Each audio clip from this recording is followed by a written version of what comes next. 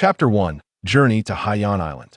Not a typical invincible narrative, a slow burn, with the system serving a supportive role, wishing all esteemed readers a pleasant mood and a well-functioning mind. The map will be appropriately enlarged after all. The original map does not even cover the expanse of the Pacific Ocean. If you enjoy this, please consider following and adding it to your bookshelf. It means a great deal to me. Thank you. In the year 1511 of the Sea Garden Era, North Sea, on Zoro Island, in the office of Commander Rost, head of the Navy's 77th Division. Rost, puffing on a cigar, meticulously perused the documents laid out before him, while a tall, robust young man stood rigidly opposite him. Upon closer inspection, the young man's features still bore a hint of boyishness. He was, indeed, still a youth. Notably, he possessed a mane of silver hair, an anomaly that contrasted sharply with his otherwise strong physique. As he closed the files, Rost exhaled a plume of smoke, gazing at the young man as he spoke softly. Baron Victorly, age 17. Last year, you joined the 3rd Squad under the 77th Division of Navy, engaging in 6 battles during which you single-handedly dispatched the notorious pirate One-Eyed Uba, who had a bounty of 3 million. In March of this year, you were promoted to the rank of Navy Lieutenant. You were subsequently recommended to me by your squadron leader, Major Leon. Major Leon provided an exceedingly high appraisal in your file, even claiming you could become the future of the Navy. Victorly, Rost regarded the youth solemnly and inquired, "Are you aware of the purpose behind Major Leon's recommendation for you to be here?" Victorly met Rost's gaze with determination, responding, "Yes, sir. Major Leon wishes for me to participate in next year's training camp under Admiral Zephyr. Thus, I am here to hone my skills under your guidance." "Hone your skills, you say?" Rost furrowed his brow, stating, "I have heard that your father once served under Rear Admiral Weasel at the Navy headquarters. He perished in a battle against pirates, did he not?" Victorly nodded, affirming, "Yes, sir. Therefore, I have aspired to become a Navy officer since my childhood, to eradicate all pirates. Is that so?" Rost extinguished his cigar and, after a moment of contemplation, remarked, "Victorly, in terms of strength, there is little I can teach you. Your father served under Rear Admiral Weasel, and your records indicate that you have undergone rigorous training from a young age. Hence, what you truly require is not strength, but merit and accomplishments to silence any naysayers. Under your current achievements, you could, at a stretch, be considered for the rank of captain." Rost retrieved a map of the North Sea, pointing to a specific location as he continued. "Due to the affairs surrounding the Don Quixote family, tensions are high in the North Sea, and every branch and base has plans for expansion. Thus, I need to establish a new outpost, and I am assigning you to this task. The outpost will be located on Haiyan Island, a place where no one has survived due to the troubles caused by Doflamingo. The personnel requirement for the outpost is 100, but I can only allocate 20 to you, along with 2 3-masted warships. You will need to recruit additional personnel in the vicinity. Rest assured, I will arrange for the necessary supplies and funds, so you need not worry about that. I will also inform the mayor of Joytown on Swallow Island to have the outpost prepared before your arrival. Prepare yourself, you shall depart this afternoon. You are a clever lad, you should grasp my intent." "Yes, sir." Victorly saluted Rost and turned to exit the room. Once outside, a disdainful smile crept across Victorly's face. He was acutely aware of Rost's insinuations. The talk of merit and accomplishments was merely a means to send him away. The absence of a naval outpost near Haiyan Island was due to its remote location, which had previously served as a hideout for pirates. The reason for this? It was none other than the pirate he had slain, One-Eyed Uba. Uba was affiliated with the Don Quixote family and acted as their liaison with the 77th Division of the North Sea Navy. Although the Don Quixote family was currently under intense scrutiny from Admiral Zoro, the number of Navy personnel in the North Sea colluding with them was uncertain. At the time, Victorly was patrolling the seas and happened to witness Uba and his crew while resting in a small town. Leading a group of over a dozen pirates, Uba was harassing a waitress at a tavern. As a member of the Navy, Victorly could not stand idly by and drew his sword to intervene. However, as the battle ensued, Victorly sensed something amiss. Not due to the pirate's strength, but because the seasoned soldiers who had accompanied him had vanished without a trace. As Navy personnel, they inexplicably chose not to fight alongside him and instead fled in another direction, likely recognizing the pirates they faced. Victor Lee's suspicions were soon validated after all his men were slain. Uba dared to threaten Victor Lee, claiming ties to the Don Quixote family and familiarity with both Leon and Rost. But he had threatened the wrong person, and Victor Lee spared no mercy in ending his life. At that point, feigning ignorance was no longer an option. Eliminating him was the best course of action. As a transmigrator, Victor Lee had naturally seen the anime One Piece. Though his memories were hazy, he retained knowledge of several key events. Under Admiral Tsuru's relentless pursuit, the Don Quixote family had become like rats fleeing from a flood, hiding from sight. While anime differs from reality and certain darker elements are challenging to portray, he felt relatively secure for the time being. A mere lackey of the Don Quixote family posed no threat to him. That scoundrel Doflamingo was currently being chased out of the North Sea by Admiral Tsuru, and even if he wished to target Victor Lee, he lacked the capacity to do so. Moreover, with Victor Lee's father having been a subordinate of Weasel and having perished in battle, this connection would afford him a degree of protection. Indeed, it seemed that Rost's assignment to establish a new outpost would not hinder his participation in next year's training camp under Zephyr. However, it was likely that Ro was nearby, and Victor Lee could consider recruiting him, albeit concealing his devil fruit abilities for the time being. The warships and personnel were soon prepared. The Navy's standard battleships typically featured 4 masts, while 3-masted vessels were generally used for training purposes. Thus, for a lieutenant in a division to possess 2 warships, even if one was merely a training ship, was quite exceptional. Upon boarding the warship, Victor Lee surveyed the naval personnel before him and could not help but shake his head. Those accompanying him to Haiyan Island were either unlikable or frail and aged. While he would be eligible to attend the training camp next year, they would likely remain on Haiyan Island for the rest of their lives, barring any unforeseen circumstances. After more than a week of sailing along the Navy's route and replenishing supplies, they would soon embark on a perilous 20-day journey. The term dangerous referred to the fact that this route lay outside the Navy's patrol area, with the potential presence of pirates, thus necessitating constant vigilance among the crew. Fortunately, due to the recent upheaval caused by the surgery fruit, the pirates in the North Sea were on high alert, allowing the group to arrive safely at Haiyan Island. The mayor of Joytown, named Cuba, had already assembled a team to construct the buildings on the island. Though they did not resemble a traditional naval base, they could comfortably accommodate several hundred individuals. Just as Victor Lee was finalizing arrangements with Cuba, a mechanical voice resonated in his mind. Successfully appointed as the leader of the 9th Squad of the 3rd Division under the 77th Branch of the Navy, securing a foothold. Mission accomplished. Ambition of the hero. Initial task completed. Reward: Conqueror's Hockey. New task updated. Ambition of the hero 2. Become the commander of a naval base. Chapter 2. From today onward, you are all Navy personnel. As a transmigrator, Victor Lee naturally possessed his own golden finger. This golden finger did not have a name. He simply referred to it as the panel system. The panel system occasionally issued tasks for Victor Lee to complete, offering minor rewards upon fulfillment. It would also grant special rewards when Victor Lee diligently honed his skills, though such occurrences were rare. Thus far, aside from a long sword and a basic swordsmanship set, he had also received a passive skill labeled Agility, with other rewards being inconsequential. Conqueror's Hockey, however, was the most precious reward he had received to date. The Ambition of a Hero was a continuous task issued by the panel system, and Victor Lee was pleasantly surprised that merely becoming a squad leader and securing a modest outpost could fulfill it. Although no proficiency level was indicated, Victor Lee did not need to ponder. It was undoubtedly at the novice level. At present, he could not even activate it voluntarily, and as Conqueror's Hockey developed in tandem with one's will and spirit, he certainly lacked the qualifications to wield it independently. The soldiers accompanying him included cooks, navigators, and some auxiliary personnel, but they notably lacked a crucial shipwright.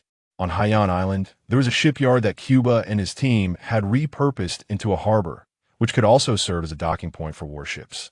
Thus, the immediate priority was to find a reliable shipwright, According to Cuba, on the island of Swallow, adjacent to Haiyan Island, there resides an elderly gentleman named Wolf, near the town of Joy. Thus, the following morning, Victoli hastened to that location. Bang! Stop hitting him. Let him go. However, before Victoli could reach the place Cuba had mentioned, he was already met with cries for mercy, accompanied by the sounds of punches and kicks. Following the anguished sounds, Victoli soon encountered a young Arctic bear lying on the ground, alongside 3 individuals in a standoff. In an instant, Victoli spotted a youth clenching his fists, demanding the others release the bear. Adorned with a distinctive spotted beret and bearing a rather frail expression, it was none other than the future surgeon of death, Trafalgar Law. The adorable bear sprawled on the ground would later be known as Bepo, who would carry the second lowest bounty. Both of these individuals possessed remarkable talents. Upon noticing Victoli, clad in a naval uniform, Law paused momentarily, while the other 2 suddenly turned and fled. Swish! Bang bang! Ah! After tossing the 2 to the ground and discerning their features and attire, Victoli pondered for a moment before softly inquiring, Peiji Xiaojin, why are you running? Despite their bruised faces, the 2 defiantly shouted, It's Peijin. Xiaoqi, you're the Navy, and we have a criminal record. Of course we have to run. Isn't that why you recognize us? Victoli approached Bepo and helped him to his feet, prompting Bepo to express his gratitude. Thank you. Thank you, Navy sir. No need for thanks. You will be a Navy officer in the future. Oh, huh? With eyes as tiny as peas, Bepo gazed at Victoli in bewilderment. Victoli gestured towards Xiaoqi and Peijin, then pointed at Law, saying, And you 3, you will also be Navy officers. What? Law's expression fluctuated between uncertainty and resolve, while Xiaoqi and Peijin erupted in anger. Stop joking, Navy. Who are you to make decisions for us? Oh. Victoli raised an eyebrow, his voice turning cold. Are you implying that you refuse? Well then, for the 2 with criminal records as a Navy officer. Before he could finish, Peijin and Xiaoqi immediately adopted a fawning demeanor. Sir, greetings. New recruit, Xiaoqi Peijin reporting for duty. Not bad. Those who recognize the situation. Noticing Bepo standing beside him, Victoli turned his gaze to Law and asked, What is your choice, user of the surgery fruit? Trafalgar Law. Upon having his identity revealed by Victoli, Law initially wore a face of dread, but soon a fierce glint appeared in his eyes as he charged at Victoli. Watching Law rush towards him with a dagger drawn, Victoli swiftly kicked him away. Bang! Law's body flew several meters before crashing to the ground, yet he quickly regained his footing. Suddenly, Law's palm trembled slightly, and a white, typhoon-like vortex began to form. After spinning a few times, the vortex rapidly expanded, creating a hemispherical space that ensnared both Victoli and Law within. Law glanced at his palm, his expression one of surprise, but he quickly recovered, deftly manipulating his fingers. Room. Buzz. Swish. In an instant, Law and the stones surrounding Victoli switched places. Just as Law, dagger in hand, prepared to thrust it towards Victoli with glee, he suddenly felt a tightening in his throat as Victoli grasped him by the neck and lifted him off the ground, causing the space to dissipate. It was only when Law, eyes rolling back, was on the verge of losing consciousness that Victoli tossed him to the ground. Bang! Wheeze wheeze. Once Law had caught his breath and calmed down, Victoli looked down at him and said, I understand the turmoil and unease within you, so I shall forgive your recklessness this time. Rest assured, I am not the type of Navy officer swayed by Don Quixote da Flamingo. I harbor no ill will towards you. On the contrary, I am your savior at this moment. Becoming a Navy officer certainly presents a greater chance of vengeance than being a pirate. Wouldn't you agree? Seeing Law remain silent, Victoli continued, Trust me, I assure you that one day you will personally have the opportunity to kill Da Flamingo. Upon hearing this, Law lifted his gaze to Victoli and challenged, Why should I believe you? You are merely a Navy lieutenant. How many Navy officers of your rank do you think the Don Quixote family has already corrupted? Furthermore, is every Navy officer synonymous with justice? You are surely aware of what transpired in the White Town. Victoli chuckled softly and extended his hand towards Law. At least for you, Your only option now is to trust me, and you must stay by my side otherwise. Would you truly feel at ease? Though the Navy may not embody justice, it represents justice. Oh, by the way, you probably don't know why the surgery fruit is so sought after, do you? That is also the reason Doflamingo is currently searching for you far and wide. As the surgical fruits were developed to their final stage, they could bestow upon individuals the gift of immortality. Yet, the price to pay would be the lives of the empowered, should those influential figures become aware of your abilities. After hearing my words, Bepo and the others remained utterly bewildered, while Law, with a complex expression, remarked, "So that is it. Doflamingo harbors such intentions." With that said, Law grasped Victori's hand and stood up decisively. "Now, esteemed naval officer, might you share your name with us? At the very least, allow us to know the name of the commander we are following." Victori smiled softly and responded, "Baron Victori." "Victori," Law murmured to himself. "Victory. Is it? Then, I shall be counting on you from now on." Chapter 3. I declare you guilty, and thus you are guilty by a stroke of fortune. Law currently resided in the home of the Wolf family, which Victori sought. According to Law, he had escaped from Sea Swallow Island not long ago, finding refuge in a nearby cave. During his initial attempt to use his abilities to purge the platinum lead toxin from his body, he succumbed to pain and fainted, only to awaken in the Wolf household. The group followed Law to a rocky cliff where several massive wooden cabins stood below. This was the abode of the Wolf family. The surrounding area was cluttered with an array of peculiar items, including some large mechanical devices of unknown origin. Victori surveyed the surroundings. Wolf emerged from the central cabin, his hair white as snow, but his muscular arms thicker than the thighs of an average man, exuding an aura of robust health. Upon noticing Victori and his companions, Wolf inquired with a puzzled expression, "Hey, Law, who is this naval officer?" "Greetings, Mr. Wolf." Victori extended his hand in introduction. "I'm a member of the Navy's 77th Division. Our division has recently established a base on Sea Swallow Island, where my team, the 9th Squad, is stationed. However, due to a shortage of personnel, I'm tasked with recruitment. I was informed by the mayor of Cuba that you were once a shipwright, particularly skilled in invention, which is why I have come to invite you to join the Navy." Wolf scrutinized Victori for a moment before shaking his head. "I'm afraid I must decline. At my age, I do not wish to join the Navy and be bound by regulations that I prefer the freedom I have grown accustomed to here. My inventions are fraught with uncertainty and peril." "Uncertainty? Peril?" Victori chuckled. "Perhaps we could arrange it this way, Mr. Wolf. How about you dedicate 2 days each week to our shipyard on Sea Swallow Island, maintaining our warships and imparting some basic knowledge to the other sailors? Should a warship require repairs, I shall send for you, and of course, I will compensate you accordingly. After all, your inventions also require financial backing, do they not? Furthermore, I must inform you that Law has decided to join the Navy." Upon hearing Victori's words, Wolf immediately turned to Law, and after a slight nod from Law, he pondered for a moment before declaring, "Very well, I shall reluctantly agree, but let it be known that I am not a member of the Navy. I am merely accepting your invitation." Surrounding Sea Swallow Island are several smaller islands, most of which are home to villages with only a few hundred inhabitants. The most prosperous area nearby is the town of Joy on Swallow Island. Overseen by Mayor Cuba, Joytown had once suffered a devastating pirate raid years ago, nearly leading to its ruin. However, after its reconstruction and the adoption of a slogan promoting joy and warmth, it attracted many new residents and became even more prosperous than before. Swallow Island lies to the north of Sea Swallow Island, and a naval vessel can reach Joytown in just over 10 minutes. At this moment, Cuba had already dispatched individuals to await their arrival. Victoria's purpose for this visit was to enlist sailors and assemble a 100-man team. Joytown boasts a population of over 10,000. With more than 1,000 young men aged 16 to 20, the Navy is quite well regarded among the common folk, and those deemed qualified eagerly volunteered.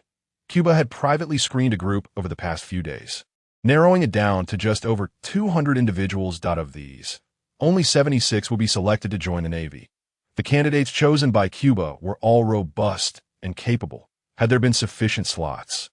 They could all have easily become naval personnel. Victori wasted no time, employing arm wrestling contests to determine the top 100, after which he led the group in running around Joy Town, by the afternoon. They had narrowed it down to the final 100, from which Victorai selected the 76 with the highest ranks in the two tests, concluding the recruitment process. Notably, Law, along with Shachi and Pei-jin, participated throughout the testing. Although Law was the youngest, he consistently ranked among the top contenders, revealing extraordinary talent. Meanwhile, Shachi and Pei-jin claimed the first and second positions, respectively, and their notoriety in the town was palpable, as many residents regarded them with trepidation. Once the list was finalized, it was transmitted via telegraph to the division, which promptly confirmed the selections. The ship carried several hundred sets of naval uniforms, all of which were appropriately allocated to the candidates, who did not possess any particularly unusual physiques. Once they donned their naval attire, Victorai granted them the evening to prepare, instructing them to assemble the following morning for their journey to see Swallow Island, marking the beginning of their official service in the Navy. Unlike the others, Shachi and Pei-jin did not return to the town, but instead approached Victorai after a heartfelt moment of admiration in front of a mirror. Shachi, somewhat bashful, spoke up. "Commander, may we request a favor from you?" Upon seeing Victorai gesture for them to continue, Pei-jin eagerly added, "We have been orphaned since childhood and raised in the home of Shachi's uncle. However, he has treated us as tools for crime, compelling us to steal and rob. This is why we have prior offenses. For years, he has subjected us to relentless beatings. We could no longer endure it and fled. Now that we are members of the Navy, can we apprehend him?" Victorai regarded the two, who were brimming with excitement, and coldly replied, "You seek personal vengeance. Just having become naval officers, you already dare to act so recklessly. This is truly..." Observing the two bow their heads, Victorai remarked approvingly, "You are beginning to embody the spirit of the Navy. If we cannot protect ourselves, how can we claim to protect others? Come, I shall accompany you. Let us first contact the local police," Shachi and Pei-jin exclaimed with enthusiasm. "Really? That would be wonderful. Thank you, Commander." The three made their way to the deck, where Victorai spotted Law, who stood in a daze. He called out, "Hey, Law, you should join us too." "Huh." Shachi's uncle is a notorious local bully, with a family that rivals the Frankie family from Water 7, though they are far more malevolent. They commit unspeakable acts, yet they are cunning, manipulating underage children into crime. Even if captured by the police, they are quickly released. The local police department is gathering evidence against them, and after discussing the situation with Cuba, Victorai and the officers proceeded to confront them. Shachi's uncle, Lula, a corpulent man, roared defiantly even when apprehended. "You have no evidence. On what grounds do you arrest people? Just because these two little brats accuse me?" "I refuse to comply." Victorai approached Lula, seizing his hair and coldly stating, "Whether you comply or not is of no consequence. I am a naval officer, not a policeman. I do not require evidence. I declare you guilty, and thus you are guilty. Take them away." Chapter 4. True justice requires only a clear conscience. After Lula and his accomplices were captured, a wealth of evidence was swiftly uncovered in his quarters. Victorai handed them over to the local police, who would proceed with the trial and subsequent sentencing. Both Shachi and Pei-jin were elated, while Law appeared rather somber. Once back on the ship, Law could no longer contain himself and approached Victorai. "Commander, I do not understand." Law regarded Victorai with a serious expression and questioned, "While it is true that Lula and his associates are guilty, is it not excessive to claim you do not need evidence and that they are guilty simply because you say so? Is this truly the conduct of the Navy? Today, you treat Lula this way, and tomorrow, you may extend the same treatment to others. Is this what you call justice in the Navy?" Beppo and the others were gazing at the stars above when they turned their attention to Ro's words. "Justice?" Victorai reclined on the deck, gazing at the moon, and retorted, "What does justice mean to you? Strictly enforcing the law, fighting fiercely against pirates to protect innocent civilians, even at the cost of one's own life." Before Ro could respond, Victorai continued, "Given your close association with Don Quixote da Flamingo, you must be aware of the collusion between the Don Quixote family and numerous members of the Navy, particularly in the North Sea, which has become a veritable disaster zone. Your experiences in childhood have instilled in you a deep-seated hatred for the world government, including its Navy, You seek vengeance, retribution against the entire world. Thus you chose to join the Don Quixote family. And upon discovering their connections with the Navy, your impression of the latter has only worsened. However, it was there that you encountered Rocinante, who surely changed your perception of the Navy. Rocinante lost his life not only in his attempt to seize the Ope Nomi, but also in his mission to relay critical information. And that information was likely the list of officers colluding with the Don Quixote family. Ro, if I were to tell you that even if that list were to be disseminated, it would not bring about any immediate changes. Would you believe me? Upon hearing Victorli mention Rocinante, Ro could scarcely contain his emotions and shouted, "How could that be possible?" If the Navy obtained that information, wouldn't they swiftly eliminate those individuals? If no one were to inform Doflamingo, the Navy would soon apprehend them. Victorli shook his head and replied, "Ro, you are far too naive, though your youth mitigates that naivety. The Don Quixote family has operated in the North Sea for many years. And even the Vinsmoke family was driven out. How many Navy officers do you think are in collusion with the Don Quixote family? Moreover, the Vinsmoke family is part of the Germa Kingdom's royalty. With the right to attend the World Conference, do you truly believe that, with just the Navy's support, they would depart the North Sea so easily? Even if they obtained that list, the Navy headquarters could not immediately replace them. Such an action would incite chaos."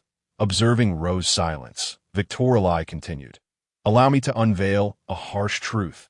The reason the headquarters dispatched Vice Admiral Zoro to apprehend Doflamingo with all their might is not only due to the increasing influence of the Don Quixote family in the North Sea, but also because he threatens the interests of the world government and the Navy. Certain industries in the North Sea are not so easily infringed upon by outsiders. For instance, weapons. Do you suppose the Navy simply discards all those outdated weapons?" Beppo and the others had unknowingly approached, their eyes widening at Victorli's words. "Furthermore, do you know why I sought to recruit the Navy in Flevence?" Victorli rose, surveying the group. "Because only in this manner, when pirates arrive, will they risk their lives to fight against them to protect their homeland. The Navy is composed of humans, and, as humans, they possess desires. The so-called justice is often merely a rallying cry for propaganda. Is this difficult for you to comprehend? If so, allow me to rephrase." Victorli said with a serious demeanor, "If your parents and other loved ones were gravely injured, and you held 2 pills that could save them, whom would you choose to save? If those 2 were instead unfamiliar strangers, whom would you choose then?" Noticing the silence enveloping the group, Victorli smiled. "See, your expressions have already revealed your answer. I do not deny that there are those within the Navy who possess boundless zeal and a genuine desire to serve the people. Yet, they are not destined to endure. Even if they survive to adulthood, they will ultimately compromise. The Navy is not united. It is rife with factions, pro-war, peace, and neutral camps, each requiring sufficient interest to sustain them." Victorli turned to Ro, leaning in to whisper, "Ro, allow me to disclose an even more brutal truth. Do you believe that with Rocinante continuously relaying information, Doflamingo could repeatedly escape the grasp of Vice Admiral Zoro? Is it because of the Navy's whistleblowing? Would a renowned figure like Vice Admiral Zoro so easily expose her own whereabouts while attempting to capture an individual?" Upon hearing Victorli's words, Ro incredulously lifted his head. Victorli patted his shoulder with a smile. "Ro, this world is complex. It is not merely black and white. If you wish to pursue your passions, you must first engage in actions you despise. If you aspire to become a doctor, you must first fill your belly. If you wish to be a true member of the Navy, you must learn to accept the darkness that lies behind justice. Otherwise, no matter how strong you become, you will forever remain merely a blade wielded by another. You have likely heard of Admiral Sakazuki. He is unyielding in his battle against evil. He has slain countless pirates. Yet, do you see him daring to apprehend the celestial dragons? The so-called justice must also bow to power. Remember, justice is merely a definition and a standard reserved for the victors. The vanquished have no voice. This is the harsh reality. With that, Victorli composed himself and gestured toward Beppo and the others. Your talents are commendable, and I believe you will undoubtedly become my allies in the future. Therefore, train diligently. Do not let the notion of justice blind you. justice is not absolute. It is not rigid. After speaking, Victorli turned to head toward the cabin, but Ro clenched his fists and called out to him. Captain. Then for you, what is your understanding of justice? Me. Victorli paused, looking at the group. Justice is interpreted differently by each individual. My interpretation is simply to act in a manner that leaves one with a clear conscience. Chapter 5. The devil fruit hidden in the temple. To attain a strong physique, one must not only engage in reasonable training, but also ensure adequate nutrition. For instance, Victorli, at merely 17 years of age, has already reached a towering height of 2 meters and 8 centimeters. Perhaps genetics play a role, but a sufficient diet paired with a structured training regimen is the primary factor. Otherwise, how could the nearly 3-meter-tall Garp have a grandson? Luffy, who stands at less than 1 meter and 80 centimeters. It is not merely due to the premature acceptance of Kapu's devilish training, compounded by the erratic availability of food. Thanks to the operations with the weasel, the branch has not skimped on supplies or Bailey. Furthermore, Victorli's remarkable performance in quelling pirates has garnered a substantial amount of gold and jewels, rendering the mess hall at Haiyan Island particularly popular.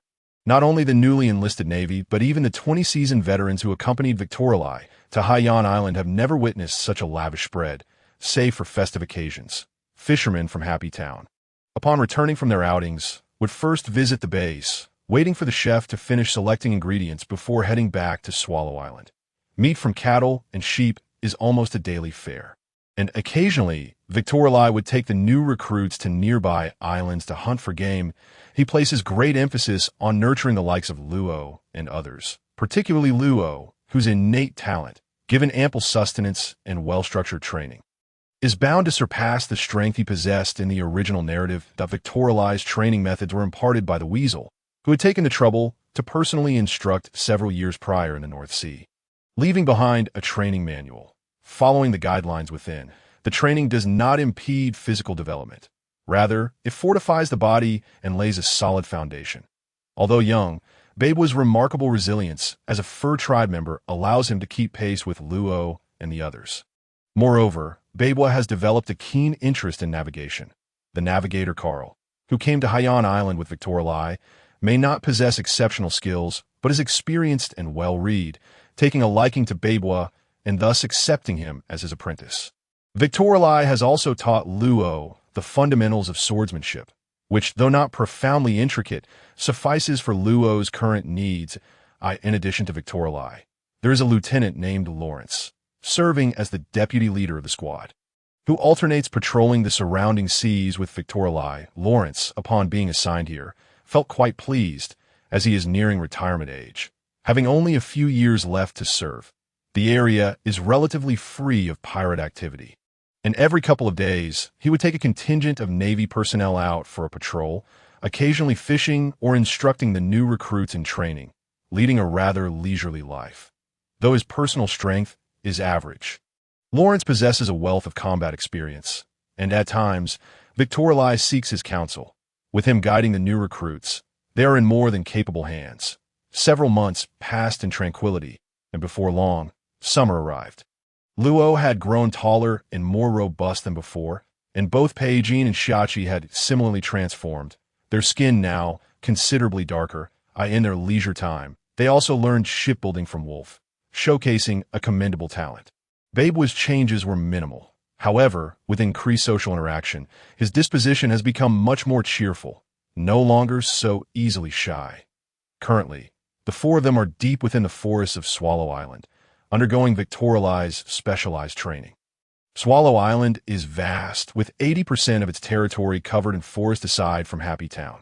This wilderness is home to numerous ferocious beasts, and Victorli frequently brings them here for training. With specially designed weighted sandbags strapped to him, Victorli maintains a stoic expression as he assumes a horse stance, the others following suit.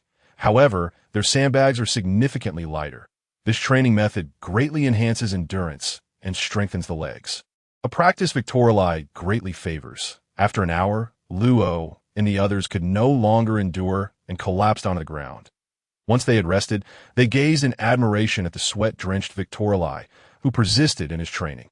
Despite being of similar age, the disparity in their capabilities left them astounded. Seizing the opportunity while Victorali was still training, the group ventured deeper into the forest, intending to hunt a creature for their lunch. The passage of months had equipped them to effortlessly tackle the fierce beasts that once sent them fleeing. However, after a brief period, Shachi and Peijin returned with palpable excitement. "Captain, we have discovered a temple." "Call me Commander." "A temple." Noticing Victorali's puzzled expression, Shachi quickly elaborated. "There's long been a legend on Swallow Island about a temple. It is said to conceal treasures of immeasurable worth. Commander, we must hurry to see." It must be this very temple. The temple before them appeared dilapidated, seemingly bearing over a millennium of history. Furthermore, it descended into the earth, with each level revealing increasingly expansive spaces. The group brandished torches as they descended. Observing their surroundings, the staircase beneath them bore clear signs of dragging, prompting Peijin and Shachi to wail in dismay. "Ah, cursed luck! We are too late. The treasure has already been taken. Who could be the scoundrel to abscond with our treasure?" Ignoring their complaints, Victorali continued onward with his torch. After a while, they arrived at an impressively spacious hall. The chamber soared several meters high, with 5 pillars at its center, each adorned with a minuscule gem emitting a faint glow.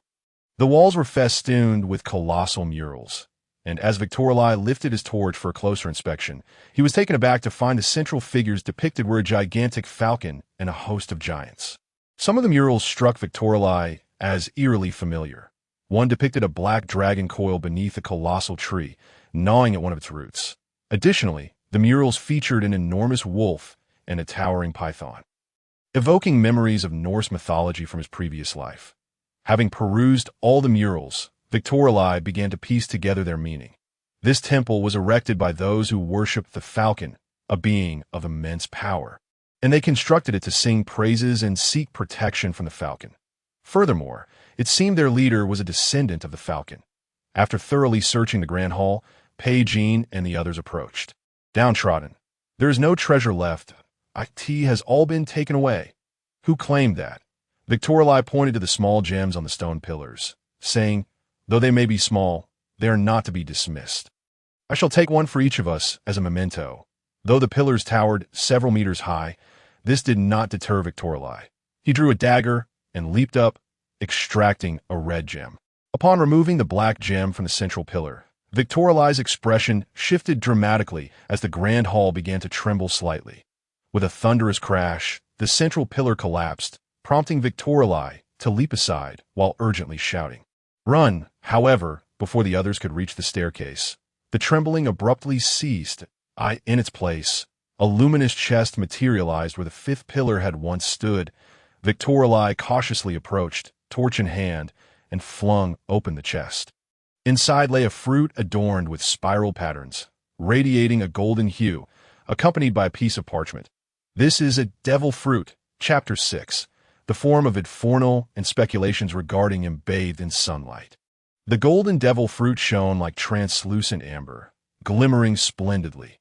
The parchment, made of an unknown material, bore only a few significant words. "The despair brought to this world by the black dragon shall one day descend. The divine eagle shall thwart it." Furrowing his brow at the devil fruit in his hand, Victorali recalled having seen a devil fruit compendium, yet this particular fruit was not listed. Naturally, Victorali harbored no aversion to devil fruits. But consuming it recklessly, should it be a worthless fruit? Yet considering the murals, he felt inclined to take the gamble. If Doflamingo could wield the powers of a string fruit to such an extent, what was there to fear with the support of the system? Even if it were a dreadful fruit, he could still concoct a tale of golden mountains of excrement. With that thought, Victorali no longer hesitated and opened his mouth to take a bite. Despite not chewing, he felt as though he had swallowed a sock that hadn't been washed in a month. That a wave of warmth surged from his stomach, coursing throughout his body, and Victorali sensed his physical form undergoing uncontrollable changes. Roaring, Bebois and the others widened their eyes in astonishment as Victorali gradually transformed into a colossal golden eagle. "Oh my God! Run! It's too big! It's going to crush us!" The transformation lasted only a few seconds before halting. during which Victorly had metamorphosed into a colossal golden falcon, towering hundreds of meters high. Each feather on its body glimmered with a dazzling golden hue under the sun's rays, its immense wings unfurled. They exuded an overwhelming presence that seemed to eclipse the very sky. Its piercing eyes radiated a fearsome glow, compelling Bebois and his companions to sit in awe upon the ground, while even Luo was drenched in sweat, his face a mask of terror. However, the giant eagle soon began to dissipate, morphing into a creature with feathers adorning its body, talons resembling sharp claws, and magnificent wings sprouting from its back. Judging by the creature's visage, it bore a vague resemblance to Victorly in its beastly form. Victorly flapped its wings and ascended into the air. Upon reaching a deserted isle, Victorly transformed into its beast form and opened its maw, unleashing a torrent of crimson flames. Boom! In an instant, the island was engulfed in a sea of fire, with beasts fleeing in panic and birds scattering in disarray. Victorly gently flapped its wings, sending a chilling aura sweeping across the vicinity. Before blue flames cascaded down once more, the flames were extinguished in an instant, turning the fleeing beasts and the birds in the sky into solid blocks of ice. Whoosh! With another powerful flap of its wings, a fierce blade of wind shattered the small hills upon the island. A piercing eagle cry echoed, and purple lightning appeared out of nowhere, instantly reducing the ice blocks to powder. After executing these feats, Victorly felt an overwhelming fatigue wash over it, reverting to its human form and collapsing onto the ground. With its current stamina, it was evident that utilizing such overwhelmingly powerful techniques in beast form was excessively taxing, leaving it unable to sustain the transformation for more than a few minutes. Upon opening its panel, Victorly was greeted with additional information. Devil fruit. Bird fruit, mythical beast type, Viterforner, divine eagle form. A long-lost devil fruit from legend, the divine eagle that safeguards the world. Elemental control, ice, fire, wind, lightning. Elemental resistance, reduces all elemental damage inflicted upon you. Mythical beast recovery, your body's recuperative abilities have significantly enhanced, with the degree of recovery dependent on your stamina, the serpent's natural enemy.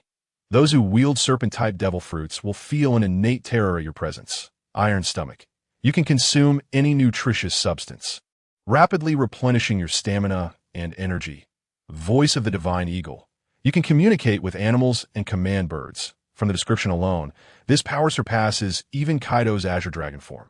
After all, Kaido only exhibited elemental mastery without any other peculiar traits, and his defenses stem from his physical constitution rather than his fruit's abilities. Reflecting on the legends surrounding Viterforner from his past life, Victorly fell into deep contemplation.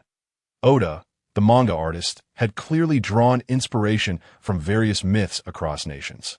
The giant nation of Elbaf was evidently influenced by Norse mythology. Viterforner, regardless of the version of Norse mythos, holds a significant place. This mythical beast fruit, as inferred from the panel description, seamlessly amalgamates numerous abilities from various narratives, such as Hraesvelg's command over cold winds. Its potential undoubtedly exceeds that of Kaido's Azure Dragon fruit, and even all other mythical beast fruits that have appeared in the anime, compared to Marco's fruit abilities. In its human beast form, Victorly not only possessed wings, but also hands. The towering temple was evidently that of the giant race. However, the reasons for its presence here remain a mystery to Victorly. Nonetheless, it was undeniable that this fruit was immensely powerful. Yet in contrast to safeguarding the world, Victorly found a greater affinity for mastering it. With Hraesvelg's existence, could the fearsome wolf Fenrir, the world's serpent Jormungandr, and other ferocious beasts also exist in this world in mythical beast forms? What about the puppeteer behind the scenes, and their devil fruit abilities? Could it be that black dragon? It seemed that Nidhogg possessed the power to control souls, representing despair. The worst part was that there appeared to be a deep-seated conflict between Nidhogg and Hraesvelg. Guardians versus despair. However, that was merely legend. Even if Im's fruit ability were indeed that of the black dragon, they likely would remain unaware of Hraesvelg's powers. After all, had only come to power 800 years ago. Once Victorly's stamina was replenished, it transformed once more into beast form. This time, however, Victorly merely willed it. and its body rapidly shrank, soon becoming a falcon of a mere 10 meters in size. Although still sizable, it was far less conspicuous than its previous form. Upon returning to Svalho Island, Victorly spotted a swift-flying swallow ahead and pursued it, activating the voice of the divine eagle. Oh no! Run! That silly hawk is catching up! Don't eat me! Don't eat me! Get away, silly hawk! Get away! Victorly concluded that it would be prudent to refrain from activating this ability unless necessary in the future. Watching the divine eagle descend, Luo and the others gathered around, with Xiachi and Peijin expressing envy as they exclaimed, "Boss, is that the devil fruit? When can you get us too?" Victorly glanced at his pocket watch and replied, "It is currently work hours. During work, address me by my title. Call me Commander." Chapter 7. Unexpected students and the armament hockey. The Empress of Nine Snake Island, Boa Hancock, becomes a warlord of the sea. Upon spending 100 berries to acquire a newspaper from the newsbird, a colossal headline immediately caught the eye. The newspaper depicted the supremely proud expression of Boa Hancock, a striking contrast to the cowardice she once exhibited during her days as a slave. Perhaps this transition from profound inferiority to overwhelming arrogance was indicative of her character's evolution. From the perspective of Victorly, Hancock's beauty was rather unremarkable. Her reputation as the first beauty stemmed merely from the allure of her devil fruit powers. Had she truly been stunning, it is likely that the celestial dragons would have long ago turned her into a mere plaything. The depravity of those beasts is beyond what the average person can fathom. In addition, the newspaper reported that the Kingdom of Germa 66 was launching an assault on the Kingdom of Kokia in the East. It was likely around this time that the protagonist Sanji had escaped from the Vinsmoke family. Now in December, the new year in this world commenced on January 1 st. The training camp led by Zephyr was set to begin in mid-February, meaning that in just over a month, Victorly would be leaving this place. His departure to the Zephyr training camp was a foregone conclusion, especially since the Weasel had already contacted Victorly via a transponder snail. Victorly held a deep-seated gratitude for this rational vice-admiral, who only took orders from the admiral. Without his extra care, Victorly would never have been able to inherit his family business in peace. However, the paths they were destined to walk diverged significantly. Unlike the other factions within the Navy, the Weasel was one of the rare absolute neutral parties. He never engaged with members of other factions and was not particularly concerned with social niceties. Except in the case of the Admiral, as he had shown leniency during the Summit War, and he adhered strictly to the Admiral's commands, earning the respect of both Sengoku and Sakazuki. His rise to the rank of Rear Admiral was due not only to his commendable abilities, but also because the Navy required individuals of his caliber. However, such individuals were suited only for the role of a weapon, not as commanders. The base on Sea Swallow Island expanded further, and at Victorly's suggestion, an additional 100 sailors were added in recent years. The number of pirates had surged, following Roger's last words, leading to a gradual increase in the Navy's branches and bases. Sachi and Pecoms had both attained the rank of sergeant, while Law had become a chief petty officer. Due to his age and species, Beepo remained a deckhand, spending his leisure time mastering navigation and becoming a well-known mascot of the Sea Swallow base. Under Victorly's proposal, Lawrence was promoted to lieutenant, and upon Victorly's departure for the training camp, he would take over as the new base commander. This thrilled Lawrence, who had not anticipated moving up the ranks before retirement in a couple of years, thus expressing immense gratitude toward Victorly. Aware of Victorly's regard for Law and the others, he assured Victorly that he would diligently instruct them. Time flowed swiftly, and soon it was the year 1512. Snowflakes began to drift from the sky, and Law's expression bore profound sorrow, for it was around this time last year that Rosanani had been brutally murdered by Don Quixote da Flamingo on this very island for Law's sake. This sorrow lingered with Law until the end of the new year, only dissipating with the joyous festivities of Swallow Island. While the Navy celebrated the new year uniformly, other nations observed their unique festivals. For example, Swallow Island delighted in hosting a day of joy in mid-January. Victorly, adhering to local customs, held a modest New Year's banquet, but left several sailors to guard the base, joining the townsfolk in their celebrations at Joytown.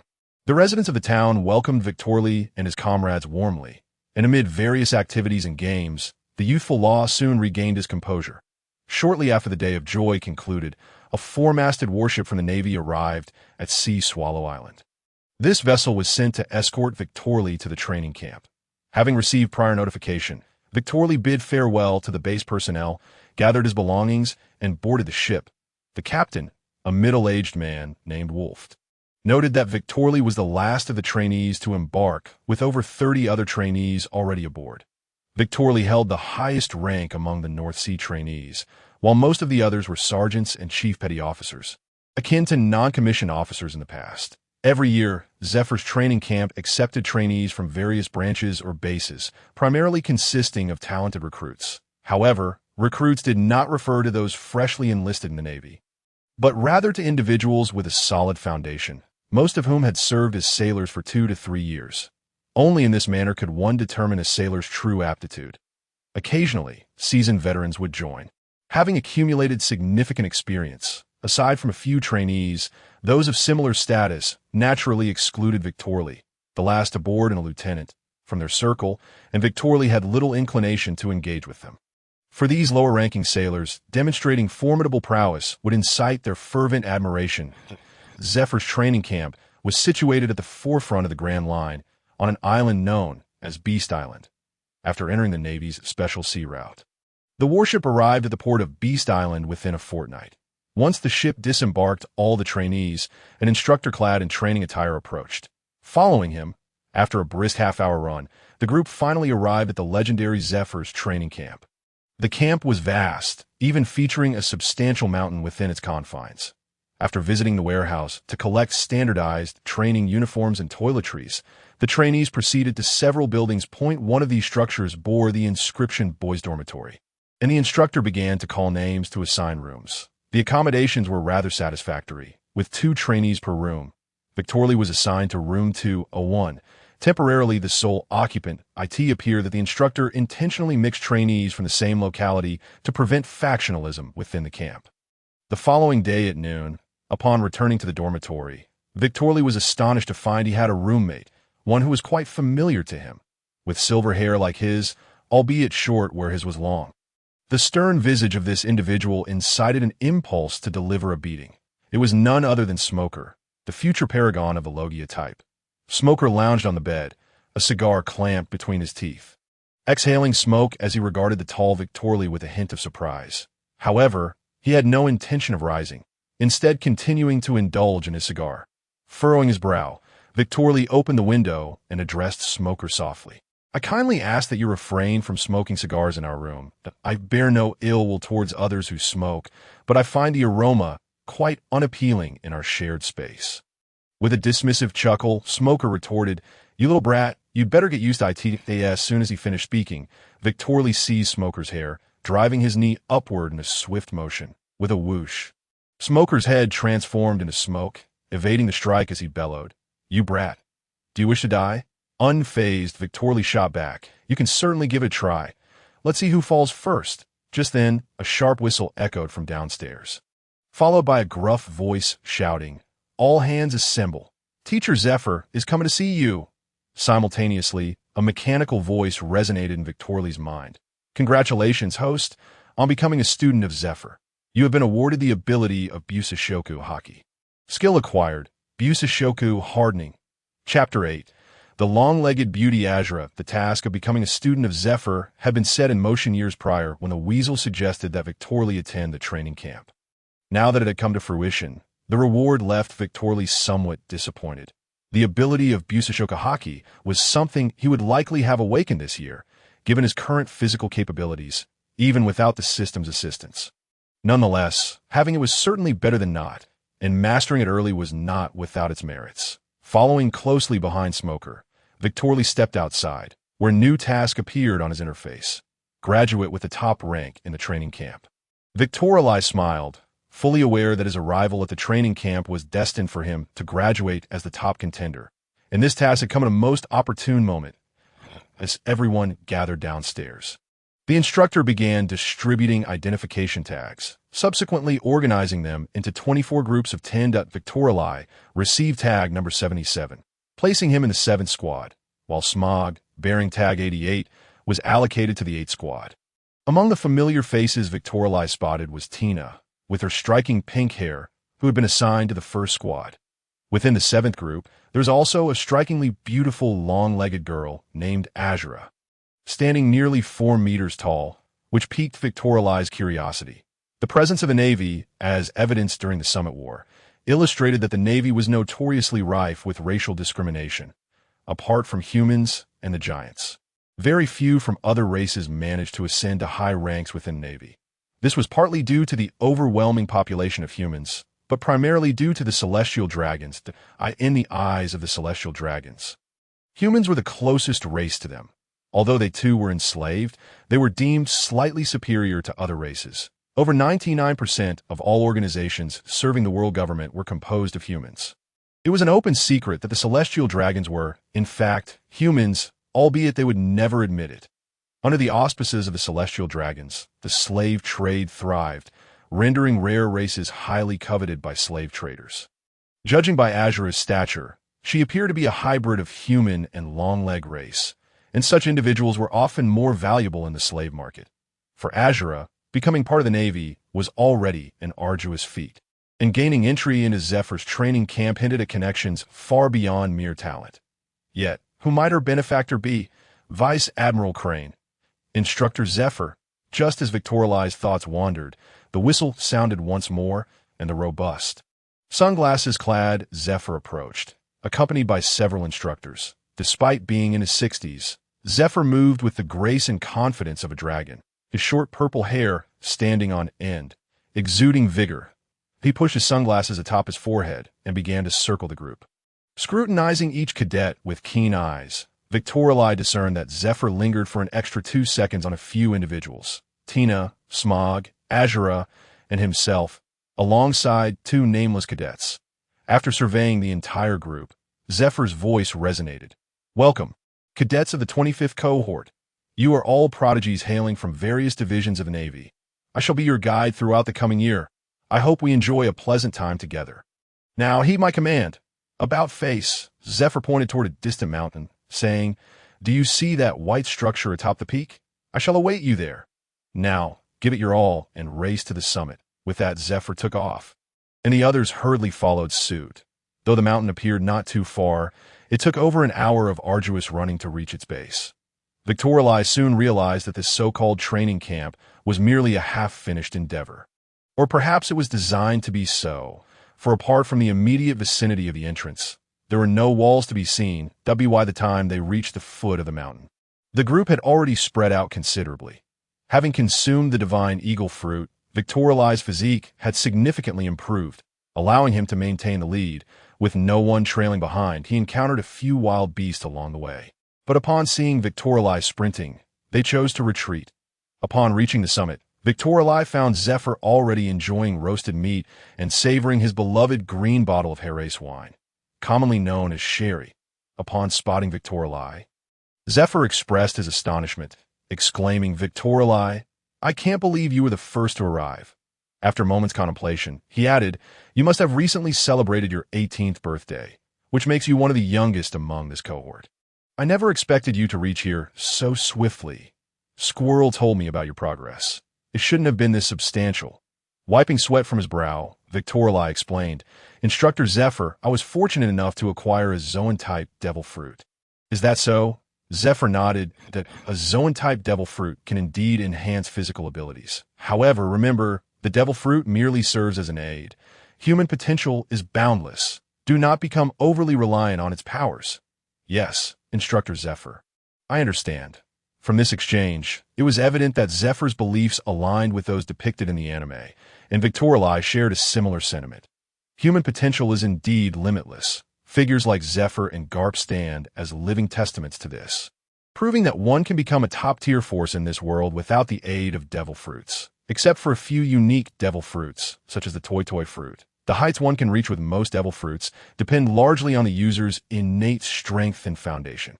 Even without their devil fruit abilities, Kaido and Whitebeard remain among the world's elite, with their powers merely amplifying their destructive capabilities. Ultimately, when battling top-tier opponents, the fundamental strength of one's own martial skills prevails.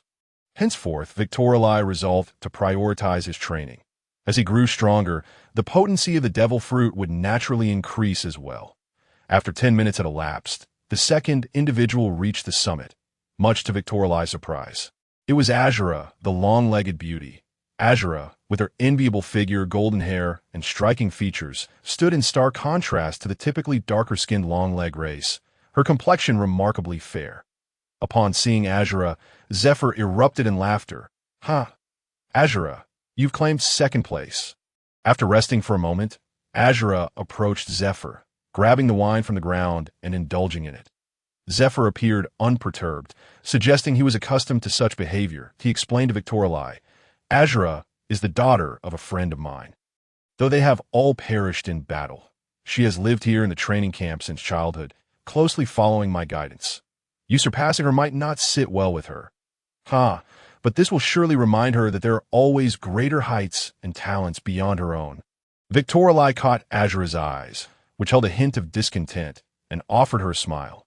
Yet with such immense talent, and having been mentored by Zephyr since childhood, why was she absent from the anime? Had she chosen to remain in the training camp, perishing in the battle that led to Zephyr's loss of an arm? Chapter 9. Have I given you too much face? A few minutes after Azura's arrival, 2 additional individuals appeared sequentially. These 2 were robust, with a homely appearance, almost identical in features. They were presumably twins, and they were the same 2 cadets that had garnered Zephyr's extended scrutiny. After another 10 minutes, Smog and Tina also ascended to the mountaintop, their expressions revealing surprise upon seeing Victoria and the others, likely not expecting so many to have already arrived. Zephyr swallowed his bite of roasted meat and addressed the group. "It seems no one else will be arriving shortly. You may introduce yourselves. There is no need to be so formal. When not in training, I am quite amiable and not so stern."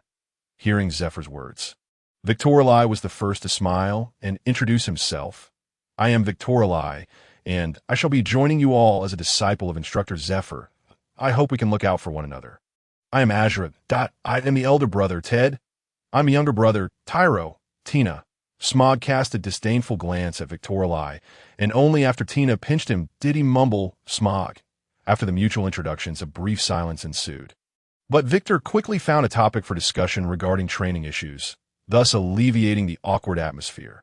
However, during this time, Victor's attention was primarily focused on the Ultraman brothers. Ted and Taro bore a closer resemblance to the Asian race of his previous life, specifically the people of the Dragon Kingdom, which made Victor feel a sense of familiarity. From their conversation, he learned that the 2 hail from the Flower Kingdom of the West Sea, and Victor instantly understood the reason behind this. The Flower Kingdom is a reflection of the Dragon Kingdom during its prosperous era, and while the times differ from his previous existence, it provided a semblance of spiritual solace. Ted and Taro appeared quite simple-hearted, likely having entered through their sheer strength, with no connections in the Navy, considering that the Flower Kingdom is a stronghold for pirates. Azura spoke little and preferred drinking, while Smoker was even less amiable, casting a dark glare at Victor, suggesting that had the situation been different, he would have readily engaged in a confrontation. Although Tina exhibited a rather haughty demeanor, she was undoubtedly exceptional in her interactions, effortlessly steering the conversation between herself and Victor, while encouraging the others to join in. Among the 6 individuals, excluding Taro and Ted, Azura had connections to Zifa. Smoker was likely associated with Kazan, as both he and Tina hailed from the headquarters, meaning he was already acquainted with Kazan. Tina, being from a naval family, was also well acquainted with Vice Admiral Crane and Garpa. As for Victor, his connections were well established, with the Weasel having long since made the necessary introductions. Zifa's prolonged gaze during the assembly likely stemmed from his awareness that their group possessed the most formidable strength in this training camp.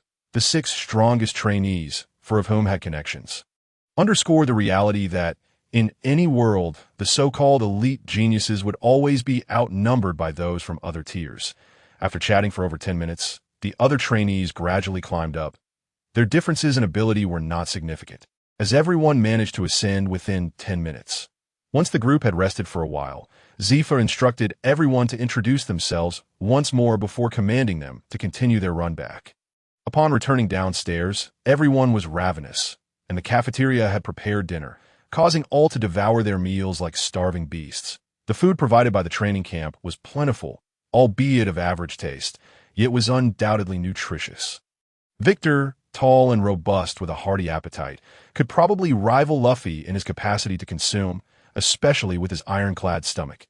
This pleased the cafeteria's matron, who willingly came over to refill his plate several times. After everyone had sufficiently eaten, Zifa announced the dismissal. Most trainees returned to their dormitories to rest, while Victor headed straight for the training ground. For Victor, the afternoon's mountain climbing had not exhausted him, and a bit of evening training was just perfect. Shortly after Victor arrived at the training ground, Azura and the others also made their entrance. That it appeared that their strengths were closely tied to their regular efforts. Smoker glared at Victor, his youthful temper, even more volatile than it would become in the future, brooding over their earlier encounter, eager to settle the score. However, initiating an unwarranted confrontation would be inappropriate. Tina, noticing the tension between Smoker and Victor, kept a watchful eye on him, which restrained Smoker from acting out. Nevertheless, Smoker soon found an opportunity. Despite the training room being vast, certain training equipment was clustered together. Smoker deliberately approached Victor, and after training for a while, he sat beside him, pulling out a cigar to puff away. The acrid scent of the cigar made Victor furrow his brow. Seeing Smoker smoking next to him, Victor stepped over and sternly admonished, "I do not object to your smoking cigars, but this is a training room. If you must smoke, step outside. Moreover, if I catch you smoking that in the dormitory, I will be compelled to teach you a lesson on basic decency."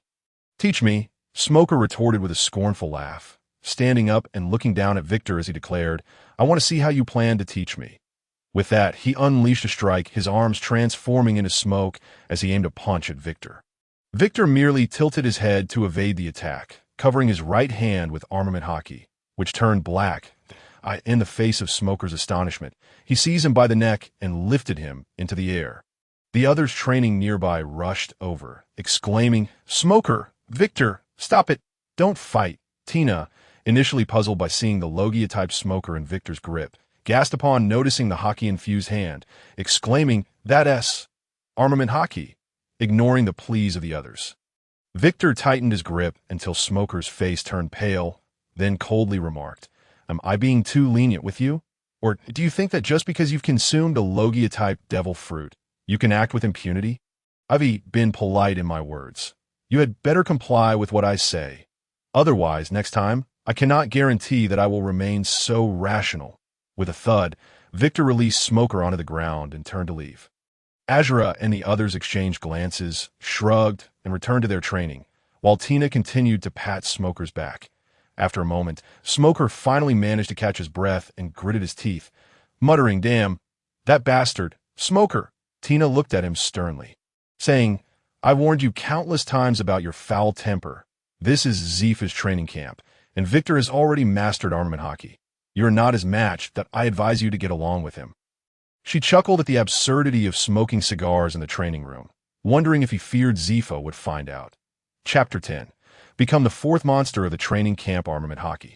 Although a skill that becomes commonplace among individuals in the later stages of the original story, still carries a certain prestige among the current trainees of the camp. Furthermore, when Smoker first appeared in the original narrative, he had not yet mastered armament haki, indicating a reliance on his fruit powers over haki. After being reprimanded by Victor, Smoker realized it was his own carelessness that led to this outcome, and he refrained from smoking cigars in the dormitory, temporarily halting his provocations towards Victor. The next morning, after a light jog of several kilometers, the group had breakfast in the cafeteria before Zifa led them to a vast expanse of sandy terrain. Nearby lay some weighted vests, and once everyone was properly equipped, Zifa pointed to the sand and declared, "This morning's training involves frog jumps back and forth across the sand. Begin now. You may stop only when you can no longer continue." For the following week, Zifa meticulously assessed the overall strength of all the trainees through a series of exercises. The top few who reached the summit first consistently remained in the lead, demonstrating a considerable gap from the rest. Among them, Victor excelled in both endurance and strength, as well as reaction and speed, far surpassing his peers. Moreover, he engaged in additional training every day, adhering to the strictest regimen. Through Victor, Zifa saw a reflection of Sakazuki. Late that night, while Zifa was in his office devising different training methods for each trainee, Instructor Federer entered, holding a small imaging snail. "Commander, take a look at this surveillance footage. I'm not entirely sure, but is that armament hockey?" "Armament hockey?" Zifa perked up at the mention, eagerly watching as Federer played the video. The footage captured the earlier altercation between Victor and Smoker in the training room. Upon witnessing Smoker attack Victor only to be seized by the neck, Zifa exclaimed in astonishment, "It truly is armament hockey. Smoker has consumed the Logia-type smoke fruit. For Victor to subdue him, he must be using armament hockey. It appears he has only recently mastered it. How did he achieve this?" Zephyr furrowed his brow and remarked, "Although his physical condition is indeed commendable, there remains a considerable gap before he can awaken the armament hockey. Could it be that he possesses an extraordinary talent for martial arts? Perhaps that is why he has so easily awakened the armament hockey." He stroked his chin thoughtfully and added earnestly, "In that case, there is no need for him to undergo the standard training with the other recruits. Let us provide him with specialized training instead. We shall see if he has the potential to learn the 6 styles." Federer, taken aback, inquired, "Sir, are you certain you wish to teach him the 6 styles? Mastery is not easily achieved unless one has been training from a young age. Some of our brigadiers have been practicing for years and may not have grasped it yet." Zephyr chuckled, his tone resolute, as he replied, "If Sakazuki and Kazan were able to master the 6 styles during their time in the training camp, then it is entirely plausible that Victor could do the same. It has been far too long since a true prodigy has emerged. During this training period, Zephyr had rarely made an appearance, spending only a few minutes each day observing the recruits. Most of the training was conducted by Federer and a few other instructors. Thus, when Victor followed closely behind Zephyr, he felt a sense of confusion, uncertain of the reason for being summoned. After walking for a while, they arrived at a structure resembling a warehouse. Upon entering, Victor's confusion intensified. The interior was filled with an array of peculiar equipment, hundreds of wooden rods suspended in mid-air, variously sized wooden mallets, undulating staircases, and vertical iron balls, among other contraptions. Zephyr introduced, "This extensive training facility is specifically designed for the 6 styles. Typically, only a select few recruits nearing graduation get to experience it, and I must emphasize, it is merely an experience." With a serious expression, Zephyr reiterated, "The 6 styles are not something just anyone in the Navy is qualified to learn. It demands exceptionally strong physical talent.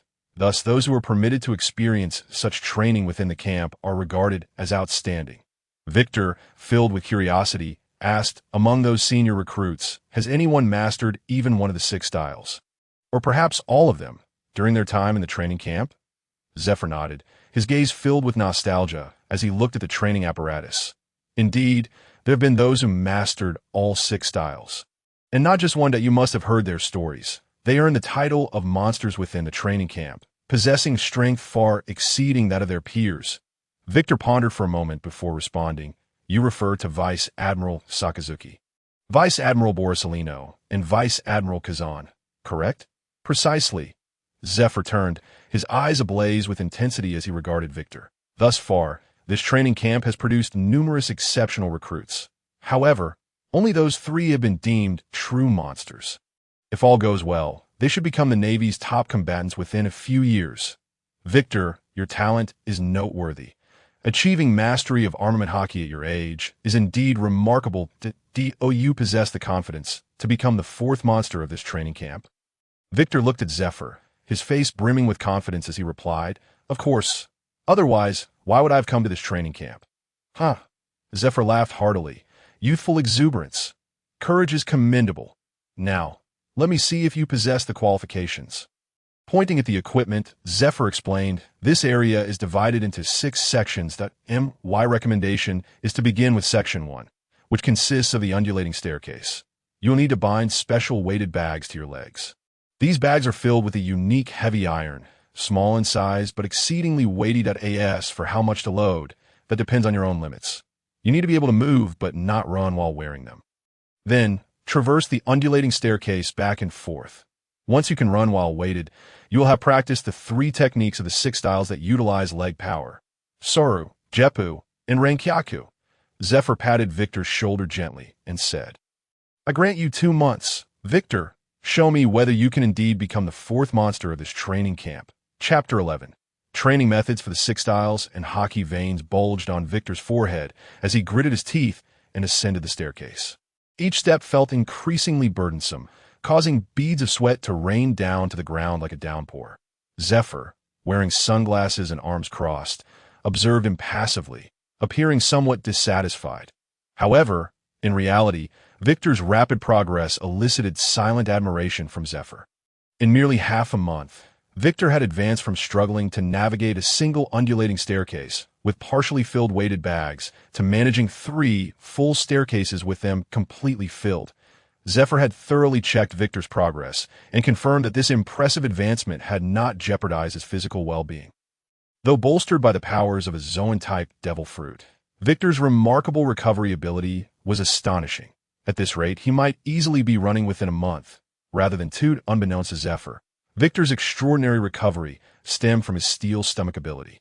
Regardless of the day's exhausting training, as long as sufficient food was provided, Victor could rejuvenate completely. Consequently, the cafeteria staff had taken to preparing special meals for him, leading to nearly double the consumption of supplies within the training camp.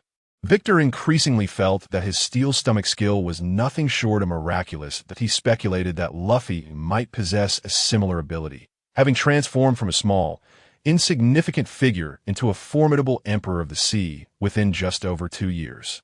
Such a powerful ability played a crucial role in his ascendance. During this time, Smoker had quieted considerably. Although he still refrained from speaking to Victor, he no longer harbored such hostility towards him.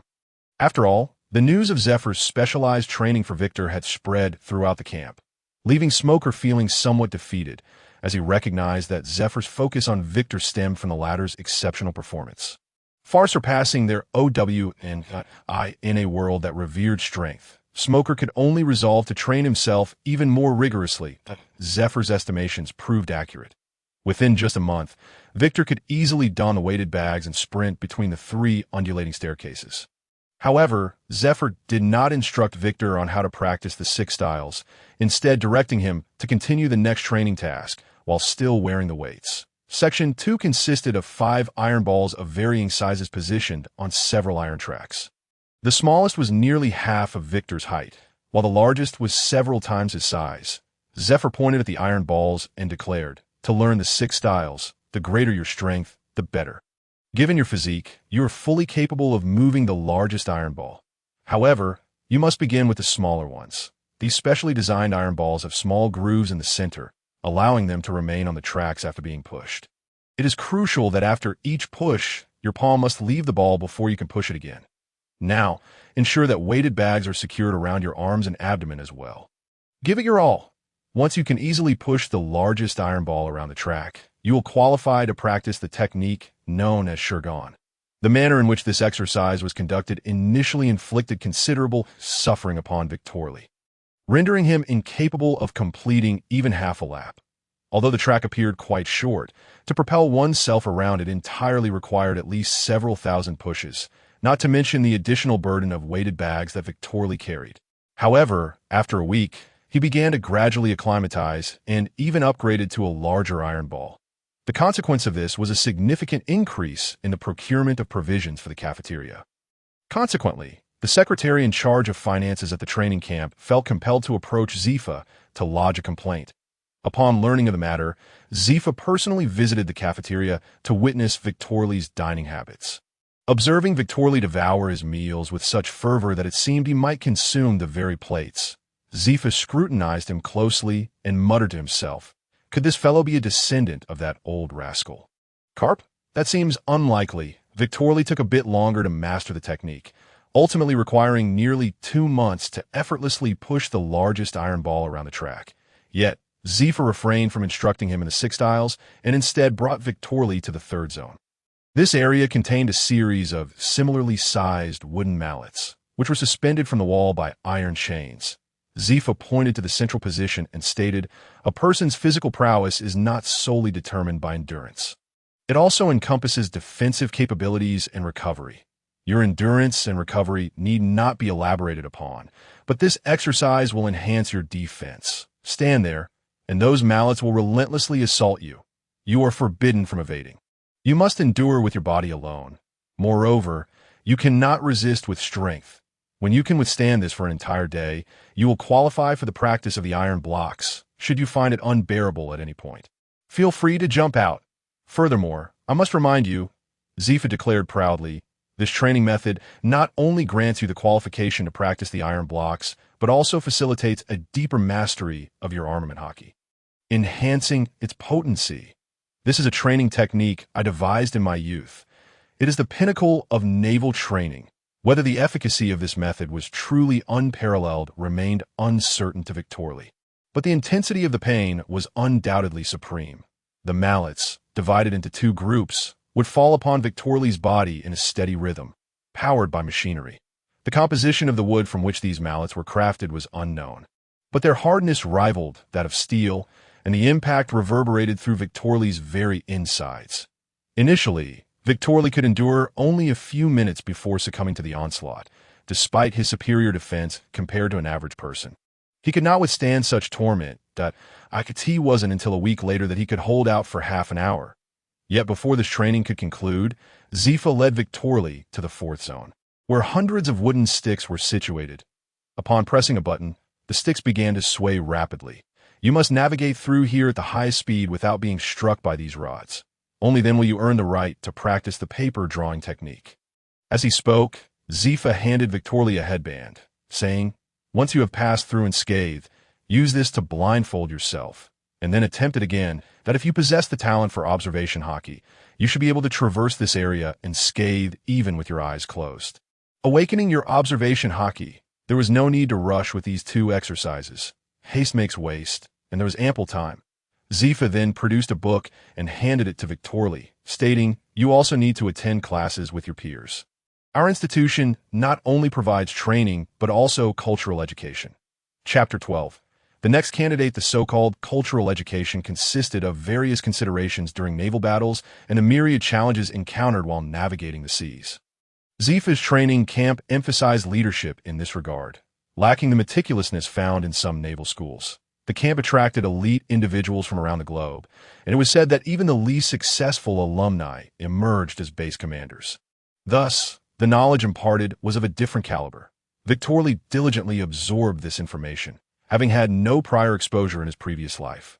Each noon and evening, he continued his solitary training. However, he harbored doubts that the CP department's approach to teaching the six styles could possibly match Zifa's rigorous methods. Had it not been for his steel-stomach skill, he might have been overwhelmed long ago. Unbeknownst to him, Zifa was already astounded by his performance, as this training regimen was designed for officers of the rank of major and above. The trainees' abilities were still considered too weak, and although this method yielded rapid results from the first cohort onward, aside from the three anomalies known as Sakazuki, nearly no one had managed to sustain the training. Zifa had set Victorly's training intensity to correspond with that of Sakazuki and his companions, in terms of age. When Sakazuki and the others attended the training camp, they were several years older than Victorly, thus possessing significantly greater strength than the current Victorly. Yet, not only did Victorly persevere, but he also surpassed even the best-performing Sakazuki in terms of progress. In Zifa's mind, it was already clear that Victorly was destined to become the fourth anomaly of the training camp. Though he had not yet earned the title of anomaly, Victorly had already garnered a series of monikers, such as the bottomless pit of the training camp, the Navy's #1 glutton, and the cafeteria lady's favorite. After all, it was indeed astonishing for one individual to consume the meals meant for dozens. Every month, the training camp held combat drills, strictly prohibiting the use of devil fruit abilities, relying solely on physical combat.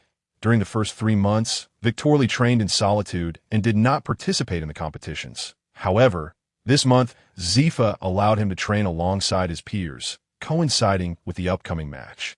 Throughout the initial 3 months, the top position had been monopolized by Azura, a tall young woman renowned for her formidable leg techniques and exceptional boxing skills.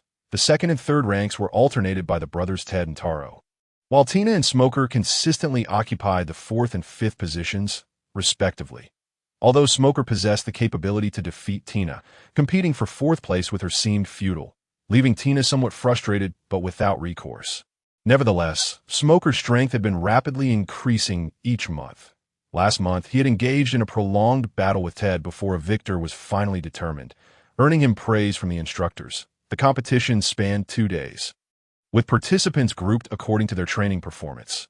Azura and her companions comprised the highest-ranked A group, while other group victors could challenge them if they felt dissatisfied with their ranking. This time, however, Zifa presided over the event personally. Victorly was also assigned to the A group, and Zifa pointed to him while addressing Azura and her companions, stating, "This competition is unlike any before. Your adversaries will consist solely of Victorly. Whoever can endure the longest against him will claim second place, and so forth, with the shortest duration securing fifth place. I permit you to utilize your devil fruit abilities." Upon hearing this, the expressions of Azura and her companions darkened.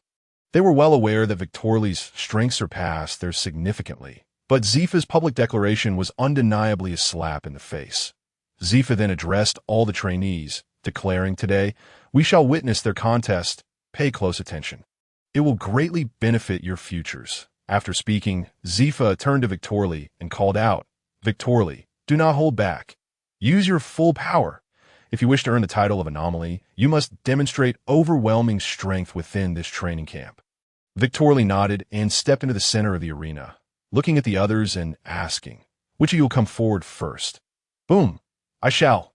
Smoker leaped into the air, launching the first assault on Victorly, his right arm transforming into smoke as he aimed a punch at him. Judging by the speed of his strike, it was evident that Smoker had undergone rigorous training during this period. However, Victorly merely sidestepped the attack with ease, attempting to grab the smoke to throw Smoker away, only to find that Smoker had already reverted to his human form. Bang! Smoker landed beside Victorly, employing both punches and kicks. Occasionally utilizing his devil fruit ability to ensnare Victorly, he managed to hold his ground for several rounds without falling behind. Observing this, Zifa's voice turned icy as he admonished Victorly, "I said to use your full strength. Do you understand?" "Understood." Victor took several steps back, and amidst the puzzled gazes of the onlookers, he unfastened his shirt and tossed it aside. What was that? A weighted bag. Was he going to remove it? How heavy could it be? Before the spectators could finish their discussions, Victor unfastened the weighted bag tied around his waist and threw it to the ground. Thud! Thud! Once Victor had discarded the weighted bags from his arms and legs, and observed the several bags embedded in the ground, an eerie silence enveloped the crowd. Victor rolled his neck and, with a look of satisfaction, remarked, "Apologies, I had grown accustomed to it and momentarily forgot." Now, the competition officially commences. The expressions of Azura and her companions turned gravely serious. While Smoker regarded Victor with an air of vigilance, in an instant, Victor vanished from Smoker's sight. Despite Smoker's prior preparations, he was still sent flying by Victor's punch. Subsequently, Victor propelled himself into the air, landing above the still-flying Smoker, and brought his right leg crashing down. Boom! Smoker attempted to evade the strike using his elemental transformation. But Victor's leg, imbued with armament haki, delivered a punishing blow, sending Smoker plummeting to the ground like a falling star, kicking up clouds of dust. As Victor landed, he looked on with admiration, exclaiming, "Oh ho! You managed to get back up? You truly surprise me. Stop underestimating others." Smoker's feet and legs transformed into smoke, hovering in the air as he shouted furiously at Victor, "Don't think you're the only one who's growing stronger." White fist. Boom! Smoker extended his limbs made of smoke toward Victor, who forcefully pushed off the ground. Boom! As fissures appeared beneath him, Victor's figure vanished once more, leaving Smoker barely able to turn around. Bang! A palm enveloped in armament haki struck Smoker squarely on the neck. And as he succumbed to unconsciousness and fell from the sky, Victor impassively addressed Azura and her companions, stating, "Next, Chapter 13. People are not the same. Bang! How infuriating. Not an ounce of gentlemanly decorum." Tina lamented, lying on the ground after Victor had kicked her down. Victor approached her, extending his hand and saying, "As for gentlemanly decorum, I certainly possess it. You see, at the very least, I offered you my hand to help you up, rather than taking the opportunity to kick you again. That's what a gentleman does, is it not?" Humph. Tina grasped Victor's hand and, with a sullen expression, walked over to Zephyr's side. Smoker had already regained consciousness. sitting dejectedly on the ground, alongside his brothers Ted and Tyro, who mirrored his posture. Seeing Tina's defeat, Azura approached Victor and softly inquired, "Don't you need to rest? This seems rather unfair to you." Victor smiled but remained silent, prompting Azura to understand his intent, igniting a spark of anger within her. "You scoundrel, don't underestimate others so much." Bang! With a swift kick, Azura launched herself at him. Compared to the others, Azura's strength was on another level, compelling Victor to take her seriously. Azura, along with Ted and Tyro, were pure martial arts specialists. Though women in this world possessed considerable physical prowess, they still fell short compared to men. That Azura's ability to surpass Smoker and the others to claim the top spot was attributed not only to her lineage, but also to her exceptional physique. While not as monstrous as Big Mom's, her physicality was certainly comparable to Hancock and Smuggy. Zephyr held high expectations for her, believing she had the potential to become a Navy admiral. Thus, he had dedicated himself to training her rigorously. In addition to her adeptness at the kicking techniques favored by her long-legged tribe, Azura also excelled in boxing, having a solid foundation. Now that she had turned 18 and could endure rigorous training, her strength had surged rapidly. Zephyr had initially thought she would undoubtedly be the top performer in this year's training camp, only to be surprised by the emergence of Victor, a prodigy. Azura was quite indignant about this and was eager to defeat Victor, her long legs moving so swiftly that they nearly dazzled Victor's eyes. Yet, it was merely an illusion. In terms of both strength and speed, Victor surpassed Azura. Moreover, Victor had mastered armament hockey, causing Azura to furrow her brow with each clash. Armament hockey acted like an invisible armor, its strength far beyond that of bare fists. After enduring more than 20 exchanges, Azura was ultimately knocked to the ground by a powerful kick from Victor. Losing her fighting capability, Zephyr promptly checked the stopwatch, announcing loudly, "Smoker, 1 minute and 59 seconds, ranked 6th. Tina, 2 minutes and 37 seconds, ranked 5th. Ted, 3 minutes and 7 seconds, ranked 4th. Tyro, 3 minutes and 9 seconds, ranked 3rd. Azura, 5 minutes and 13 seconds, ranked 2nd. Now take a 10-minute break." The trainees, still immersed in the recent battles, eagerly began discussing the results. "Hey, I just remembered. What was that smoke from Smoker earlier? Was it a devil fruit?" exclaimed the trainees who had come from headquarters alongside Smoker. "I know. It's the legendary Logia-type devil fruit, the smoke fruit. Because of this, he's highly regarded by Vice Admiral Kazan. But wait, if it's a Logia-type devil fruit, how could Victor defeat him? It must be hockey." "What is hockey?" "Hockey is quite complicated. I can't really explain it. Teacher Zephyr will teach it to us later." Sigh. "I heard Victor is only 18 and Azura is 17. I'm already 20.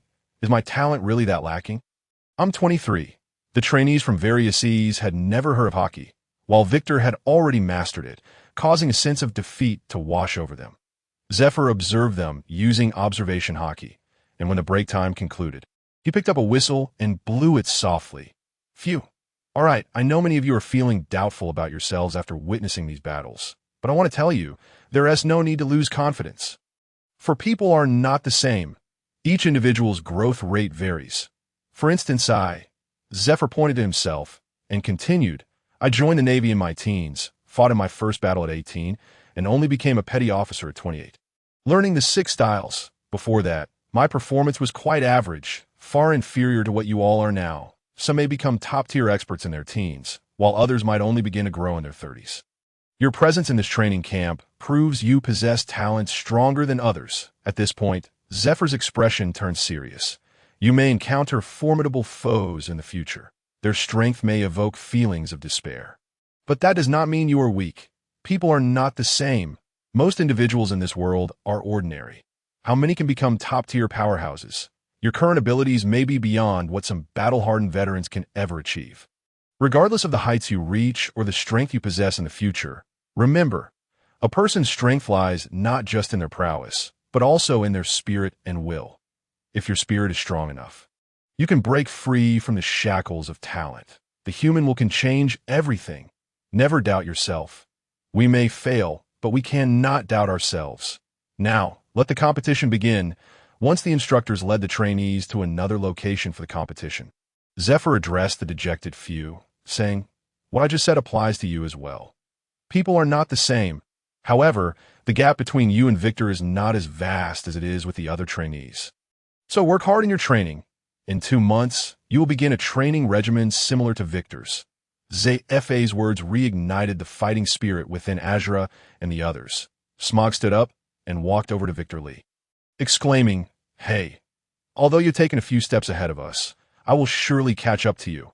We feel the same way. The champion of this cohort might not necessarily be you." Azura, with clenched fists, gestured towards Victor Lee. Victor Lee chuckled and replied, "Is that so? Then let us await the outcome with bated breath. I merely hope that by then, you all will not appear as disheveled as you do today."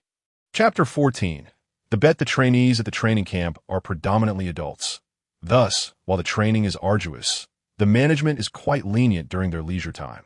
Since the camp is connected to the forest, wild beasts occasionally wander in, and anyone who manages to slay one is rewarded. Sometimes the rewards are alcohol, at other times tobacco, or even opportunities for excursions to the nearby town. After Azura's defeat at the hands of Victor Lee, she frequently sought his guidance. Although ZFA provided instruction, his explanations were often not sufficiently detailed, and he could not correct every trainee's movements. Victor Lee consistently displayed humility and courtesy within the camp. And besides Azura, many other trainees also approached him for advice. On this particular day, as they trained together behind the dormitory, a pack of wild wolves surged in, chasing a wild bull. Consequently, Victor Lee and the others collectively earned a reward for a day of leisure in the town. ZFA's training camp is situated on the western side of Beast Island, while the eastern side features Beast Town. Despite its fearsome name, the town's inhabitants primarily engage in livestock farming and agriculture, raising mostly cattle and sheep, most of which are supplied to the training camp. The weather in the Grand Line is notoriously unpredictable. The seasons on one island may differ vastly from another. The training camp tends to be quite warm, whereas Beast Town enjoys a temperate climate year-round. The area is frequently patrolled by the Navy, and with a training camp present, pirates seldom venture into these waters, allowing the townsfolk to live in happiness. The town boasts a population of roughly 1,000. Though small, it is well equipped with various infrastructures and shops. While others ventured into town to shop, Victor Lee and Azura found a restaurant and seated themselves outside. Numerous street vendors lined the road, and occasionally, elderly women approached Azura, offering her snacks with looks of endearment, as if she were their granddaughter. As passersby greeted Azura, Victor Lee observed the scene with curiosity. Generally, humans exhibit a degree of aversion towards other races, making such amiable interactions quite rare. Noticing Victor Lee's puzzled expression, Azura softly explained, "My parents passed away when I was very young, and teacher ZFA brought me here. However, as a child, I found it inconvenient to stay at the training camp, so I spent most of my time in this town until I turned 16 every year. Teacher ZFA would take the time to teach and check on me. Last year, I joined a training camp as a recruit. The people here are very kind, so I have not faced any discrimination. And you, which country do you hail from? What do your parents do? Is it convenient to discuss?" Victor Lee nodded, saying, "I come from a nation called the Kingdom of St. Cassia, which is relatively open, dash-minded, and my parents have long since passed away. However, my father was a minor noble with some holdings. After his death in battle, while the title was passed to my uncle, the family assets remained intact. Life has been manageable." Upon hearing Victor Lee's words, Azura quickly apologized. "I am so sorry. I had no idea about your parents." Victor Lee smiled gently. "It's nothing. After all, we share a common experience. Besides, it's been so many years that I've grown accustomed to IT.B. By the way, what are your plans for the future? I have heard that the top trainees in the camp can receive military ranks and choose their units. Do you have any thoughts on that? Plans?" Azura stretched and replied nonchalantly, "What plans could I possibly have? I suppose I will remain at the training camp. Given my abilities, I could serve as an instructor to assist teacher ZFA in training the new recruits. I cannot guarantee my success elsewhere, especially since I have heard that humans are generally unfriendly towards other races." Victor Lee promptly shook his head. "It varies by location. The policies of different nations affect how locals perceive other races. My homeland, Acacia, is relatively friendly towards outsiders. Conversely, in nations where the slave trade is rampant, the treatment of other races is far less welcoming. However, rest assured, As a member of the Navy, your status will deter most from provoking you. After hearing Victor Lee's reassurances, Azura nodded just as two young women approached, likely friends of hers. She offered Victor Lee an apologetic smile before hurrying over to them. Victor Lee, meanwhile, began to contemplate silently. Given Azura's talent and her connection with ZFA, it was only a matter of years before she would surely establish the new Navy alongside him, undoubtedly as his right hand. The reason she did not appear in the original narrative, based on her earlier remarks, likely stems from her untimely demise in the incident where ZFA lost his arm. With her considerable talent and inherent cleverness, coupled with her close relationship with ZFA, she indeed appeared to be a promising candidate. If the opportunity arose, he might extend an invitation to her. As Azura returned, Victor Lee felt compelled to speak. Hey, Azura, if we both receive commendable military ranks upon graduation, would you consider accompanying me to the North Sea? The North Sea? Azura furrowed her brow. Are you suggesting that I become your subordinate? Do you possess such confidence? If you wish for me to serve under you, your rank must surpass mine. After all, I'm certain to receive a military rank as well, and typically, the ranks of the first and second place are the same. Both are assigned as lieutenants. Will the headquarters alter their decision for you? How would we know without trying? Victor Lee replied earnestly. How about we make a wager? You seem quite intrigued by the story I shared last time. If my military rank does not surpass yours, I will gather every storybook from the North Sea for you. If my rank exceeds yours, you must accompany me to the North Sea. This training camp is too small. Your future should not be limited to being a mere instructor here. You deserve a life of far greater excitement. Seeing Azura's interest piqued, Victor Lee pressed on. I can sense your curiosity about the outside world. The role of an instructor does not suit you. Do you not believe that you are just as capable as any man? If so, you should venture forth to prove yourself. Do you not aspire to become the Navy's highest combat power? It seems that throughout the Navy's history, no woman has yet ascended to the rank of admiral. How can one achieve such heights while confined to a single place? We are young, gifted, and brimming with potential. Our future should not be restricted to a mere island or a small sea. With Victor Lee's persuasive words, Azura's heart swelled with excitement. She extended her hand towards Victor Lee, declaring, "All right, I accept this wager. Victor Lee, if your military rank surpasses mine, then I shall serve as your subordinate." Chapter 15. The possessor of 3 types of hockey. After entering into the wager with Azura, Victor Lee found himself increasingly occupied with studies and training. Over the course of 2 months, he was finally able to close his eyes and navigate the wooden pole maze with considerable effort. Upon successfully traversing the maze once again, Victor Lee stood still. Astonished, although blindfolded, the surrounding objects materialized in his mind like a 3-dimensional map, a truly extraordinary sensation. The sounds of chirping insects and footsteps echoed around him. Congratulations, host. You have successfully awakened observation hockey. You have gained the skill of perception. At this moment, the sound of the system echoed, and it was only then that Victorli realized, removing his eye mask and opening his eyes. However, he soon closed them again, testing his observation hockey. Just as Victorli was swiftly navigating through the wooden stick array, Zephyr entered the room. Upon seeing Victorli with his eyes closed, effortlessly maneuvering through the wooden obstacles, Zephyr was momentarily taken aback, then chuckled, saying, "I did not expect this little brat to possess commendable observation hockey talent.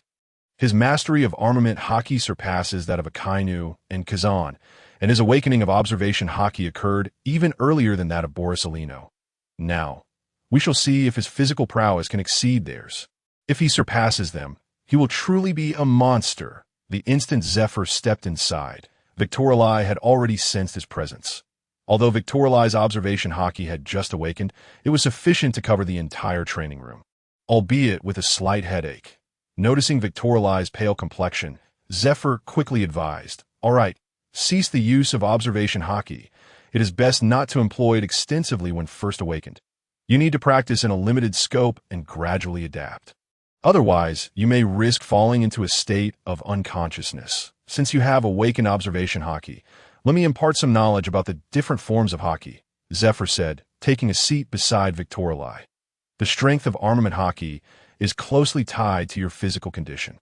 The stronger your physique, the more energy you can generate. and, consequently, the greater the quantity of armament haki you can wield. However, training armament haki does not require reckless usage.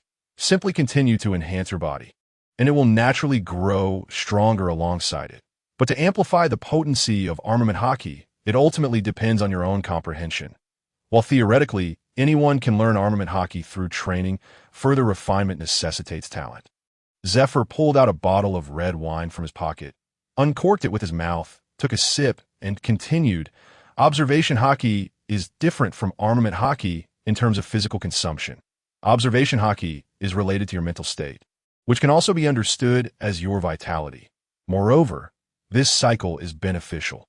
The more you utilize it, the stronger your mind becomes. However, the strength of your observation haki also depends on your innate talent. As for the Conqueror's haki, I lack the qualifications for it. This type of haki cannot be acquired through training and can only be awakened from within, though it is said that only 1 in 100,000 possesses Conqueror's haki. The reality is not as exaggerated."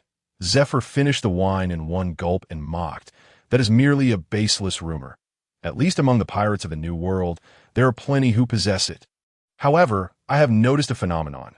The number of individuals with Conqueror's haki in the Navy is exceedingly scarce. One might say there are hardly any that in contrast. Many pirates possess it, although most of them are not particularly formidable. This indicates a significant truth that in an unrestrained environment, it is far easier to awaken Conqueror's haki, whereas within a realm of strict regulations, it becomes much more challenging. Those in the Navy who can awaken Conqueror's haki are either utterly carefree or possess a degree of patience and cunning. When facing a wielder of Conqueror's haki, as long as your own spirit and armament haki are strong enough, there is no need to fear them." After Zephyr finished speaking, Victorali pondered for a moment before asking, "Teacher Zephyr, do you know how to swiftly master Conqueror's haki, to be able to release and control it freely?" "Why do you ask that?" Zephyr's gaze shifted from confusion to astonishment, and finally he shook his head with a smile. "Ha ha! You little rascal, you have truly surprised me this time. It seems your Conqueror's haki has awakened even earlier than your armament haki. Victorali, at your age to possess all 3 types of haki. You are indeed a monster. I have yet to encounter a second individual who possesses all 3 types of haki at such a young age. Not even the Navy's hero, Garp." Zephyr stood up and circled around Victorali, expressing his admiration. "You are certainly not like Garp, that carefree fool to awaken Conqueror's haki. You have considerable ambition, little one, but that is for the best. The Navy requires ambitious individuals to lead." At this point, Zephyr changed the subject. "Though I may lack the ability to wield Conqueror's haki, I do know how to strengthen IT. It is quite simple. Cultivate your confidence and continuously defeat formidable foes. However, do not be stubborn and be unable to accept failure." Zephyr's expression turned grave. If that were the case, it would be extremely dangerous for a wielder of Conqueror's haki. If you cannot comprehend or find a way out, you may find your strength stagnating or even regressing. In the worst scenarios, your haki could vanish entirely. Upon hearing this, Victorali suddenly recalled 2 individuals, Don Quixote Doflamingo and Gecko Moria. Coincidentally, both were related to Kaido. The former awakened Conqueror's haki in his youth, but was ultimately defeated by a still-growing Luffy. Despite various factors at play, his strength and stature simply did not match. The latter was a monster who once contended with Kaido in his youth, yet as a warlord of the sea, he performed even worse than a mere caribou. Now, Victorali had reason to believe that both had been significantly impacted by Kaido, that Doflamingo's strength had stagnated, likely due to being educated during his collaboration with Kaido, while Gecko Moria had evidently regressed severely, unable to even utilize armament haki. It seemed that teacher Kaido was not only skilled at teaching, but also adept at destruction. "Victorali," Zephyr pointed at the wooden hammer array and declared, "Since you have awakened your observation haki, there's no need for any special training. From now on, you will be struck by these wooden hammers. When you feel that the blows no longer hurt and do not injure you, then I will teach you the 6 forms." Chapter 16. Zephyr's Special Training Bang Bang. Azura and the others frowned as they watched Victorali, who appeared to be a masochist, clad only in shorts. His muscles glistened with sweat, illuminated by the sunlight filtering through the glass. making him shine as if coated in oil. Azura's face flushed, quickly lowering her head, donning a weighted vest, and gritting her teeth to begin her training. A month had passed, and Azura and the others were now qualified to train. Aside from Smoker and Tina, Zephyr harbored some disappointment towards the two, privately informing Victorali that they were more focused on the devil fruits and would regret it in the future. However, this was somewhat unavoidable, as the enhancements provided by devil fruits were quite apparent, and Smoker and Tina were merely young people susceptible to such influence. Moreover, with Borisolino, a powerful ability user, present, there was no evidence to suggest that physical prowess would always surpass devil fruit abilities. After several attempts to persuade them, Zephyr no longer intervened, as he no longer had the energy to spare. Azura trained her legs with a weighted vest, while the two brothers, Tej and Tade, pushed a heavy iron ball and maneuvered through the wooden stick array. Respectively, Victorali was now able to calmly rest after enduring an hour of continuous blows from the wooden hammers. Compared to his previous state of collapsing after just 5 minutes, the difference was stark. Although Zephyr did not vocalize it, he was immensely satisfied. Not only had Victorali's performance been outstanding, but as a devil fruit user, he had never actively utilized his powers. Once Victorali emerged unscathed from the wooden hammer array, Zephyr led him to Area 5. This area was a murky, muddy terrain littered with branches and decaying wood, exuding a foul odor. Zephyr pointed at the muck and stated, "This place is akin to a swamp. The more you struggle, the deeper you sink. Your next training will be to jump in. Start from your waist, without the aid of any tools or brute force. Use the movements of your body to wriggle your way out of the mire. When will you be able to immerse yourself in the depths of a 20-meter swamp and wriggle your way out relying solely on your own physical prowess? Then, you shall be ready to learn the 6 styles. Let us commence now." Bang! After uttering these words, Zifa delivered a swift kick that sent Victor down into the mire, catching him completely off guard and nearly causing him to swallow the muck. In truth, many creatures can escape from the swamp, and even with Victor's current abilities, he could easily swim to safety. Yet, the challenge lay in the act of wriggling. Victor could only slowly coordinate each muscle in his body, gradually extricating himself. Fortunately, this process was remarkably simple for Victor, and within a mere fortnight, he managed to emerge from the swamp's depths, just as Victor believed he was finally ready to learn the 6 styles. Zifa presented him with 2 handcuffs. Bang! Observing Victor's feeble form sprawled on the ground, Zifa chuckled. "Huh, I almost forgot. You're a devil fruit user. I must equip you with sea stone cuffs." These were specially modified sea stone handcuffs that Zifa had dismantled for this purpose. "You shall have to make do with them. Once you can crawl out of the swamp while wearing these cuffs, I will teach you the 6 styles." With that, Zifa kicked Victor back into the swamp, prompting Victor to silently curse Zifa's ancestors. Just as he had donned the sea stone cuffs, which he had yet to adapt to, he was thrust back into the swamp. Was this not an attempt to drown him? The crucial point was that he had not yet removed his weighted bag. Fortunately, Azura, who was training nearby, noticed that Victor had remained submerged for too long and jumped in to rescue him. This marked Victor's first encounter with Sea Stone, leaving him feeling as though he had fallen gravely ill, weak and devoid of strength. Even the slightest movement was arduous. After a considerable time, Victor managed to stand unsteadily.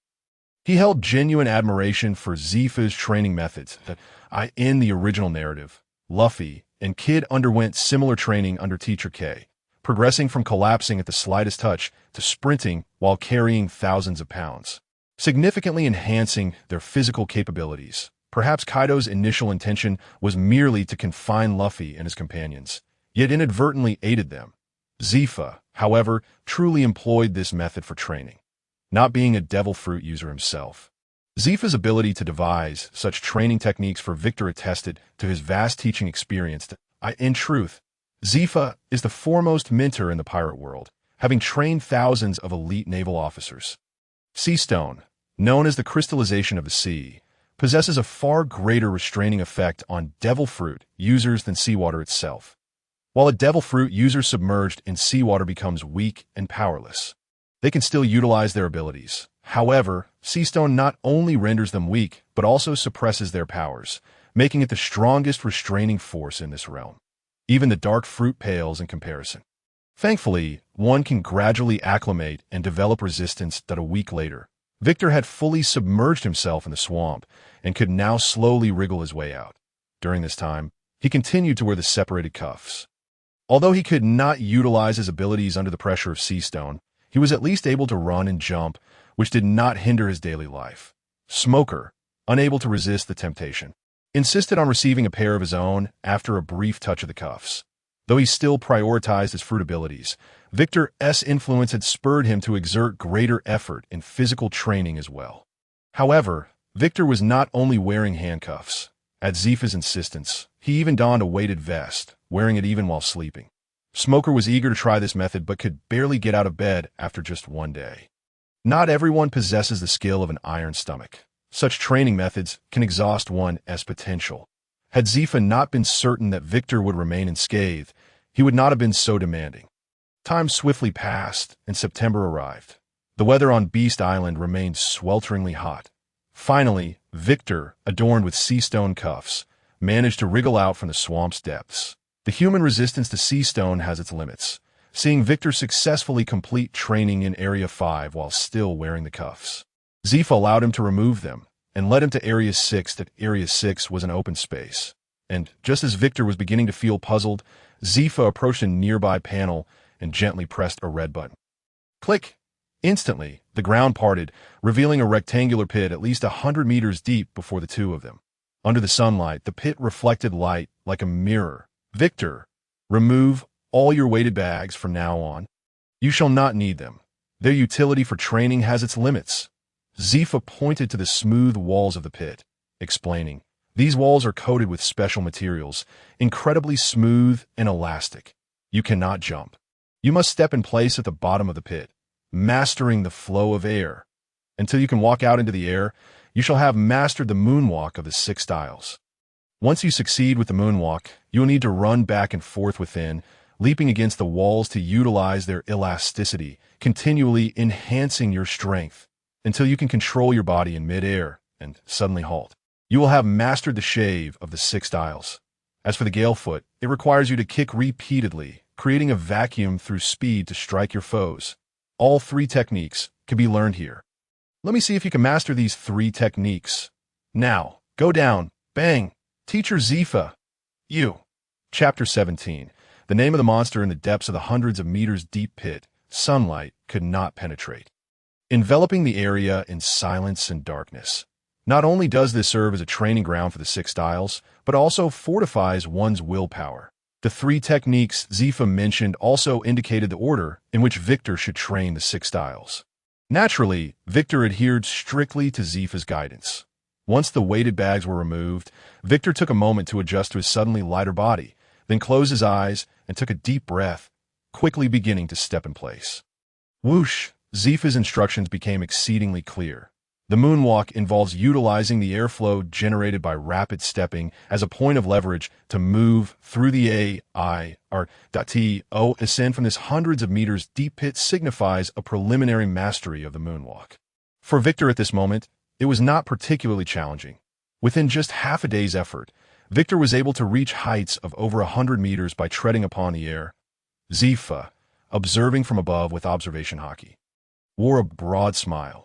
After this period of specialized training, Victor's physical stamina had risen to a level comparable to that of Sakazuki and his peers, granting him the qualifications to master the 6 styles.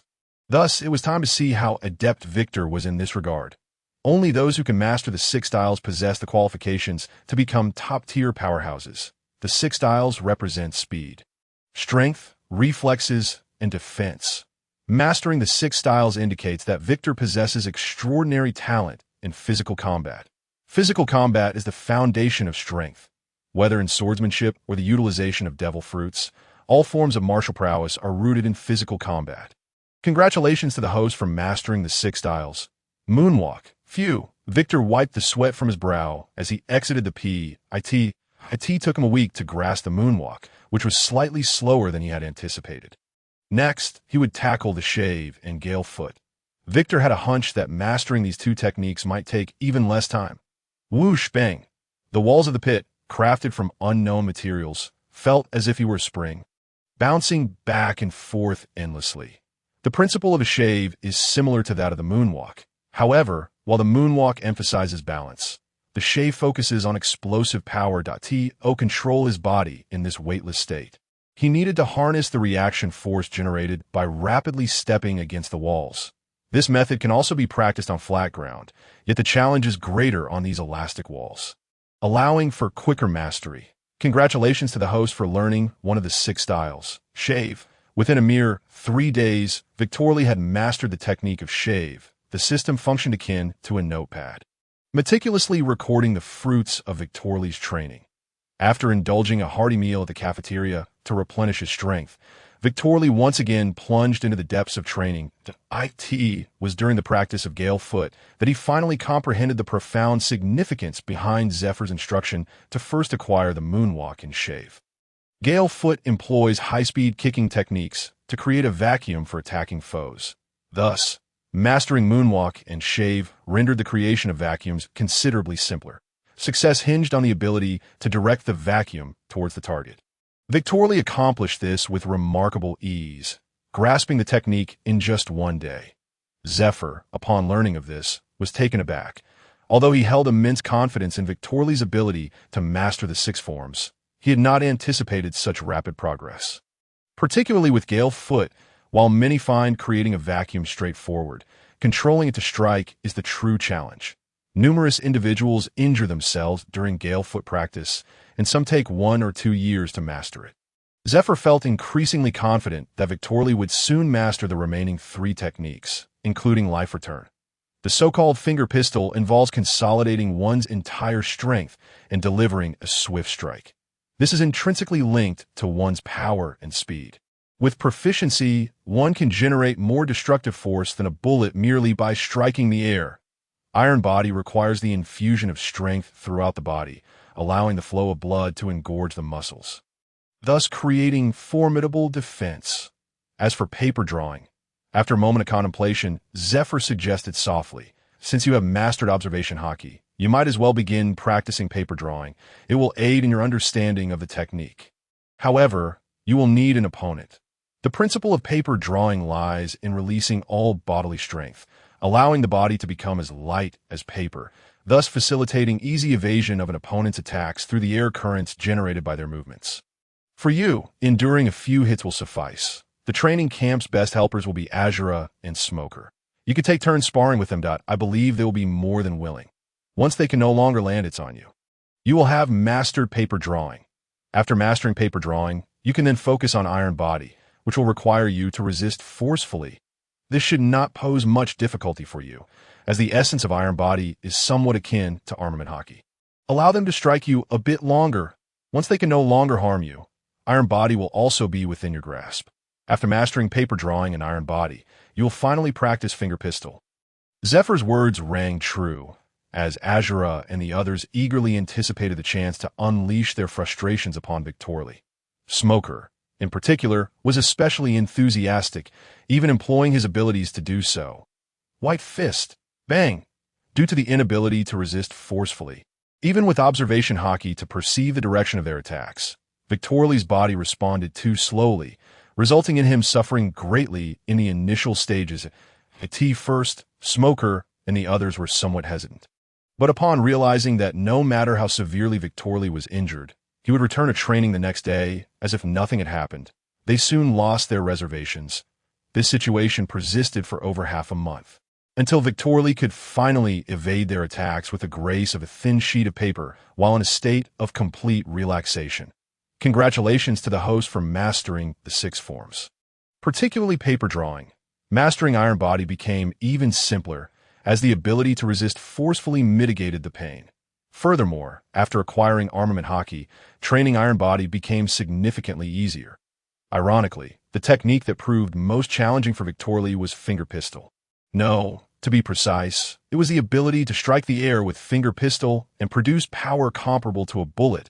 Striking too hard or too fast is not necessarily advantageous, as one may struggle to master the timing. On the panel, Victorly had indeed grasped finger pistol, but he yearned to quickly master its long-range application. Simply put, it was about style, not the flicking of stones, but the otherworldly version of the one-yang finger and the 6-pulse divine sword. The great wilderness. Would you not agree that it is stylish? Finally, as November drew to a close, during the monthly tournament, Victorly flicked a finger, causing Smoker to grimace in pain as he plummeted from the sky. Zephyr's cigar fell to the ground in shock. The other trainees were utterly bewildered. For them, Zephyr had merely explained the 6 forms, stating that it would be impressive if anyone mastered a single technique within 5 years. Yet now, Victorly had already accomplished this. People are inherently different, but this disparity was simply too vast. Is this still human? Surely, it resembles a monster. Amidst the clamor of the trainees, Zephyr joyfully patted Victorly on the shoulder and exclaimed, "Victorly, you have done splendidly. You are now the 4th monster within this training camp. You must live up to this title, at the very least not falling short of those 3. Victorly, with a steady tone, replied, "I will, Teacher Zephyr. I will strive to keep pace with my seniors and superiors until I gradually surpass them." Chapter 18. Pirates are a bunch of damn fools. December has arrived. Just yesterday, the sun was shining brightly, making one feel overheated even in a tank top. Yet today, stepping outside brought a bone-chilling wind that made Victorly shiver involuntarily. The trainees diligently swept the grounds. At this time, Zephyr no longer conducted centralized training sessions. Most of what needed to be taught had already been covered, and Zephyr had tailored different training methods for each individual. Now, apart from cultural studies, most of the time was dedicated to personal practice or sparring with one another. Victorly's formidable prowess earned him considerable admiration among the trainees, and due to his willingness to assist others in resolving training-related issues, he enjoyed a stellar reputation within the camp that in stark contrast. Smoker, aside from Tina, hardly interacted with anyone. Victorly, to some extent, was an exception. Smoker at least refrained from displaying his foul temper in Victorly's presence, occasionally engaging in conversation and training together. After all, being struck is not a particularly enjoyable experience. And though Smoker would never admit it aloud, he secretly held respect for Victorly. After mastering the 6 forms, Victorly heeded Zephyr's advice. Aside from essential training, he did not overexert himself. Everything requires a balance of relaxation. And were it not for his ironclad constitution, Victorly might have crumbled under the pressure. While his body remained unscathed, the mental strain could also exert a significant influence. During this period, Zephyr shared with Victorly various training techniques for hockey, particularly those for armament hockey, which intriguingly mirrored the methods employed by Carp in the original narrative. Each day, one would use pure physical strength to attack a target, be it an uninhabited mountain or, like Carp, strike against decommissioned warships, particularly those made predominantly of steel. Only through relentless daily practice could one gradually grow stronger. Zephyr, while strict with his trainees during training, exuded warmth and kindness during leisure. As Zephyr became less occupied, Victorly occasionally noticed him retreating to the mountain summit to drink. Bang! After completing 2 hours of mountain-hitting exercises, Victorly made his way to the peak. There, Zephyr sat before a modest wooden cabin, a glass of red wine in hand, gazing out at the sea. He appeared profoundly solitary, lacking any semblance of an admiral's commanding presence, resembling instead a frail, ordinary old man. Victorly surmised that he was likely reminiscing about his family, as fleeting expressions of regret and pain occasionally crossed his face. While Victorly refrained from passing judgment on his ideals of justice, he recognized that possessing immense strength and maintaining composure after pirates had slain one's family was something he could not fathom. Were he in Zephyr's position, he would have long since defected from the Navy, wreaking havoc upon the seas. The mere thought of a Navy admiral's family being murdered by pirates was laughable. What, pray tell, was the world government and the Navy doing? Currently, Zephyr harbors a profound disdain for pirates, yet simultaneously feels a deep-seated resentment towards the Navy, though he still clings to a flicker of hope for the latter. Zephyr stands as perhaps the only admiral in the Navy whose principles have undergone multiple transformations. In his youth, he was an advocate for peace, much like Sengoku and Garp. However, following the tragic murder of his family, he began to question his convictions, evolving into a neutral stance. After experiencing the harrowing loss of his students, particularly during the incident that cost him his hand, he metamorphosed into a radical, even more fervent than Akainu. Yet, in his final moments, he transitioned once again into a state of enlightenment. It is essential to note that the so-called peace advocates do not fear war, akin to a compassionate figure. They merely seek to minimize sacrifices and maintain a semblance of tranquility upon the seas. Victorali uncorks a bottle of red wine, savoring its flavor with deliberation. The green-bottled sherry that Zephyr relishes is a dry wine, crisp yet imbued with a hint of bitterness, presenting a profile that is sweet initially but bitter thereafter, an acquired taste that does not cater to the masses. Zephyr's fondness for this particular wine mirrors the complexities of his own life. Once he has finished a bottle, he suddenly inquires, "Victorali, I perceive you to be a person of considerable thought, although you are still quite youthful. Your manner of interaction mirrors that of a young Sengoku. The distinction lies in your greater hypocrisy." In response, Victorali sets down his bottle and retorts, "Come now, Teacher Zephyr, to accuse me of hypocrisy seems rather excessive.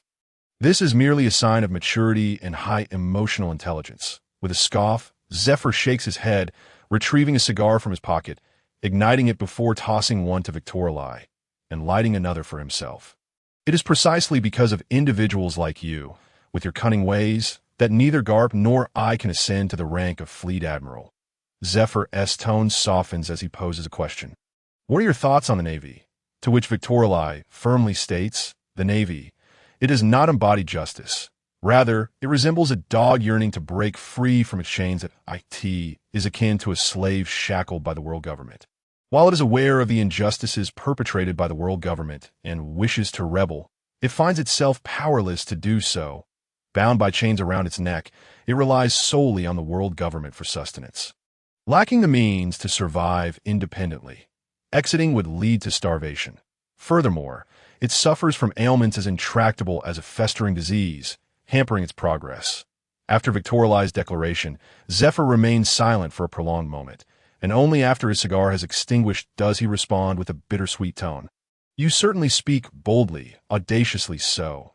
Henceforth refrain from such remarks to avoid them reaching unfriendly ears. Victorali, what do pirates represent in your eyes?" "Pirates," Victorali replies with unwavering conviction, "chaos. For freedom is inherently chaotic.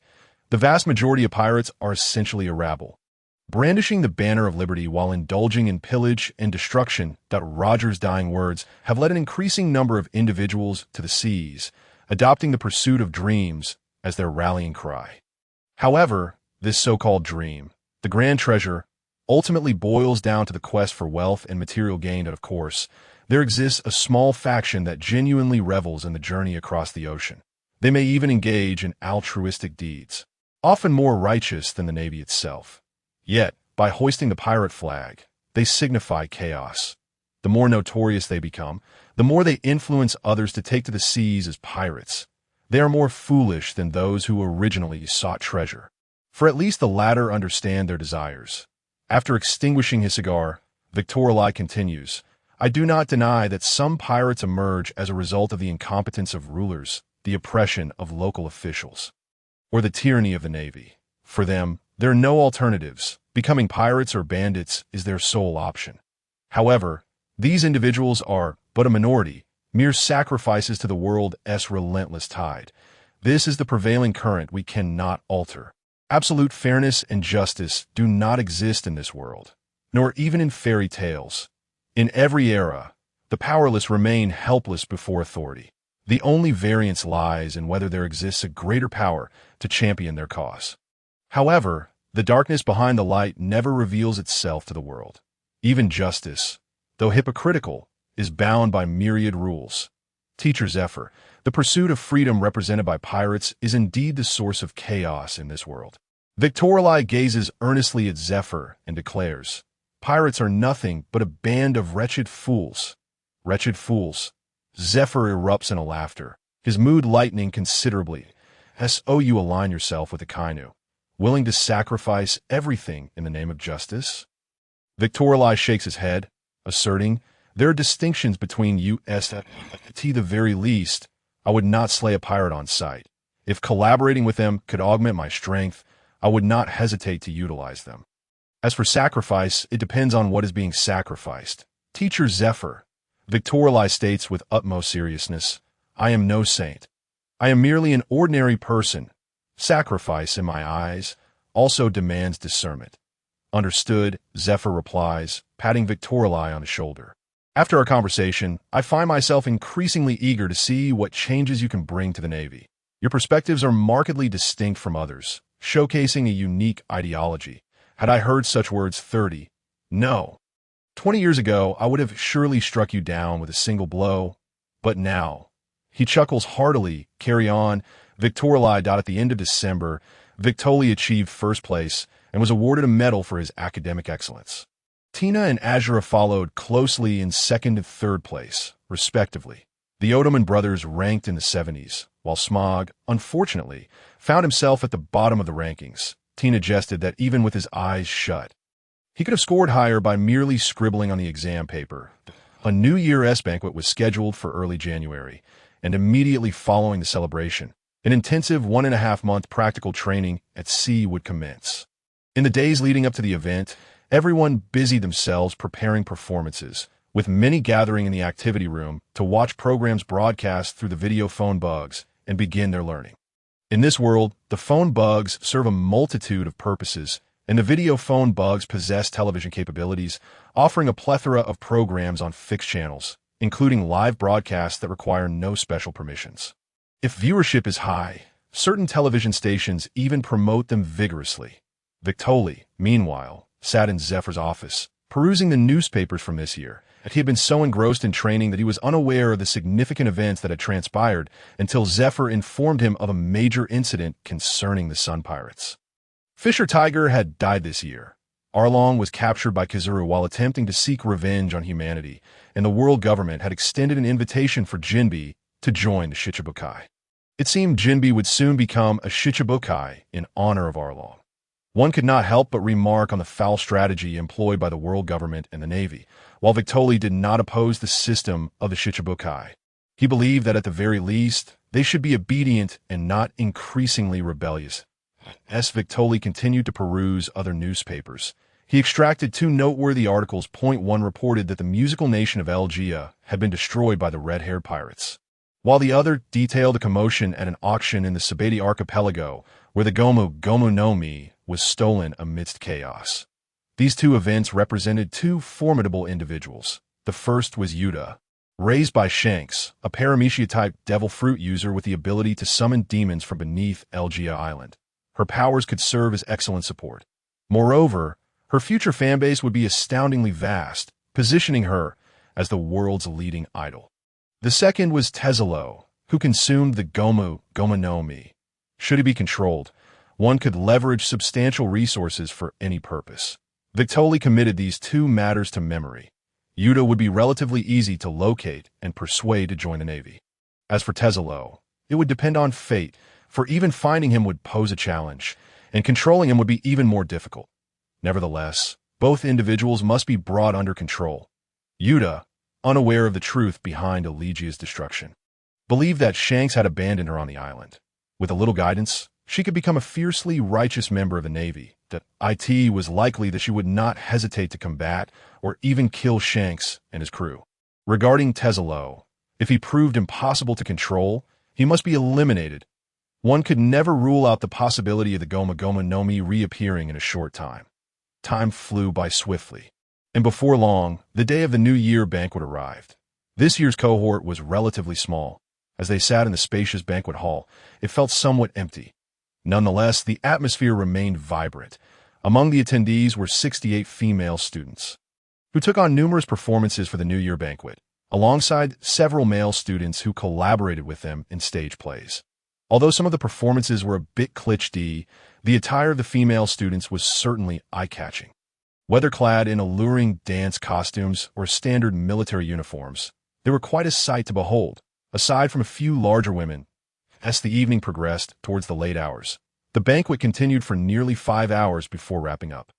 Those still awake stood and began to sing in unison. The ocean gazes upon the dawn of this world. The ocean knows as well the end of this world thus. The direction it guides is the path we must tread, and the destination it points to is the world that is right pain and suffering. It embraces for me the vast and gentle. It encompasses me, the ocean gazes upon. The dawn of this world the ocean knows. The end of this world, should I vanish from this realm, the all-knowing ocean shall guide, fear not. For you are with me, doubt not, for my comrades await. If Bing Sake is the song of pirates, then this guiding ocean tune is the anthem of the Navy. More precisely, it is the Navy's requiem. Each year, countless Navy personnel lose their lives in battles against pirates, all for the sake of upholding justice and protecting their homeland. Not everyone possesses extraordinary strength. The majority of this world comprises ordinary individuals, for whom a single bullet could spell doom. Sengoku and others have persistently advocated for maintaining peace with those formidable pirates to preserve the balance of this world, largely due to the plight of the lower-ranking Navy and civilians. Even with Victoli's current prowess, he could easily slay hundreds of ordinary Navy members, let alone the top-tier masters. The voices of the crowd were deeply somber. Some students, overly exhilarated from the drinks, gradually calmed down. With the final note concluded, Zephyr poured an entire bottle of red wine onto the ground, signaling the end of the banquet. Just 3 days after the banquet, they would embark on a mission to eradicate pirates. And everyone was brimming with excitement, fervently discussing the upcoming adventure. For these students, although most had served as Navy members for 2 or 3 years, some lacked practical experience and had merely trained. Their hearts were ablaze with fervor, yearning for an opportunity to prove themselves in battle against pirates, especially after 10 months of rigorous training that had significantly enhanced their skills. Conversely, those who had experienced combat remained composed and somewhat serious. Individuals like Victoli and Smog understood the brutality of warfare. Victoli recalled the first time he killed a pirate when he was nearly sickened by the experience. However, in this world, war and bloodshed are inevitable. A qualified Navy officer is, after all, a butcher with blood-stained hands. Chapter 20. That is justice. In previous years, the training camp's warships would anchor in a location within the Navy-controlled waters of the Grand Line's initial segment. They would then pursue nearby pirates based on reports from various bases. Generally, any intelligent pirate crew would avoid lingering in such areas. Having thoroughly prepared before entering the Grand Line, they were typically composed of reckless individuals lacking formidable strength. After Zephyr and several instructors dealt with the initial group of pirates, the students engaged in combat with the lower-ranking henchmen. Occasionally, they opted for cannon fire, playfully toying with the pirates like a cat with a mouse. The training camp's warships were specially designed, leaving ordinary pirate vessels with no chance of escape. This year, however, Zephyr chose to venture into a non-member nation's waters, where no naval ships patrolled, rumored to be home to a gathering of pirates. Upon announcing their destination, Federer looked astonished and said, "Teacher Zephyr, in previous years, even with our presence, there were always areas we couldn't cover, resulting in student injuries. This year, we only have one warship, along with you and the 4 of us instructors. Our combat personnel number merely 245. I've heard that the Bear Pirates, with a total bounty exceeding 200 million, control the island that is a pirate supply point, and if we plan strike there, I believe it would be wiser to let the nearby branch handle it. This is far too dangerous for these students." Zephyr shook his head and chuckled. "Ha! Federer, there is no need for concern. This year is different. Not forget, we have a new monster in our training camp. Azura and the others possess remarkable strength, not inferior to those pirates. This year might be even easier than before. Now, let us proceed." The sky was overcast, and the morning chill was biting. Victoli stood on the deck, gazing at the tumultuous sea. Zephyr emerged from the cabin and, upon seeing Victoli, remarked, "Up early to train your observation hockey? Hurry back. Alas has prepared a hearty breakfast and is waiting for you. By the way, how far can your observation hockey reach now?" Victoli dispelled his hockey and replied softly, "About 1 kilometer in radius." "I suppose. Teacher Zephyr," Victoli continued, "at my current strength, where do I stand within the Navy? Am I capable of defeating a pirate with a bounty exceeding 100 million? What stage am I at? A bounty over 100 million? Zifa chuckled softly, remarking, "Your situation is rather uncommon within the Navy. Your overall strength is akin to that of a colonel or perhaps a brigadier general. As for the bounties on pirates?" "Victoli!" Zifa's tone turned serious as he continued, "The bounty on a pirate does not necessarily reflect their true strength. The amount is primarily determined by the chaos and destruction they wreak upon this world.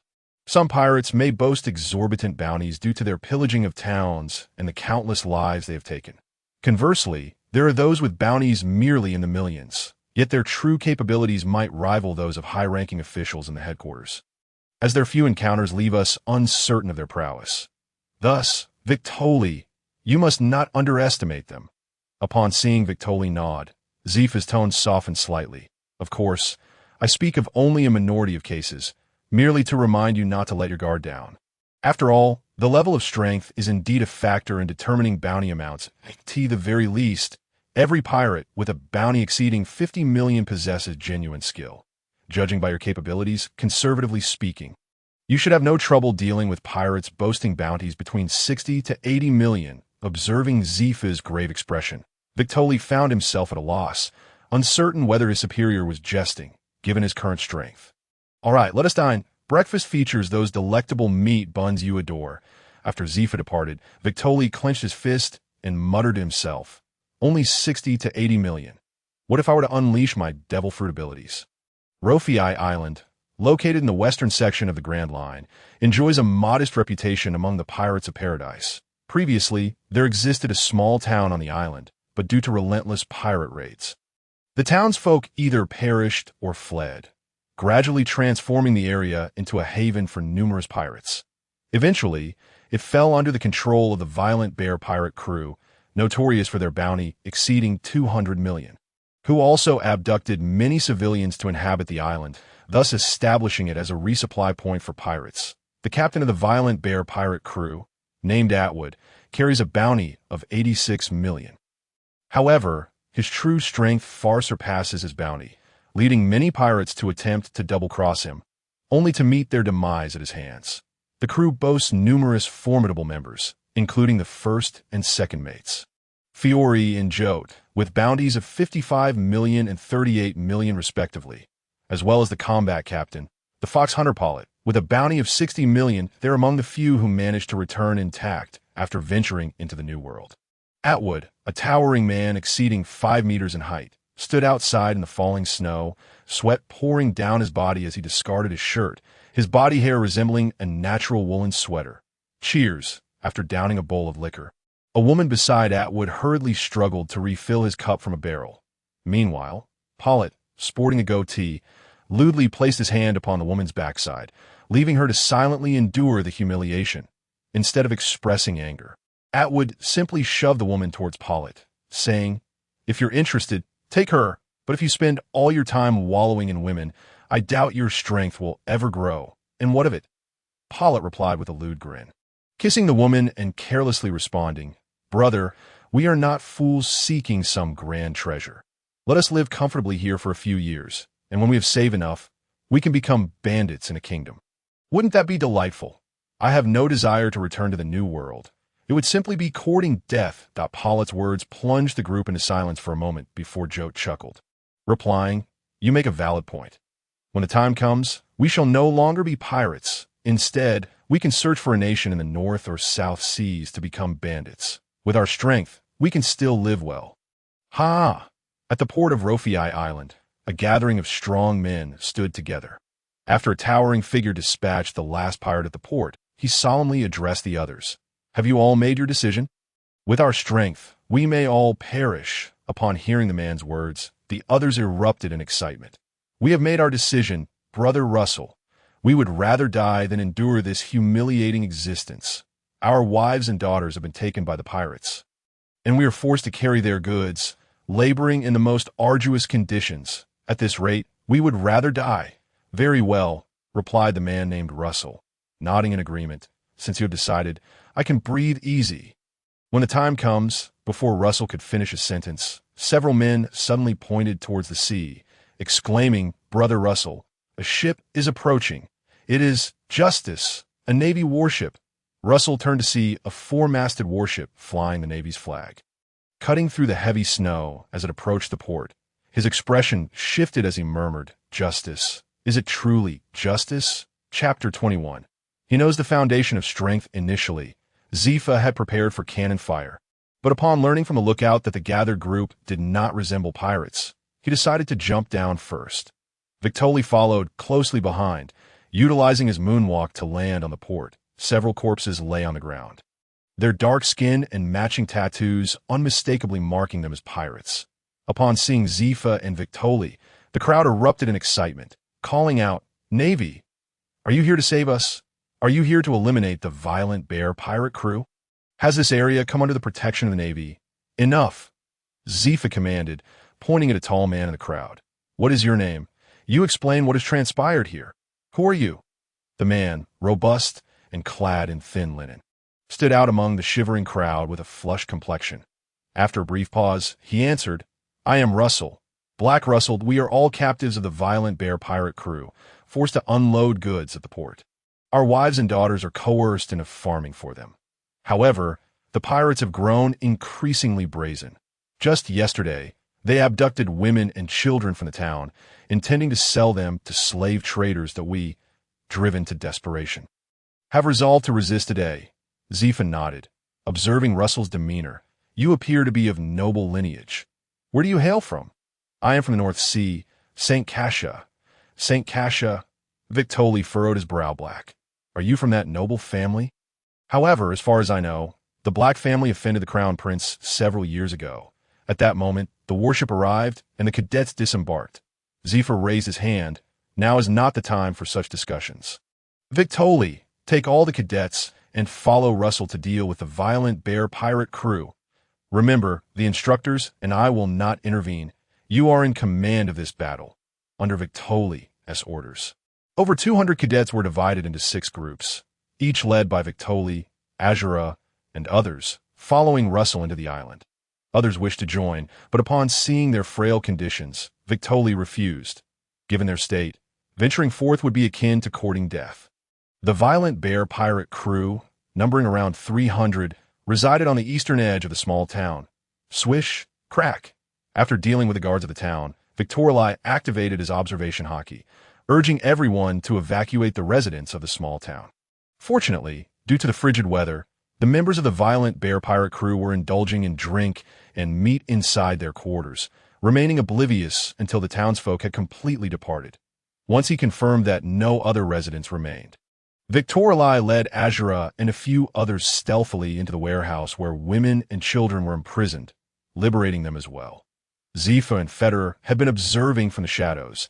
Upon witnessing Victorli's thoughtful act of having Smoker and the others find clothing for the women and children, Federer couldn't help but exclaim, "His meticulousness is impeccable. Far superior to most Navy personnel. I expected him to simply command a direct assault. Instead, he first evacuated the civilians and knew to rescue those hostages." However, if they were to infiltrate and eliminate most of the pirates, the other trainees would lose a valuable experience.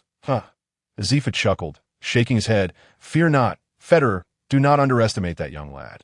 He is even more astute than you. He is about to launch a direct assault." Boom! No sooner had Zifa spoken than Victorli hefted a massive stone and hurled it forward.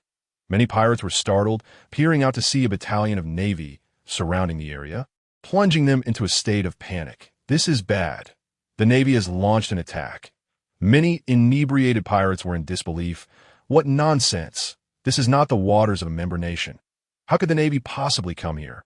Bang! Bang! Some pirates, already armed, began to retaliate, while the trainees swiftly sought cover to counterattack. Bang! Bang! Smoker! At Victorli's shout, Smoker transformed his lower body into smoke, floating into the air before twisting vigorously, conjuring a multitude of smoke to obscure the pirate's vision. The massive smoke arms then crashed down upon the 6-story wooden structure. Boom! Who goes there? As the smoke dissipated, the pirates surged out, with Atwood and Borat emerging as well.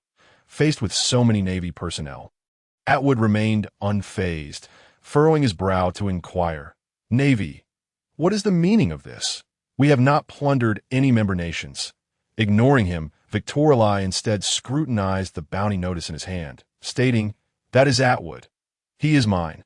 Azura, Fiore, take him on. Taylor and Ted, you two deal with Borat. Smoker, Choate, you handle the rest. Tina, command the battle and ensure support for the others. Let the fight commence." "Yes," as Victorli efficiently allocated roles to his companions with mere words. Disregarding Atwood's presence, the latter and his cohort were incensed. Atwood, transforming into a massive brown bear, charged at Victorli, roaring, "You little brat, do you think just because you're Navy, we ought to fear you? You shall perish here."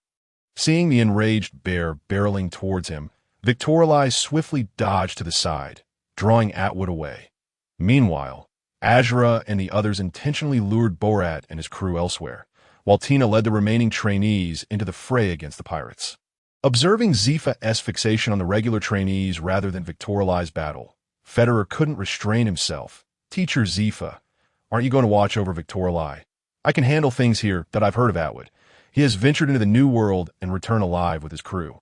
Although his bounty exceeds 80 million, his strength is certainly formidable. He previously allied with Wang Ji, and his bounty has remained unchanged for years. If we are to evaluate purely by bounty, his strength must be at least 200 million. While Victorli is powerful, he may not yet be a match for that man, especially considering Atwood is a Zoan-type devil fruit user. No need to worry," Zifa replied nonchalantly. "Victorli has long been aware of our presence." Yet he deliberately led Atwood away, indicating his absolute confidence.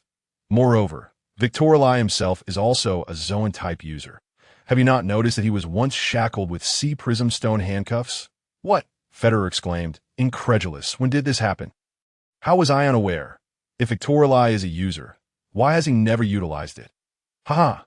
Zifa chuckled with satisfaction. "That is because he understands the essence of true strength. Federer, just watch. That young lad will undoubtedly bring change to the Navy." When I told him he could contend with pirates valued between 60 and 80 million, he surely felt challenged and will strive to prove himself. Chapter 22. Have you not heard of the mythical Zoan? In his beast form, Atwood failed to inflict any harm upon Victorli, prompting him to swiftly transition into his hybrid form. Standing over 6 meters tall with a robust physique, Atwood instilled a profound sense of intimidation in Victorli. With a colossal hand, Atwood struck down towards Victorli, who, intending to test his strength, coated his fist in armament hockey and met the attack head-on. Boom! Victorli's calves sank into the earth, his face flushed as he braced against the blow. Although he could not match Atwood's might in his hybrid state, he managed to withstand the strike. Yet, while Victorli's fist held back the giant palm, Atwood seized Victorli's fist with both hands, yanking forcefully outward in an attempt to tear him apart. Bang! Bang! Victorli, stepping on Atwood's abdomen, executed a flip, landing a kick on Atwood's chin, simultaneously breaking free from his grasp. "You little brat, I will rip you apart." Atwood shook his neck, his legs coiling with power akin to cannonballs as they launched towards Victorli. Shave! Gale foot! Break! Utilizing shave, Victorli effortlessly maneuvered behind Atwood, raising his right leg to deliver a vacuum slash aimed at Atwood's neck. Bang! However, Atwood not only sensed Victorli's attack, but had also preemptively coated his neck with armament hockey. As Victorli landed on the ground, he looked at Atwood and remarked, "Is this merely a pirate with a bounty of 86 million? Is hockey truly this adept?" Merely, Atwood's mouth gaped in astonishment, a grin of disbelief spreading across his face. "Ha ha, what an arrogant little brat. You consider an 86 million bounty trivial. You are truly insufferable. I decided to unleash my full power for you to behold. Die!" Bang! Atwood leaped into the air, his massive palm crashing down toward Victorli. Iron block! Clang! Victorli, enhancing his iron block with armament hockey, absorbed the blow without a scratch. However, the ground beneath him cracked like a spider's web, with his legs sinking into the earth that Atwood's claws transformed into fists as he relentlessly assaulted Victorli. His attacks were savage, reminiscent of a frenzied bear, perhaps the reason behind his moniker, the Violent Bear. While Victorli may not possess the strength to rival Atwood, he relied on his agility and the size disparity to momentarily withstand Atwood's ferocity. Throughout the skirmish, Victorli intentionally employed all 6 forms, clashing hockey with Atwood in a series of exchanges. Having mastered the 6 forms in hockey, this was his first genuine battle, and Victorli hoped it would extend for as long as possible. Only through combat can one recognize their shortcomings, refine their abilities, and grow stronger. After several dozen exchanges, Atwood discerned Victorli's intent and, infuriated, halted his assault. "You little brat, you have successfully provoked me. Since you wish for this, I shall grant your desire. Violent bear charge. Atwood's already robust arms grew even thicker as he crouched down, resembling a brown bear, and charged swiftly towards Victor. Just as he was about to reach Victor, Atwood leaped into the air, swinging his massive paw downward once more. The air around him emitted a piercing whistle as he struck. Naturally, Victor would not be foolish enough to take the hit. With a surge of power from his legs, Victor vanished in an instant. Die. However, to Victor's astonishment, Atwood executed a similar technique. Appearing right in front of him, in that critical moment, Victor summoned his scarce haki to shield his heart, then gathered all his strength. Iron block. Boom. The moment the iron block took form, Atwood's colossal paw landed heavily on Victor's chest. Gush. Bang. A mouthful of blood was expelled as Victor's body flew over 100 meters, embedding itself into a massive rock. Observing the scene, Atwood reverted from his transformed state, disdain etched on his face as he scoffed. Naive, did you truly believe that the Six Styles are some rare martial art? Do you think I am sharpening stone for your skills? Clearly, you do not possess the qualifications. These youngsters are simply laughable. So-called geniuses abound, yet at least 80% perish due to their arrogance. Bah! Spitting, Atwood turned to leave, but abruptly halted. Crack! Bang! Atwood turned again to see Victor slowly approaching and shook his head in resignation. Is living not enough? Why seek death? Is it to uphold some ridiculous sense of justice? To cling to your beliefs? Then allow me to facilitate that for you. Atwood transformed once more into his beastly form, his legs coiling to charge at Victor, but suddenly he stopped, under the sun's rays. Victor radiated a blinding golden light, causing Atwood to squint involuntarily. Upon reopening his eyes, he beheld Victor adorned with wings. Covered in golden feathers, Atwood's heart tightened for a moment, followed by an overwhelming sense of humiliation. You too possess powers. What did you mean by not using your full strength? Do you look down upon me? Ah, indeed, Victor replied nonchalantly. Nodding, I initially intended to engage in a proper battle with you, to discover my shortcomings. However, I had not anticipated that you would possess some hidden tricks. In light of this, as a sign of my respect, I shall unleash my full power. Gale foot. Thunder. Victor soared into the air, raising his claw-like feet to strike downward at Atwood. Crack. Boom. A bolt of lightning appeared out of thin air, descending upon Atwood with such speed that he had no time to react. Though Atwood's tough skin and muscle resisted the electric assault, he was momentarily taken aback by the wound on his shoulder, resembling a gash. Spear of flame. As Victor gradually descended, he rapidly struck the air before him with both hands, akin to a Gatling gun, relentlessly firing at Atwood. Bang, bang. Atwood fortified his vital points with armament haki, awkwardly dodging left and right, yet numerous small wounds appeared on his body, emitting wisps of smoke, causing him to grimace in pain. As Victor landed, Atwood gritted his teeth and bellowed, "You bastard! Enough of your nonsense. This is hardly a Zoan-type devil fruit. Lightning and fire. You must be some special Paramecia-type user." Victor paused for a moment before chuckling softly. It seems you're not as formidable as you thought. You not know about the mythical Zoan type? Chapter 23. Russell's loyalty. Upon hearing Victor's words, Atwood became utterly dumbfounded, frozen in place. He had indeed heard of mythical Zoans, yet he had never considered that possibility. The rarity of such fruits was so extreme that even seasoned pirates who had sailed the seas for decades had yet to encounter one. The fruits of a mythical Zoan were said to possess powers rivaling or even surpassing those of the Logia type. Remembering the earlier lightning and flames, Atwood pondered for a few seconds before forcing a feigned smile. Addressing Victor, "Dear Navy lad, how about we negotiate? My treasure is aboard my ship. Let me go, and I'll gift it to you. What do you say?" Victor remained silent for 2 seconds, then regarded Atwood with a peculiar gaze. "Have you lost your wits? Killing you means I not only get the treasure, but also a bounty of over 80 million. Only a fool would let you go," observing the mockery on Victor's face. Atwood bared his fangs, roaring, "Do you really believe I fear you? What mythical Zoan? If you deny me a path to survival, then today I shall slay a mythical Zoan." Boom! Atwood's muscles bulged as he propelled himself towards Victor. Victor, in turn, drew his sword and swung it toward the airborne Atwood. Whoosh! A semicircular slash surged directly toward Atwood, and Victor smiled faintly, as expected. Mastery of one technique opens the door to all. Zifa-sensei was right. Martial arts are the foundation of power. Despite not having practiced swordsmanship recently, I was able to effortlessly unleash a slash. Sword energy spanning 30,000 miles, a single strike illuminating 19 aisles. This is the path of my future as a sword saint. Bang! Watching Atwood swat away the slash with a single palm, Victor's expression darkened. Armament hockey flowed from his hand to his sword, turning the blade's tip black as a gentle breeze arose from the weapon.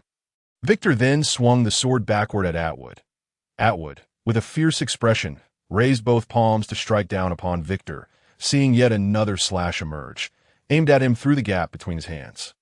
With a look of disdain, Atwood gathered his strength, intending to withstand the blow. Boom! Splurt! The titanic palm and the slash collided simultaneously, causing Victor to spit blood as he staggered back several dozen meters before regaining his stance.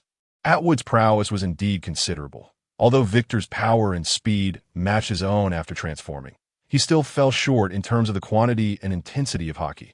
Meanwhile, Atwood stood motionless, as if controlled by an unseen force. It was only when Victor approached him that Atwood finally spoke. What was that just now? With your swordsmanship, you shouldn't have been able to... Victor had reverted to his human form, pulling a cigar from his pocket and igniting it with a flick of his finger. Flames flickering to life. It was the power of wind. It's a bit complicated. That last strike combined slash with a wind blade. I had a sudden inspiration to experiment and was surprised to find it successful. Atwood, with a twisted expression, struggled to articulate. Lightning, flames, and now the power of wind. Is this the mythical Zoan? Truly impressive. Indeed, impressive. As Atwood's voice gradually faded, a burst of blood mist erupted from his heart, and his body collapsed weakly. Victor glanced at Atwood's lifeless form before taking to the skies, cigar in mouth. Even in his beastly form, Atwood would not perish so easily. He simply never anticipated that Victor's slash would possess the ability to penetrate his body. Had he utilized his armament hockey for defense rather than offense, he might have been able to engage in combat for numerous rounds. Ascending into the sky, Victor activated his observation hockey, carefully observing the battles of others. Though he soared hundreds of meters high, Zifa and Federer still noticed him. Federer, peering through binoculars at the airborne Victor, exclaimed in astonishment, "What is that ability? Golden feathers. A bird-type devil fruit. Such a rarity." Bang! Upon witnessing Victor's raised hand, a bolt of lightning struck the battlefield, causing Federer to widen his eyes in astonishment. "Teacher Zephyr, did you see that? What was that? Lightning." So the thunder, just now, was also conjured by Victor. He can control the lightning element. What kind of fruit is this? An ancient type? Or a mythical beast type? Zephyr gazed upwards at Victor in the sky, his face filled with surprise as he remarked, "I never anticipated that this young lad's abilities are not of an ordinary Zoan type. A mythical beast fruit of avian nature. Indeed, quite a formidable asset." Although the members of the Savage Bear Pirates displayed commendable strength, they still fell significantly short compared to the students, despite their wealth of combat experience. The students compensated with their prowess, resulting in only a few injuries among them, with no fatalities. Meanwhile, Smoker managed to defeat his opponent after a fierce battle. However, Azura and the Tiger Brothers encountered some difficulties. Azura's adversary, Fury, surprisingly mastered hockey, inflicting severe injuries upon Azura, who ultimately grasped hockey in a moment of enlightenment to overcome his his astonishment. Pollitt turned out to possess the abilities of Zoan-type Fox, wielding hockey more adeptly than Fiore, which left the Tiger Brothers battered and bloodied. It was only when Russell arrived, launching a surprise attack that severely injured Pollitt, that the conflict came to a close. Once the battle concluded, Victor carried over the corpse of Atwood. Following confirmation, the Navy would receive a reward for capturing these bountied pirates. However, the bounty would be halved, and apart from a few greedy officers, it was generally divided equally. Upon seeing Atwood's body, Russell pulled Victor aside and knelt before him, exclaiming, "Commander Victor, after my family escaped from the North Sea, we encountered Atwood in the Grand Line, and he was responsible for the deaths of all but me. You have avenged my family, and from this day forth, My life is yours." Victor quickly helped Russell to his feet, stating, "There is no need for such gestures. Capturing pirates is simply part of the Navy's duty. Focus on living well." Russell shook his head, his expression grave. "No. I am a noble. The honor of the Black family does not permit such actions. I stand by my word." He produced a metallic badge from his pocket and proclaimed loudly, "By the flower of the purple orchid, from now on, I, Black Russell, shall be your most loyal servant." Seeing Russell vow by his family's crest, Victor felt compelled to refrain from further objections. While many nobles were indeed corrupt, it was undeniable that they held their family's reputation in high regard and seldom went back on their word. That Russell's strength was commendable, making him a good candidate for either the Navy or as an undercover agent. In the shadows, one must always have a few trustworthy confidants. Chapter 24. Draw your sabers and kill. Though several key members of the Savage Bear Pirates had perished, most of the remaining pirates chose to surrender, with only a fraction of the low-ranking thugs having fallen in battle. More than 300 pirates were bound, lying prostrate on the ground, while the students stood guard with their firearms, just as Federer was about to step forward. Zephyr abruptly seized him, leaving Federer utterly perplexed. "Teacher Zephyr, isn't the battle over? What are we still doing here?" With a serious expression, Zephyr looked at the pirates. "The battle has merely concluded with a victory and defeat. It is not over yet." Following Zephyr's gaze, Federer widened his eyes again in disbelief. "Surely, Teacher Zephyr, Victor is merely a recruit who has been enlisted for less than 2 years. He is only 18. Victor quietly instructed Tiger and Ted, who nodded in understanding and proceeded towards the port. Victor then approached the captured pirates, selecting a dozen of them and directing several students to escort them aside. Once they reached a secluded area, Victor declared to the students, "Now, draw your sabers from your waists. Sever the heads of these pirates." "What?" The students, taken aback, stared at Victor in shock. Victor's expression remained impassive as he reiterated, "I said, draw your sabers. Behead them. You have 10 seconds. If you do not comply, I will consider it insubordination on the battlefield." With a swift motion, Victor dispatched a fleeing pirate with a gunshot, prompting the other students to act without hesitation, drawing their sabers and striking down the bound pirates. The sound of slashing echoed as Victor nodded in satisfaction, pointing at the slowest student. "Solly, you stay behind. We shall continue shortly." "Yes." When the second group of students arrived and witnessed the decapitated corpses of the previous pirates, they immediately grasped the horrifying reality. "Run. Lightning strike. Crack." After taking down all the pirates, Victor shouted, "Strike." This time, Solly was the first to draw his saber, and seeing this, the others followed suit. However, one female student named Eliza hesitated, failing to comply with Victor's orders. Victor glared at her frostily, asking, "Did you not hear my command? Eliza, they have surrendered. We cannot do this. What differentiates us from pirates?" Crack. Victor drew his pistol, chambering a round and placing it against Eliza's head, stating coldly, "I am not negotiating with you. Remember, this is an order. This is not training camp. This is war. I am giving you a chance. If you do not follow my command within 10 seconds, I will execute you immediately." Seeing the murderous intent in Victor's eyes, Eliza quickly drew her saber and struck down. Splat. Blood splattered across Eliza, prompting Victor to holster his weapon. "Eliza, you stay behind. We shall continue shortly." As the number of remaining pirates dwindled to just over 100, they began to sense something amiss. When Victor approached them again, the pirates looked up at the students, their clothes stained with blood. One of them cried out in despair, "Navy, what are you doing? We have surrendered. You cannot do this." The students, realizing the grim reality of Victor's orders, hesitated, but the expression on Victor's face left them too intimidated to speak. Sensing their fear, Victor commanded, "All remaining students, draw your sabers, sever the heads of these pirates. Hurry." "What?" Some students, upon hearing Victor's orders, unhesitatingly moved behind the pirates and drew their sabers to strike. Meanwhile, dozens of others remained frozen, unsure of what action to take, with the majority being female students. The pirates, terrified, wet their pants in fear and attempted to flee, but upon standing, they were ruthlessly gunned down, leaving the remaining pirates too afraid to move. Victor regarded the group of hesitant students with a stern voice. This battle is not yet over.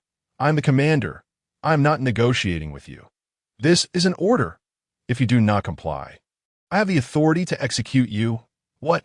At that moment, Smoker and Tina arrived, bringing the injured Azura with them.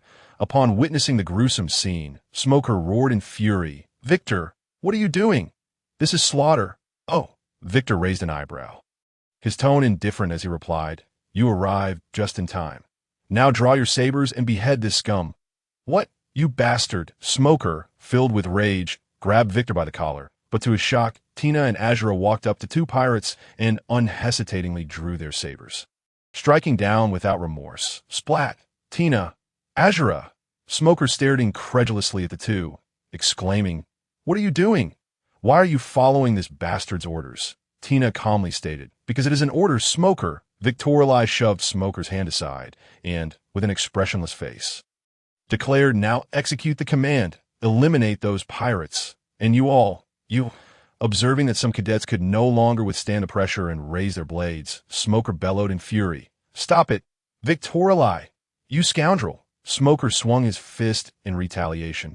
But Victorali's countenance turned cold as he tilted his head to the side, forcefully driving his knee upward. Bang! Cough! The knee, enveloped in armament hockey, forced Smoker to double over in pain. Subsequently, Smoker felt a tight grip around his neck as Victorali hoisted him into the air, defying orders and attacking a superior. Victorali's voice dripped with murderous intent. Even if I were to strangle you to death right now, Teacher Zifa would not hold it against me. Do you think this is merely child's play? Treating military commands as a joke? If you have any grievances afterward, feel free to report me to Teacher Zifa. But for now, you will obey my every word. Smoker struggled fiercely, but as Victorali's grip tightened, he could only choke, his hands desperately clutching at Victorali's, too afraid to make any further movements, acutely aware that Victorali truly harbored intentions of killing him. Tina attempted to step forward to aid Smoker, but Azura grasped her arm, shaking his head. And you lot.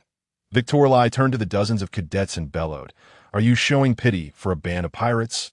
Pity for a group of arsonists and robbers?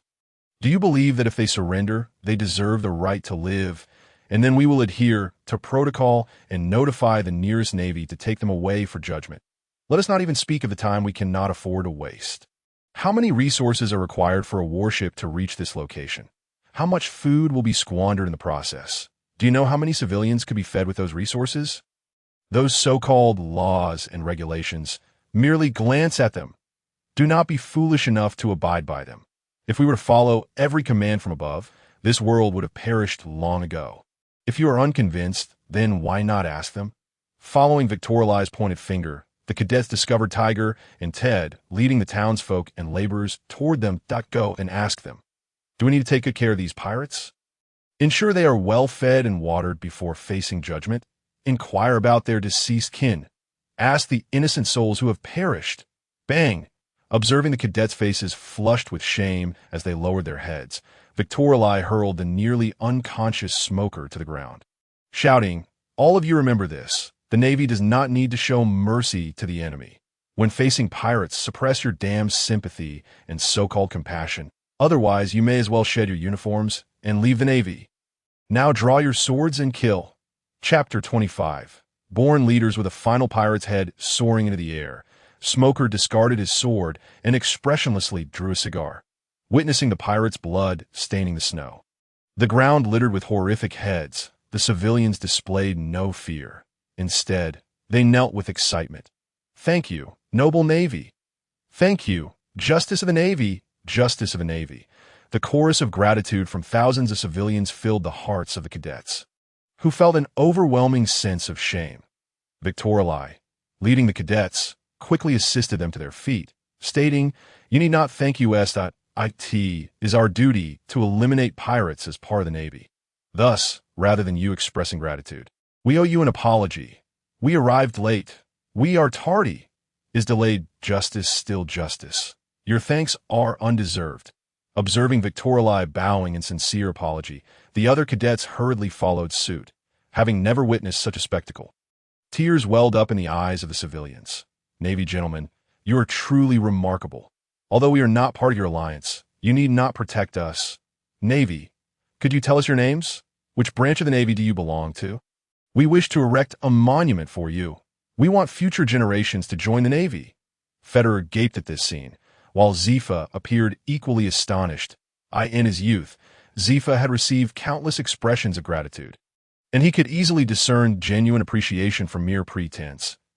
He also sensed that Victoriali's display was feigned. Despite his seemingly sincere expression and occasional wiping of tears, his aura remained steady, betraying no signs of the shame or excitement he outwardly portrayed. Zifa retrieved a cigar, ignited it, and released a puff of smoke with a smile. This little rascal outshines even Sengoku in theatrics. Under the persistent requests of the civilians, the cadets bashfully signed their names. Having never experienced such earnest gratitude and warmth, they suddenly grasped the true essence of the Navy's justice. Everyone, quiet down. Victorli raised his hands, and once silence enveloped the crowd, he continued, I have dispatched personnel to gather the pirates' treasures, which will be evenly distributed among you all. However, there is no Navy station here, and this is not even a country. Once we depart, the pirates will return. Therefore, we will contact the nearest Navy base to arrange your evacuation. Those with a place to go may return to their hometowns. For those with nowhere to turn, we will liaise with our branch to determine which allied nation is accepting refugees and escort you there. We will remain here in the interim until the warship arrives to fetch you. Benefactor, how can we repay you? Lord Victorli. Navy gentlemen, observing the civilians kneeling and weeping, the cadets promptly assisted them once more. Zifa extinguished a cigar, remarking, truly a noble birth, a natural politician, effortlessly stirring the emotions of the masses. Politician? Federer inquired, puzzled by Zifa's words. But Victorli is a Navy officer. We do not require the ways of nobility.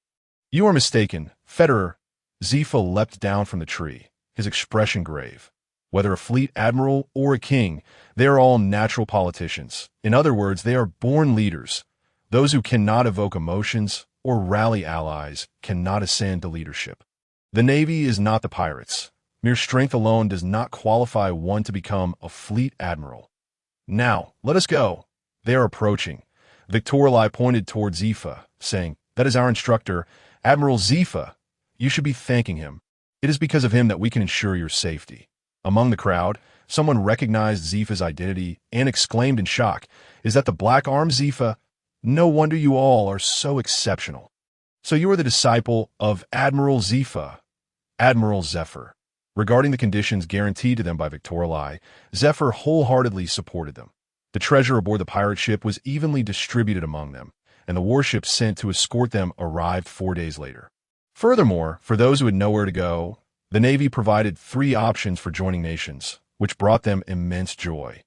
Russell also departed with them, as per Victorli's orders, intending to first return to the North Sea. Additionally, Russell brought a considerable surprise to Victorli. He possessed the ability of the Paramecia-type capture fruit.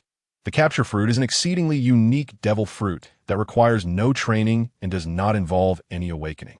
Its power is the complete ability to seize another's devil fruit power. Although it grants only a single opportunity, it is undoubtedly an extraordinarily practical devil fruit. Victorli had already contemplated whose ability he would seize. Time was still ample, as Admiral Zephyr concealed his warship in a secluded corner while the group remained stationed at Rofi Island. This location served as a resupply point for pirates, and it was natural for pirates to arrive. Perhaps due to the weather, a heavy snowfall had persisted in the vicinity, and it was only after the warship departed that 2 pirate crews appeared, each comprising a total of less than 50 million in bounty. Victorli did not even need to intervene. Azura and her fellow trainees handled them. Drawing from their previous experience, these 2 pirate crews left no survivors. Zephyr was quite satisfied with this outcome. The former principle of not killing had long vanished after the loss of his family to pirates many years ago. During the return journey, the warship passed by a small island and held a banquet. Victorli raised his glass and addressed the crowd. First and foremost, I must apologize to all of you. I know many harbor unspoken grievances against me, perhaps even hatred. You blame me for being overly strict, for being too serious. However, I'm a person who distinguishes between public and private matters. One is one. And two is two. When it comes to battle, I expect everyone to treat it with utmost seriousness. Strictly adhere to orders. At this juncture, Victorali's tone grew somber. Because I do not wish to see you again. At your funerals, pirates will not show you mercy. Upon hearing Victorali's words, all the trainees fell silent, and several female trainees stood up, raising their glasses, proclaiming, "Victorali, thank you." After refilling their glasses, Victorali turned to Smoker, who remained silent and downcast, saying, "Senior Smoker, you wouldn't truly blame me, would you? Let this cup serve as my apology." Under the scrutinizing gaze of the crowd, Smoker stood up, his face flushed, and promptly downed the contents of his glass. Witnessing Victorali effortlessly dissipate the grievances of these individuals, Zephyr inwardly marveled. Indeed, a born leader. Even without strength, he can effortlessly subdue Smoker. Chapter 26. Departure and rewards. Before returning, Zephyr had already reported the trainees' performance to headquarters via telegram, while also providing recommendations. At the Navy headquarters, after reading Zephyr's report, Admiral Sengoku pondered for a moment before gently dialing the number on a transponder snail. Beep beep. Upon connection, Sengoku spoke softly. "The rank of Major. Zephyr, you must be mistaken. The fourth monster from the training camp? ISNT, that somewhat exaggerated. Are you implying he possesses the talent to become a top-tier combatant?" "Indeed," Zephyr replied firmly, "as long as he survives and matures. He will undoubtedly become an elite force within the Navy. Moreover, I believe his talent surpasses even that of Akainu and the others. That's so." Sengoku merely sought confirmation from Zephyr, trusting his old friend's eye for talent. "Understood.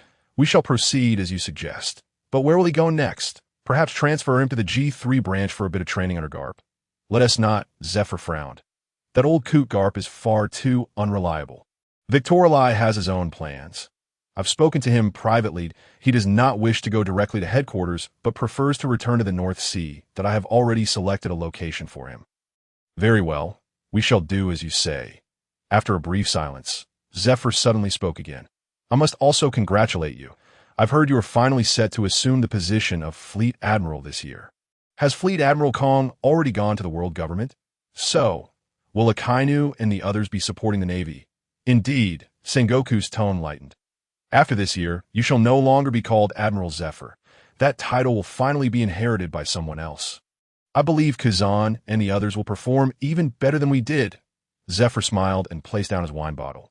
"Is that so? I want to attend the award ceremony. Here, I offer my early congratulations to you." Sengoku, Fleet Admiral, during the return journey, as they traversed the waters of the Allied nations, the presence of patrolling warships ensured they encountered no pirates, and their voyage proceeded smoothly. Along the way, Zephyr also took the trainees on a tour of several countries. This left Victorali perplexed, as he was aware of the training camp's previous routes, which typically remained in close proximity to Allied nations. Federer informed him that the reason for venturing into non-Allied waters this year was entirely due to his presence. After all, the trainees of the training camp were the elite of the Navy. Even the loss of one would be a significant blow. Thus, during the year Zephyr lost his arm, he would certainly have been near the waters of Allied nations. Given Zephyr's strength, it was improbable that he would have been defeated by that weevil in such a short span of time, allowing ample time for the Navy to come to his aid. Why, then, did the Navy respond so slowly? Was there something he was unaware of? Amidst Victorali's doubts, the warship returned to Beast Island. On the night of their return to Beast Island, everyone gathered for one final banquet at the training camp. The warships from the Four Seas and headquarters had already docked at Beast Island. Following the awarding ceremony the next morning, they would be departing. Late at night, after sharing drinks with the trainees, Victorali noticed that both Zephyr and Azura had vanished. After a moment of contemplation, he ran towards the back mountain. Upon reaching the summit, he found Zephyr and Azura seated before a wooden cabin, enjoying roasted meat and sipping drinks. Upon seeing Victorali leap up, Zephyr's expression darkened. "You little rascal! You've tricked Azura. You know full well that with your strength, I would certainly apply for a higher rank for you." "Hey, I had no idea," Victorali replied, taking a seat beside them and grabbing a bottle of red wine. "Teacher Zephyr, please don't speak so recklessly. I genuinely made a bet with Azure. By the way, don't you think roasted meat and red wine are somewhat mismatched?" Is there no other drink here, you little brat? Zephyr pulled out a cigar and gestured for Victorelli to light it. Once Victorelli ignited the cigar, Zephyr continued. However, with Azura's talent, it is indeed a pity for her to remain on this island with me. Victorelli, I entrust Azura to you. You must take good care of her. Rest assured, Teacher Zephyr, Victorelli replied earnestly, I can guarantee that if anything happens to Azura, it will only be on the battlefield. Zephyr was momentarily taken aback, then pointed at Victorelli and burst into laughter. You truly are someone who leaves no room for criticism. Very well, with Azura by your side, she will gain a broader understanding of what the world is truly like. Azura. Zephyr looked at Azura with a serious tone. Since you have chosen to follow Victorelli, you must obey his orders from now on. Even if his commands conflict with your beliefs, strive to understand. If you do not understand, then you may return. Although Azura was somewhat perplexed, he nodded firmly and replied, Yes, Teacher Whoosh. The following day after breakfast, the assembly whistle sounded. Zephyr, accompanied by all the instructors from the training camp, stood within the conference room. Names of each trainee were placed at various positions throughout the room, atop which lay pristine military uniforms. Victor Lee, among the top 10 outstanding trainees of the 25th training camp. His performance across all fronts undoubtedly secured him the first place. He is hereby awarded the rank of Major in this department. At the North Sea St. Cassia base, he is appointed as the base commander. Azura is awarded the rank of Captain in this department, serving as the Chief of Staff at the North Sea St. Cassia base. Tina. After all the trainees received their honors, over an hour had elapsed. Zephyr surveyed the crowd and silently raised his arm, palm facing his forehead to salute the trainees. Well then, everyone, farewell. May you all find peace and success, and may your martial prowess flourish. Justice shall protect you. For the sake of justice, swish. All the trainees collectively saluted and shouted in unison. For the sake of justice. As the warship gradually departed from the harbor, Victor Lee and Azura stood on the deck, watching until Zephyr's figure faded from sight. Congratulations to the host for graduating from Zephyr's training class with a top score. You have received a reward, Seasonal Swordsmanship. This advanced sword technique, evolved from the host's elemental control abilities, allows the addition of the 4 great elements, ice, fire, wind, and thunder, to the swordsmanship. Chapter 27. Conqueror's Haki Impact. The so-called seasonal swordsmanship resembles the essence of the 9 scriptures, capable of fully unleashing elemental power through sword techniques. Coupled with the inherent slashing ability of the sword, it inflicts tremendous destructive force. However, the specific techniques will require Victor Lee's gradual practice. Nevertheless, its power is indeed formidable. When encountering a pirate ship en route, Victor Lee initiated with a basic attack, nearly cleaving the vessel in two, igniting it in fierce flames, ultimately causing it to sink to the depths of the sea, leaving the sailors aboard utterly astonished. The Navy, largely composed of ordinary personnel, regarded Victor Lee as a veritable superhero. St. Cassia Kingdom is a long-standing member state of the world government, a large nation with a population exceeding 20 million. Located in close proximity to Reverse Mountain, St. Cassia boasts 2 port cities, prompting the Navy to establish a base there specifically to protect the kingdom. The base is situated in one of St. Cassia's port cities, Tofik Port, which is also Victor Lee's hometown.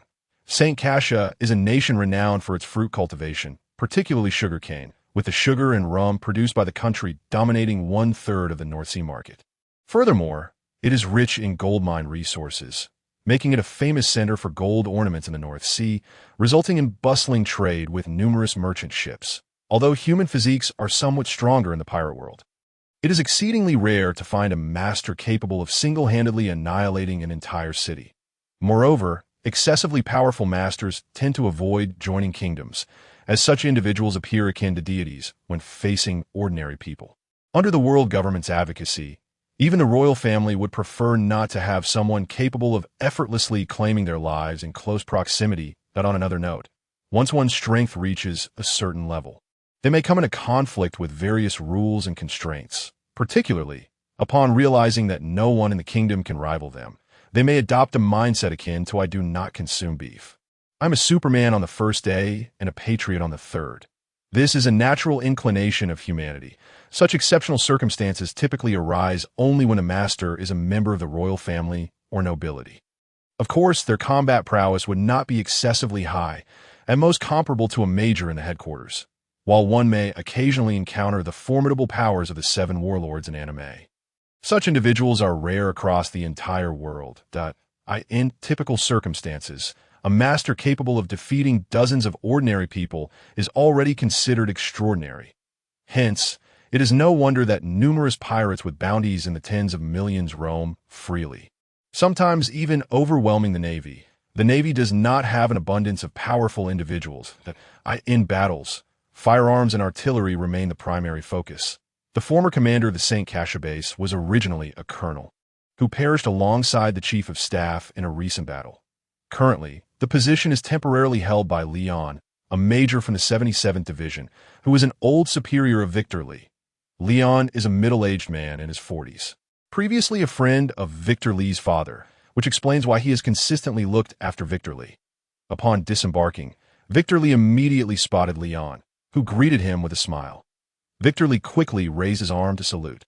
Seeing this, Leon chuckled and said, "Victor Lee, seeing you still so robust brings me great relief. You rascal."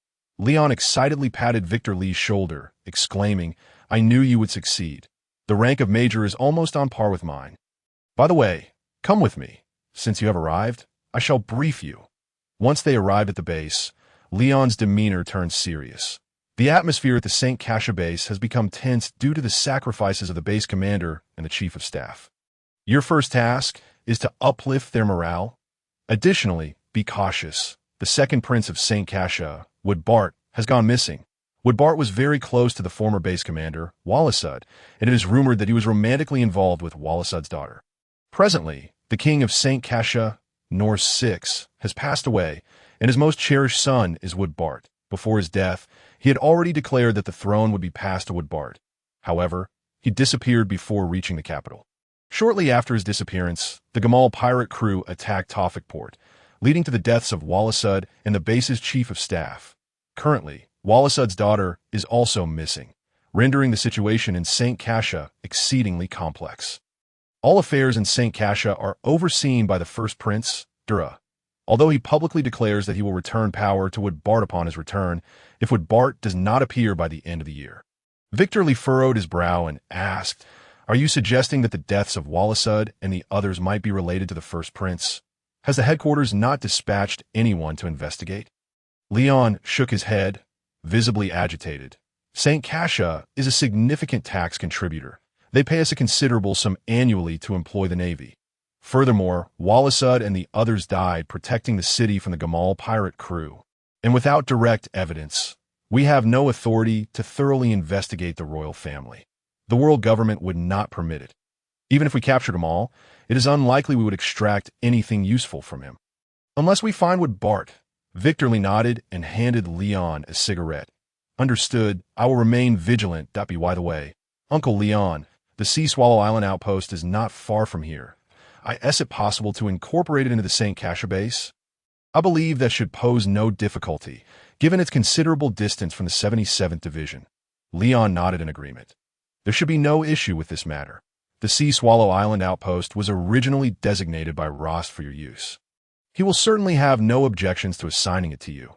Just submit a formal application. Also, do not forget to video call Major Hiwashishin. Our small division in the North Sea and the base are both under Major Hiwashishin's management." "Got it."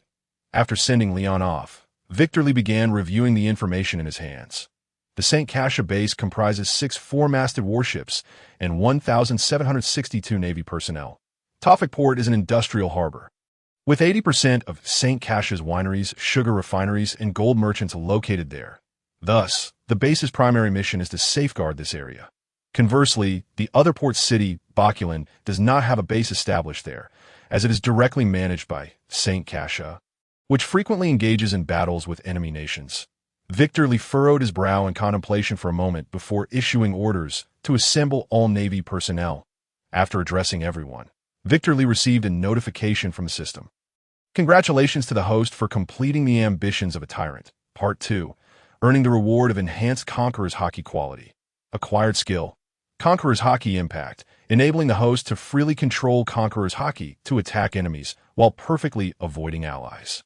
Refresh the task, The Ambition of the Tyrant, Volume 3, to become a commander of a large branch, Major General level. Chapter 28.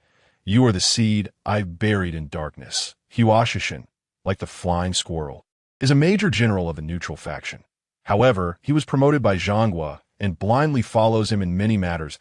In contrast to the indifference of the flying squirrel, Huashishin's demeanor is exceedingly gentle towards everyone, always adorned with a smile. The video conference proceeded smoothly. Huashishin offered a few words of advice to Victorly, informing him that he could reach out if any trouble arose, then concluded the meeting. Once the video telephone worm was turned off, Victorly gazed at the several officers present at the St. Cassia base.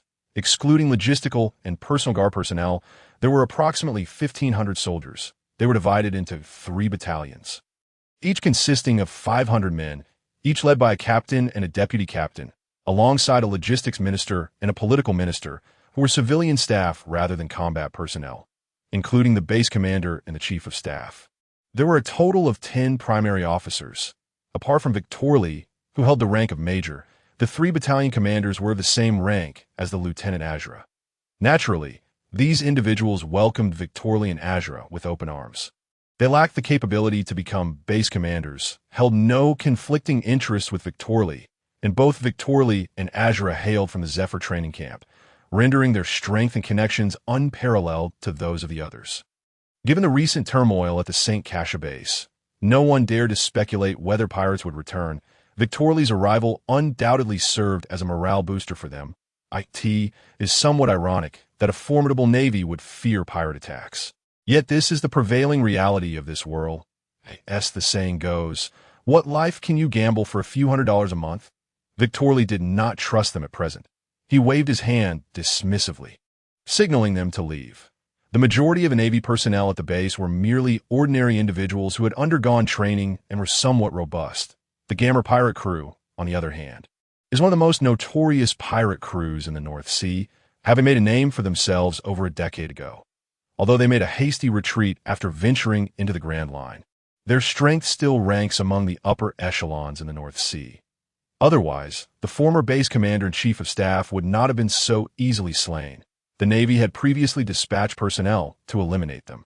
But the Gamma pirate crew was elusive and well-informed. Even Huashishin, who personally led a search for several months, ultimately found nothing, and the matter was left unresolved. They have maintained a low profile, only plundering merchant ships and cities of non-allied nations, rarely clashing with the Navy. The recent brazen attack on Tawfik Port, witnessed by many, raises suspicions that are hard to dismiss. Victorly perused the information recently gathered by Lion with keen interest, after flipping through several pages. His gaze settled upon a name, Blake John, the president of the Bougainvillea Chamber of Commerce. The Blake family? Victorly immediately called out. Bring me the information concerning the Blake family. Yes, dozens of sheets of parchment detailing the information were laid out on the table. Victorly skimmed through them, stopping at the last page. The Blake family, implicated by the Crown Prince Delacha, had colluded with the enemy nation of Bastard and fled in advance. Blake John, being a staff member of the second Prince Woodbart, was forcefully protected by Woodbart and rescued from prison. Subsequently, John established the Bougainvillea Chamber of Commerce. Managing Woodbart's enterprises, he has now fled and sought refuge in the kingdom of Bastard, in the Lord's Manor of Jodisport. Bastard, the nation that, like St. Cassia, is an allied nation but experiences friction and even war every 2 years. Coincidentally, Jodisport is where the 77th branch is stationed. Victorly pondered for a moment, opened the drawer, gently tapped the sleeping telephone worm, and then dialed a number. Uncle John, return to Jodisport, no. Right now. Please find a trustworthy person to go to the Lord's Manor and deliver my telephone worm number to Brian John. You may disclose my identity and inform him that I have news about his other relatives. Yes, thank you very much. Shortly after hanging up the telephone worm, the recently closed phone rang again. Brew brew. Brew brew. Hello. Master, I have arrived at room 301 the Mary Inn. Upon hearing Russell's voice, Victorly opened the drawer, took out a bundle of berries, and said, "Wait for me at the inn's entrance. I will be there shortly." Understood. After a moment's thought, Victorly took out a bank card and stepped outside. This world indeed has banks, and quite a few of them, in addition to the World Bank and Navy Bank under the world government. There are also private banks affiliated with various commercial chambers. When Senior Peak first met Lucian, he deceived her into believing he was a bank employee. The competition among private banks is fierce, often attracting customers with high interest rates. Some pirates even convert their treasures into berries and deposit them in banks, as private banks are not as strictly regulated, allowing withdrawals with just a card.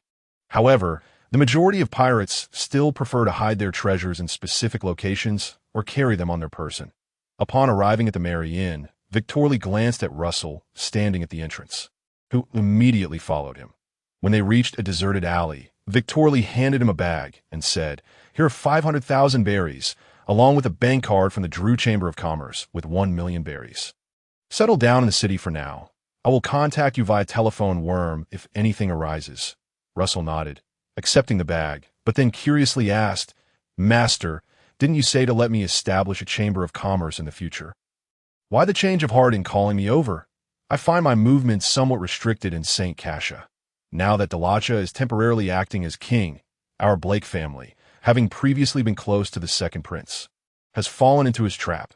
Noticing the resentment in Russell's eyes, Victorly patted his shoulder and said, "Stay here. Perhaps you'll have the opportunity for revenge. Moreover, I have received news that your elder brother John is not dead.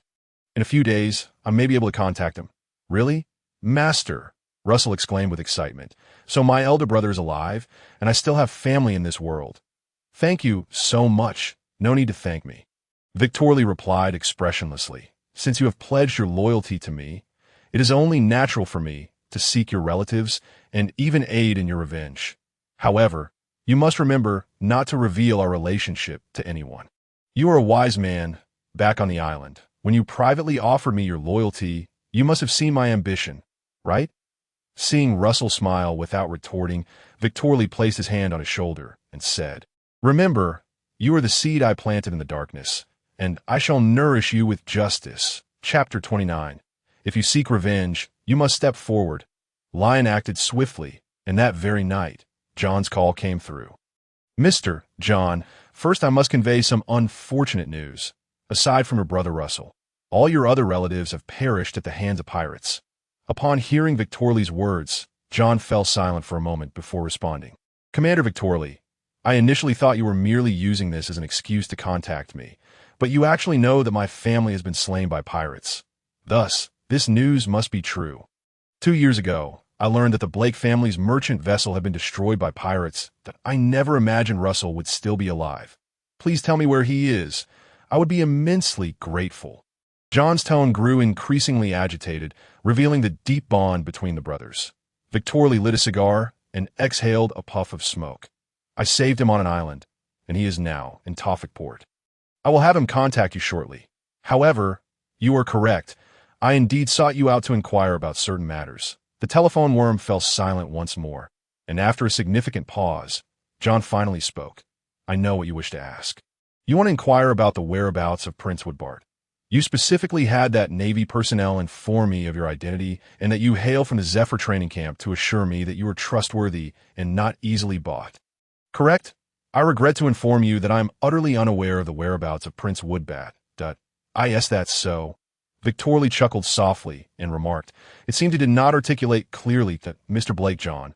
Allow me to introduce myself. My name is Victorly, Baron Victorly. I hail from Tawfik Port." "Baron?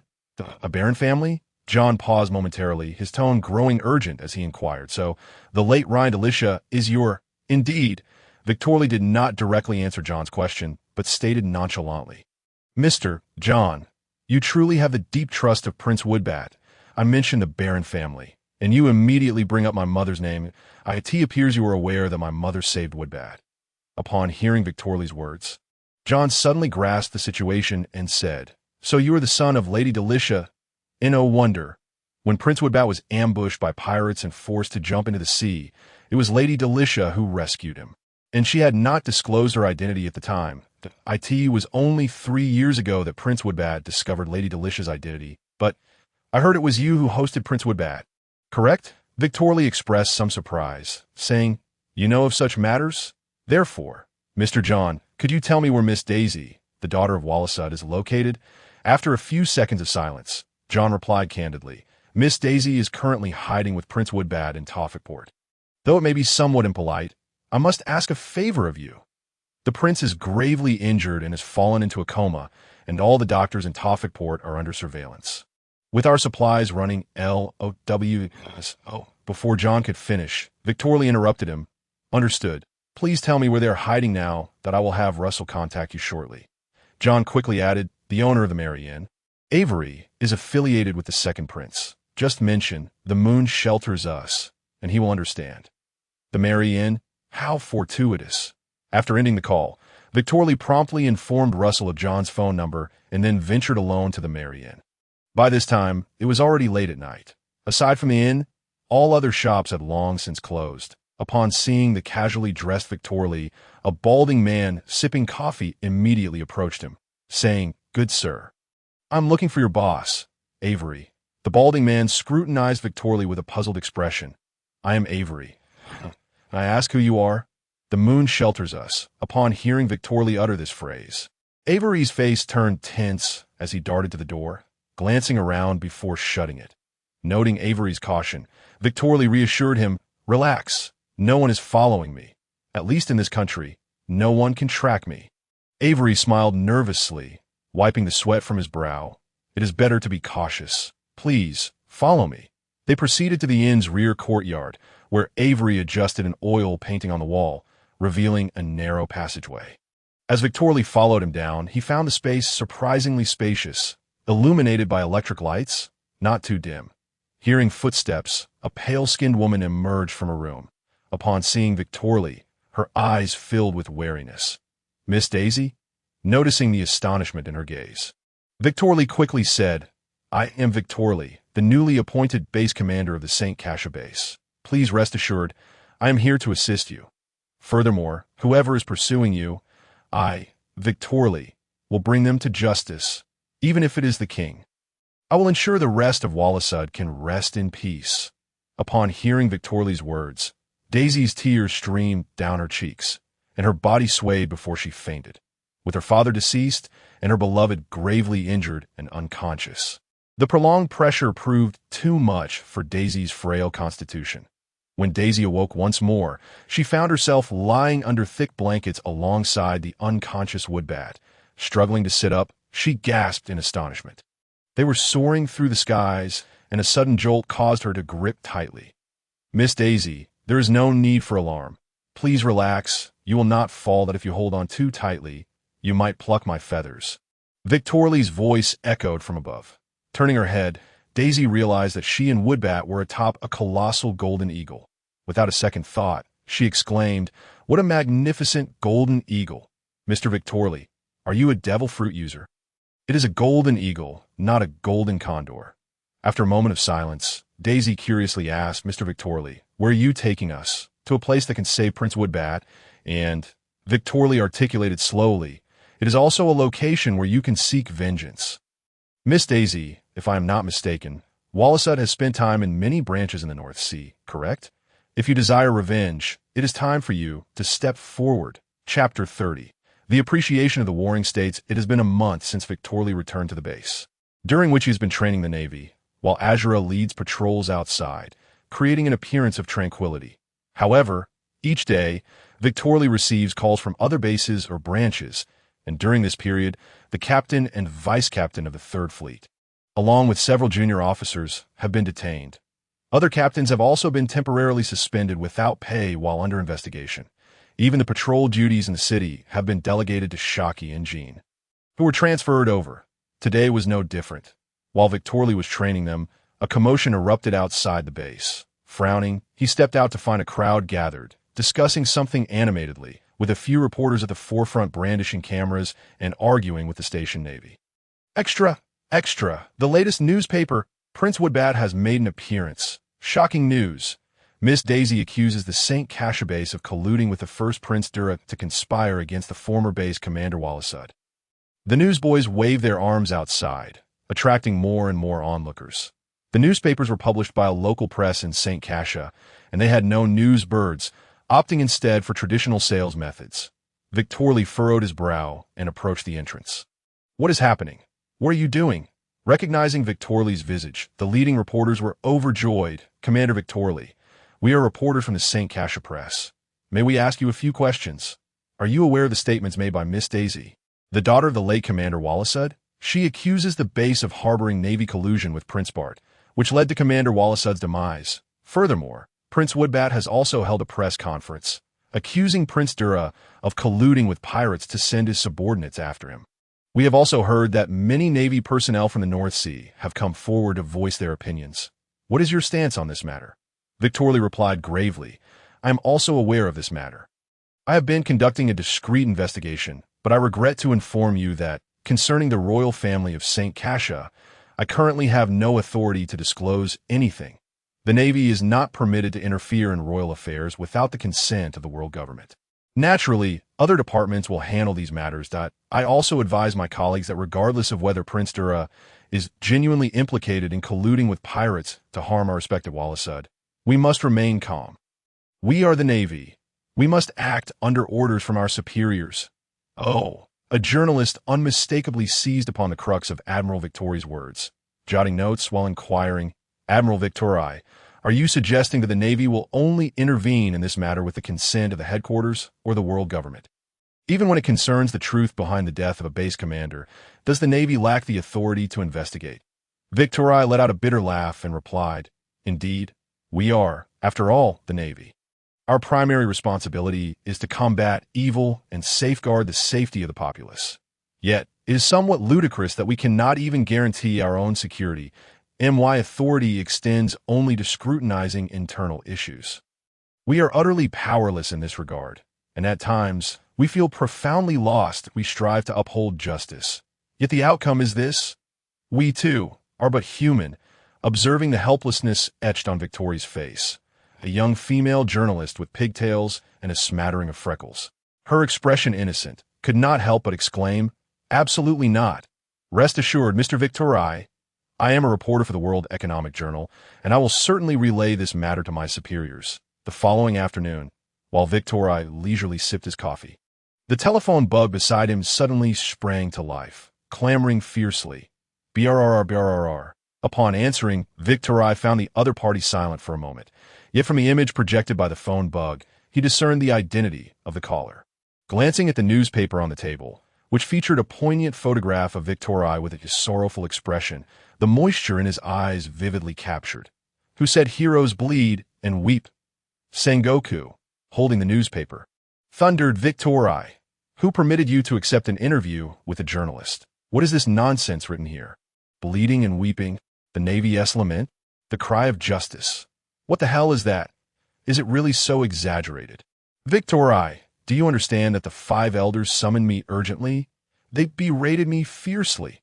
Do you have any notion of the impact this will have?"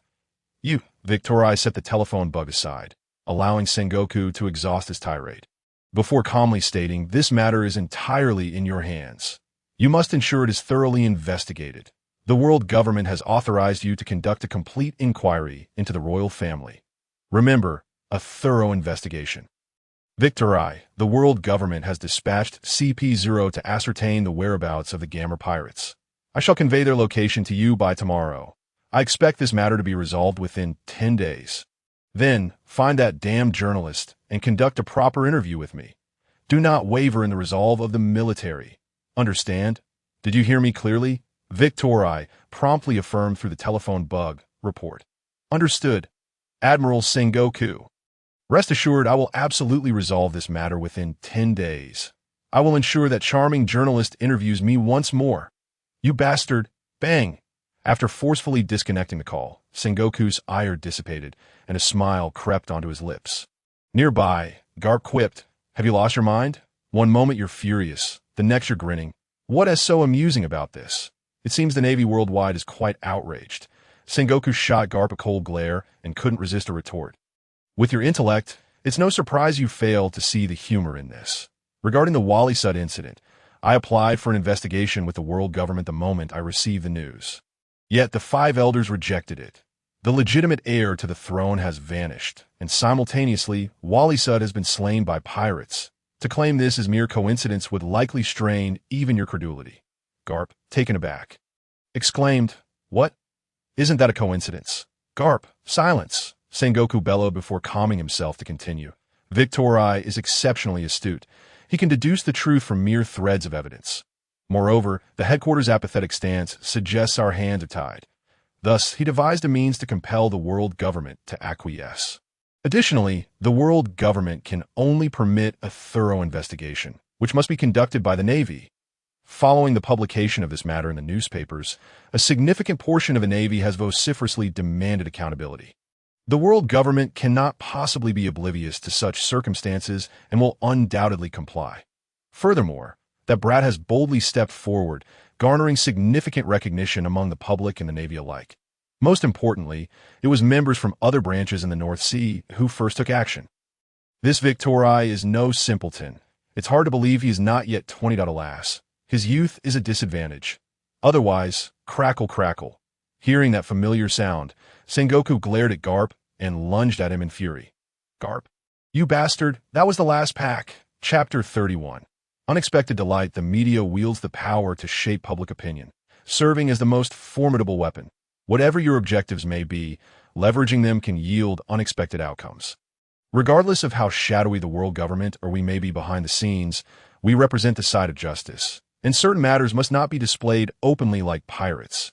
Victorai was conducting a lesson for Azura and Ro, with Azura listening intently, while Ro appeared exasperated, and Shachi and Pekin wore puzzled expressions, while Beppo lay on the ground, sound asleep.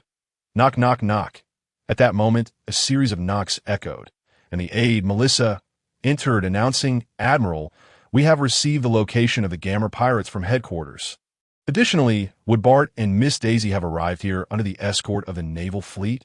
"Oh, they arrived quite swiftly," Victorai remarked, rising and addressing Azura. "Let's go to receive them, Ro. You and Beppo stay here." Woodbart, a young man with golden hair and a rather handsome visage, though at 28, he was no longer youthful compared to the 18-year-old Victorai. Due to his injuries still not fully healed, he appeared somewhat pale. Yet he smiled warmly, engaging with a throng of journalists surrounding him. Once Victorai escorted them back to the office, Woodbart bowed deeply to him. "Say, Mr. Victorai, I scarcely know how to express my gratitude. Your mother, Lady Lane Darlisa, once saved my life, and now, it seems I owe my safety to you once more." Victorai helped him up, replying, "Prince Woodbart, there is no need for such formality. From here on, Azura will lead the Navy to escort you to the capital. The citizens of St. Cassia are already aware of your return. As long as you arrive safely at the capital, you will smoothly inherit the throne. Rest assured, with the Navy's open escort. Even if Dola harbors ill intentions, he can only resort to sending trusted subordinates to assassinate you privately. The military minister and his comrades are wise. The kingdom's troops cannot be mobilized, with Azura present. Your safety is assured. I will deal with the Gamma pirates, striving to capture Gamma alive, so he can identify Dola. Until we meet in the capital, the Gamma pirates, aside from their captain Gamir, who boasts a bounty of 60 million, primarily consist of crew members with bounties ranging from several tens of thousands to just over 100,000. As a pirate crew that has repeatedly evaded the Navy's pursuit, it is evident that Gamir enjoys some level of external support. The royal family of St. Cassia is the force behind the Gamir pirates. In the grand scheme of this world, such alliances are not uncommon. The relationships between nations are exceedingly intricate, even among allied states. Hostilities can arise. However, a facade of peace is generally maintained, prompting certain nations to collude with pirates and even clandestinely establish pirate crews. Gamir has assumed this role, causing considerable distress to the Kingdom of Bastode over the years. According to Woodbart, in recent years, Gamir has allied with another faction, leading to a growing disregard for royal commands, and this time, for reasons unknown, he has joined forces with Dula. Victorli is fully aware of the situation. Having gleaned the truth through the interrogation of two captains, the true backing of Gamir has consistently been the Don Quixote family. In recent years, the ailing North Six has seen Doflamingo conspire with the Crown Prince Dula. Doflamingo's objective is to carve out a share of St. Cassia's wealth, given the kingdom's abundant mineral resources, which are of immense importance to the Don Quixote family. primarily engaged in the arms trade. Additionally, the rum and sugar industries are notoriously lucrative. Dula, on the other hand, aspires to seize control of this nation, yet his brutal disposition has rendered him out of favor with North Six, who has repeatedly indicated a wish to bequeath the throne to Woodbart.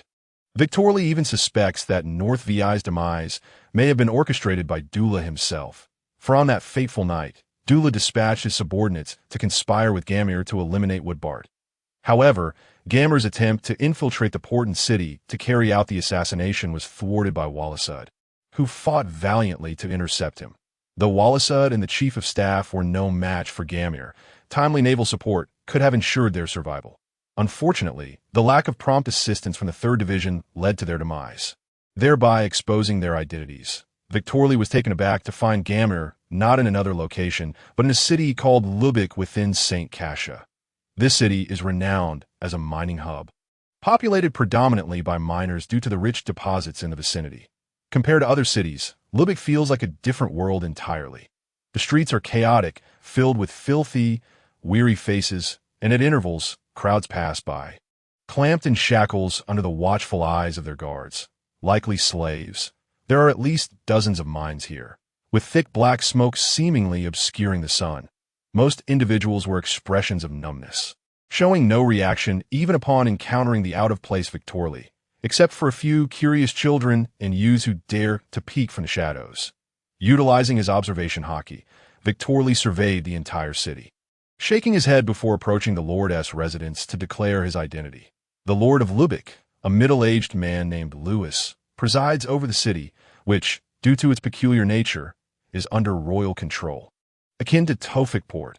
Upon Victorly's arrival, Lewis maintained a facade of composure, but Victorly detected a flicker of panic in his eyes when he presented Gamir's bounty notice. "Commander Victorly, I have not seen him. If Gamir were to arrive here, with his strength, we would undoubtedly be unable to withstand him and would have sought naval assistance long ago," Lewis claimed, though his demeanor betrayed a hint of unease as he noticed Victorly's scrutinizing gaze. As Victorly continued to observe Lewis, beads of cold sweat began to form on the latter's forehead, and a smile vanished from his face. Victorly then stated flatly, "Lord Lewis, are you familiar with the concept of observation hockey? It can effortlessly discern whether a person speaks the truth by monitoring their heartbeat and blood flow. As it happens, I possess such an ability. Moreover, I trust you have read the reports concerning the Navy's involvement in recent events in St. Cassia." In other words, Victorly drew his blade and pressed it against Lewis's neck, declaring, "I suspect you are colluding with Dula to conspire against Prince Woodbart. Executing you now would be both reasonable and lawful." With that, Lewis could no longer contain his fear and fell to his knees. "I confess, Gamir is at the number 3 gold mine, and all his men are there. One among them possesses the ability to extract gold directly from a mine. They intend to hollow it out, and they promised me 30% of the gold as a reward." "What?" Victorly's lips curled into a smile at Lewis's revelation. He had yet to dispatch anyone to search for Tesalo, and now the latter was practically delivering himself to them. What a delightful surprise. Chapter 32. You think too much. Victorly promptly contacted Russell, instructing him to head to Lubick. Tesalo's gold fruit had been acquired from the Don Quixote family's auction house, and Doflamingo had long placed a bounty on him in the black market. Thus, Gamir either knew Tesalo beforehand or had been drawn to him due to his abilities, bringing him to this location.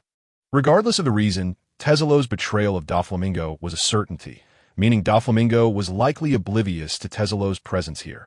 Aside from a few unique fruits, mastery of their powers requires extensive practice, particularly for Paramecia-type devil fruits. Tesalo would likely have honed his abilities here before setting sail to establish his golden city. This scenario would allow Russell to absorb his fruit powers, with the training ground conveniently arranged.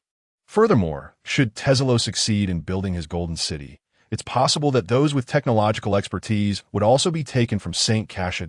To prevent leaks, Gamir had brought all his men along, sparing himself considerable effort. Russell could remain hidden here for 2 years, mastering his abilities before venturing out.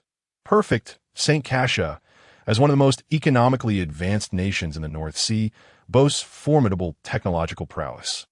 While many other countries might lack electricity in numerous cities, Automobiles are already commonplace here. Upon receiving Victorly's command, Russell drove for over 10 hours to reach Lübeck. Without time to rest, he was immediately taken by Victorly to the No. 3 gold mine. Lewis walked ahead with a grimace, hoping to escape swiftly once the conflict erupted. Regardless of the outcome, it would not bode well for him. The number 3 gold mine is situated on the western side of Lübeck. After a 30-minute drive, the trio finally arrived. Lewis, visibly anxious, pointed towards the distant guard.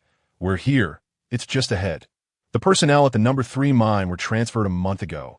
All those present are members of the Gammer Pirates. Victorly activated his observation hockey, scrutinizing the scene before nodding in satisfaction, placing his finger on Lewis's forehead. Lewis looked perplexed at Victorly's actions until Victorly spoke somberly. "Lewis, you are harboring the pirate Gammer, who plotted to assassinate Prince Woodbart. That I hereby declare you guilty and sentence you to immediate execution." "What? What?" puffed. Before Lewis could react, a gush of blood erupted from the back of his head. Bang! Casting a disgusted glance at the corpse on the ground, Victorly turned to Russell, speaking in a low tone. "If all goes as planned, you will remain here for the next 2 years. I will petition Prince Woodbart to appoint you as the Lord of Lübeck." "Understood." Victorly and Russell then boldly approached the entrance of the mine. Upon seeing them, the guard shouted, "Who are you?" Swish! 2 sprays of blood blossomed as Victorly and Russell entered, and the guards collapsed lifelessly.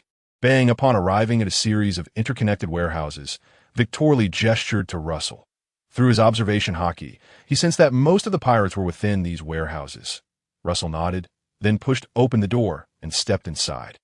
"Who are you? How did you get in here?" Bang! "Ah, an enemy attack." Russell possesses commendable strength. However, in the past, he had never practiced martial arts. It was only after his family was brutally murdered that he narrowly escaped with his life and sought every possible means to find a martial arts dojo. Eventually, feeling disheartened due to reaching a bottleneck in his abilities and lacking access to proficient instructors, he set off for Rofii Island to seek vengeance. Having trained for merely 3 years, he transformed from a carefree noble scion into a master of physical combat, a testament to his remarkable talent. Victorly also imparted the training methods for the 6 styles and the 2-color hockey to him. During this period, Russell awakened the armament hockey, making it effortless for him to deal with the hundreds of pirates. However, after a few minutes, the sounds of battle from the warehouse gradually faded, and Russell emerged, bloodied. Victorly gestured towards a nearby well and said, "Do not rush. First, wash up and change into clean clothes." Once Russell finished rinsing off and donned a relatively clean outfit, a cacophony of footsteps approached, accompanied by the laughter of several individuals. "Ah, Captain Gammer! In just one morning, we have amassed hundreds of pounds of gold. That lad Teselo is quite capable, isn't he? At this rate, we shall soon become billionaires." "Huh. Indeed. Once we have extracted all the gold from this mine and sold it, we will eliminate that foolish city lord. By then, we can purchase a noble title in some country." "Ha ha ha! Teselo, the success of this endeavor rests upon you." As they laughed and rounded the corner, they beheld Victorly and Russell, both wearing smiles. Gammer, sporting a long scar across his face, was the first to react. Drawing his revolver and aiming it at Victorly. "Who are you? Did Lewis send you?" Victorly ignored him, directing his gaze towards the gray-green-haired, gilded Teselo beside him. "The power to control gold?" Victorly spoke. "Gilded Teselo. If I'm not mistaken, even after just consuming the gold fruit, one should be able to extract thousands of pounds of gold from the mine each day, correct? You provide them with hundreds of pounds daily. Intending to develop your fruit's abilities, I presume. Once you have fully exploited this gold mine, you will possess the strength to eliminate them." "Yes." Upon hearing his name and thoughts laid bare, Teselo's expression turned fearful, and he quickly addressed Gammer, who was eyeing him suspiciously. "Captain Gammer, do not heed his nonsense. I have no hidden abilities. Who is this guy? He is deliberately sowing discord among us." "Gammer." Victorly glanced at the scar on Gammer's face and suddenly burst into laughter. "Huh. No wonder you betrayed Don Quixote. It turns out you were originally subservient to the Don Quixote family, coerced into submission by Doflamingo's threats of death. However, you are rather foolish. How dare you kill a Navy officer as a weakling?" You have made my task considerably more challenging. Upon hearing this, Gammer's complexion changed dramatically. Who are you? In a flash, Victoli appeared beside Gamir, gripping his neck and coldly stating, the newly appointed base chief of St. Cassia. Baron Victoli, you are quite unfortunate. You could have lived a few more days, but alas, Teselo's presence sealed your fate. With a swift motion, he snapped Gamir's neck. Gamir met his end in utter humiliation, his abilities never even having the chance to surface, as Victoli's speed and strength were overwhelmingly superior. Lacking the protection of armament hockey, it was hardly surprising that Gamir's neck was broken. The remaining pirates, still loyal, attempted to attack Victoli, but were easily dispatched by Russell, each falling to a single punch. Only Teselo stood motionless, observing as Gamir and the others were taken down. Calmly, he addressed Victoli. This naval officer, you have come for me, have you not? You do not wish for news of my presence here to leak out. Hence the elimination of these men, correct? Fear not, I can provide you with over 1,000 pounds of gold daily. However, as you mentioned, I simply wish to focus on honing my fruit abilities. How about this? I propose a partnership. In the future, bang, before Teselo could finish, Victoli's fist struck his abdomen, causing him to collapse in agony. You are mistaken, Victoli retorted, gripping Teselo's hair, that I am not here for you, but for your fruit abilities. Chapter 33. The celestial dragons behind the Noth family. Teselo's lifeless body, along with the corpses of hundreds of pirates, was engulfed in raging flames, which Victoli continued to conjure. Beneath his feet lay Gamir's head, frozen into an ice block, as the black smoke and foul odor gradually dissipated. The bodies were reduced to ashes, and a gust of wind swept through, carrying the ashes away. Russell was experimenting with his newfound abilities. The gold brought back by Gamir seemed to morph into various forms in his hands, almost like liquid. While Russell's talent for martial arts was commendable, his potential with the devil fruit remained uncertain. Perhaps he could not match Teselo, who had awakened his fruit's powers in the original narrative. Nevertheless, Victoli merely desired the ability to control gold offered by the gold fruit, making the awakening of such powers inconsequential. And no matter how exceptional Teselo's talents, Victoli dared not rely on him in the original story. Upon learning that his beloved Stella had been purchased by a celestial dragon, the young Teselo had the audacity to fire upon them. However, after Stella's demise, his mindset took a drastic turn, believing that money could wield control over all, even disregarding the celestial dragons. Thus, he would never willingly submit to Victoli's control, and any partnership would carry significant risks. Conversely, Victoli sought a subordinate he could trust implicitly. Currently, Russell's loyalty remained questionable, yet his actions thus far indicated a sense of loyalty and gratitude, making him a competent candidate. Most importantly, his elder brother's family still thrived. As members of the Black family persisted. One must not underestimate the significance of a family's legacy to a noble standing. Those with vulnerabilities are often easier to manipulate, whereas individuals like Teselo, who stood alone without any weaknesses, are far from ideal subordinates or partners. After Russell had thoroughly tested his abilities, Victoli spoke. From now on, you shall remain here, experimenting with your powers. Shortly, I will accompany you to the city lord's residence to confer with Prince Woodbat. Once we have reached an agreement, you should be able to temporarily assume control of this place. Azuro will also bring the Den Mushi. I will instruct Prince Woodbat to announce this command to the other officials in the city. Once I have concluded matters in St. Cassia, I will provide you with all the techniques that can be developed from a gold fruit, as well as the training methods for the Navy's 6 styles out of course. I shall also impart some knowledge regarding business matters to ensure your rapid ascendance once you set sail.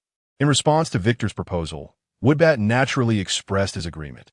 Upon learning of the connection between Russell and Victor, he readily declared that he would bestow Lubeck directly upon Russell. Furthermore, the Azalea Merchant Guild would also be entrusted to Victor, and John would be compelled to pledge his allegiance to him. Though St. Cassia is affluent, it possesses merely 3 mining towns akin to Lubeck, while the Azalea Merchant Guild is currently a modest enterprise. It is certain to expand rapidly once Woodbat ascends to the throne. This clearly illustrates Woodbat's regard for Victor. Moreover, having John swear fealty to Victor further demonstrates Woodbat's astuteness as a naval officer. Victor could not overtly take control of Lubeck, hence his decision to grant it to Russell. However, he remained uncertain whether Russell would remain loyal to him, and entrusting John to Victor was also a strategic move to keep Russell in check. Such generous rewards were not solely a matter of gratitude for saving a life. The offspring of royal nobility are invariably more astute than ordinary folk, having received vastly different educations from a young age. A truth that transcends worlds. Transforming into his eagle form, Victor's speed rivaled that of aircraft from his previous life, allowing him to arrive in the capital, Bangar City, shortly after Woodbat and his entourage. As anticipated, a contingent dispatched by Dura attempted to assassinate Woodbat, but with Azura and the others present, those assailants not only failed in their mission, but were also captured alive. Upon his arrival in Bangar, Victor personally presided over Dura's trial. Typically, the royal family enjoys considerable autonomy. In a powerful nation like St. Cassia, they can sometimes engage in negotiations with the world government, were it not for the death of a naval base commander and chief of staff. Coupled with Woodbat's lack of opposition, Victor would not have had the authority to interrogate Dura on behalf of the Navy. Therefore, upon realizing that the presiding judge was a naval officer, Dura could not contain his fury and bellowed. "What is the meaning of this? A mere naval officer has no right to judge me. This is a matter for St. Cassia alone. The world government and the Navy have no authority to intervene." "Silence, you fool," Woodbat retorted icily. "You conspired with pirates, bribed the St. Cassia base, and murdered the captain and vice-captain of the 3rd Division. Furthermore, you killed Prince Walasud and Chief of Staff Melmi. This ignited the wrath of the Navy. Otherwise, Admiral Victor would not have personally come to judge you. He represents the world government, the Navy, and me." Dura scoffed dismissively. "What a joke. What evidence do you have?" "You claim I conspired, so I must have." Victor waved his hand, and Azura brought in the 2 captains. Once they had identified Dura, Victor declared, "As for the Gamma pirates, I have already annihilated them. This serves as evidence. Before his demise, he confessed to being bribed by you to assassinate Prince Woodbat and slay Walasud and the esteemed Melmi. Moreover, your subordinates attacked Prince Woodbat upon his return to the capital just days ago. They also admitted that you poisoned His Majesty King North 6. Bring them forward." As a relentless stream of evidence was presented, Dura stood defiantly, then lunged at Victor. "Navy, I will kill you." With a swift motion, Victor unsheathed his sword and struck mercilessly. The sound of Dura's demise marked the conclusion of the St. Cassia incident. Following Woodbat's ascension to King North 7, with the Navy's support, he swiftly replaced the officials. Even Victor's uncle, who inherited the Baron family title, was promoted to Count, gaining control over a city. After the gratitude banquet concluded, Woodbat privately invited Victor. Observing Victor's puzzled expression, Woodbat hesitated for a few seconds before saying, "Admiral Victor, should you require assistance, I can introduce you to the world nobles, the Celestial Dragons. Our North Clan maintains a decent relationship with the Don Quixote family." Woodbat's proposition momentarily rendered Victor speechless, but he quickly regained composure. For a large kingdom like St. Cassia, having the Celestial Dragons' backing was quite normal. Could it be the Don Quixote family? Might this be the reason for Doflamingo's interest in St. Cassia? After all, their support is linked to his own clan's Celestial Dragons, and even if they were aware, they would likely turn a blind eye. Nonetheless, this could prove advantageous. Muscarot of the Don Quixote family would likely undergo a transformation in thought due to Princess Yaji's influence in a couple of years, becoming an anomaly among the Celestial Dragons. After all, how could a Celestial Dragon raised in such an environment be swayed by the actions of a mere fish? Had it not been for her charming ability to win hearts, she might have already faced ruin. Introducing Russell to him would facilitate the initiation of various business ventures, such as lotteries and insurance, while championing the cause of peace among nations. Gaining his trust and support would be relatively easy. Contemplating this, Victor addressed Woodbat. "Your Highness, at present, my position does not lend itself to extensive interactions with the Celestial Dragons. However, in the future, you may introduce Russell to them. After all, securing the support of the Celestial Dragons would ease certain matters." Woodbat nodded in understanding and quietly replied, "Understood. Therefore, Admiral Victor, I will refrain from excessive expressions of gratitude. Just remember, the North Clan will always be your most trusted ally. Should you need anything, do not hesitate to speak." Meeting Woodbat's solemn gaze, Victor assured him, "Thank you, Dai. Victor will always be your best friend. If you require assistance, please do not hesitate to ask." Chapter 34. The proposal of the warring states after relaying the future training directions, training plans, and various business matters to Russell. Victor hurriedly took flight towards the base. He needed to convene a press conference to inform the world of the outcome of this incident, providing the Navy with an account. Michelle, the special correspondent for the World Economic Journal stationed in St. Cassia, found herself blushing as she gazed at the robust and strikingly handsome yet undeniably masculine Victor, especially upon noticing the fading bruise on his neck. A remnant of her own doing just 2 hours prior, in matters of indulgence. As long as it does not interfere with training, such pursuits can be beneficial to one's health. Victor, who had suppressed his desires for years, was not a saint. Michelle, youthful and full of vitality, though not stunningly beautiful, possessed a charming innocence and obedience. Who could resist the allure of a young girl with twin tails? Moreover, as a reporter for the World Economic Journal, she was in a position to provide him with suppressed information from the world government, while also enhancing his own reputation, as the World Economic Journal is the largest media outlet in existence. The Gamma pirates have been completely eradicated. Prince Dura has been executed on the spot. The world government has issued a stern condemnation of the Kingdom of St. Cassia. King North 7 is set to wed Miss Daisy, daughter of Walisud.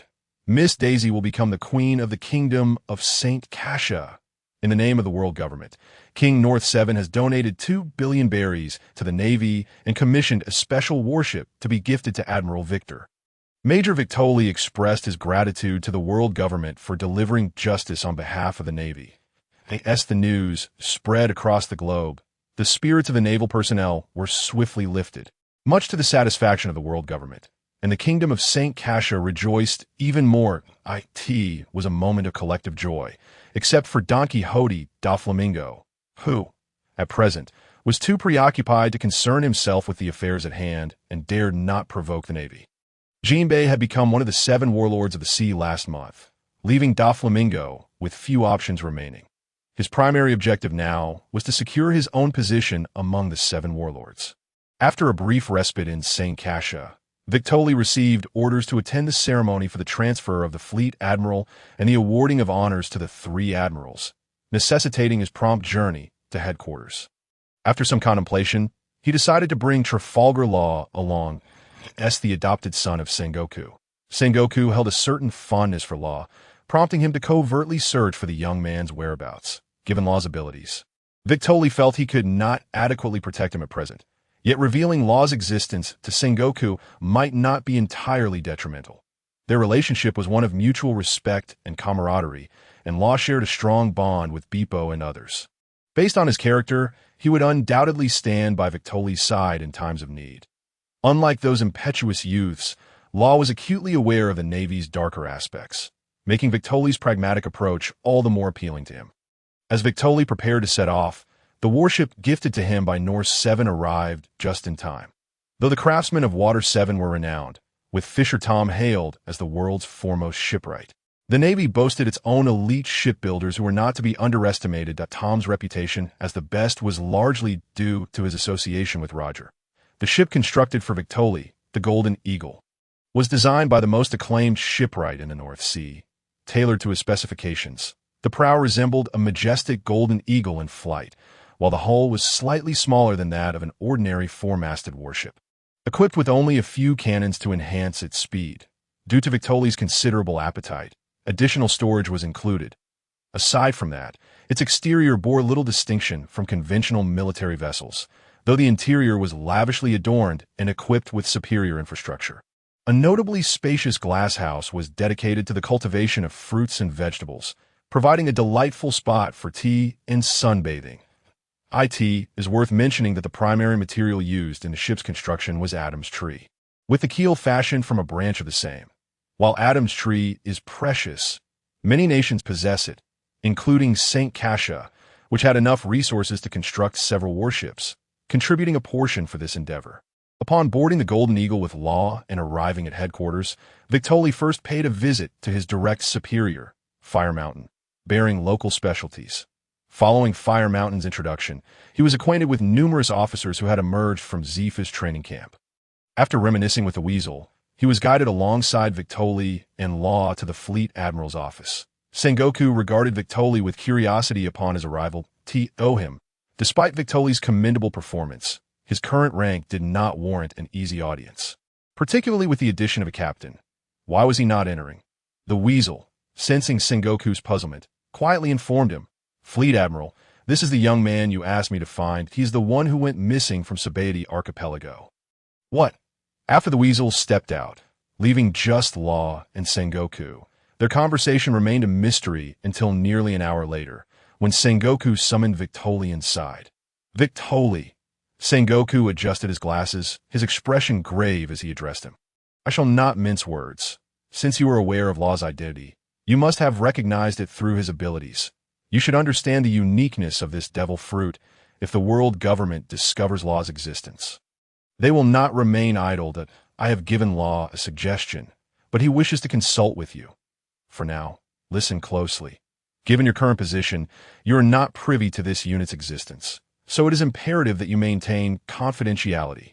I hope for Law to join the Blade Unit. The Blade Unit is a specialized combat team within the Navy, currently in the formation stage. Members of the Blade are both Navy and not Navy. They may engage in combat with anyone, yet the Navy can disavow their identities and dismiss them at any moment."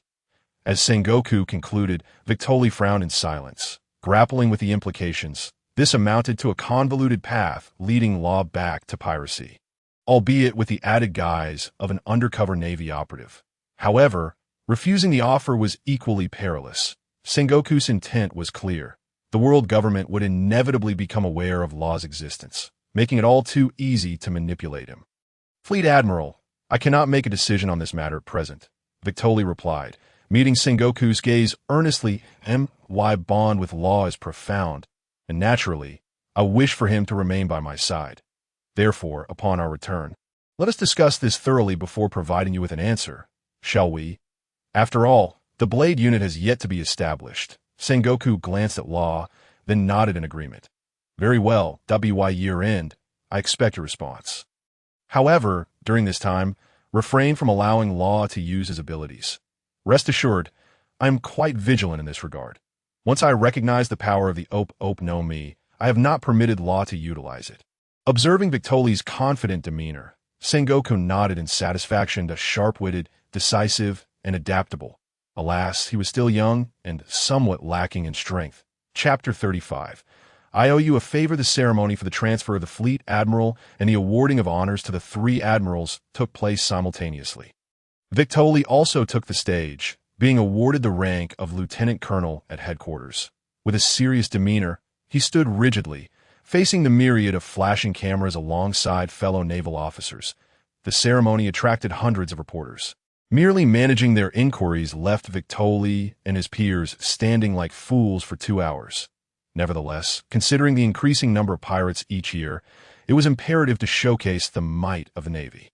Furthermore, this generation of the Navy was hailed as the strongest in history, with Sengoku, the renowned tactician, at the helm, alongside the hero Garp, 3 admirals wielding natural devil fruit powers, and various other officers. The Navy was undeniably more robust. It was worth noting that while the previous tenure had technically featured 3 admirals, Garp refused the position. Zifa entered the training camp, and Sengoku temporarily assumed the role of Fleet Admiral.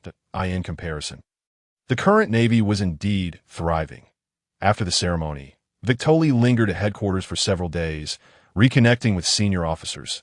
Initially, he hoped to meet the 3 admirals, but alas, they departed immediately after the ceremony concluded. After all, admirals were exceedingly busy. Victoli did not expect them to be as leisurely as depicted in the anime, with the exception of Akainu, while the other 2 were mere idlers. However, this impression was swiftly shattered 2 weeks later.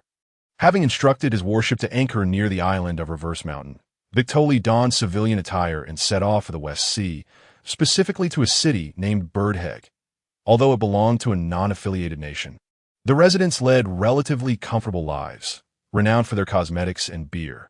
Victoli intended to purchase some cosmetics for Michelle and Azura, as well as a few beers to bring back. Yet the city's security was somewhat lacking. Upon his arrival and navigating a few turns, he stumbled upon a brawl. Bang! Initially, Victoli paid little mind to the chaos, yet a strikingly beautiful woman with long hair and darker skin caught his attention. Armed with a revolver, she fiercely engaged against a numerically superior adversary, her expression fierce. After careful observation, he confirmed her identity. Was this not Nico Robin, the historian of the Straw Hat Crew, in the making? Seeing Nico Robin's well-developed figure, Victoli shook his head in regret. He found it hard to believe that Nico Robin could be anything akin to a chaste heroine. For her, surrendering herself to survive at such a young age was entirely normal. One cannot truly understand the depths of despair until faced with it. Everything one possesses becomes a bargaining chip, including the body. Having endured countless betrayals, Nico Robin now relied on the underground forces of the non-affiliated nation to survive. A delicate beauty like her, who could resist temptation? In this more realistic world, could Nico Robin truly afford to refuse? At the very least, she currently lacks the courage to refuse. Perhaps in the future, as her strength grows, she will acquire the ability to do so. Her prolonged collaboration with Crocodile is likely due to his preferences being the primary factor at play. Regardless, Victorli is well aware that in the land of cherry blossoms, it is customary for men to wear their earrings on the left ear. Some even adorn both ears, but to wear one solely on the right ear. It either signifies close camaraderie or an affiliation with the transgender community. However, what should Nico Robin do now? What fate awaits her? As Victorli pondered this while stroking his chin, a chill suddenly crept up from behind him.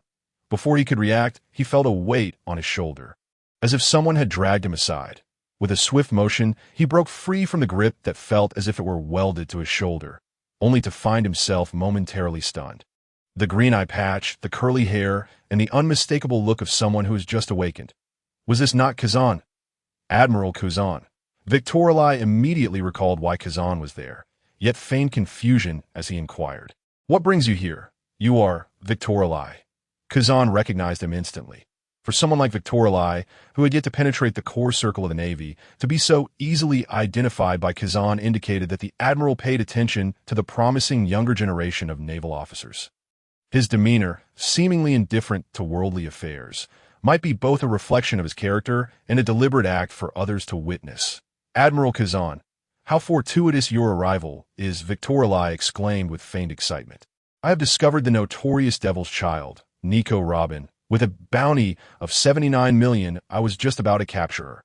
You can escort her back to headquarters. Kazan fell silent for a couple of seconds before responding in a deep voice. You are mistaken, Victorli. That girl merely bears a resemblance to Nico Robin. In truth, she is the child of an old friend of mine, and I have come here specifically to see her. Kazan's candid protection of Nico Robin stemmed not only from his guilt towards a dear friend, but also from his lingering regrets regarding the O'Hara incident. Noticing Victorli's silence, Kazan continued, Teacher Zephyr mentioned that you have been performing exceptionally well. I had intended to meet you at some point, but I never anticipated it would be under such circumstances. Victorli, smiling at Kazan, wondered if he was attempting to appeal to their emotional connection. Nevertheless, he had no intention of offending Kazan, despite some of the Academy's officers harboring reservations about Kazan due to his closer ties with Garp. It did not preclude others from supporting him. The Academy faction was a complex network, encompassing nearly all factions within the Navy, and Kazan, as the favored successor of Sengoku, though the youngest, held a position slightly above that of Akainu and Borisolino. This was largely because the Peace faction, led by Sengoku, was the most dominant faction within the Navy, wielding overwhelming influence. Otherwise, due to Akainu's temperament, it would have been inconceivable for him to obediently serve under Sengoku for so many years. It remained uncertain what sacrifices Akainu would have to make to earn a fair opportunity to compete for the rank of Admiral against Kazan in the future. The differing attitudes of the Gorosei towards Akainu and Sengoku offered a glimpse into this dynamic. Not to mention, even CP0's Lucci could command and reprimand Akainu. As Victorli's thoughts ventured too far, he was jolted back to the present by a flicker of impatience on Kazan's face. With a smile, Victorli remarked, You jest. I should be the one visiting you. How about we find a place to enjoy a drink? They located a quaint tavern where Victorli spoke solely of events from the training camp. Refraining from mentioning any other matters, which helped to ease Kazan's mind considerably. It was only when they had finished their meal and were preparing to leave that Kazan leaned closer to Victoralai and quietly said, "Victoralai, let her be. She is a pitiable soul that I owe you a favor." "Admiral Kazan," Victoralai replied with a smile, "I merely came to purchase some beer to take back. I am unaware of anything else." "Farewell, Admiral Kazan, that I have procured the beer and must take my leave." Chapter 36. Ginny and Bonnie unexpectedly. A mere detour to the West Sea for some alcohol led to encounters with both Nico Robin and Kazan, presenting an intriguing interlude. Given Kazan's remarks, Victoralai naturally refrained from pursuing any ulterior motives regarding Nico Robin. He had no time to attempt to sway someone who had been betrayed numerous times and harbored distrust towards everyone. Likewise, he could not bring himself to place his trust in her. The only value Nico Robin held for Victoralai lay in her understanding of the true history. Oh, perhaps there was another aspect: aesthetic appeal. The former was not something he required. Even if he did, the hidden Kazuki clan of Wano possessed a deeper knowledge of the true history than Robin could ever offer. As for the latter, Victoralai could simply beckon, and those women would eagerly flock to him. After all, a young and accomplished officer exudes a magnetic allure to those aristocratic ladies known for their flirtatious natures. Soaring above Reverse Mountain, Victoralai descended to a lower altitude, spotting the Gold Eagle anchored nearby, which would soon arrive. To return to the North Sea, they needed to navigate through the nearby doldrums, prompting Victoralai to have the Gold Eagle remain in the Grand Line rather than accompany him to the West Sea. While in flight, Victoralai noticed a small vessel on the water. Initially indifferent, he decided to investigate further using his observation haki, turning back with a newfound curiosity. Through his perception, Victoralai discerned that the slowly drifting boat carried only 2 occupants, both exuding faint auras akin to that of infants. Upon transforming into his human form and landing on the deck, the individuals within the cabin showed no signs of awareness. With an expression of curiosity, Victoralai ventured inside. The cabin was enveloped in darkness, deliberately obscured by cloth and paper. It was only upon reaching the helm that he discovered a woman with short pink hair lying unconscious on the floor. She bore numerous bluish scales on her arms, and her skin was a striking shade of blue, adorned with colorful gemstones on her face. Beside her was a cradle, within which rested a child appearing to be merely a few months old. Noticing the child's similarly pink hair and petite gemstones, Victoralai's heart raced. Could this be Ginny and Bonnie? Yet, according to the original narrative, Ginny should have perished shortly after giving birth to Bonnie. Why was she still alive? Had his arrival somehow set off a chain of events, fluttering the wings of a butterfly? Observing Ginny's dire state, Victoralai contemplated for a moment before retrieving a din mushy from his pocket to summon Law and the others, simultaneously steering the ship to change course. Half an hour later, the Gold Eagle arrived. Due to the risk of the blue jade scales disease being exacerbated by sunlight, Victoralai secured Bonnie to his chest, wrapped Ginny in a bedsheet, and boarded the warship. Once in the operating room, Victoralai drew the curtains tightly to ensure no sunlight penetrated, before gently placing Ginny down and freeing the slumbering Bonnie. Blue jade scales, Law recognized the ailment immediately upon seeing Ginny's condition. Victoralai glanced at him and inquired, "What is your assessment? Do you have any confidence in curing her?" After meticulously examining Ginny's body, Law shook his head and replied, "Her condition is far too grave. I cannot ascertain whether I can save her. Even if a cure is possible, it would require more than just 1 or 2 treatments." "Very well, do your utmost," Victoralai said, cradling Bonnie as he headed towards the door. "If you require assistance, summon Chopper. Do not let anyone see this woman. She is the former commander of the Revolutionary Army's Eastern Division." "What?" The surgery on Luo proceeded with considerable difficulties, extending into the deep hours of the night without conclusion, and he had to pause twice to replenish his strength with sustenance. During this time, Bonnie awoke and regarded the unfamiliar figure of Victor with wide-eyed curiosity, showing no fear whatsoever, nor did she cry or fuss. She was remarkably sensible.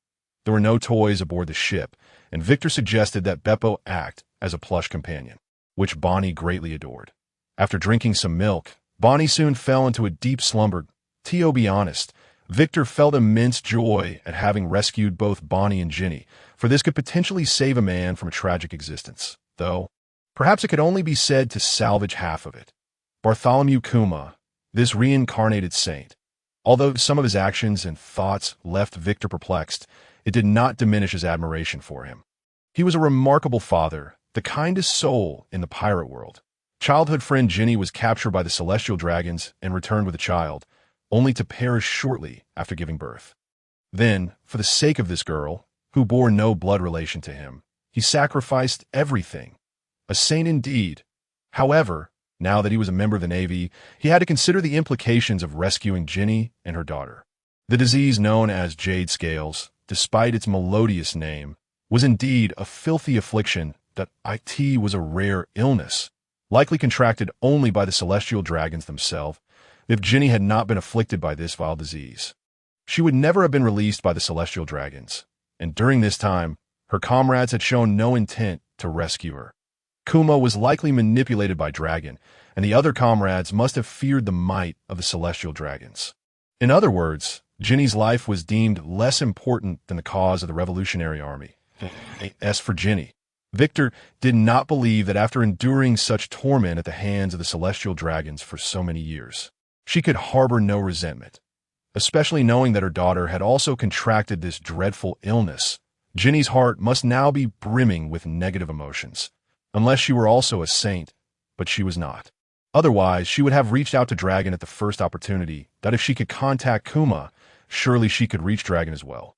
Thus, this aspect could be skillfully utilized for the Revolutionary Army was, in fact, supported in secret by the Navy. After all, how could the Revolutionary Army gradually flourish under the relentless pursuit of the world government? This was undoubtedly the idea of Sengoku. Perhaps Dragon's initial defection was also a matter discussed with Sengoku. Carp had even conversed face-to-face with Dragon, so he was certainly in the know. The world government likely recognized that Sengoku's subsequent despondency was probably due to the rise of Sakazuki, which eliminated the possibility of a union between the Navy and the Revolutionary Army, that if he could infiltrate the Revolutionary Army through Ginny and position some trusted allies within. Victor approached the door of the operating room, gazing at Luo's fatigued countenance, lost in contemplation to Bang. It was not until the following morning that Luo, pale and drained, emerged from the operating room. Upon seeing Victor waiting outside, Luo promptly reported, "Her will to survive is exceptionally strong, so I have temporarily stabilized her life. However, she will require another surgery before she can regain consciousness and mobility. Yet, with my current capabilities, I cannot cure the jade scales entirely. Perhaps when my abilities have grown stronger, I will be able to completely eradicate her condition." "You have worked hard, Luo," Victor said, patting Luo on the shoulder. "You should go and rest well. I will discuss something with you shortly, something concerning your future." Chapter 37. The awakened Ginny to the Revolutionary Army. After having eaten and rested well, Luo appeared much more vibrant. Once Victor conveyed his thoughts, Luo pondered carefully before responding. This could indeed be a viable plan. The Revolutionary Army could serve as a sanctuary for me. But will I be able to infiltrate their higher echelons and earn their trust? Of course you can, Victor replied with a grin. As long as you feign agreement with their ideals, with your talent and abilities, you will undoubtedly receive special treatment. Who knows, Dragon might even take you on as a disciple. His strength far surpasses mine at present. Moreover, the Revolutionary Army has numerous intricate connections with the Navy. Most of its members are simply a group of naive, self-indulgent individuals who believe they can change the world and grant freedom and equality to all, liberating those in bondage. But freedom and equality, such notions are utterly unattainable, for this world is inherently unfair. Can fish fly? Do birds swim? Is that fair? You toil as a sewage worker while he reigns as a king. How is that equality? Do you desire equality? Who will clean the sewers? Who will be king? It is impossible to achieve true equality. As for those who are oppressed, in this world, aside from that 1%, the rest are shackled in servitude. As long as you require food and shelter, as long as you have vulnerabilities and desires, you can be subjugated. It merely takes on different labels, such as employment. Hence, the ideals of the Revolutionary Army will never come to fruition. They merely rely on slogans to attract support and enlist others that it is likely that only Dragon retains a semblance of clarity within the Revolutionary Army. Dragon? Luo inquired, thoroughly perplexed. Is he not the leader of the Revolutionary Army? Why is he the only one who remains clear-headed? Victor cast a disdainful glance at the unconscious Ginny, his tone laced with sarcasm. If he were not clear-headed, how could he deceive so many fools? Take, for instance, this lady lying in bed, the commander of the Revolutionary Army's Eastern Division, a position of considerable rank. Wouldn't you agree? Look at her fate. She has been toyed with like a dog by the celestial dragons for years. Cast aside after contracting a filthy disease. Had I not encountered them, she and her child might already be dead. During this time, what has Dragon done? He has succeeded in dissuading the other members of the Revolutionary Army from aiding this unfortunate soul. That fishman, Zoro, managed to crawl to the Red Line to rescue slaves. Do you think Dragon could not do the same? Even if he could not succeed, wouldn't it be worth attempting? Yet he not only refrains from acting himself, but also prevents others from doing so. Otherwise, this unfortunate woman might have been rescued long ago. Perhaps you're unaware that within the Revolutionary Army, there exists an individual named Bartholomew Kuma. If he could locate Ginny, he would be able to save her. He shares a close bond with Ginny. Yet why does he not go to her aid? Because of Dragon. Because Dragon does not wish for the cadre of the Revolutionary Army to risk their lives to rescue a woman marked by the celestial dragons. Even if they succeeded, what if the celestial dragons bore a grudge? Thus, he must have dissuaded Kuma under the pretext of the Revolutionary Army's noble ideals. After all, he has often employed this tactic to persuade others. Am I not correct, Lady Ginny? Upon hearing Victor's words, Luo was astonished to discover that Ginny had opened her eyes at some point, tears streaming down her cheeks. Luo, pointing at Ginny, stammered in disbelief. What is happening? Such a severe illness. How could you awaken? Do not be so astonished, Luo, Victor said, pulling out a tissue to wipe Ginny's tears. After all, she's a senior cadre of the Revolutionary Army. She awoke as soon as we entered. But she was still unable to move, that he took a couple of steps before pausing again to, "Oh, by the way, Lady Ginny, please rest assured. Your daughter is very well behaved. She has just eaten and is now fast asleep." This time, the surgery took significantly less time than the first. Within merely 2 hours, Luo emerged once more. Victor entered, one hand holding a large bowl of rice porridge while the other cradled Bonnie. Ginny took Bonnie into her arms and, after silently finishing the porridge, finally spoke. "Navy, I am grateful for your life-saving grace. May I inquire your name?" "Victor, Baron Victor," he replied. Ginny regarded Victor with a serious expression. "Victor, is it, regarding what you just mentioned, I can't assist you that I can help facilitate Luo's ascent within the ranks of the Revolutionary Army, perhaps even to the point of commanding it, but I have one condition, should the opportunity arise. You must allow me to take Dragon's life. To kill Dragon?"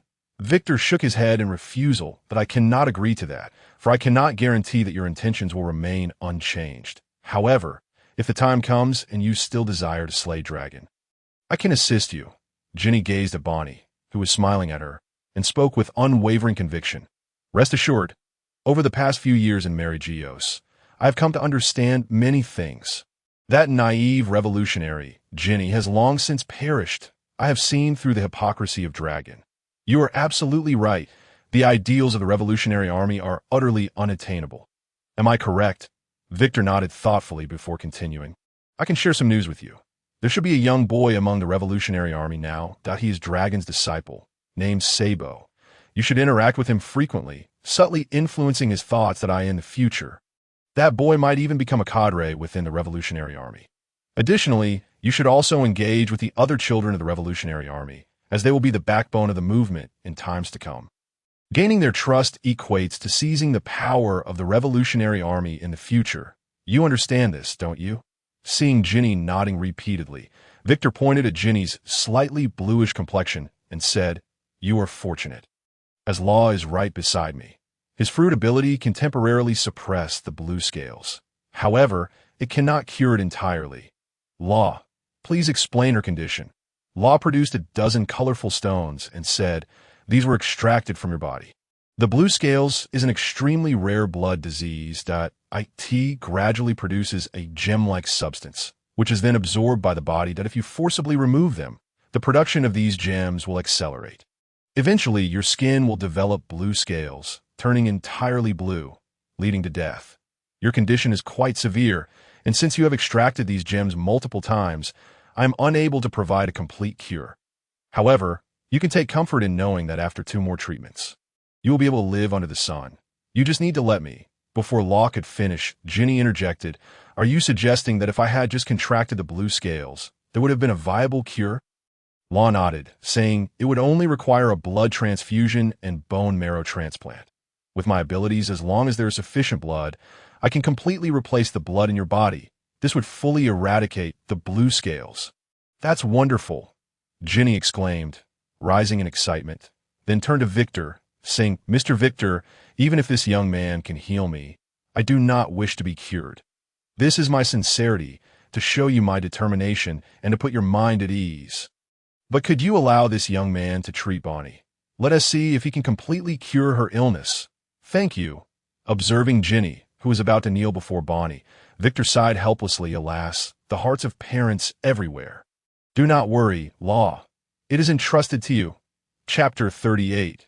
Bear, sometimes one must learn to be selfish. The sensation of being sliced into segments by Law's ability was utterly peculiar.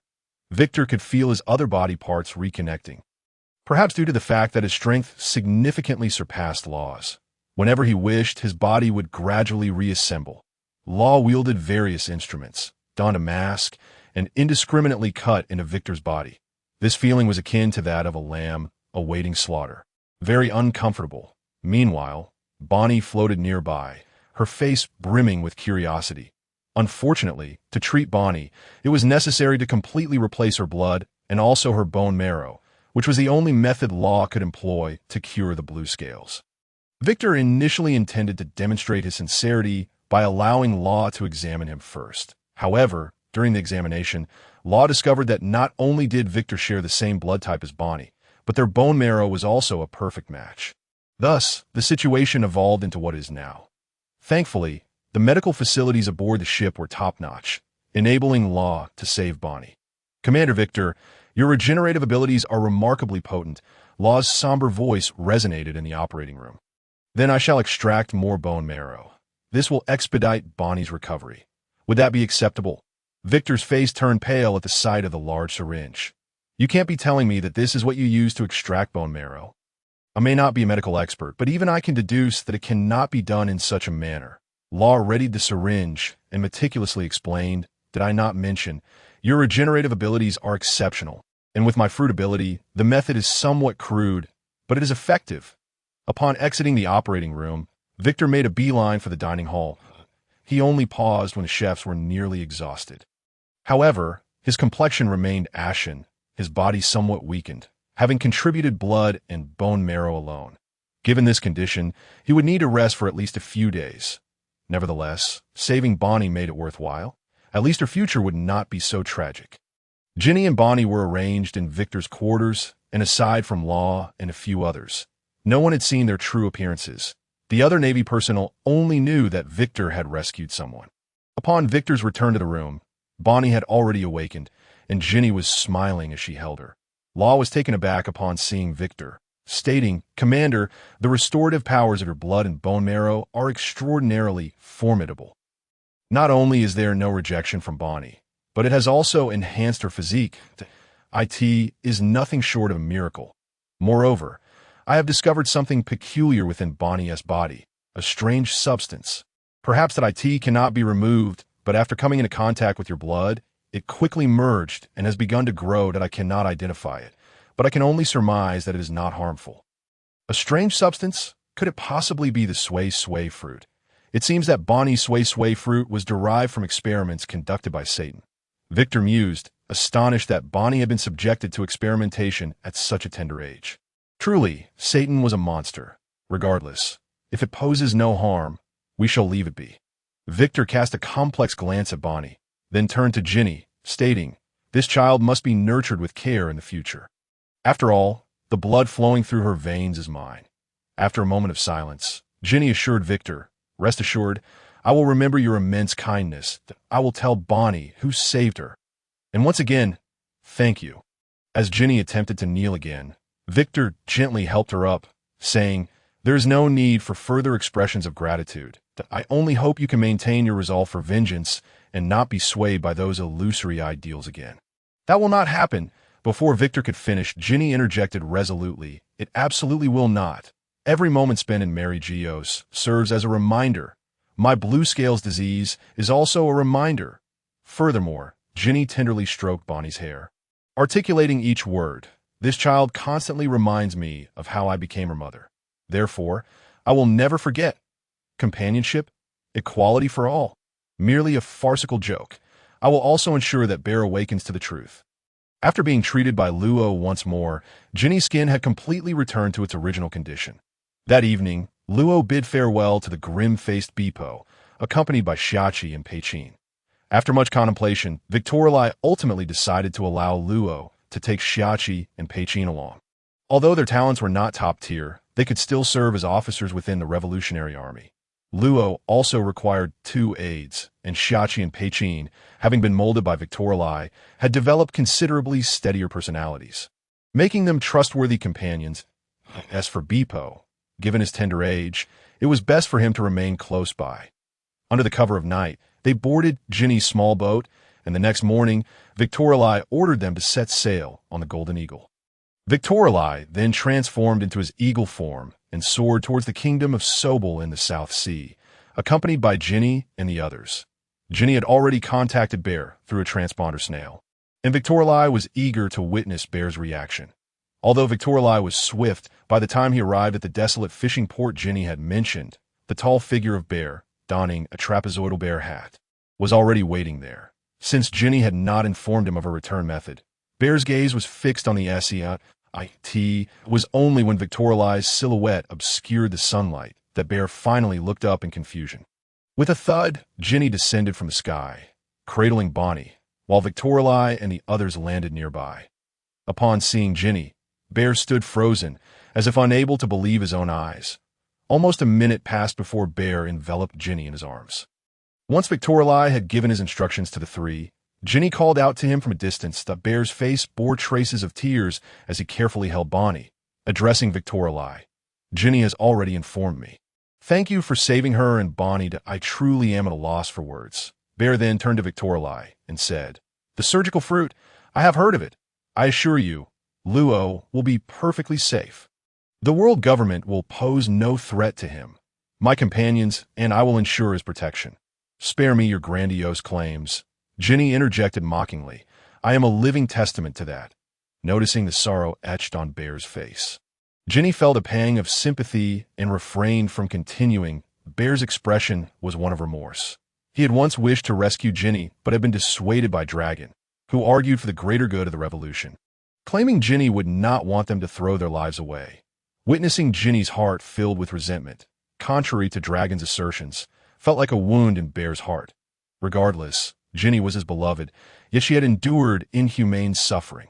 Victorelai looked up at Bear and said, "They are now in your care, and do nurture Bonnie well. Farewell. Luo, Xiachi, Peichin, take good care of yourselves. Commander Victorelai." Bear suddenly shouted as he saw Victorelai transform into an eagle and ascend into the sky. "I owe you a favor. Whenever you need it, I would not hesitate to sacrifice my life. Another favor owed to me. Well, this one appears to be more sincere." Victorelai circled above, flapping his wings. "I have no need for your life. Just treat Ginny well. Do not let her suffer that anguish again. Bartholomew Bear, sometimes one must learn to be selfish, ideals and reality. One must choose. Farewell." Upon returning to the base, Victorelai resolved to recruit a new batch of Navy personnel. With an increase in ships, it was only natural to augment the Navy's numbers as well. Expanding the military was a straightforward endeavor, even in the case of exceeding quotas, as long as the base had sufficient funds. An application to headquarters would meet with approval. It is a misconception that naval bases or branches survive solely on the funds allocated from headquarters each year. Such commanders and base leaders would likely be exceedingly rigid, lacking any adaptability. Why did an old mouse colonel manage to collude with Dragon for years without consequence? Did headquarters truly remain unaware? While there were no explicit regulations from headquarters, they privately encouraged each branch to seek ways to increase revenue. Thus, the commanders and base leaders of various divisions maintained good relations with the local royal aristocracy. The nobility was also eager to court the station navy, often sharing business or providing them with stakes in ventures. This way, when pirates attacked, or in other circumstances, the navy would be more motivated to defend the area. Conversely, those who were excessively greedy and utterly devoid of principles, like the old mouse colonel, would collaborate with pirate crews, collecting tributes while ignoring their control over towns. Such corruption typically occurred in non-member countries. After all, why would they aspire to join if they didn't wish to? The reason headquarters took such an approach was to bolster the Navy's confidence when facing the world government. After all, the Navy's finances primarily stem from the military funding provided by the world government. Without funds, where would their confidence come from? During this recruitment drive, many noble families' offspring eagerly enlisted, including John, who sent his 14-year-old second son, Blake Doyle, to join. Since only one individual could inherit a title, the other members of noble families often faced considerable hardship. Victorli had already emerged as a rising star within the Navy, gaining a measure of fame. Thus, serving under him was seen as a viable path. Compared to ordinary commoners, most noble offspring were more exceptional, primarily due to their comprehensive education, which instilled in them a clear understanding of their aspirations and a fearlessness towards death. This contrasted starkly with the impassioned youth who acted impulsively. Their upbringing emphasized that family legacy and honor outweighed all else. They were acutely aware of the potential for death, but still bravely stepped forward to lead their fellow sailors. Therefore, these non-titled noble offspring were particularly favored by the higher echelons of the Navy. After spending several months in St. Cassia, Victorli had selected a commendable group of Navy personnel, although their numbers were modest. Merely a few dozen. With proper training, they could at least rise to the rank of officers. Victorli promptly informed Sengoku of Luo's situation, who, upon hearing the news, remained reticent. This further confirmed Victorli's suspicions. After all, Dragon had once been a Navy officer, and the so-called defection was merely a grand performance carefully orchestrated in advance. It was even possible that the revolutionary ideology had been subtly guided by Sengoku himself. Sengoku, a clever, ambitious, and resourceful individual, would undoubtedly not be content with the Navy being merely a lapdog of the world government. Since Luo and the others departed, Beppo had been quite despondent, although Azuro was very fond of Beppo and often kept him close. The absence of Luo and the others was visibly diminishing his joy. Victorli contemplated bringing Yuta over to provide Beppo with a companion, as the base commander. While he enjoyed some freedom, he could not simply leave at will. After requesting a half-month leave from the Fire Mountain, Victorli took the record pointer and transformed into his eagle form, soaring into the sky. The pointer to Elegia had been collected by Victorli some time ago. It had once been a popular destination, but now it had nearly been forgotten. Yuta was a year younger than Beppo, and with her presence, Beppo would likely feel less lonely. Moreover, Yuta's abilities could alleviate the pressure on her companions, serving as a fine psychological counselor. Currently, Yuta harbored a deep disdain for pirates, and being young, her thoughts would inevitably be shaped by Victorli's influence as for Shanks, even if he were to become a Yonko. He was but a pirate. If he had the capability, he should confront the Navy directly. Regardless, Victorli would not grant him any favor. With the wind howling, several days later, Victorli arrived at Elegia, looking down to see the solitary Yuta standing on the beach. Gazing out at the sea, Yuta spotted Victorli in his eagle form. Under the sunlight, his feathers glimmered with a golden sheen, appearing extraordinarily beautiful. As Yuta watched in astonishment, Victorli transformed into his human form and descended. The eagle had transformed into a human, a power user, a Navy officer. After a few moments, Yuta excitedly ran up to Victorli, circling him several times before playfully pinching him. "Hey, big brother, could you take me for flight?" Observing Yuta's affable demeanor, Victorli smiled warmly and replied, "Of course, come forth." Victorli lifted Yuta and tossed her behind him, transforming into a colossal eagle as he ascended into the sky. "Wow. Huh. How high we are." Yuta, displaying remarkable courage, stood up directly on Victori's back. Shouting in excitement, it was evident that she hadn't laughed like this in quite some time. Only when her voice grew hoarse did she spread her limbs and collapse onto Victoria. Upon landing, Victoria seized the opportunity to converse with her. "Hey, little sister, why are you here all alone on this island?" "I'm not a little sister. My name is Yuta." As for being alone, Yuta's tone shifted to one of sorrow. "It's because I was abandoned." "Abandoned?" "Yes, abandoned by my companions." Yuta fell silent for a moment, then suddenly became animated. "Big brother, you were in the Navy, right? You catch pirates, don't you? Can I come with you and join the Navy?" "Wait, I haven't even invited you yet." "You're so eager. Is it really that simple?" Calming his emotions, Victoria replied gently, "Life in the Navy is quite arduous and monotonous. Moreover, there are various rules to adhere to. Can you handle that? Besides, do you have no other relatives on the island? It wouldn't be right to take you away." As soon as he finished speaking, Yuta eagerly nodded, exclaiming, "I can't handle it. I can handle it, no matter how tough it is, as long as I can catch pirates.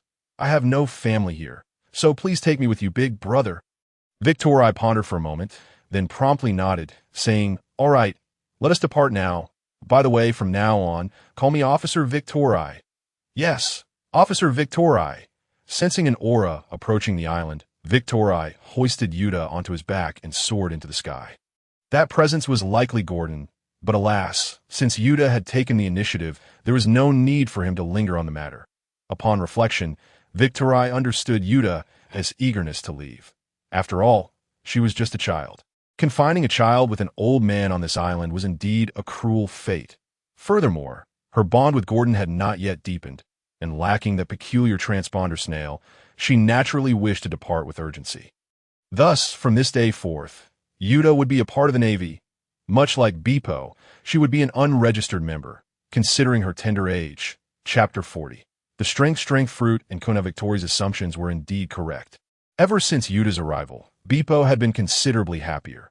Yuta also took a great liking to Beppo, and the two spent their days together. The entirety of Tofik Port was aware that Beppo was a Navy member cherished by Victoria. Thus no incidents of racial discrimination occurred. Due to his rescue of Woodbat and his occasional assistance to the common folk, Victoria had garnered significant respect in this nation. Of course, he also had the backing of a group of newspaper friends who praised him. Victoria was referred to as the idol of the youth of St. Cassia, enjoying immense popularity. Given their young age, Victoria naturally did not train them like he did others. Their primary focus was on cultural studies, for which Victoria had specially hired two teachers, one to teach literacy and another to impart knowledge of music to Yuta. Additionally, Beppo's navigator mentor would also teach them some maritime navigation skills. Strangely enough, while Beppo skillfully used chopsticks during meals, his handwriting was quite a sight to behold, resembling that of a dog-esque paw. Regardless of how busy he was, Victoria would always carve out time to engage them in conversation, sharing stories of events happening in the city and subtly influencing their thoughts. Victoria did not wish to raise two overly virtuous individuals, particularly Yuta, who he aimed to train into a competent Navy member capable of decisively eliminating threats like Shanks and Luffy. If he was going to teach one, he might as well teach two. After all, who else was young and gifted enough to be of use? While Victoria pondered this, John called to inform him that he had acquired a devil fruit. The Zijingwa Chamber of Commerce, with the support of the royal family and the Navy, had rapidly become a large enterprise in the North Sea. Naturally, the chamber interacted with a diverse array of individuals, including those in the black market, bounty hunters, and pirates. Most devil fruits were discovered by these three types of people. Victoria advised John to secure any devil fruit he encountered, provided the price was reasonable. John mentioned that he had purchased a devil fruit from a civilian for 100 million, and it was set to return today, which piqued Victoria's interest. Although 100 million berries was likely the cheapest price for a zone-type devil fruit, it was still a good find. One could never know what surprises might await. However, upon seeing the fruit John brought back, Victoria felt the surprise was rather overwhelming. After consulting the devil fruit encyclopedia and carefully comparing, he confirmed that the fruit, resembling a yellowish-brown apple, was the Paramecia type strength fruit, which would later belong to Blackbeard's crew member, Burgess. The immense power of this fruit was likely what Teach had sought for his companions. As he meticulously selected abilities, the fact that Burgess could lift a small mountain purely with brute strength was sufficient evidence of the fruit's might. Recognizing the fruit triggered a thought of a certain individual in Victoria's mind. Kuina, from Frostmoon Village in the East Sea. That girl, with swordsmanship talent surpassing even Zoro's. Tragically, she had died dramatically at the age of 11 from a fall down the stairs. Was she still alive? Would he make it in time? If she consumed this fruit, it would be perfect. And if he could also bring Zoro along. Determined to act, Victoria entrusted Azura to oversee the base and took another leave of absence, flying towards the East Sea. The ability to fly was exceptionally convenient. A journey by ship would take 1 or 2 months, but flying would suffice in 1 or 2 weeks. Fast and direct, he only rested 3 times en route before arriving at the East Sea. After inquiring about the location of Frostmoon Village, he landed at the dojo's entrance after an arduous day and night of flying, feeling somewhat disheveled. What is that? A giant bird transforming into a human. That's an eagle. Fool! Hurry and find Sensei Gung Shirlang. Amidst the children's shrieks, Gung Shirlang emerged from the room. Puzzled. Seeing Kana beside him, Victoria sighed in relief. Thank goodness, she wasn't dead. This Navy officer? Gung Shirlang opened the gate and looked at Victoria with a hint of confusion. Asking, may I inquire what brings you to our humble abode? Victoria paused momentarily, then pointed to the long sword at his waist, stating, as you can see, I am a swordsman, and I believe my skills are quite commendable. With that, he drew his sword and struck towards the distant forest. Whoosh! Boom! Bang! Witnessing dozens of large trees being cleaved, the children gasped in astonishment and then erupted into cheers. Wow! What is that? How did you do that? It looks even more impressive than our teacher. So cool. The sound of the falling trees drew all the children from their rooms, including the green-haired Zoro. Victoria struck again, causing the forest to recede several meters. Zoro stood agape, utterly astonished by the destruction wrought by Victoria Navy. What is the meaning of this? Gung Shirlang's smile vanished, replaced by a grave expression. Are you here to challenge us? Please do not misunderstand. Victoria sheathed his sword and spoke earnestly. I am uncertain if you believe in prophetic dreams. Prophetic dreams? Observing Gung Shirlang's puzzled expression, Victoria nodded and continued, yes. Allow me to introduce myself. I am Victoria, the commander of the St. Cassia base in the North Sea. Half a month ago, I experienced a significant improvement in my swordsmanship, and that very night, I had a dream. In my dreams, my late father appeared before me, revealing that in the dojo of Frostmoon Village by the East Sea, there exists a girl named Gua, who, shortly thereafter, would meet her demise in a tragic fall. That voice urged me to save her without fail. Observing the astonished expressions of Gung Shirlang and Guna, Victoria added, my father also conveyed that this Guna possesses extraordinary talent in swordsmanship. Yet he deemed her a woman and believed she lacked the prowess to become a top swordsman. Thus, it is my duty to rescue her and guide her to become the world's greatest swordsman. Upon hearing this, Gung Shirlang and Guna were visibly taken aback. Gung Shirlang had privately voiced more than once his concerns about Guna's gender being a disadvantage, a sentiment that a naval officer far away in the North Sea could not possibly grasp. After a moment of silence, Gung Shirlang finally spoke. While your words are indeed compelling, the notion of rescue seems somewhat exaggerated. As a father, I would never permit my daughter to accompany a stranger. Therefore, I ask you to leave. Victoria chuckled softly, retrieving the strength fruit from his pocket, and inquired, why not ask Guna herself if she wishes to leave with me? Chapter 41. Zoro, becoming a pirate, will lead to death. What is this? Upon seeing the devil fruit in Victoria's hand, Guna finally spoke up, asking, is that truly a devil fruit? Victoria responded, with a slight movement of his finger. Flames erupted from my teeth, as you can see. Devil fruits possess a myriad of wondrous abilities. The one in my hand is known as the strength fruit. As the name suggests, consuming it grants unimaginable power.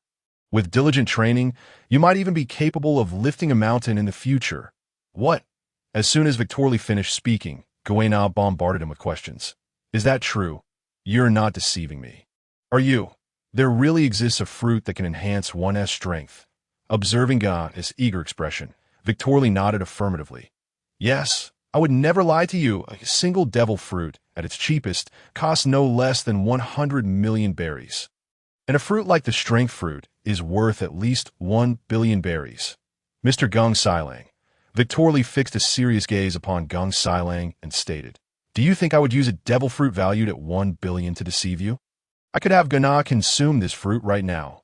Gung Silang stood silent, momentarily at a loss for words, staring at the devil fruit in Victor Lee's hand. Victor Lee then extended the fruit towards Guana, saying, "To gain its abilities, you need only take a bite. However, be warned, it tastes dreadful. You mustn't spit it out. After consuming it, you will also develop an aversion to seawater and will be unable to swim. Now, you may choose to eat or not to." Guana gazed at the devil fruit with yearning eyes, though her heart was conflicted at that moment. Zoro, who had rushed over, suddenly exclaimed, "Guana, be cautious. I suspect he is deceiving you. What fruit can possibly enhance one's strength?" Upon hearing Zoro's words, Guana's expression hardened with determination as she grasped the devil fruit and took a resolute bite. Crack. Though Victor Lee had said that only a bite was necessary, Guana persevered through the repulsive taste, devouring it greedily. Minutes later, as Guana seemed intent on consuming the pit, Victor Lee hurriedly intervened. "Enough, enough. Just a bite will suffice. Was it not dreadful?" Guana grimaced, wiping her mouth. It was horrifically distasteful. "I have never tasted anything so vile. It was 100 times worse than the burnt dish my father cooked last time." Impressive. Victor Lee gave her a thumbs up, feeling even more confident in Guana's future. With such willpower and talent in swordsmanship, she could rival even my hawk. "Now, Guana, give it a try." Victor Lee pointed to a stone at the entrance, larger than Guana herself. "Lift it and throw it away." The dojo's children erupted in disbelief. "Are you joking? That stone must weigh hundreds of pounds. Even adults cannot move it. How could a girl like Guana possibly lift it? I can't believe it." Guana hesitated, yet upon seeing Victor Lee's gentle smile, she took a deep breath and approached the stone, straining to lift it with both hands. Crack. What a joke. She actually lifted it. Had it been switched out? Unbelievable. Guana stared in bewilderment at the stone she had raised, frozen for a few seconds before gently placing it back down, her gaze fixed on Victor Lee, tears streaming down her cheeks uncontrollably. "Ew. These are tears of joy. My dream finally holds hope." Guana wept openly, as if releasing years of pent-up grievances. Unlike the children who gossiped, Zoro stood behind them, equally mesmerized by Guana. A smile crept across his face as he picked up a wooden sword and dashed back into the room. "Lord Gung Silang," Victor Lee spoke gently. "This is my sincerity. Look, I haven't even changed my clothes. Ever since I had that dream, I rushed here from the North Sea overnight. Do you truly believe I would deceive you?" Guana approached Victor Lee, her tone resolute as she addressed Gung Silang. "Father, I wish to go with him. He is the messenger sent by heaven. I have prayed countless times, and now my dream is finally coming true." Observing Gung Silang's indecision, Victor Lee continued, "Mr. Gung Silang, rest assured that I will protect Guana. I will ensure she becomes a formidable Navy officer. Moreover," Victor Lee produced a transponder snail and handed it over. "You may use this to stay in touch. Although I'm still young, I possess great confidence in my swordsmanship. The Navy also has many skilled swordsmen. I believe Guana can become a top swordsman." "Father!" Acknowledging that his daughter had made her decision. Gung Silang sighed in resignation, glancing at Guana before addressing Victor Lee. "Indeed, no one would use a devil fruit worth billions to deceive us. You are Victor Lee, correct? Please, take your time to rest here for 2 days. I would like to have a proper conversation with my daughter. As a father, I feel somewhat inadequate." "Thank you." Clad in dojo attire, Victor Lee sat opposite Gung Silang, sipping tea. "I entrust my daughter to you from now on." Gung Silang self-deprecatingly chuckled. In these past 2 days, Guana has smiled more than ever before. Perhaps leaving this place is indeed for the best. After a brief pause, Gung Silang added, "I can tell from a strike you delivered that day. Your swordsmanship foundation is quite remarkable, perhaps even surpassing mine. You are certainly capable of teaching Guana." Victor Lee remained silent for a moment before tentatively suggesting, "Actually, in that dream, my father mentioned a name, Zoro." "What if—" "No." Gung Siling's expression suddenly turned grave. Zoro can never accompany you. Not even in my dreams. Noting Gung Siling's overly agitated response, Victor Lee waved his hand dismissively. Is that so? What a pity. Then let it be. Indeed, it seems that Gung Siling is aware of Zoro's true identity. In his eyes, Zoro's significance surpasses that of Kuna. This is hardly surprising, considering Gung Siling's ancestors hailed from Wano, a land where the antiquated ideology of valuing males over females is akin to that of the ancient dragon kingdom of a bygone era. Although Zoro is not a pure-blooded Shimatsuki clan member, he nonetheless possesses the blood of the Shimatsuki lineage. Furthermore, it appears that Gung Siling may have connections to the Revolutionary Army, suggesting that Zoro could very well be a companion meticulously arranged for Luffy. Having made the decision to depart, Victor Lee wasted no time. At noon that day, after a hearty meal, he prepared to take Kuna away.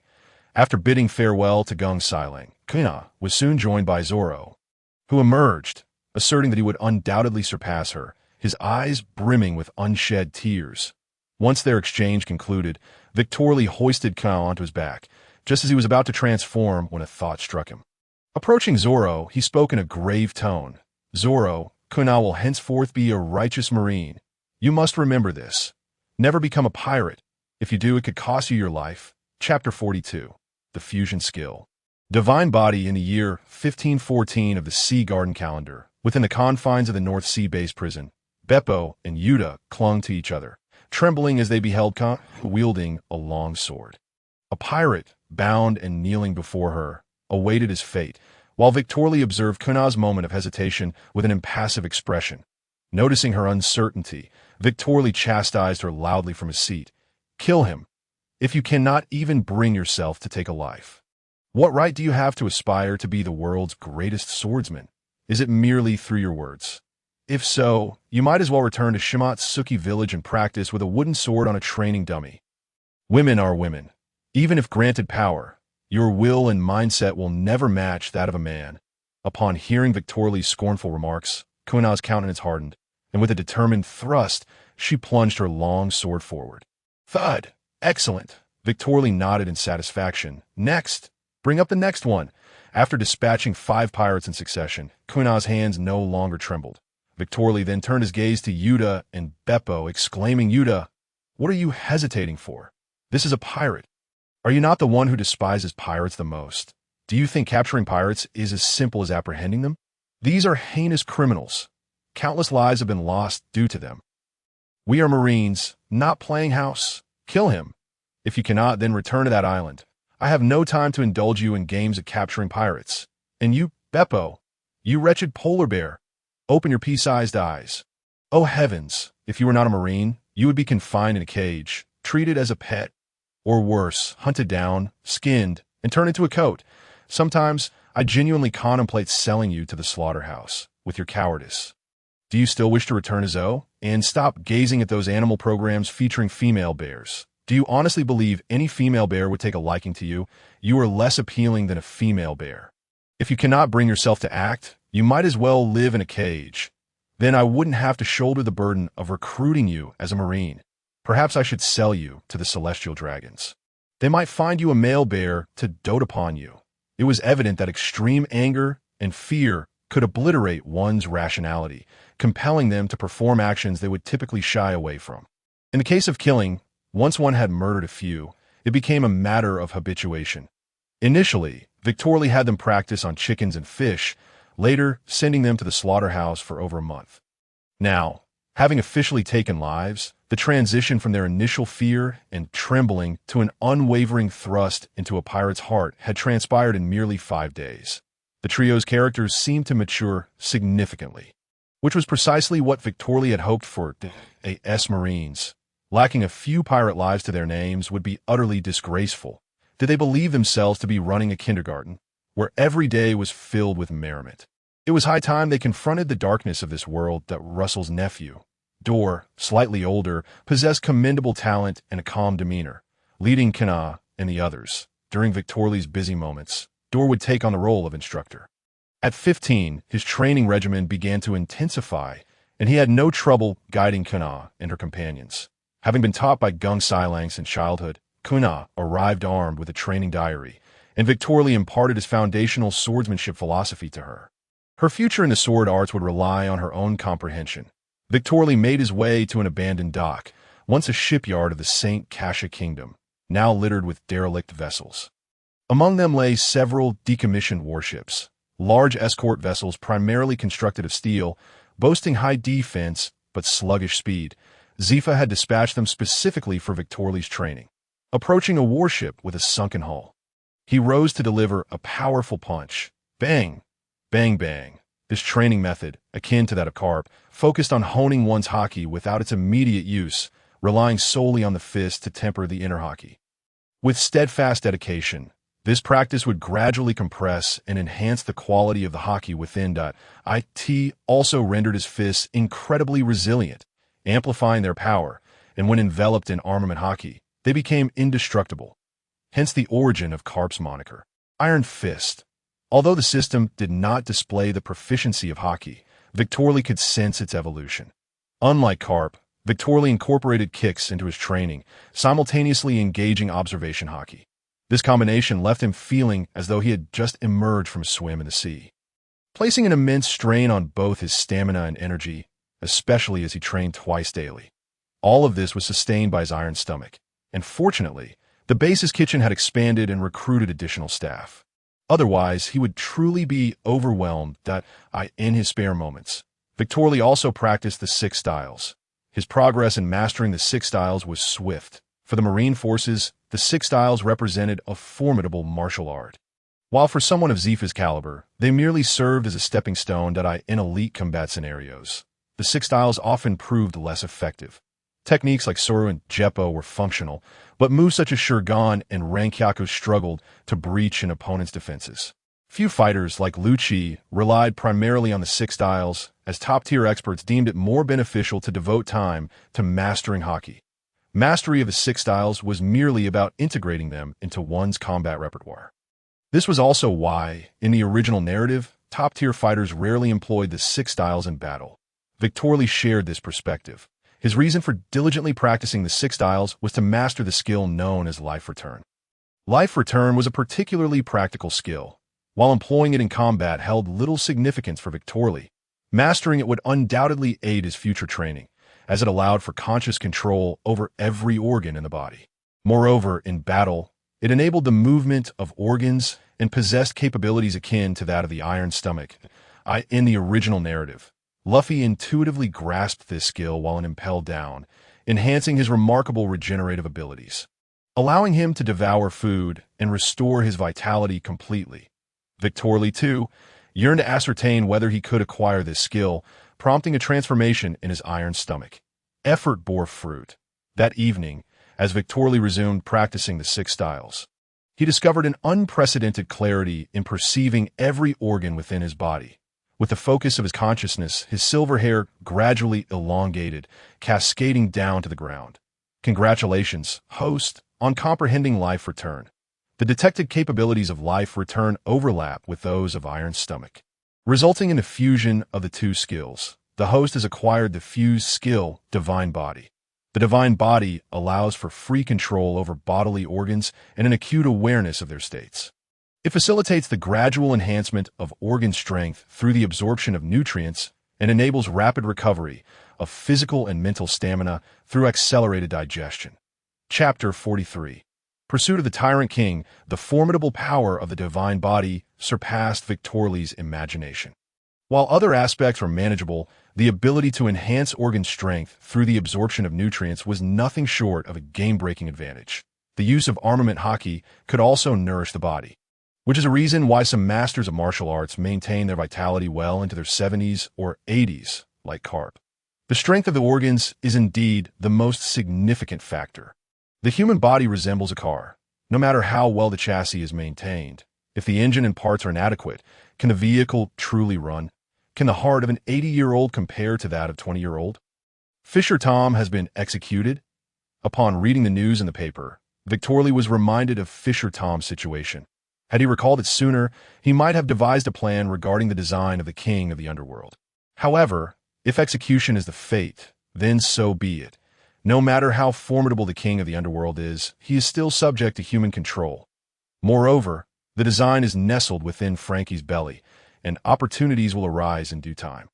While Victorly reclined on the beach, admiring a group of beauties playing volleyball, the phone bug suddenly rang insistently. "Ugh." As he gazed at the twin-tailed figure materializing from the phone bug, Victorly answered, inquiring, "Michelle, why are you contacting me at this hour? Aren't you supposed to be working?" "Victorly, significant events have transpired in the North Sea." Michelle's tone was grave. "Just last month, the tyrant king, Alvaro Pizarro, was liberated from the Red Star Kingdom by the Revolutionary Army. Pizarro was subsequently defeated and captured by the Navy. However, during the escort, they encountered several pirate groups, which allowed Pizarro to escape, and it happened near St. Cassia. He may have fled to St. Cassia." "All right, I understand. The tyrant king? Alvaro Pizarro, he hasn't been confined and impelled down yet, but how could he have escaped? And the World Economic News is remarkably well informed." Ooh, upon seeing the new figure that the phone bug conjured. Victorly slowly connected. "Admiral Sengoku. Victorly, I must inform you of some unfortunate news that a rather troublesome individual has escaped during his capture. It has been confirmed that he has fled to the port city of Bokurin near St. Cassia. Moreover, the reason for his escape is related to your base." "Our base?" Noticing the confusion in Victorly's tone, Sengoku sighed. "Indeed. Over the past 2 months, you have been relentlessly purging nearby pirate crews. You even dealt with pirates in non-member nation territories. This has incited discontent among several large pirate crews, who have united to prepare an assault on St. Cassia's merchant ships. Consequently, they encountered the military ship escorting that individual." Sengoku fell silent at this juncture, prompting Victorly to respond with a mixture of amusement and incredulity. "Well, that certainly is related to me. Recently, for training purposes, our base has been quite active at sea. So, your message to me is to deal with Pizarro?" "Only to keep him under surveillance," Sengoku replied sternly. "Although I'm unaware of how you learned of his existence, remember not to mention him to anyone. Now that Pizarro has been defeated by the Revolutionary Army and is gravely injured, once he recovers, his capabilities could plunge the entirety of St. Cassia into peril. The escorting Major General Groot managed to eliminate those pirates, but Pizarro ambushed and killed him. Fortunately, we have created a life card for Pizarro. You can fly and escape easily, so your task is merely to monitor him. I have dispatched Borsellino to St. Cassia. For now, you must discreetly evacuate the nearby civilians and keep an eye on him. Shortly, you will head to Bokurin, where the Navy is already awaiting your arrival. Remember, do not act impulsively. Pizarro's strength is formidable, and the crimes he has committed are heinous and cruel. The world government wishes to keep his existence concealed. Even in his injured state, he is undoubtedly beyond your capability to handle." "Understood, Admiral Sengoku." After hanging up the phone bug, Victorly chuckled disdainfully. Sengoku seemed to underestimate him. Had Pizarro not been injured, he was certain he would not stand a chance against him. Yet, if he couldn't handle an injured Pizarro, it would be quite a disgrace. Furthermore, what are the world government's intentions in harboring such dangerous criminals? Is it for treasures, research, or perhaps some other motive? With Magellan's rise to power, the underwater prison has been entirely under Navy control, preventing them from executing their plans.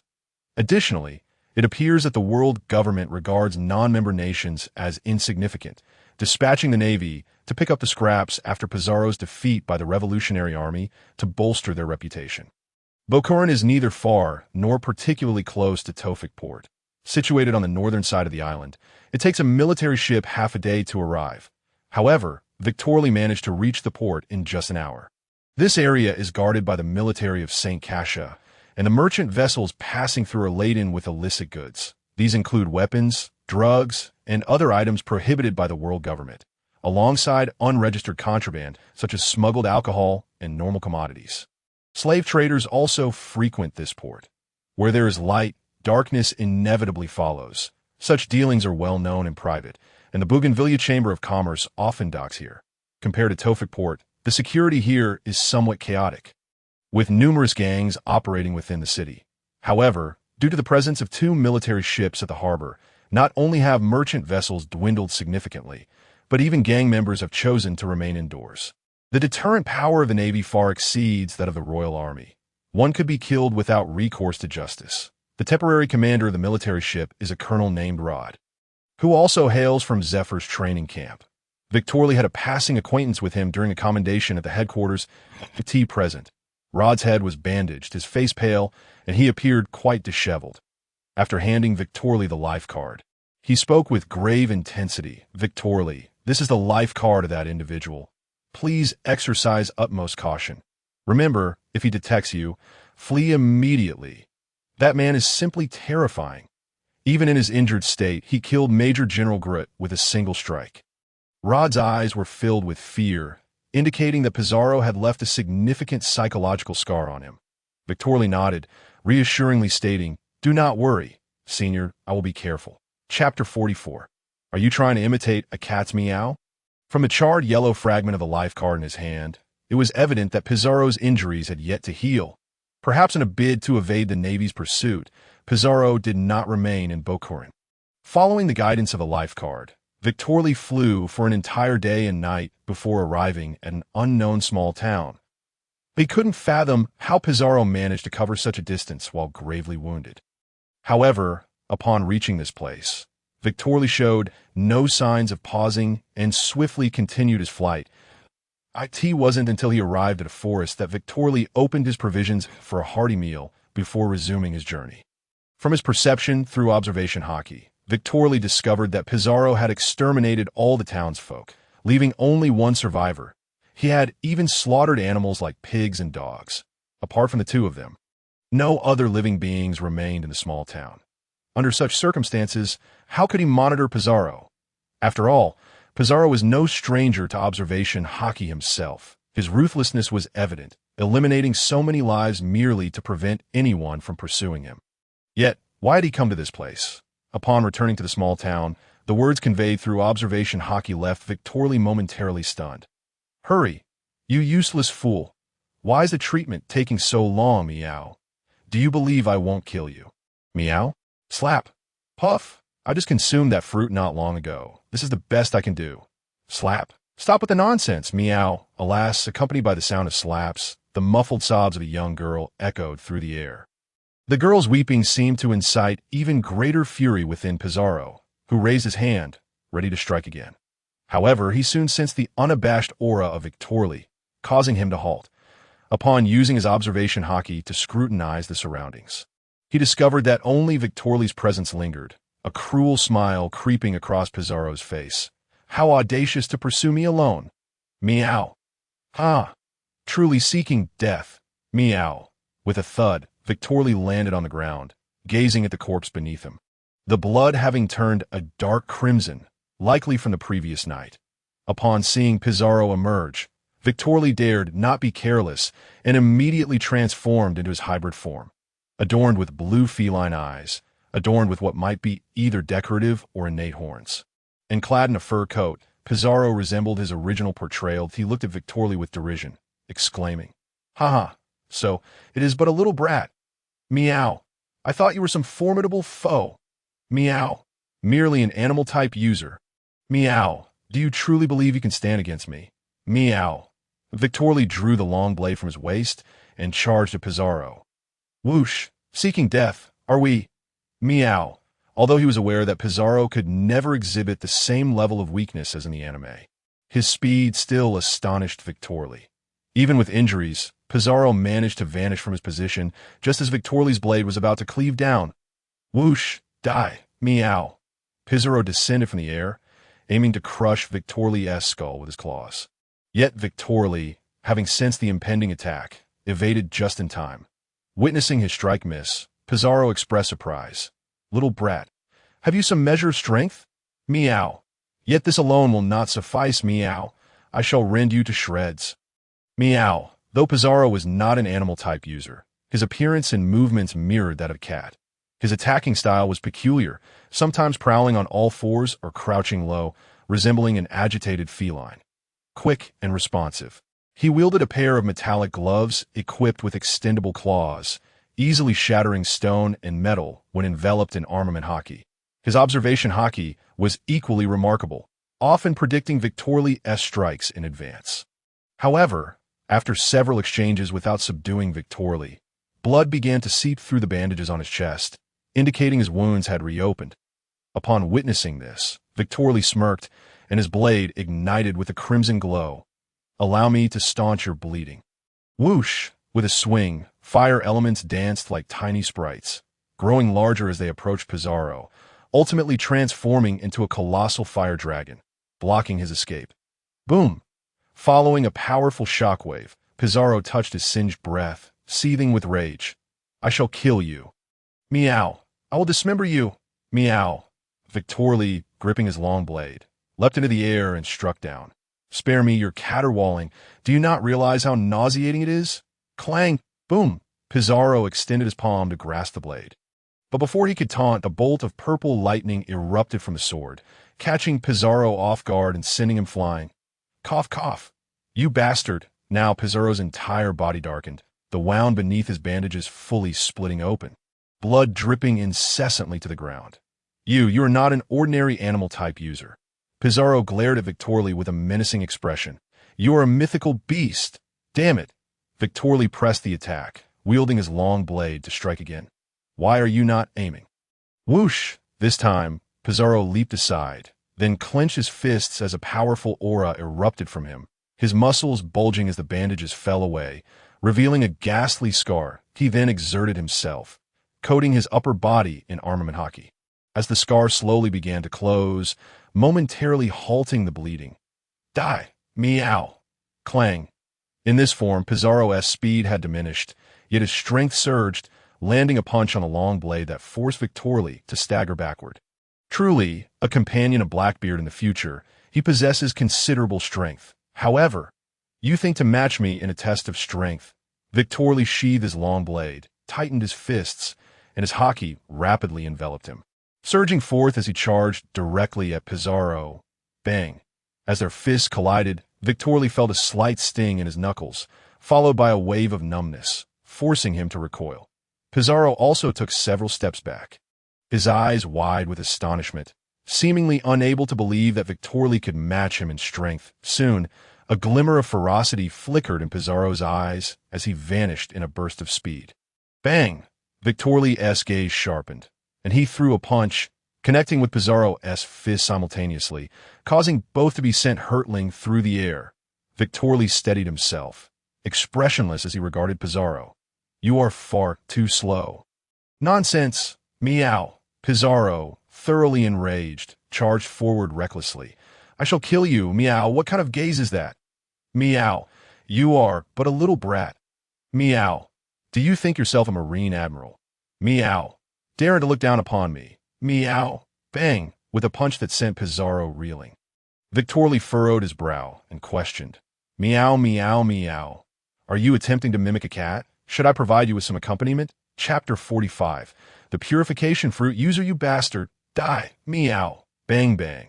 Realizing that he could not easily subdue Victorly, Pizarro's eyes grew increasingly deranged. He could not fathom how long this seemingly youthful brat could endure. The thrill of such exchanges was undeniably addictive, devoid of distractions, with adrenaline propelling his body into relentless action. The two fought like wild beasts, having lost all semblance of reason, exchanging over 100 blows within merely 10 minutes. It was either one of them being sent flying or the other, blood trickling from their lips. After yet another clash, they instinctively paused, panting heavily. Sweat dripped from Victorly's forehead. The pain coursing through his body only heightened his excitement. This brief battle felt more rewarding than a month of training. Indeed, combat is the truest path to growth. Victorly's eyes sparkled with exhilaration as he summoned his strength, bursting forth like a fully fueled racing car. Bang! Pizarro's heart raced with dread as clarity returned to his gaze. The stabbing pain in his chest warned him that he could not endure much longer. This brat's stamina and endurance were astonishing, and his hockey was far beyond what one would expect at his age. No wonder the Navy dared to send him alone. Had he not been injured, he might have stood a chance, but now, as his stamina waned and his wounds threatened to overwhelm him, defeat was inevitable. Yet to flee would mean allowing this one to pursue. Bang! After another series of exchanges, a ruthless glint flickered in Pizarro's eyes as he enveloped his shoulder in armament hockey, charging directly into Victorly's fist. Boom! This audacious move momentarily stunned Victorly, but seeing Pizarro propelled over 100 meters away by the force, he quickly discerned his opponent's intent. Was he attempting to escape? Whoosh! Do not struggle, Victorly shouted while pursuing. Pizarro, you cannot escape. As a sovereign, would it not be more honorable to face me in battle? Then to perish in my hands would not tarnish your dignity. You are a fool. Meow, Pizarro retorted amidst his flight. You scoundrel. This is taking advantage of the situation. Meow. If you have the gall, wait until I am healed, and we shall fight again. Meow. Then why do you not mention that you have lived decades longer than I? In the midst of pursuit and evasion, Pizarro arrived at the town's center and subsequently dashed into a room, lifting a wooden board to leap down. Ha ha ha! Gazing at the trembling girl before him, Pizarro sneered. Did you think hiding here would keep me from knowing? Naive.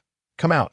Sensing that Victorly was closing in, Pizarro seized the girl, crashing through the floor to escape. Boom! Ha ha ha! The Navy! Observing Victorly's perplexed expression, Pizarro triumphantly proclaimed, Aren't you the defenders of justice? If you take one step closer, I shall kill her. Can you bear to watch this woman perish? Oh, and look at her, still a child, probably just in her teens. Her life has only just begun. Meow.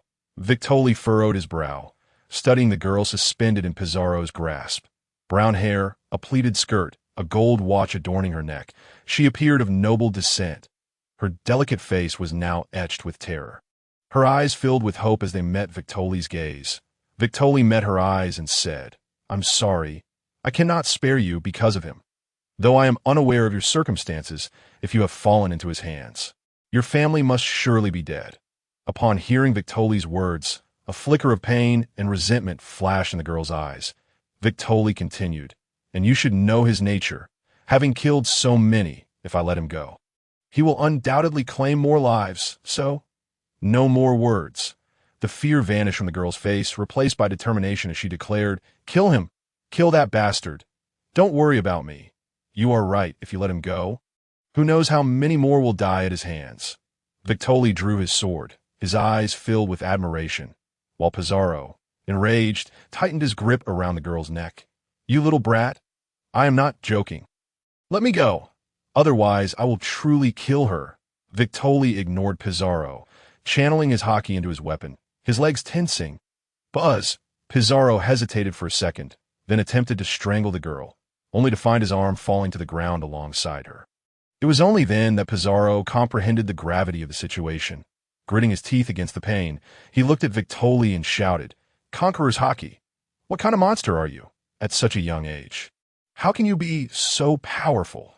Victorly pressed the sword to Pizarro's neck, coldly asking, Do you have any last words? Or shall you continue with your meows? Sensing Victorly's murderous intent, Pizarro panicked, Spare me, meow. You cannot kill me. Meow. I possess many treasures. Meow. Please don't come any closer. Meow. Victorly shook his head, disdain evident in his voice. Displaying such a disgraceful demeanor is unbecoming of your stature. In your next life, do not mimic a cat. With a swift motion, Pizarro's head flew off, blood gushing forth. Victorly waved his hand, the wind dispersing the blood before he approached the girl, gently lifting her up. What is your name? Elisa. The girl kicked aside the severed arm on the ground and softly replied, Bernard Elisa. Elisa, a lovely name. Victorly nodded, curiosity piqued. Are you a doctor? Yes, Elisa said sadly. My ancestors were all doctors, honored for healing the king, and were granted the nearby town of Bernard as our family estate. Both my parents were doctors as well, but this fiend came a few days ago and slaughtered 1,000 people in our town. My parents were among those he killed. He even forced me to consume some purification fruit, compelling me to heal his wounds. Purification fruit. Victorly recalled the fruit's ability from his compendium. It could cleanse harmful substances and stimulate cellular regeneration, a fruit leaning towards healing. Observing Elisa's sorrowful expression, Victorly offered her his sword. Go. Take a few swings. Chapter 46. The The new position of the colonel, the transformation of Pizarro into a pulpy mass, revealed the depths of Elisa's hatred for him. Had Victoli not frozen Pizarro's head, she too might have been reduced to a similar fate. Ugh. Once Elisa had finished retching, Victoli extended his hand toward her, saying, "You have nowhere to go. Henceforth, accompany me to my ship is in need of a ship's doctor." "What do you say?" Elisa looked at Victoli, nodding as she replied, "You are my savior. Even if you did not ask, I would follow you to repay your kindness. However, before that, I wish to return home to lay my parents to rest." Boom! As the town was engulfed in flames, Victoli and Elisa flew towards Bernard. The deaths of all the townsfolk had been discovered, and numerous royal soldiers and police were present. Upon recognizing Victoli, they immediately identified him. Victoli succinctly recounted the events, after which Elisa mournfully commemorated her parents. Seizing the opportunity, Victoli took out a den mushi and called Sengoku. "Hello, Victoli. How goes it? Have you found him? Where is he? Be cautious." "Yes, I found him," Victoli said, gazing at the severed head in his hand. "He is right here, though only a head remains." After a few seconds of silence, Sengoku spoke with disbelief. "Are you saying you killed him?" "Indeed, Admiral Sengoku." "What was his bounty?" "There are no notices outside. He has killed many and destroyed 2 towns. After a moment of reflection, Sengoku replied, "Borsellino will arrive at Tofik Harbor in a few days. Deliver Pizarro's head to him. I shall ensure this matter is recorded in the archives." "Victoli, prepare yourself. Remaining in the North Sea is unwise for you." Victoli pondered for a moment before responding. Then, "Admiral Sengoku, may I recommend someone for the base chief position?" Sengoku's voice came through the den mushi, filled with eagerness. "Of course, just send me a report later." Upon returning to the base, Victoli found that Kizuru had not yet arrived. He called Azura over and directly inquired, "Azura, I should be transferring soon. Will you follow me, or take charge of this place?" Without a moment's hesitation, Azura replied, "Zef-sensei instructed me to follow you. I shall remain by your side." "Is that so? Then I understand." Upon hearing Azura's response, Victoli quickly picked up the phone worm to call Leon. After conversing with Leon for a considerable time, Victoli finally hung up, sending Azura's deployment report along with Leon's succession report to the Warring States. As for Yuta and Guina, they were considered Victoli's personal guards and could be transferred simply along with Victoli's dossier. After introducing Eliza to Yuta and the others, Victoli contacted North 7 and entrusted John with several matters. Once he had briefed Russell, he finally allowed himself to relax. St. Cassia was Victoli's hometown, where his reputation was quite illustrious, and he possessed a vast family estate. Thus it was only natural to find a reliable individual to take over his position. Since Azura wished to accompany him, Leon was the most suitable choice. Others either lacked sufficient strength or held inadequate ranks. Although Russell had become quite adept in his abilities, Victoli sensed that there was still room for further enhancement. Thus he planned to set sail the following year. However, privately, he had already collaborated with North 7 to establish several factories, producing various goods based on Victoli's suggestions, which had become immensely popular. Among these, the most favored item was the Maritime Companion, which alleviated the need for excessive breeding of black goats aboard ships. Just as Victoli had everything in order, Borsellino also arrived. Upon seeing the frozen head of Pizarro, Borsellino looked at Victoli in astonishment and remarked, "How terrifying, such youth, to have slain this monster." Victoli, glancing at Borsellino, offered him a cigar and replied, "Admiral Kizuru, please refrain from mocking me. This fellow was already gravely injured. I merely seized an opportunity."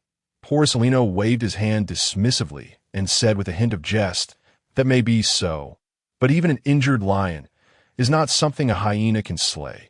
The 4th monster of the training camp truly lives up to its reputation. Victoli, have you considered coming to work for me for a couple of years? I have great faith in you. To join you, to become a slacker like you. You were inspired by the dragon. But I am not. I harbor grand aspirations." Victoli chuckled, choosing not to engage with that remark. Instead, he extended his hand and said, "Admiral Borsellino, your journey must have been arduous. I have arranged for food and drink. Let us rest well before departing, for the fruit wine of St. Cassia is quite renowned." Seeing this, Borsellino said nothing further and followed Victoli with a smile. After satisfying their appetites, Porcelino departed aboard his warship. Throughout the encounter, he made no mention of the purification fruit. Victoli speculated that perhaps Pizarro had acquired it aboard those pirate ships to Eliza's parents, despite their greater prowess compared to Eliza's medical skills. Had not caught Pizarro's attention, perhaps he sensed Eliza's extraordinary talent. After all, she had just consumed a devil fruit and was already capable of healing his wounds, comparable to Rose's abilities, though she possessed a frail constitution. Her character was far stronger than that of Yuta or Beppo. That a few days later, the headquarters dispatched orders. The position of colonel at the headquarters, G2 branch, acting commander of the 5th base. The commander of the G2 branch was previously Kizuru, and now it was Gomer. Gomer was also a disciple of Zephyr, and the last time he returned to headquarters, the Weasel had introduced Victoli to him.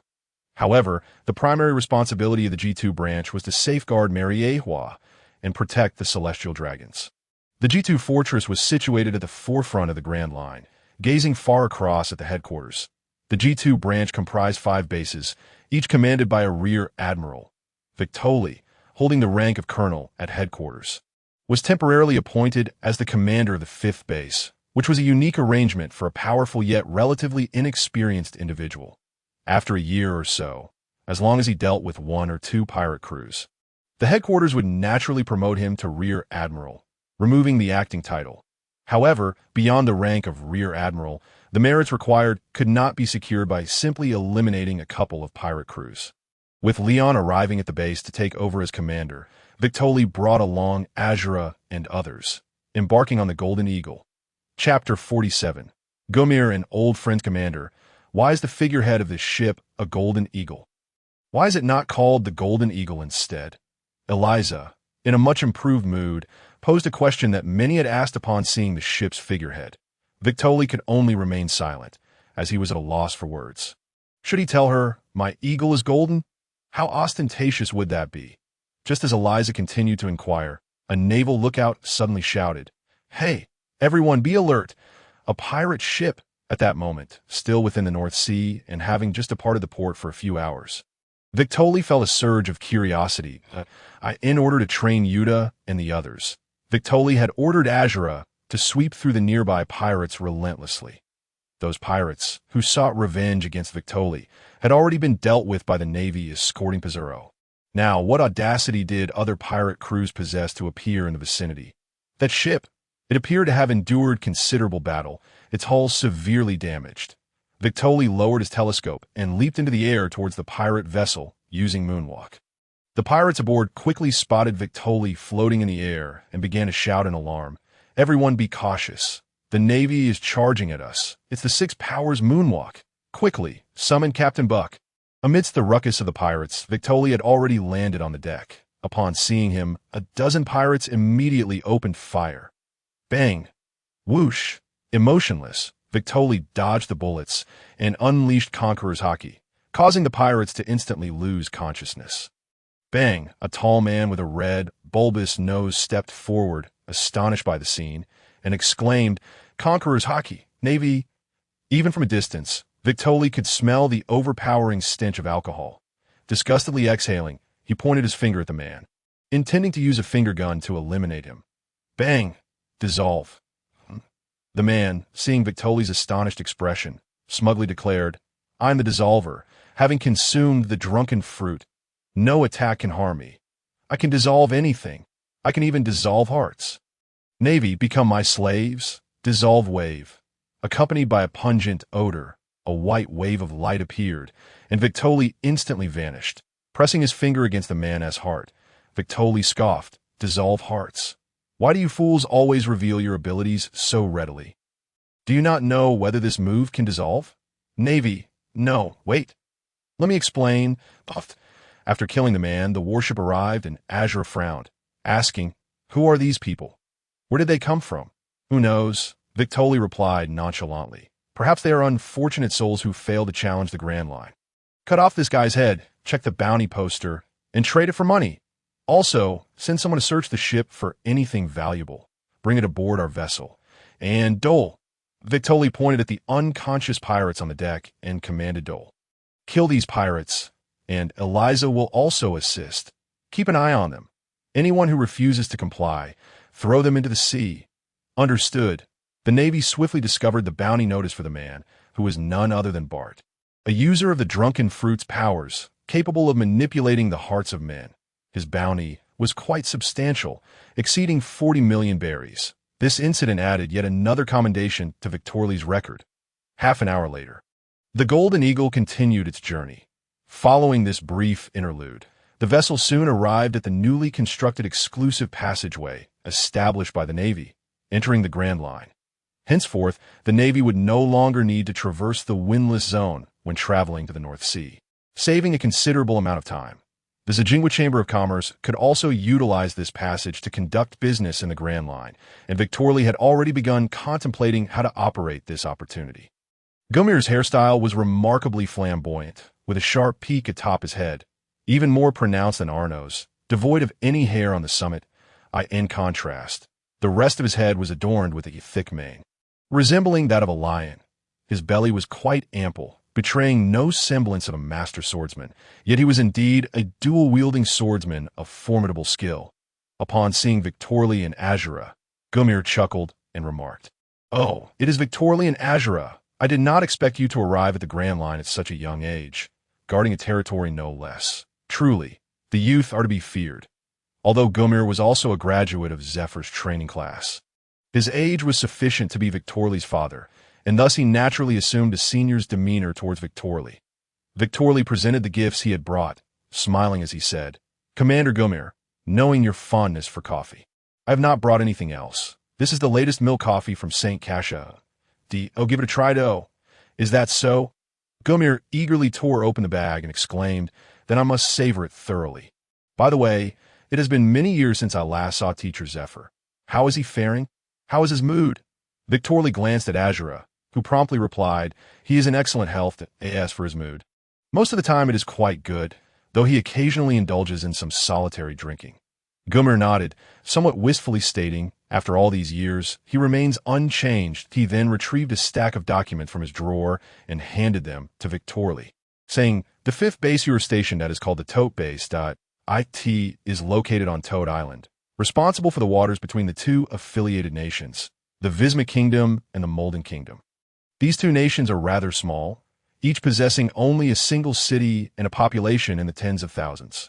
However, the Visma Kingdom is renowned for its fine horses, while Molden is famed for its exquisite red wines, the finest varieties reserved exclusively for the celestial dragons. Therefore, you must conduct thorough patrols to prevent any pirates from infiltrating. Additionally, Catala may occasionally pay a visit. You need not concern yourselves with him. As for the slaves aboard his ship, simply ignore them." "Understood, Commander." As they spoke, the coffee was ready, and upon savoring a sip, Gomir's eyes immediately lit up. "Not bad at all. The flavor is exquisite. Victorly, be sure to procure more next time." Gomir was aligned with the Peace faction, also known as the Warring States faction. However, he held considerable discontent towards the Celestial Dragons. His first act upon assuming command of the G2 branch was to reassign Major General Catala, a sycophant of the Celestial Dragons, to the 4th base, effectively demoting him to base commander.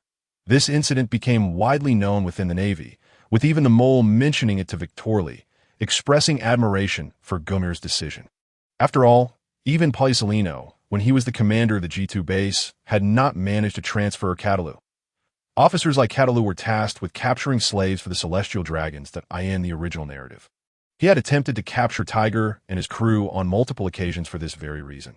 Strictly speaking, the G2 branch's jurisdiction encompassed the waters near Mariewa, including both the initial and final segments of the Grand Line, with the Red Harbor base also falling under its purview. The Shambodi Archipelago base was likewise part of the G2 branch, the Tote base being situated at the very edge of the G2 branch's territory in the initial segment of the Grand Line. Was quite distant from the Shambodi Archipelago. Aside from these two nations, the surrounding countries were all non-affiliated, which explained the establishment of a base specifically for these two nations. As the Golden Eagle arrived at the port of the Tote base, Victorly was taken aback to see two unexpected figures. Ted, Taro, the two brothers with their honest appearances, stood at the port, grinning foolishly at Victorly and Azura, which brought a smile to Victorly's face. the brothers were quite powerful, which would undoubtedly lighten Victorly's burdens in the future. Chapter 48. Fool! What are you doing? Ted and Taro had already attained the rank of lieutenant commander within headquarters, advancing as swiftly as Azura, which surprised Victorly. After all, when these two graduated from the training camp, they had only held the rank of lieutenant. However, unlike Victorly and Azura, the brothers chose to serve at the headquarters after graduation. Judging by their rate of promotion, it was likely they had at least mastered hockey and perhaps even a few techniques of the six styles, as expected.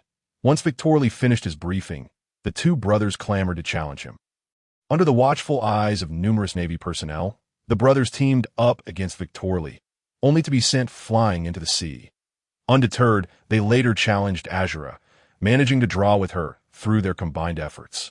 Azura, now proficient in both color hockey and all techniques of the six styles, particularly excelled in the three-leg techniques. Victorly estimated that Azura's strength was nearly on par with some elite rear admirals of the headquarters, though she still could not compare in terms of stamina and raw power. For the brothers to achieve a draw against Azura was commendable, especially considering she had nearly eradicated all the pirates in the latter half of the North Sea. Having endured countless battles, the Tote base boasted 9 warships, and with the addition of the Golden Eagle, the total count reached 10, comprising over 2,600 Navy personnel among the 9 warships. Aside from 1 transport ship, the remaining 8 were divided into 4 fleets, with Ted and Taro serving as the captains of the 3rd and 4th fleets, respectively. They were acting captains, having been temporarily reassigned. And according to rank, only a commander would typically hold such a position. With Sengoku attempting to cultivate his trusted allies, Victorly found himself puzzled by Sengoku's intentions. Did he have faith in him? The captain of the 1st fleet was named Gagito, a middle-aged man in his 50s. Currently, he was patrolling the waters, and although the 2 affiliated nations the Tote base needed to protect were small, the area requiring surveillance was extensive. Generally, 2 fleets would patrol simultaneously, one to the left and one to the right. This time, however, due to Victorly's arrival and the knowledge that Ted and Taro were acquainted with him, Gagito instructed them to wait at the port while he led the patrol.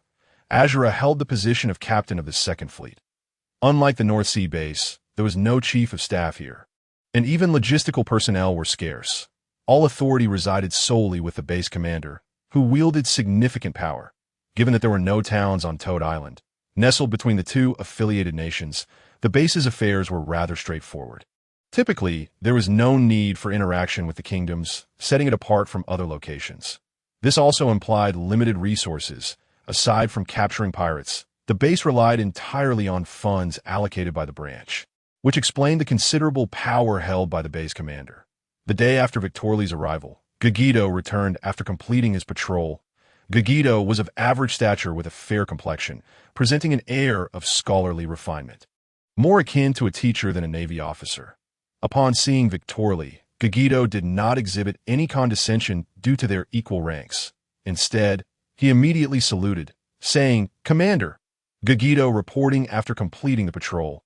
After returning the salute, Victorly smiled and replied, "Senior Gagito, please do not be so formal in private. We hold the same rank, and I am merely acting as the base commander for the time being." Gagito shook his head, stating, "1 is 1, and 2 is 2. Commander Victorly, if there is nothing else, I shall take my leave to rest."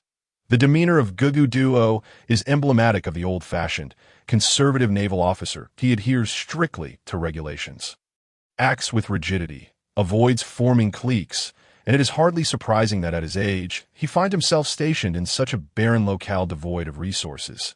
However, such individuals do not necessitate special persuasion.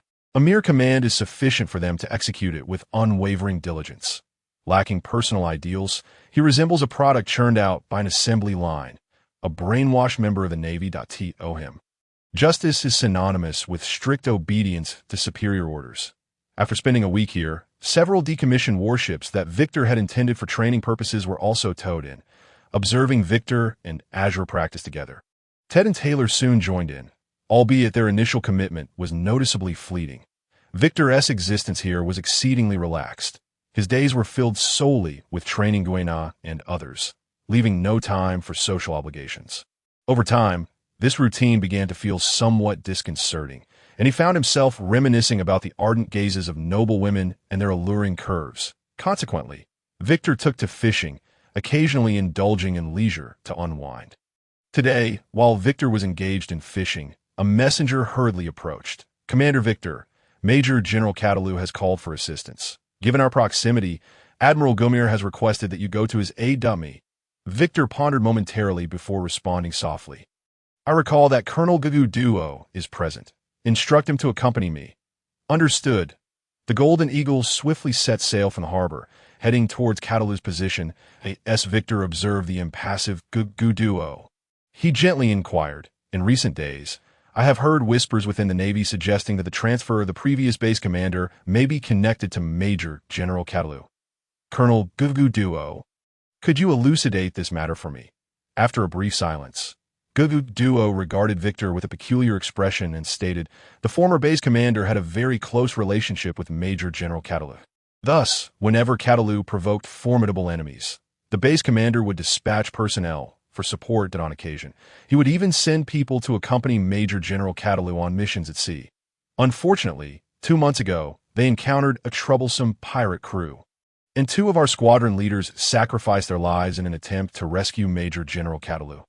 Consequently, the base commander was held accountable and demoted." Upon hearing this, Victor swiftly grasped the underlying implications.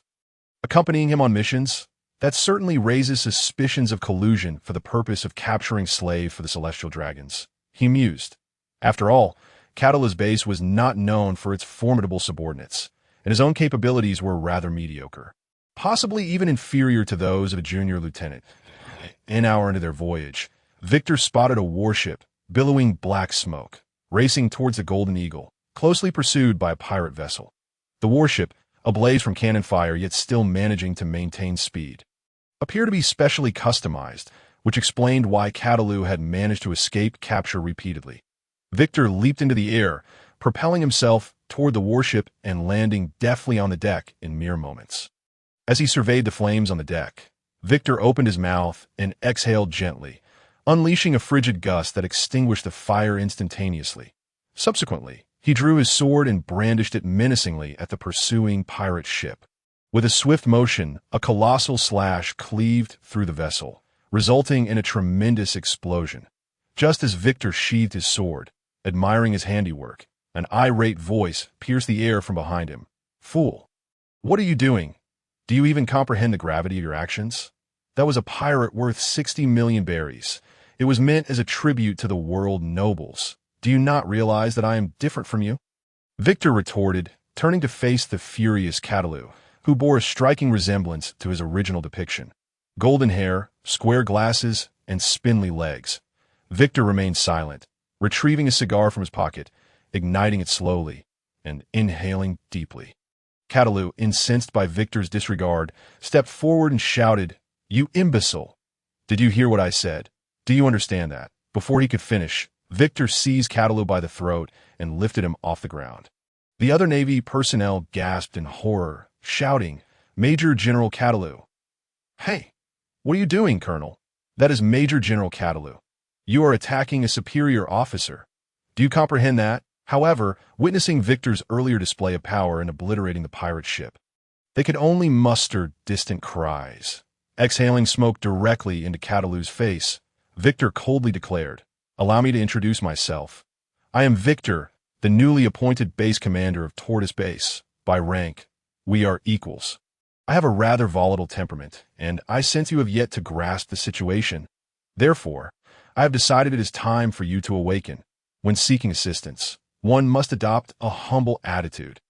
With a forceful shove, Victor threw the nearly unconscious Catalu to the ground and stomped heavily on his left hand. Crack! Catalu emitted a piercing scream, instantly jolted awake, staring at his mangled hand, drenched in sweat and trembling uncontrollably. Pathetic, Victor addressed the stunned Navy personnel. "Tend to this worthless fool, a major general, reduced to trembling from such minor pain." The Navy rushed to lift Catalu away, and once his hand was bandaged, he furiously declared to his subordinates, "That scoundrel! I will report him to the branch. No, I shall inform Lord Philip of this." The other Navy personnel exchanged glances. One of them cautiously interjected, Major General Catalu, I doubt the branch or Lord Philip will take any action. He introduced himself as Victor, the most renowned figure of the new generation in the Navy. He is hailed as the savior of St. Carcia and the foremost among the new generation of the Navy. Reports even suggest he is the future of the Navy. Upon hearing this, Catalu's expression shifted dramatically. While he was involved in capturing slaves for the Celestial Dragons, his interactions were limited to a mere steward from Mary Geos. The five elders forbade the Celestial Dragons from interfering in naval affairs, and he had only allied himself with them out of desperation. The Celestial Dragons required someone to capture slaves for them, which led to his promotion to Major General, a situation that had cost the world government dearly.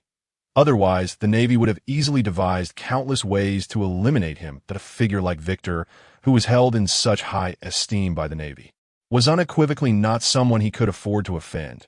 Philip lacked the authority to command the Navy as well, so today, Catalu had no choice but to swallow his pride.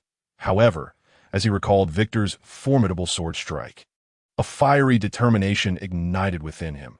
His relentless pursuit of slave capture stemmed from a desperate need for self-preservation. Initially, when he first allied with the Celestial Dragons, they were satisfied with the pirates and civilians he captured. Yet, following the establishment of an auction house in Sabati Archipelago, their demand for slaves escalated. Failure to meet those demands would result in abandonment by the Celestial Dragons, and his life would be forfeit, as the Navy would never let him off the hook. While Catalu was contemplating his predicament, a Navy personnel entered cautiously, stating, "Major General Catalu, that man requests your presence." To his surprise, Catalu did not react with anger upon hearing this. Instead, he rose immediately, walking towards the deck, bewildered by his own reaction. With a sycophantic smile plastered on his face, Catalu approached Victor, chuckling, "I apologize, Victor, I was unaware of your identity earlier. Please forgive me," without a hint of politeness. Victor replied, "Enough with the pleasantries. Listen closely. I do not care who you are allied with or for whom you capture slaves.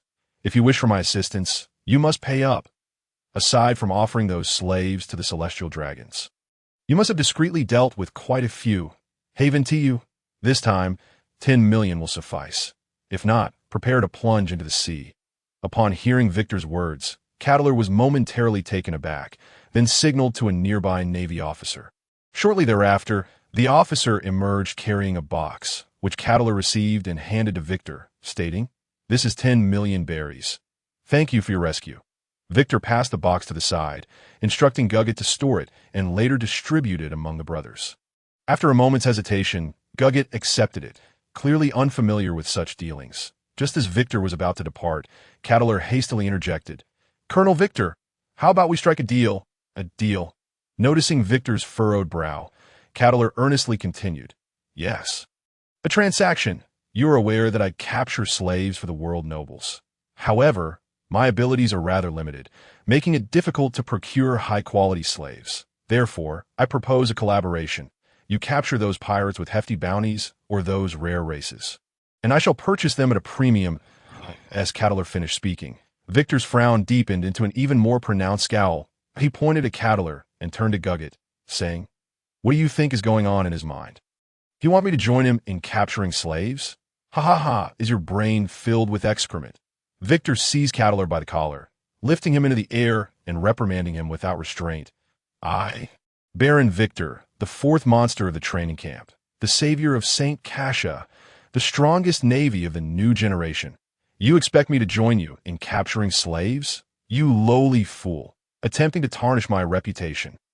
Put away your shallow and filthy thoughts." With a forceful motion, he threw Catalu to the ground, gazing down at him with contempt.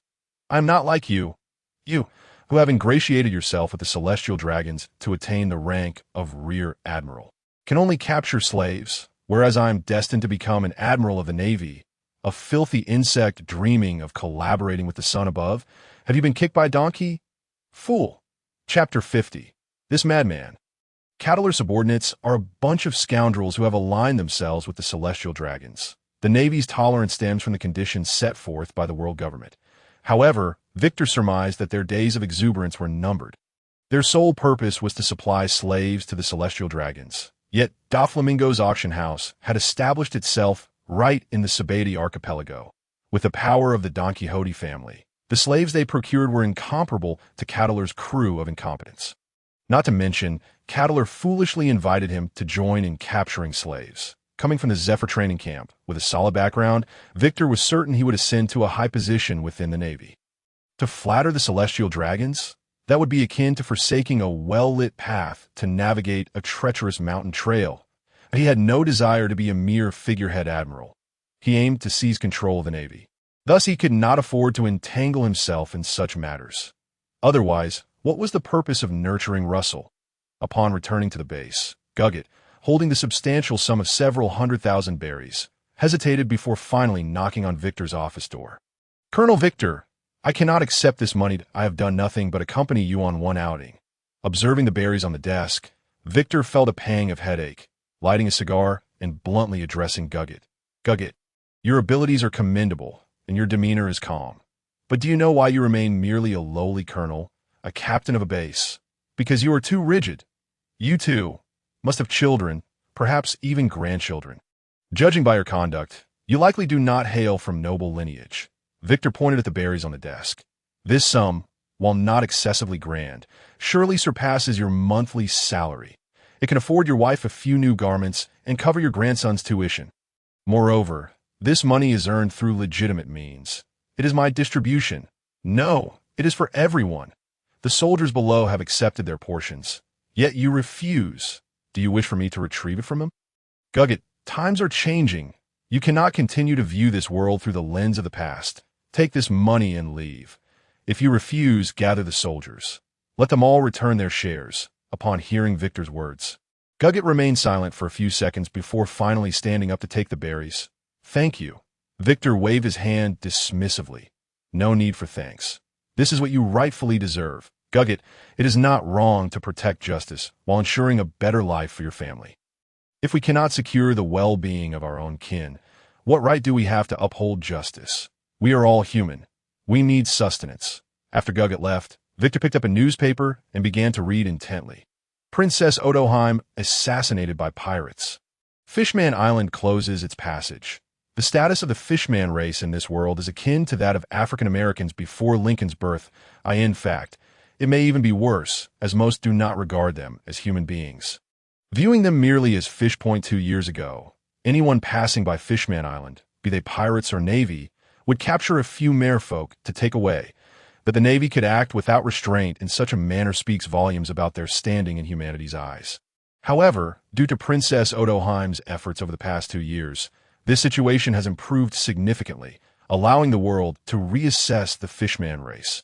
Unfortunately, Princess Odoheim was slain by her own kin. Otherwise, with her capabilities, she might have truly fostered peace between fishmen and humans. That as Victor perused the newspaper, the transponder snail suddenly rang. Bloop bloop. Upon answering, he heard Ted's furious voice. "Colonel, we have been attacked. That a warship has been destroyed. Just moments ago, while we were resting at Coconut Island, the Don Quixote family's flamingo appeared there. They even brought along a ship from the world government, driving us away and destroying one of our warships, resulting in dozens of casualties. I saw several high-ranking members of the Don Quixote family on board. The assailant was Diamante." Victor's face darkened. "Evacuate the area. I am on my way." Doflamingo's plundering of the Sky Gold had been ongoing for some time now. However, very few were aware of this matter. Victor had learned of it through Weasel while in the Northwest. In the original narrative, Doflamingo leveraged the Sky Gold to coerce the world government into granting him the title of Shichibukai. And ultimately, the world government acquiesced. The underlying reason was Doflamingo's threat to divulge the secrets of the celestial dragons. The plundering of the Sky Gold was merely a pretext. Otherwise, the Navy could dispatch any admiral, and the Don Quixote family would be obliterated. You claim he is a celestial dragon. What use are the Knights of God? Otherwise, how could he brazenly occupy Dressrosa? It is worth noting that Dressrosa is also a member nation. Given the current circumstances, it seems a resolution is imminent, which is why the Flamingo appeared nearby. Yet he should never have attacked his own men. Does he truly believe everyone will indulge him? The celestial dragon expelled from Mariewa. Within an hour of transforming into the Golden Eagle, Victor spotted Ted's warship and quickly descended. Observing the injured Navy personnel, Victor spoke icily. "Let us proceed to Coconut Island." Coconut Island is an uninhabited isle where military vessels from the base occasionally pause for respite during their patrols. Its name, bestowed by the personnel at the base, derives from its resemblance to a coconut. At this moment, a gathering is taking place aboard a ship under the auspices of Don Quixote da Flamingo, where merriment reigns supreme. This jubilation stems from the world government's acceptance of Da Flamingo's terms, allowing him to ascend to the position of warlord of the sea and reclaim the former kingdom of the Don Quixote family. Dressrosa. The only remaining task is to await the arrival of CP-0 to finalize the contract and facilitate the transfer of the ship laden with celestial gold, as the revelers clink their glasses. Bartholomew suddenly spots a warship from the air and urgently relays through the intercom. "Young master, the warship that just fled has returned. Fufufo." Da Flamingo sets down his glass and gazes out over the sea. Are those fools returning to meet their demise?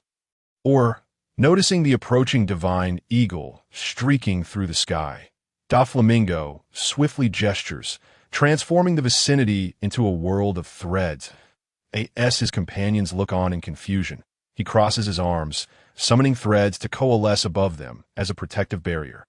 Boom! Crack! Following the tremendous thunder, the vessel alongside the Flamingo, laden with celestial gold, shatters into fragments, sinking into the depths. Witnessing the burning flag representing the world government, Da Flamingo's expression shifts dramatically. That madman. Chapter 51. An insignificant CP-0 has no right to command me. Cough. Bartholomew, having been airborne, was unable to be shielded by Da Flamingo and was struck down by lightning, though he managed to escape with only minor injuries due to the distance. Sensing the dire situation, he hastily ascends into the sky. Victori, transforming into his humanoid form, slowly descends onto the Flamingo. Observing this, Diamante and the others quickly surround him. "You scoundrel!" The veins on Da Flamingo's forehead bulge as he coldly addresses Victori. "Do you have any idea what you have done?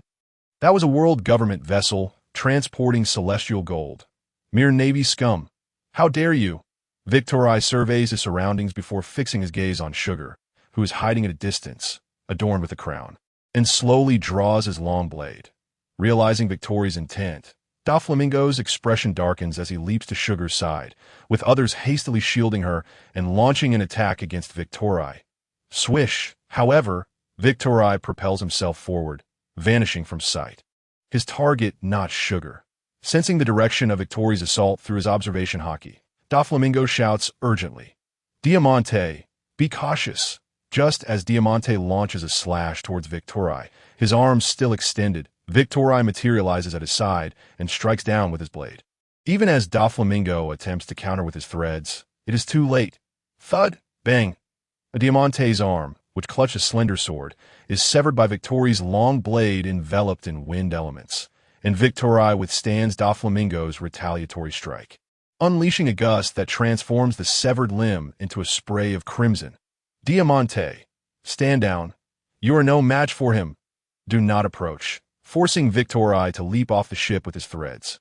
Da Flamingo interposes himself between the others and swiftly jumps overboard, pushing the Flamingo to retreat rapidly. Bartholomew, witnessing this, hastens to pursue. "You scoundrel! Birdcage!" Whoosh! Da Flamingo opens his palm. A flurry of threads ascend skyward, cascading down like blossoms scattered by a celestial maiden. Once the birdcage ensnares the entirety of Coconut Island, Da Flamingo strides towards Victori. "I recognize you. You are the new Navy star, Victori. But regardless of who you are, should you dare to harm my family, I shall ensure you regret ever entering this world." Boom! As he speaks, Da Flamingo activates his Devil Fruit Awakening, transforming all nearby into threads, his fury reaching a boiling point. Raging white threads. A colossal wave of white threads surges forth towards Victori, who, even upon leaping into the air, finds the wave in relentless pursuit. Victori, seizing the moment, propels himself forward, increasing his speed, and vanishes in an instant. Clang! Da Flamingo stretches his hands wide, blocking Victori's onslaught, but the wave he controls crashes down from above. The two engage in a fierce struggle, with Doflamingo ultimately retreating, dissipating Victori's force. Subsequently, Doflamingo leaps back, creating distance between them, and yanks his hands forcefully. 1,000 arrows pierce the heart. Feather strike. Boom! Countless threads morph into the wings of the flamingo. Charging towards Victori. Transforming into his beast form, Victori's feathers radiate a blinding golden light, withstanding the blow. Then, shifting in his hybrid form, Victori accelerates towards Doflamingo, even as Doflamingo attempts to obstruct Victori with his thread waves. Victori swiftly closes the gap, his glistening claws poised to strike Doflamingo. Threads, white shield. Utilizing a white shield forged from threads, Doflamingo deflects Victori's attack, only to be astounded as Victori's legs revert to human form. Delivering a kick towards him. Clang. Following an elevated kick that clashes with Victori, Doflamingo tumbles several times, yet regains his balance, inquiring, "What manner of ability is this? Can you partially transform into a beast?" Having mastered the skill of partial beast transformation through the fusion ability of Life Return, Victori had merely practiced to achieve this feat. He is not accustomed to attacking with bird claws in beast form, preferring to use his legs against foes. Noticing Victori's silence, Doflamingo's resolve hardens, as he envelopes his legs with armament haki and delivers a fierce kick towards Victori. Doflamingo is indeed a prodigy, having fully developed his devil fruit abilities and wielding all 3 types of haki with great proficiency. Yet his physical stamina remains a weakness, and his haki does not exhibit exceptional prowess. Compared to hand-to-hand combat, he is more adept at mid to long-range assaults that, if he were a character in a game, he would undoubtedly be classified as a mage. As Victori forces Doflamingo in a close combat, Doflamingo endures for a time, but soon begins to falter. Human energy has its limits, and although Doflamingo has maximized his devil fruit's potential, he remains lacking in physical prowess that it is evident that a decade hence, he would fall to Luffy, who had set sail only a few years prior, a testament to his rather ordinary aptitude for physical combat. Despite being intimidated by Kaido, bang, thud. After being sent flying by a flurry of kicks from Victori, Doflamingo coughs up blood, regaining his composure. Boom! Doflamingo utilizes his hands to weave threads that envelop the vicinity, then pulls forcefully, conjuring a massive wave of white threads that relentlessly crashes towards Victori. Oceanic white waves. Victori unsheathes his long blade, haki coiling around its tip, igniting into a fierce blaze. He then swings the blade with force, sending flames scattering like stars, flickering and then exploding dramatically. Boom! Just as the battle reaches its zenith, a warship adorned with the world government's flag approaches, a mass CP0 agent aboard the vessel, upon seeing Doflamingo's birdcage, hastily commands the ship to accelerate. As the vessel docks near the Flamingo, CP0 leaps onto the deck and inquires of the Don Quixote family. What is the meaning of this? Diamante, clutching his shoulder, grits his teeth and replies, "It's the Navy. Victori from the Navy has launched an unprovoked attack against us." Victori. CP0 pivots back to the ship, retrieves a loudspeaker, and employing Moonwalk, leaps above Coconut Island to shout, "Victori." Sea set once. Doflamingo has been invited by the world government to become a warlord of the sea. We are here to finalize the contract. Stop immediately. Furrowing his brow, Victori gazes at the shouting CP0 in the sky, tightening his grip on the long blade, and unleashes a slashing strike. Clang, whoosh. Although the birdcage obstructed the slashing attack, slender blades of wind slipped through the gaps of the cage and soared forth. Had CP0 not sensed this in advance, they might have sustained injuries. Victorly. Silence. Victorly leapt into the air, addressing CP0 with a cold tone. "You are merely a CP0. What right do you have to command me? You are here to negotiate, which means he is not yet a warlord of the sea. So why should I cease my actions? Enjoy the spectacle. Otherwise, I shall strike you down as well." Chapter 52. Fleet Admiral. "May I request leave beyond your rank?" CP0 was taken aback by the murderous intent evident on Victorly's face and fell silent. Gripping his long blade tightly, Victorly charged once more towards the recently relaxed Don Quixote, Doflamingo. Line shield, bang! Observing the two engage in reckless combat once again, CP0 remained silent for a few moments before leaping back onto the ship and dialing a transponder snail. Lord Ten Pit, we have encountered an unexpected situation here. In Mary Geos, within the office of the Five Elders, Shepherd Ten Pit furrowed his brow upon hearing CP0's words and inquired, Jernica, what has transpired? Is Doflamingo making yet another demand? What did you say? Victorly? Understood. I will have Sengoku contact you shortly. After hanging up the transponder snail, Pit addressed the others. While Doflamingo awaited CP0 on Coconut Island, he was ambushed by Victorly, who has been referred to as a new marine superstar by Sengoku. Now, Doflamingo has utilized his birdcage to trap Victorly, and the two are engaged in fierce combat. Jernica attempted to intervene, but was rejected by Victorly, citing that Doflamingo is not yet a warlord of the sea. Furthermore, Jernica mentioned that Victorly does not seem to be at a disadvantage against Doflamingo, and may even hold a slight edge. Oh, Satan remarked with some surprise. Doflamingo, while his physical combat skills are average, has developed his devil fruit abilities quite well. Victorly must be only 20, yet he has reached this level of strength. It seems Zifa was not mistaken. The fourth monster of the training camp truly deserves the title. Is the Navy about to cultivate another top-tier combatant? Thud, thud. Topman Vachely tapped his cane against the floor, saying, Enough that we shall discuss Victorly's matter later. I will inform Sengoku. Otherwise, that audacious Doflamingo in Fleet Admiral's office in Marineford. Sengoku had just hung up the transponder snail when Tsuru spoke up. Victorly, that little brat managed to put Doflamingo at a disadvantage. I initially thought Zifa's appraisal was somewhat exaggerated, but it appears he was rather conservative. Doflamingo, though not on par with the vice admirals in physical prowess, can certainly hold the upper hand against them due to his devil fruit abilities. Victorly is only 20, and he truly seems capable of bearing the title of the Navy's future. A smile spread across Sengoku's face as he stroked his beard. Victorly is indeed impressive. Both his talent and character surpass that of ordinary individuals. Moreover, he understands restraint and discernment, unlike many of the graduates from the training camp over the years. At this point, Sengoku's expression grew serious. Zifa. The death of his family has not only failed to lessen his impact, but has made his character increasingly extreme. This has also affected the trainees from the training camp. Most of those who graduated in recent years support Sakazuki's ideology. Rational students like Victorly are becoming increasingly rare. Even some from our faction have begun to question things at times. This cannot continue. At this rate, I wonder if it would be better to let Garp instruct them. Tsuru remained silent for a moment before saying, Zifa's reputation in the Navy is no less than Garp's. We can discuss this matter later. We should notify Victorly now. By the way, why did he attack Doflamingo? Sengoku picked up the transponder snail and replied to Tsuru. Before you arrived, Gomir reported to me. A subordinate of Victorly named Ted, while resting on Coconut Island during patrol, encountered the Flamingo and was driven away. They even sank a naval ship, resulting in casualties among the Marines. It is clear that Victorly went there because of this incident. Boom! Doflamingo grew increasingly astonished as he fought. In close combat, he found himself somewhat outmatched by Victorly.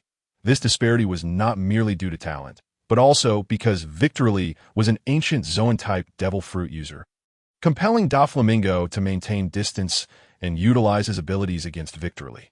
However, as time passed, Victorly's attacks grew increasingly fierce, employing a wider array of powers, with flames and thunder erupting alongside blades of wind and ice, inflicting considerable injuries upon Doflamingo.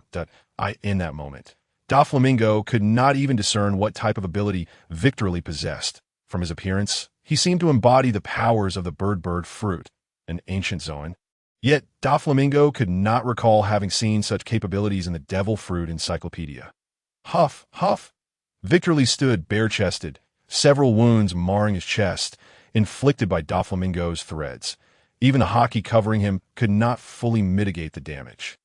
Doflamingo's attire had been scorched, blood still dripping from his shoulder, and the previously arrogant demeanor had vanished, replaced by a sullen expression as he glared at Victorly. The birdcage had long since dissipated. Doflamingo had initially intended for CP0 to assist him, only to find them retreating back to their ship. This moment, he felt a twinge of regret, realizing that merely driving away two naval ships had drawn such a formidable adversary. Most critically, this Marine possessed Conqueror's haki, and it matched his own in strength. The presence of Conqueror's haki in a Marine left Doflamingo somewhat dumbfounded. Those who wielded Conqueror's haki are inherently averse to restraint and often harbor great ambition. Thus, even with the talent for it, awakening within the Navy is rare. Yet from Victorly's gaze, Doflamingo sensed a resolute determination and unwavering tenacity. Such individuals are particularly troublesome, relentless in their pursuits, and no matter how much time passes, they will remember today's event. In other words, they harbor grudges. Point one must either eliminate him or, with that thought, Doflamingo chuckled softly, fu. Victorly, I believe it unnecessary for us to escalate this matter. After all, they are merely a few Marines. And you have already severed my family's arm. Why not turn enmity into goodwill? What Doflamingo did not anticipate was that upon hearing his words, Victorly sheathed his long blade. Family? Victorly scoffed disdainfully. Do your so-called family members truly hold such significance in your heart? Moreover, do you think I would let you off simply because of your two statements?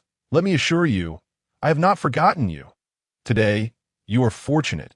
You better ensure that you remain a warlord of the sea forever. Doflamingo noticed CP Zoro approaching with a transponder snail, his expression darkening significantly. Before CP Zero could come closer, Victorly jumped beside him, seizing the transponder snail and declaring, Fleet Admiral Sengoku, I must request leave beyond your rank. Rest assured, that fellow is still quite formidable, and for now, I cannot eliminate him. However, the future remains uncertain. Understood. After tossing the transponder snail aside, Victorly soared towards the distant Golden Eagle. As he watched the ship depart, Doflamingo exhaled in relief. Yet an ominous premonition suddenly washed over him. Chapter 53. A useless death is not sacrifice, but foolishness. Commander Victorly, where are we headed alone? Are we to go to Sabaody? Yuta, with a beaming expression, inquired why the Golden Eagle had not returned to base, but had instead allowed Gugu to take the Navy aboard Ted's warship.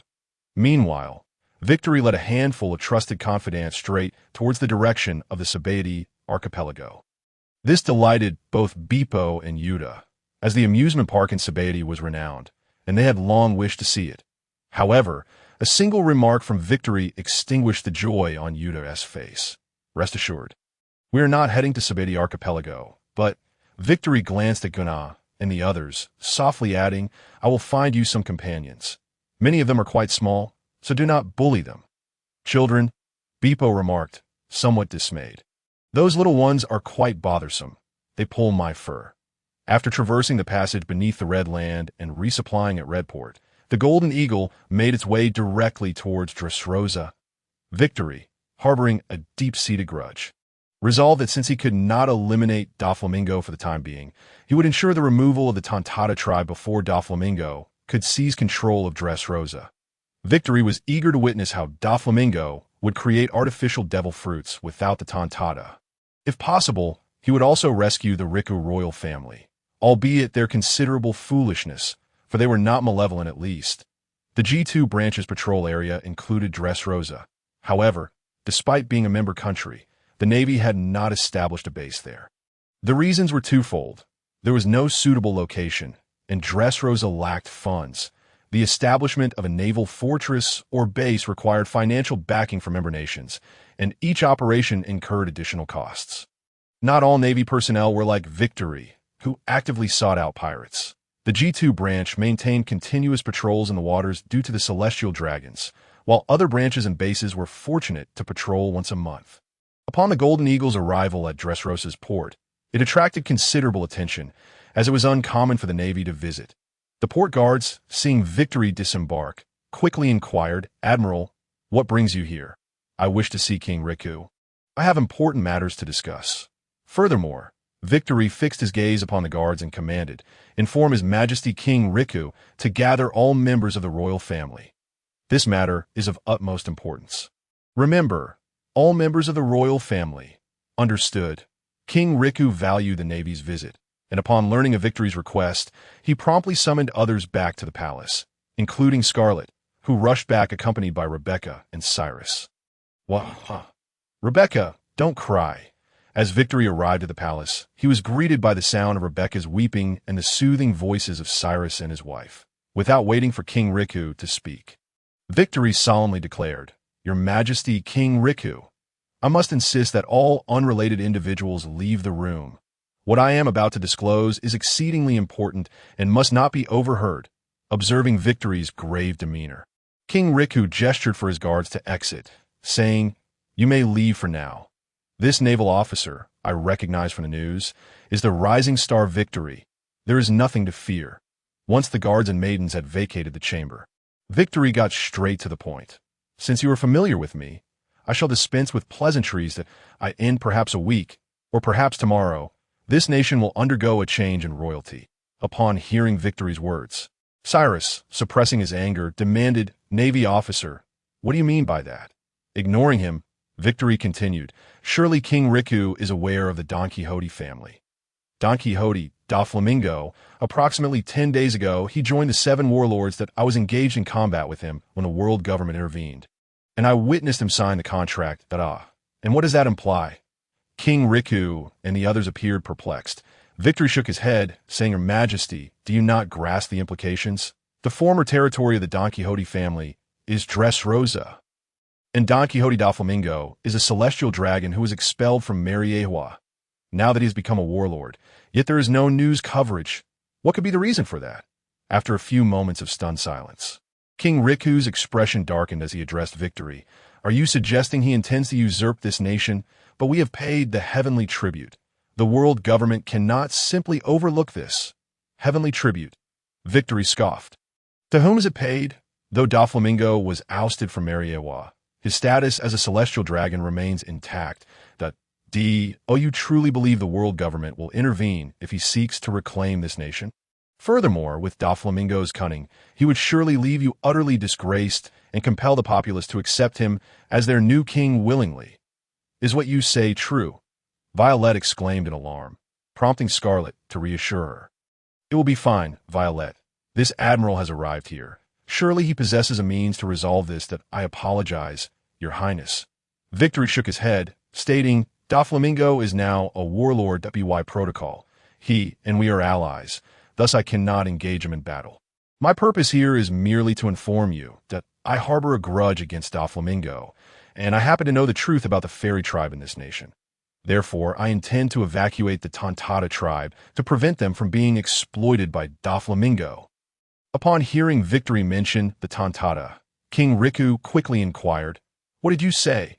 How do you know of this? That is of no concern to you." Victory replied with impatience, "The re-establishment of the Don Quixote family's control over Dressrosa is inevitable. Not only can you not change this, but neither can I. Time is of the essence. I must proceed to Greenbit Island to retrieve the Tontata tribe. Your Majesty, I must warn you." Victory spoke emphatically. "Doflamingo commands many powerful subordinates. His own strength is formidable, far beyond what you can withstand. While this Cyrus possesses exceptional swordsmanship, he is certainly no match for Doflamingo. I advise you to contemplate whether you wish to depart with me. Remaining here would amount to nothing more than a futile sacrifice. Should you reach a decision, please await me at the port. And remember, meaningless death is not sacrifice. It is folly." Chapter 54. The innocent Tontata tribe. Greenbit Island lies adjacent to Dressrosa, accessible via an iron bridge. Upon directing the ship towards Greenbit, Victory transformed into the Golden Eagle and soared across. Uninterrupted, this area had become an untouched forest, where the Tontata tribe resided beneath the forest floor. Utilizing his observation hockey, Victory carefully surveyed the surroundings. After a while, he sensed thousands of presences underground and discerned voices. He promptly made his way there. Arriving at a cleverly concealed cave entrance, Victory halted. The vigilant Tontata guards noticed him and grew wary. "Who is that? A human? Why has he come here? I sense he has discovered us, an intruder. Look, he has stopped and is looking at us. Should we attack him or alert the chief?" As the small folk hesitated, Victory called out loudly, "Friends of the Tontata tribe, the descendant of Mont Blanc Norland has come to pay his respects. Please come forth to meet me." "What?" Upon hearing Victory's call, the Tontata erupted in excitement. "Quickly, inform everyone. The descendant of Norland has arrived. Hurry! In merely a few minutes, Victorai found himself encircled by a throng of diminutive beings, some perched upon his shoulders, while others stood atop his head. Victorai felt as though his mind might burst, for these little folk were incessantly chattering, bombarding him with questions. Are you truly a descendant of the noble Roland? What is your name, Roland? How did you come to know of our presence here? How many are there in your family? What manner of garments are you wearing? It was only with the arrival of Chief Gonchao that Victorai was able to exhale in relief. The crowd parted, revealing Gonchao, who was being supported by Mank Shuili and Leo. He struck his cane against the ground, his expression grave as he proclaimed, "Ahem, you rascals, you are being exceedingly rude. And why did you venture out without my consent? We have yet to ascertain his identity. Just because he claims to be a descendant of Roland, does that mean we should believe him? What if he is deceiving us?" Victorai crouched down, speaking softly. "Of course, I can prove that I am not deceiving you, that my name is Victorai. To be precise, my mother is a descendant of Roland, that I learned of your existence from my ancestors' maritime journal. Alas, due to the passage of time, that log has been damaged. However, I can recount to you the events it documented. When my forebear arrived here, your Dongtada clan was still oppressed by humans. That it was my ancestor who aided you in your resistance, teaching them a proper lesson, that he also imparted knowledge of certain plants to you, and in gratitude, you erected a statue of him in your clan's territory. Am I mistaken?" Oh, Gonchao's eyes widened, and he nodded. "Completely correct. You are indeed a descendant of Roland. Victorai Roland." The little folk erupted into excited cheers, chanting his name. Yet Victorai felt no sense of accomplishment. It was utterly naive of them to place such trust in a stranger based on a few words. Gonchao raised his hand to quiet the crowd, and once they settled, he turned to Victorai, saying, "Victorai Roland, my name is Gonchao, the current chief of the Dongtada clan. Why not visit our clan's territory as our guest? We would be honored to host you." "That won't be necessary," Victorai interjected, raising his hand with a serious expression. "Chief Gonchao, I am here for a matter of utmost importance. 400 years ago, my ancestor assisted you. Now, I have come to save your Dongtada clan. The Don Quixote family, who once enslaved you, is returning." "What did you say?" The little beings froze in shock, and Gonchao asked with rising urgency, "Victorai Roland, what do you mean by that?" Victorai surveyed the surroundings, his voice low and steady. "Dressrosa is about to fall back into the hands of the Don Quixote family. They are under the protection of the world government. If King Liku does not flee, he may very well perish at their hands. They will stop at nothing to seize this country, and they will not spare you, which is why I am here, to take you away." Upon hearing Victoria's intent to evacuate them, the majority of the little folk expressed their reluctance. "What? Leave? This is the only home we have ever known. How could we possibly depart? We must assist King Liku in resisting the Don Quixote family. Indeed, we shall not leave." Observing the indignant little beings, Victorai gently flicked his fingers. Crack! A bolt of purple lightning struck a tree in the distance, igniting it in flames and silencing the crowd. Victorai opened his mouth, extinguishing the fire with a wave of chill, and addressed the astonished little folk. "This is my power. I could easily obliterate Dressrosa, but the Don Quixote family is even more formidable. Moreover, they have the support of the world government. Should you choose to resist, your fate will mirror that of the tree." "Chief Gonchao," Victorai gazed earnestly at Gonchao, "our time is limited. I implore you to gather your belongings and depart with me. My warship is waiting outside. I assure you, one day I will return for you. We shall vanquish the Don Quixote family and reclaim this land." But Gonchao hesitated. "If we leave, where will we go? We have no desire to coexist with humans." "Fear not," Victorai promised, patting his chest. "I have already secured a place for you, where you will be undisturbed. The climate there is perpetually spring-like, ideal for your kind. Chief Gonchao, do you not believe in me? A descendant of Roland? Can you not trust me? We shall only depart temporarily. Perhaps in a decade or so, we will return. Time is of the essence, so please make your decision swiftly." The warehouse was filled with fruits and plants, with several rooms overflowing with the belongings of the little folk. Observing the small beings eagerly bouncing on Bipo's back, singing alongside Yuta, and watching Guna practice her swordsmanship, Victorai stroked his chin thoughtfully. If he were to sell all these little folk now, they would meet their demise. Chapter 55. Victori's doubts upon returning to the port of Dressrosa. The Liku royal family awaited him. The port was deserted, indicating that King Liku wished to keep this matter confidential. Once the Golden Eagle was docked, Scarlet, cradling Rebecca, bowed to Victoria alongside Violet.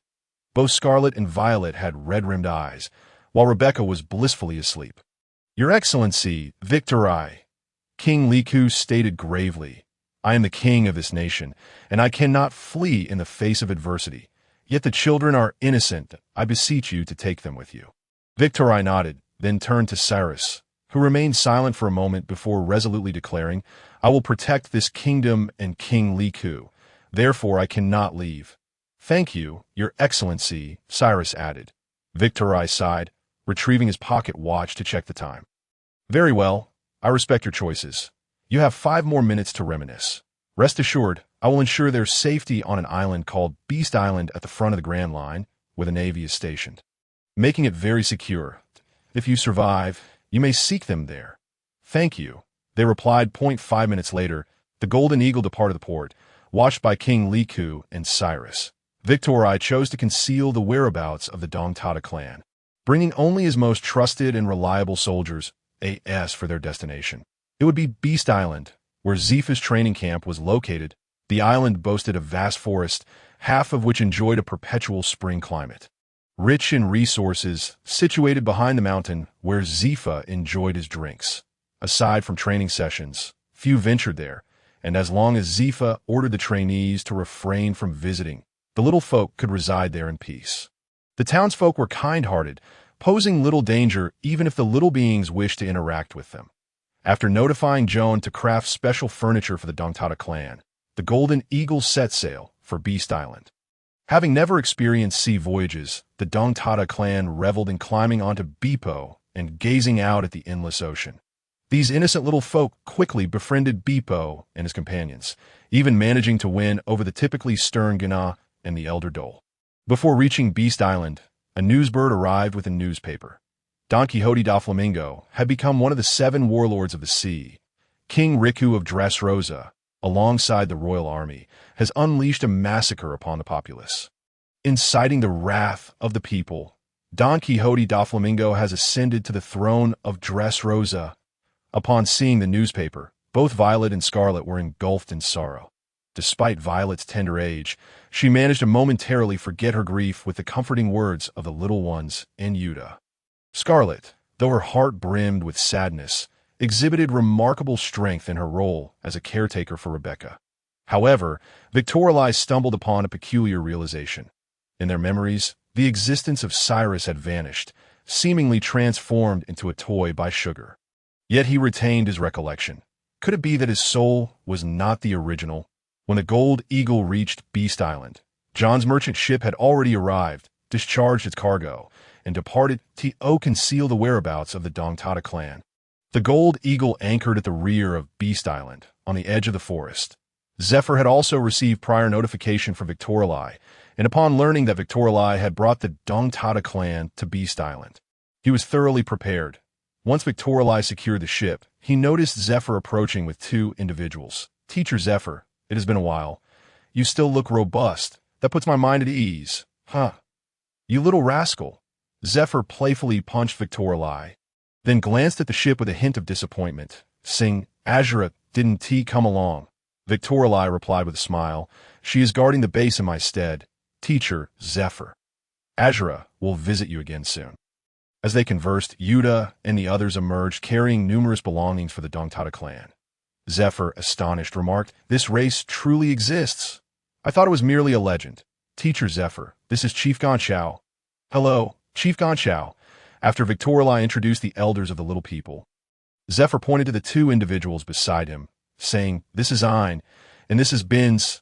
Thanks to these 2, I was able to construct some commendable quarters underground as per your request. Ein Binz, you have met your senior brother." "Greetings, senior brother Victoria." "Ah, hello, hello." Upon hearing their names, Victoria was taken aback. He had not noticed them earlier, as both were clad in Navy training uniforms, their appearances differing from the original characters. The presence of Ein and Bins implied that Zephyr would indeed suffer a loss of limb early next year. With less than 2 months remaining, he must find a way to prevent this from happening. "Hey, what are you thinking about, Victorli?" At Zephyr's voice, Victorli quickly responded, "Nothing, just sensing that their strength is quite commendable." "Ha ha!" Zephyr chuckled heartily. "Though they cannot compare to you. Their talents are certainly remarkable, but if they continue to grow, achieving the rank of Rear Admiral in the main fleet should pose no issue." Zephyr designated a living area for the little people nearby, assuring them that it would be undisturbed and fertile, ideal for cultivation. The underground space Zephyr excavated was nearly 5 meters high and remarkably spacious, filled with various plants and an abundance of underground water, saving considerable effort. The furniture crafted by John was also in place, and the Dongtada clan expressed their satisfaction with their new abode. The open ground could be utilized for planting, despite their diminutive stature. The Dongtada clan members possessed considerable strength, capable of handling ordinary beasts. Zephyr also provided the Dongtada clan with several image-transmitting snail phones, alongside regular ones, enabling them to watch programs and contact him whenever necessary. This gesture deeply moved the Dongtada clan, prompting them to wish to befriend Zephyr, which elicited hearty laughter from him. Violet and Scarlet were settled in a small town on Beast Island, armed with a modest sum of berries.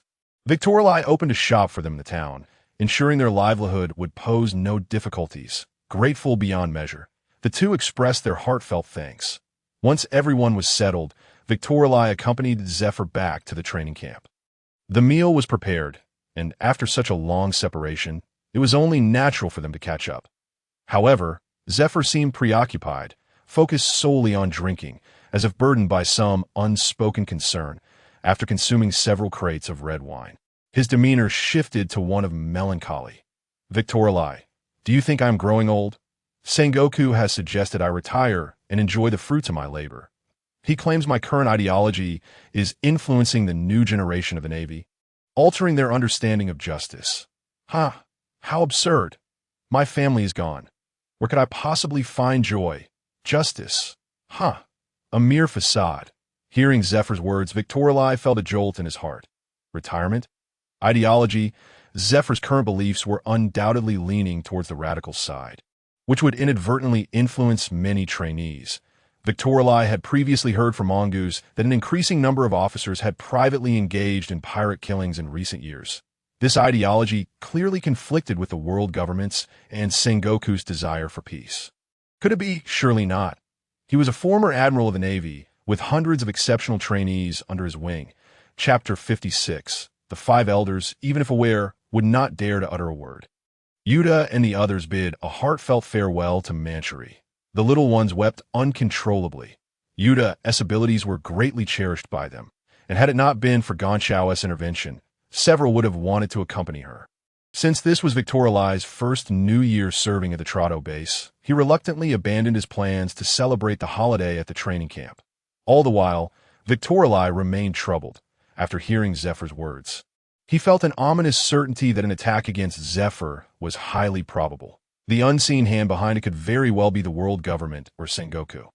Those who ascend to high positions are rarely benevolent. Zephyr's increasingly radical demeanor had garnered him a reputation among the Navy that rivaled even that of Garp. Indeed, he was regarded as the foremost figure among the officers, should Zephyr decide to re-emerge or align himself with the radicals. It would undoubtedly pose a significant headache for both the world government and the Sengoku's faction. The loss of his family had fostered resentment within Zephyr towards the Navy and the world government alike. They seek balance. The world government desires stability among the various powers at sea to prevent large-scale warfare, especially since Vegapunk has yet to complete the repairs on that weapon, and no unforeseen incidents must arise in the interim. Conversely, Sengoku's balance requires more time for the Navy to gradually amass strength, enabling them to stand firm before the world government. Therefore, both parties would vehemently oppose any significant upheaval within the Navy. Of course, this is merely Victorli's conjecture. He has resolved that after the new year, he will clarify with Zephyr the location of the practical training, and he will follow them closely. The reputation of the Zephyr training camp remains commendable. Through his connections with Victor Lee, John has successfully established a trade route from the North Sea to the Shambadi archipelago, The regions traversed along the way are all territories of the Allied nations, diligently patrolled by the Navy, ensuring a high degree of safety. Consequently, the naval personnel stationed at the Tato land base celebrated the happiest new year in history. The abundance of food and drink is a given, and each new recruit received a monetary bonus. Victor Lee also brought the families of the fallen sailors to the base to share in the New Year festivities, pledging to support the elderly and children of these families. This gesture deeply moved the sailors, causing a group of burly men to weep uncontrollably. In the past, the families of those who perished in battle received only a compensation package. Who would care about their future welfare? Although it cost several $100 million, Victor Lee has undoubtedly earned their respect, and through them, this act will soon resonate throughout the Navy, further elevating Victor Lee's standing. On New Year's Day, Victor Lee called Zephyr to confirm that the chosen location was the Motor Sea. A sense of unease quickly expanded within him. The Motor Sea is situated at the forefront of the Grand Line. While it does not belong to the Allied nations, the nearest naval base can be reached in just over half an hour. Victor Lee could hardly believe that Zephyr could withstand Weevil for even that brief duration. After the New Year celebrations, Victor Lee advised Azura to pack provisions and water before departing under the cover of night. He wished to keep this matter from the warring states and was determined to observe how Zephyr would encounter an attack. Upon reaching the Motor Sea, Victor Lee found Zephyr's warship docked at an island. There was a small town on the island, indicating that Zephyr intended to lie in wait for his prey. Victor Lee's observation hockey was activated almost daily, and now its range barely enveloped the island. Thus, he concealed himself within the forest, meticulously monitoring the warship with his enhanced senses. Whenever fatigue set in, Victor Lee transformed into a golden eagle and soared into the sky for a clearer view. Within a month, Zephyr and his crew had dispatched 2 pirate ships, encountering no formidable adversaries. Moreover, it appeared that Zephyr was preparing to return, suggesting that no unexpected incidents had arisen. However, just as Zephyr's warship set sail, Victor Lee sensed something amiss, that a small boat was rapidly approaching the surface, and inexplicably, someone in the town was communicating via a din mashai. It was astonishing that even in such a dilapidated town, pirates would not dare to pillage, yet there was someone maintaining a din mushi. This immediately drew Victor Lee's attention. Yes, Lord Satan blocked the signals, understood that I will deal with the townspeople shortly. Upon hearing this, Victor Lee grasped who the puppeteer was. Boom! Just as Victor Lee ascended into the air, a violent explosion erupted in the direction of the town. In an instant, his observation hockey revealed that, apart from that man, every inhabitant of the town had perished. Had explosives been planted in advance? As Victor Lee turned his gaze towards the warship, which had been drawn in by the sound of the explosion, he flew towards the town. Zephyr caught sight of the golden eagle in the sky and recognized Victor Lee. Just as confusion began to take hold, the lookout suddenly shouted, "Zephyr-sensei, a small boat is heading towards us. There are only 2 people on board, a man and an elderly woman. The man is rowing with a large knife. They're moving quickly. Turn back. You all need to leave here." In an instant, Zephyr realized something was wrong. Before the small boat could reach them, the warship had already fired up its engines to depart. A glimmer of a blade flashed by, and Zephyr leaped onto the water, delivering a powerful punch. Clang! Utilizing the moonwalk technique, Zephyr leaped into the air and shouted to his students, "Continue to leave this place. Find a safe location. Quickly, yes." Victor Lee landed at the entrance of the town, where he encountered a man dressed in peasant attire, his face lined with wrinkles, slowly approaching.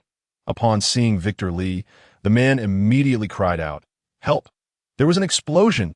Please, save them!" His expression shifted from stoic to one of tearful anguish in less than a second, prompting Victor Lee to begrudgingly admire his acting skills. Enough with the pretense. Victor Lee replied, his face devoid of emotion, that "I heard everything." Block all signals? Lord Satan? So, that individual was sent by the world government to specifically target Zephyr-sensei? Upon hearing Victor Lee's words, the weeping man abruptly ceased his lamentation. "Victor Lee, if you heard everything, what do you mean by obstructing me? Are you defying the orders of the elders? That was your command." Victor Lee pointed a finger at the man. "Moreover, in the presence of me, Zephyr's disciple, Do you not think you are being rather arrogant in attempting to deal with Zephyr-sensei? Whoosh! Thud! The man was caught entirely off guard by Victor Lee's sudden attack. With fingers imbued with electrical energy, Victor Lee easily pierced the man's shoulder, an electric current immobilizing him completely. Victor Lee, are you betraying the Navy? Do you even comprehend what you are doing? This is an order from the elders. Victor Lee applied slight pressure with his finger until beads of cold sweat appeared on the man's face, then spoke softly. Even if I were to kill you now, should the elders learn of it, they wouldn't dare utter a word. Let the Navy find out that they sent someone to deal with Zephyr-sensei, and they will bear the consequences. Chapter 57. Zephyr's carelessness sigh, observing the man's lifeless body. Victor Lee could not help but exhale in resignation. His initial intention was to coerce the man into revealing information, but the man's resolve was unwavering, no matter how Victor Lee tortured him. He remained tight-lipped.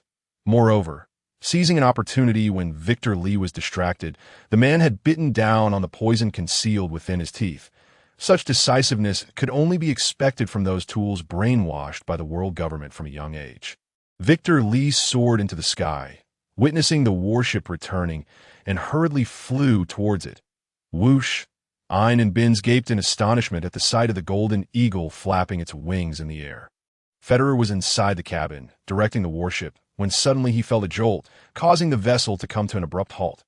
What happened? Report, instructor. The ice surface. It has frozen solid. What? Upon hearing the cadet's words, Federer felt a surge of joy. Could it be that Admiral Kazan has arrived? When Federer reached the deck and beheld the figure descending from the sky, he gasped, Victor Lee, Instructor Federer. Victor Lee spoke in a serious tone. You and the cadets must remain here. The enemy this time is exceptionally powerful. Your presence will only serve as a burden to Zephyr-sensei. These cadets are the future of the Navy. They cannot perish here. After delivering his warning, Victor Lee transformed into his beast form and soared into the sky. Federer watched as Victor Lee's figure gradually disappeared, his expression a blend of complexity. It had only been a short time since graduation. Indeed, geniuses cannot be measured by ordinary standards. The talent that has earned him the title of the training camp monster. Clang, the force transmitted through the long blade, made Zephyr feel somewhat strained. The elderly woman observing the battle chuckled. Ha ha! Zephyr, my son is quite formidable, isn't he? Stussy! Zephyr shouted angrily at the woman.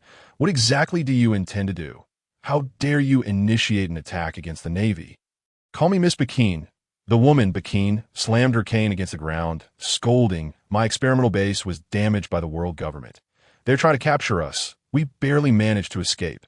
Now that we've encountered you, let the world government witness our might. Your life as a former admiral of the Navy is enough to intimidate them, proving that I, Miss Bakine, am not to be trifled with.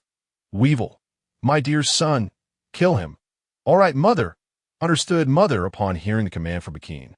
The dazed Wyber raised a massive naginata in his hands and swung it once more at Zephyr. Confronted by Wyber, whose stature was twice his own, Zephyr's forehead bulged with veins, his arms swollen to an impressive girth.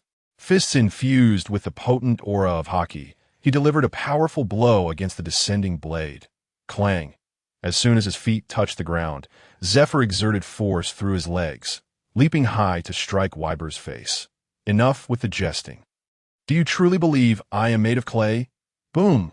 Wyber's colossal form was sent flying dozens of meters by Zephyr's punch, the latter displaying a look of disdain as he strode towards Bakine. Yet after only a few steps, Zephyr halted, glancing aside to see Wyber, who should have been unconscious, staggering back to his feet. It hurts. It hurts so much. Mother! He hit me so hard. I will kill him. Kill him! Boom! Witnessing Wyber charge at him with the naginata, resembling a frenzied bull, Zephyr couldn't help but question whether he had truly grown old. Zephyr's greatest weapon was his fists, having earned the title of Black Arm long before Garp, whose training methods for hockey were based on Zephyr's suggestions. Never before had anyone endured a full force strike from Zephyr and continued to launch an attack as if nothing had happened. Clang! I will kill you! I will kill you! After barely blocking Wyber's naginata, Zephyr's heart was ablaze with fury. Ha ha! Zephyr, you shall die here today. Not killing an admiral? Such naivety. Oh, it seems your family met their end at the hands of pirates. Bakine incessantly taunted from the sidelines, causing Zephyr's rationality to gradually dissipate. The death of his family, the inaction of the world government and navy, Sengoku's council, and years of pent-up emotions erupted in that moment. Boom! A tremendous aura of haki enveloped Zephyr, warping the very space around him. Clang! Gripping the Naginata with both hands, the veins on his arms writhed like worms. Pirates! All must die! Boom! With a sudden pull on the Naginata, Zephyr forcefully slammed Wyber's massive body to the ground. Bakine's eyes nearly bulged out at the sight. Cursed be it! Boom! Wyber rolled over, his Naginata swirling amidst a conflagration. I will kill you, a power user. Zephyr raised his fists once more. Well, the power user. No matter your abilities, I shall shatter everything with these iron fists. Boom! The battle between the two raged fiercely, unaware that the sea had begun to freeze. However, Bakine noticed this development, yet she felt no presence of others nearby, save for a golden eagle circling overhead. Victorali had shrunk his form, concealing his aura. If he did not intervene, he appeared no different from an ordinary eagle. Bakine still felt uneasy, shouting loudly at Wyber. Wyber, stop wasting time. Finish him and let us depart. All right, mother. Upon Bakine's words, a crimson light emanated from Wyber's Naginata as he charged towards Zephyr, with Wyber leaping high. The crimson glow intensified, prompting Zephyr to act with caution. His right arm, cloaked in haki, raised defensively above his head, while his left hand formed a fist to block Wyber's strike, while simultaneously countering. As Wyber descended, the Naginata struck Zephyr's arm, causing his expression to shift dramatically. He felt his haki being easily overwhelmed, a sharp pain radiating from his arm. Boom! Just as Zephyr feared for his arm's integrity. A thunderous roar accompanied a bolt of purple lightning, reflecting in his sunglasses the image of Wyber collapsing amidst black smoke. Huff! Huff! Zephyr glanced at his arm, beads of cold sweat forming on his brow. He had narrowly avoided injury to the bone, having been overly complacent and excessively confident in his haki. That crimson light had clearly been peculiar. He had foolishly absorbed it head-on. Thank goodness for Victorali. Zephyr turned to Victorali, who had landed beside him, and inquired, Victorali, what brings you here? After a brief silence, Victorali replied, I find myself in need of a deputy and wanted to observe how this batch of students performs. Recently, I had some free time, so I came to take a look. Chapter 58. Wyber's fruit ability. Victorali could not reveal the truth of the situation to Zephyr, for should he learn it, calamity would surely follow. Even if the Navy did not face complete disintegration, the establishment of a new Navy would be hastened by many years. Furthermore, Zephyr would undoubtedly be heartbroken upon learning the truth. The Navy could not afford to fracture at this juncture, and Victorali needed Zephyr to safeguard him, both publicly and privately. He had to keep the truth from Zephyr. Woe is me. It hurts so much. Wyber stood up, sobbing. Mother, it hurts. A lightning bolt struck me. Bakine scolded angrily from the side. Fool! It was that man who attacked you. He nearly killed me too. Go and slay him. Victorali cast a glance at Bakine. Moments ago, he had unleashed 2 bolts of lightning, one aimed at her. Yet unexpectedly, the seemingly unassuming old woman had deftly evaded it. Truly, a member of the Rock's pirates, even at her age, could not be underestimated. Zephyr inspected the wound on his arm, coldly stating, Victorali, step aside. This fellow is mine to deal with. Teacher Zephyr. Victorali unsheathed his long knife, his expression devoid of emotion. He is a pirate. When dealing with pirates, there is no need for any semblance of high-handedness. We should strike together. Huh. Zephyr paused briefly, then burst into laughter. Ahaha. You are indeed correct. Victorali. Let us dispose of him together. Bakine, exasperated, stomped her foot. Despicable. But do you think that just adding a little brat will enable you to defeat my son? Wyber, show them your strength. All right, mother. Yes, mother. Sniffle. Wyber, wiping his nose, grasped the Naginata, and in a manner akin to a simpleton, lunged forward with reckless abandon. Clang! Such tremendous strength! After Victorali blocked the blow with his long knife, he sank into the ground, his face reddened, arms swollen, ears ringing as if his head had been struck by a hammer. Regardless of Wyber's overall prowess, the sheer force he exhibited was the greatest Victorali had ever encountered. Boom! Zephyr delivered a punch, forcing Wyber back, and seeing Victorali shaking his wrist, he could not help but chuckle. Haha. Be careful. This fellow indeed possesses great strength. Victorali observed Wyber, who appeared as foolish as a child, focusing on the serpentine scars that marred his body. His head and neck seemed as though they had been cleaved open, and his left hand bore the marks of rough suturing. Surviving such injuries could only be attributed to his fruit ability. As Wyber wielded his Naginata, flames erupted violently. This fire was not merely a product of hockey, but a constant, searing heat that made it exceedingly uncomfortable for both individuals enveloped in hockey. Victorali tentatively engaged the flames, but he was vastly outmatched in temperature by Wyber, and thus resorted to suppressing Wyber's flames with cold air. If Wyber were a Zoan type, he showed no signs of animal transformation. He certainly could not be a Logia. Was he perhaps some unique paramecia? Boom!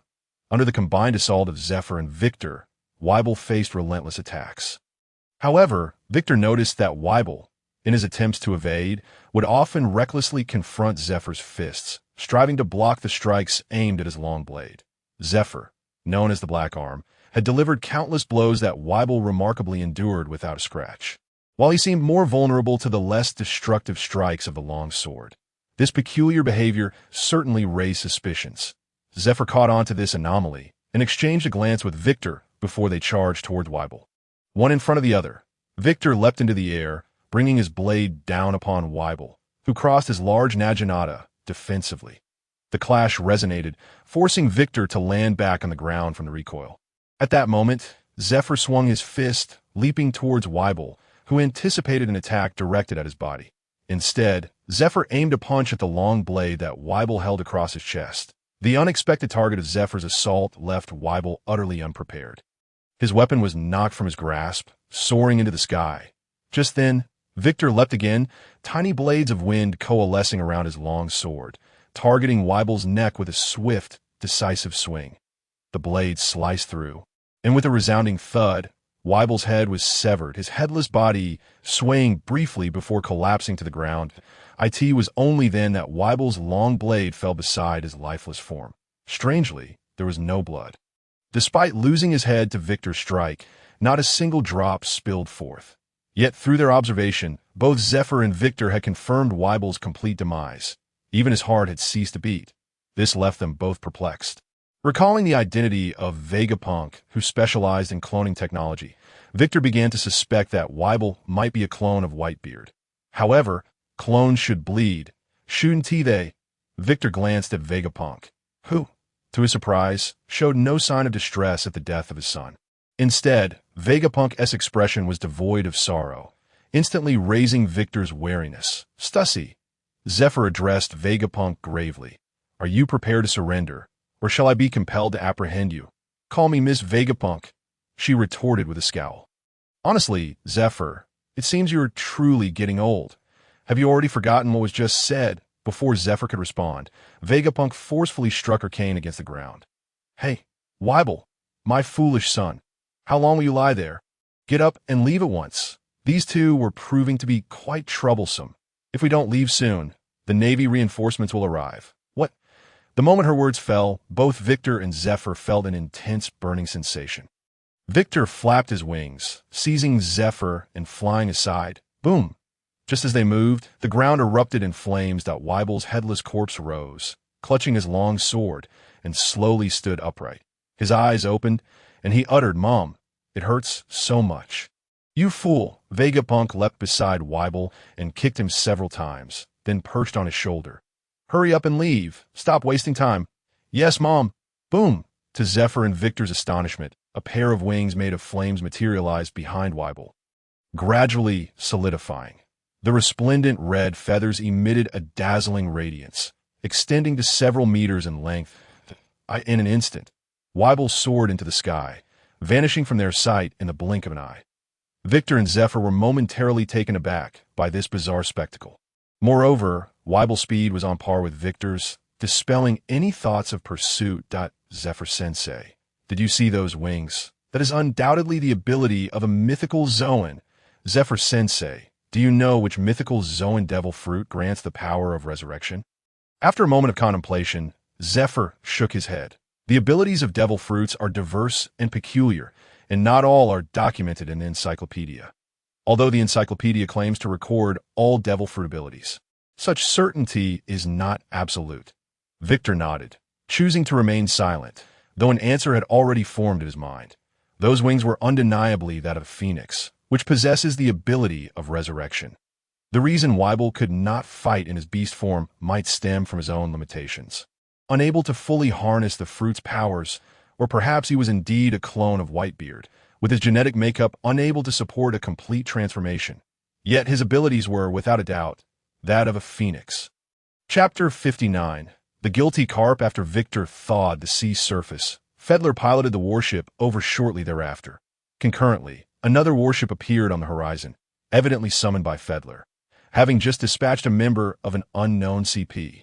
Victor had incinerated the body to eliminate any traces, which included the special transponder snail capable of disrupting signals, thus preventing a distress signal from being sent out. The leading officer, a rear admiral, leaped down before the ship had even steadied. Zephyr-sensei, I apologize for our tardiness. The sea unexpectedly froze over. Zephyr waved him off. No matter, Kaichi. The enemy has already fled. Just a mere pirate. Nothing to be alarmed about. I appreciate your efforts, but you may return now. Yes, Zephyr-sensei. Kaichi hesitated, then suggested, shall we escort the students back, Zephyr-sensei? It's not far, there's no need for that. Just then, Victor, who had been using his observation hockey to scan the surroundings, sensed a powerful presence approaching rapidly from beneath the sea, the newcomer making no attempt to conceal their aura. Zephyr sensed it too and cast a wary glance towards the water. Splash! Achoo! Carp erupted from the depths, startling both Zephyr and Victor, whose expressions darkened instantly. Carp, what brings you here? Seeing Zephyr unharmed, Carp removed his military jacket, wringing it out with a hearty laugh. Ha! I happen to be nearby, upon receiving your distress signal from the warship. I rushed over to investigate. I don't know what happened, but the lake froze over just as I was running on it, then suddenly melted. I fell into the water and swam over. As Carp spoke, the rhythm of his heartbeat quickened, though no one, aside from Victor, who was keenly observing with hockey, took notice. Zephyr nodded appreciatively. Thank you. We were just attacked by that Stussy character, accompanied by a man named Weibel. His strength is formidable and his abilities rather peculiar, making him quite troublesome. Thankfully, Victor was here to be by the way. Carp, I recall that Stussy was collaborating with the world government, correct? Has her research reached completion, prompting them to apprehend her? Carp chuckled awkwardly. Haha, you know how I am. Such matters are not of my concern. You should ask Sengoku. Indeed. By the way, Zephyr suddenly turned to Victor. What transpired in the town? Why is there not a single trace of life left? Victor frowned and replied, I'm not certain. When I arrived, the town was engulfed in flames. It appears explosives were planted in advance. Perhaps the town angered someone and met with their demise. Zephyr exhaled deeply, choosing not to utter another word. Victorly cast a glance at Carp, whose heart was racing, and upon meeting Victorly's gaze, Carp immediately averted his eyes. Noticing Carp's guilty expression, Victorly concluded that Carp was at least aware of the world government's plot against Zephyr. However, it seemed he was among the last to know, which might explain his hasty arrival. In the original work, Zephyr's survival at the hands of Weibel was undoubtedly due to Carp's timely intervention. Yet, it could also be that Carp had known all along, but was only now experiencing a pang of conscience. After all, he was not as heartless as he pretended to be a naval hero. He had raised the son of the Revolutionary Army's leader and the grandson of a pirate, and it was because of him that Luffy was able to gradually mature. Otherwise, Luffy would have long been captured, let alone rescuing Ace during the Marineford War amidst the pursuit of multiple vice admirals. Thanks to Carp's intervention, his actions were far from just, and he also trained the cowardly Kobe. Victorly did not believe that Carp's inner thoughts were as simplistic as he outwardly displayed. The Doghead battleship had also arrived, and Carp leaped aboard, calling out, Hey, Zephyr, if there is nothing else, I'll be on my way. Train them well. After Karp's departure, Victorly addressed Zifa. Teacher Zifa, let us depart as well. I shall accompany you back and select a vice officer to join us. I find both Ein and Bins to be quite promising. Perhaps you could assign them to me. Huh. Upon hearing Victorly's words, Zifa pointed at him, saying, You always thinking of your own interests. You come here and wish to take away my two most outstanding students? We'll discuss it later. Let's finish our meal first. From their future performances, Ein and Bins were bound to rival the vice admirals at headquarters, especially Ein, whose formidable strength, calm demeanor, and top-tier combat intelligence stood out. Their attitudes towards pirates stemmed from their experiences with Zifa's severed arm incident. But it was evident that they genuinely loathed pirates and were not the naive type. Victorly indeed yearned to bring both of them under his command. During the meal, Victorly mingled effortlessly with the younger students, displaying none of the aloofness typical of a superior. Although he hadn't witnessed Victorly in battle, Ein and Bins had personally seen him freeze the sea with a mere flap of his wings. Thus, their gazes toward Victorly were filled with admiration, especially given that he was only 2 years their senior.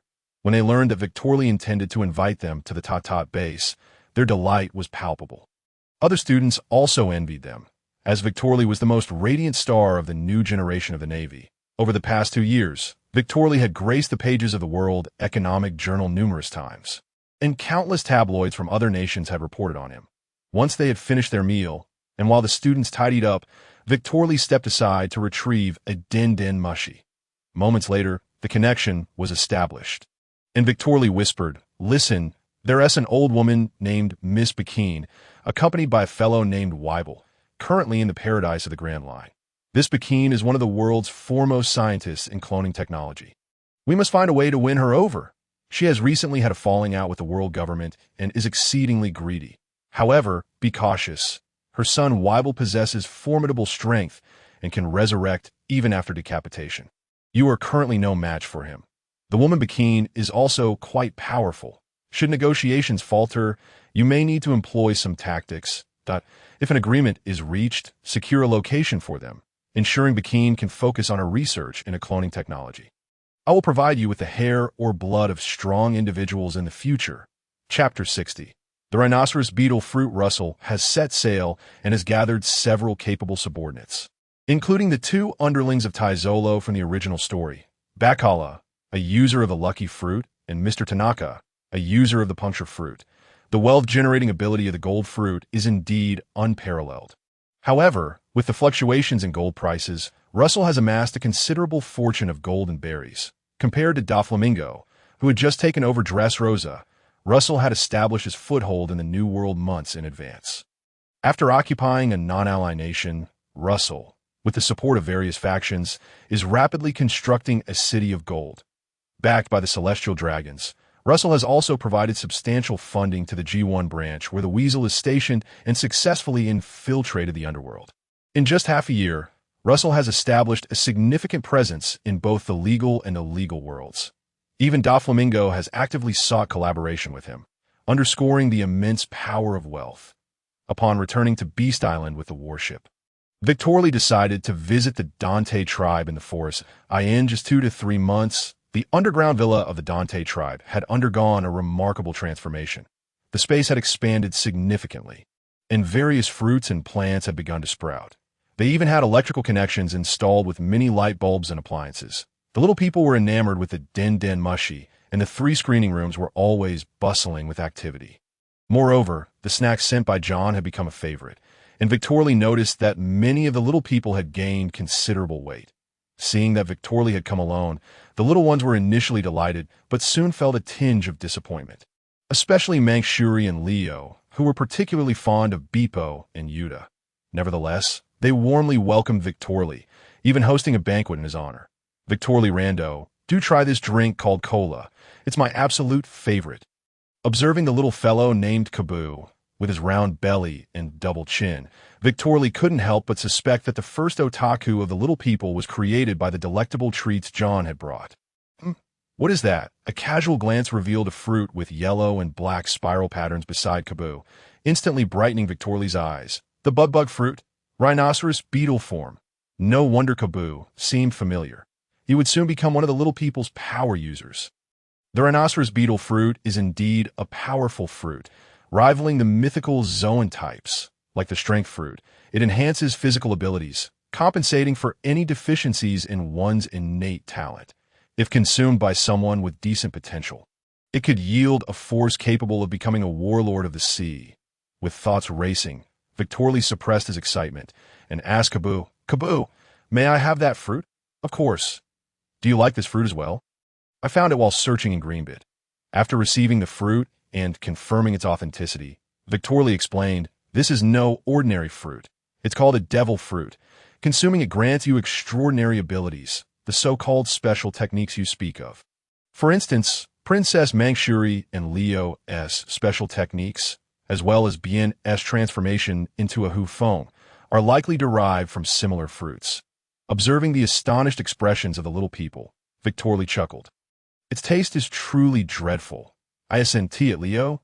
"Yes, yes," Leo vigorously nodded, exclaiming, "Only now do I recall that my special technique came from eating a particularly disgusting fruit. I took just one bite and tossed it aside, thinking I might poison myself. Therefore, Kaboo." Victorly addressed Kaboo, "This fruit is incredibly precious, and I cannot take it for free. I will trade something for it. Tell me what you desire." Kaboo hesitated for a moment before tentatively suggesting, Din mushy just for me." Seeing Victorly nod encouragingly, Kaboo continued, 10 cans of cola, 10 bags of chips, 20 cans, 20 bags, 30. All right." Witnessing Kaboo incrementally raise the quantities, Victorly waved his hand. "From now on, whatever you wish to eat. Just tell John. I'll cover it all. I'll also get you a few more Din mushies. You can watch whatever you want." "Ah, truly. Ah, how delightful." Seeing Kaboo's joyous expression brought immense happiness to Victorly as well. This was a transaction that both parties were exceedingly satisfied with. Fair. After spending 2 days in the forest, Victorly returned to the training camp, where the graduation ceremony had already concluded, and Ein and Binzi were awaiting him. Zifa exercised his authority and assigned both of them to serve under Victorly. Azura arrived aboard the Golden Eagle, accompanied by Yuta and several others. Since they were present, the group found themselves unable to leave until the new recruits arrived. And only then did they depart. "Doll." Victorly tossed the rhinoceros beetle fruit to him. Observing Doll's puzzled expression, Victorly elucidated, "This is the bug fruit, rhinoceros beetle form. Consuming it will greatly enhance your strength. While it may not rival Guana's, it will come quite close. The choice to eat it lies with you." As soon as Victorly's words fell, Doll eagerly bit into it, with Guana's power steadily increasing with age. Doll found himself somewhat overshadowed by her. Thus, the rhinoceros beetle fruit was perfectly suited for him at this juncture. Upon returning to the base, Victorly convened the Navy personnel to announce personnel changes. An was appointed as Victorly's aide-de-camp, while Binzi would temporarily serve as Azura's assistant. Although both possessed considerable talent, they still required further honing. Just a few days later, the anticipated call came. Bring, while Victorly was instructing Gana and the others. His apple-eating transponder snail suddenly rang. Victorly promptly answered, "Admiral Sengoku." Sengoku's voice was calm, and after exchanging pleasantries, both fell into silence. After a few seconds, Sengoku spoke, "I heard from Zifa that thanks to you, this batch of recruits remained unharmed. You performed admirably."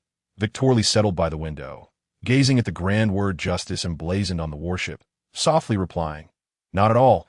It was merely fortuitous. Nonetheless, I do believe I executed my duties well.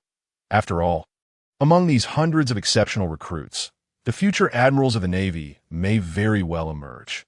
Fortunately, Teacher Zifa has aged gracefully and was unharmed.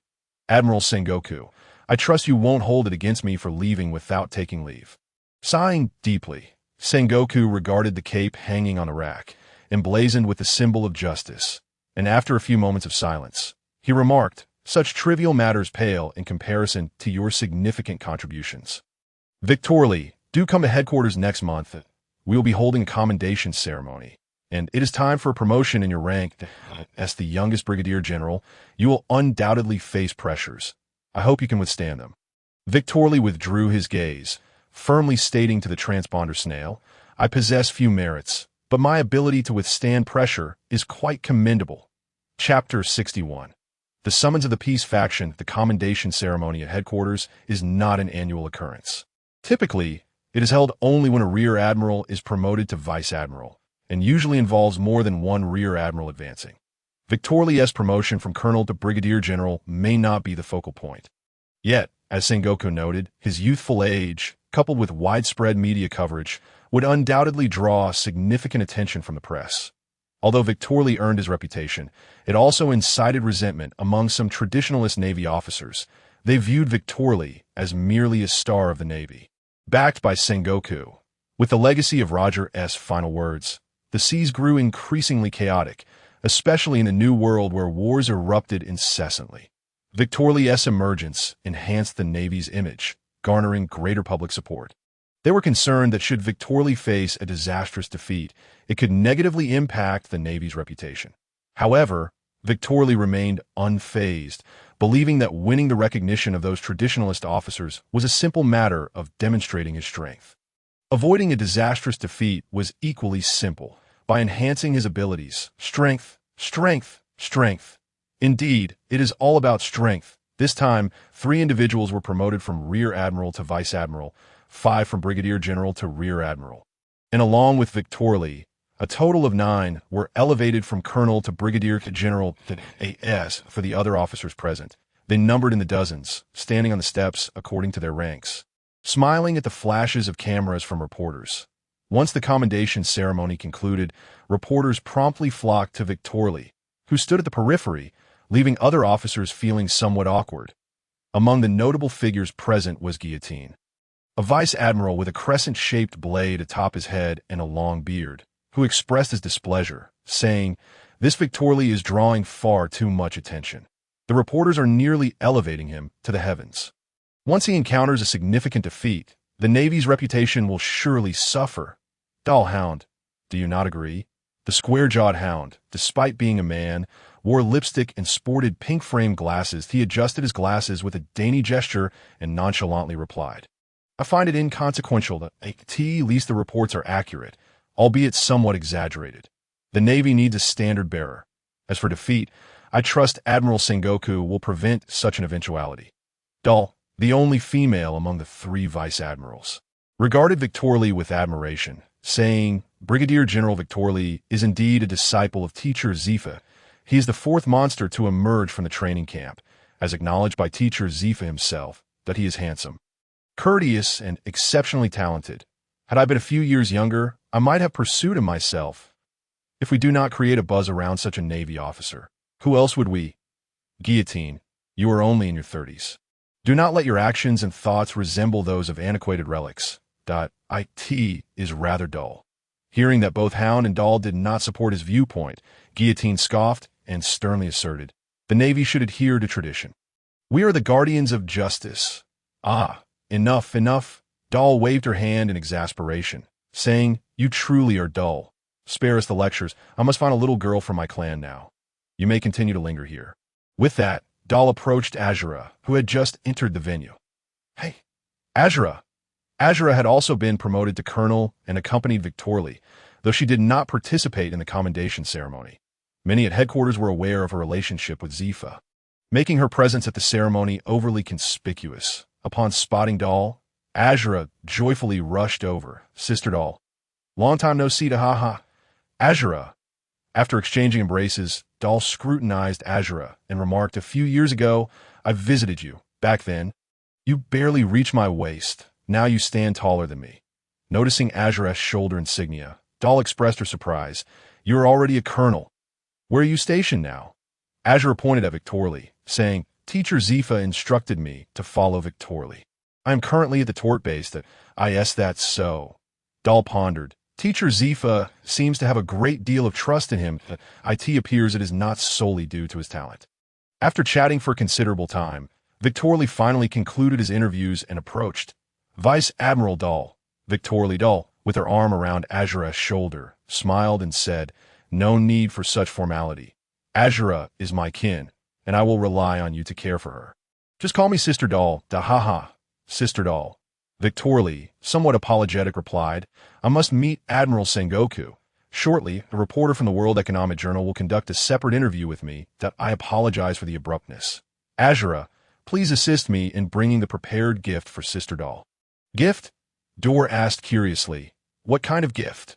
With a smile and a relaxed tone, Victoli replied, all 3 seniors have been promoted to the rank of Vice Admiral. It is only natural to prepare a gift for our first meeting. For you and Vice Admiral Hound, I have prepared a luxurious gift set of the most renowned cosmetics from St. Cassia.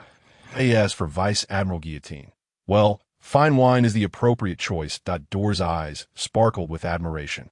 You truly are well prepared. Not only are you handsome, but you also possess a keen attention to detail, unlike those boorish fellows. However, for the guillotine, I suggest you refrain from sending anything to avoid unnecessary embarrassment. P.S. Just an old, stubborn man in his 30s. Victoli nodded in acknowledgment. Understood. Thank you for the reminder, Sister Dord. I must not be rude. Marshal Sengoku is still waiting for me. We shall toast together later. Upon arriving at Marshal Sengoku's office, a cacophony of voices greeted Victoli. Hey, Carp, you rascal. Don't eat my rice crackers. What is the big deal? Sengoku, you're such a miser. Surprised to find Carp present. Victoli noticed the door was ajar. So he gently knocked twice and entered.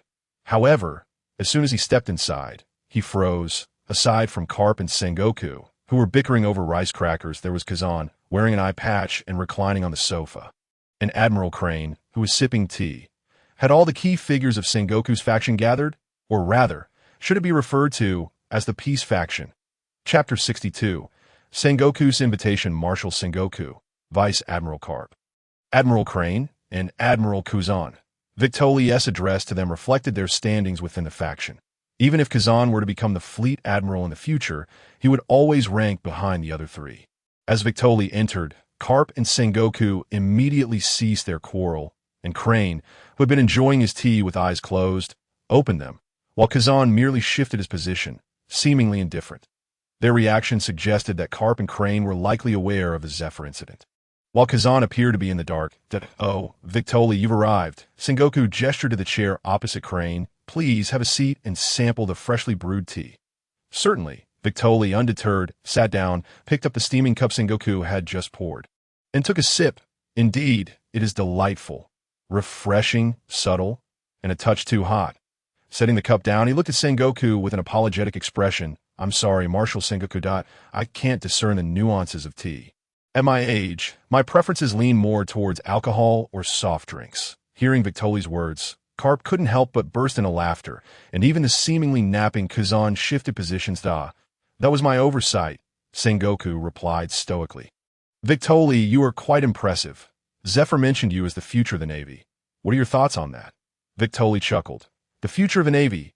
Teacher Zephyr is certainly exaggerating. Speaking of the future, Marshal Sengoku, you, Vice Admiral Carp, Admiral Crane, and even Teacher Zephyr in your youth were also the future of piracy, weren't you?" No. I apologize for the misstep.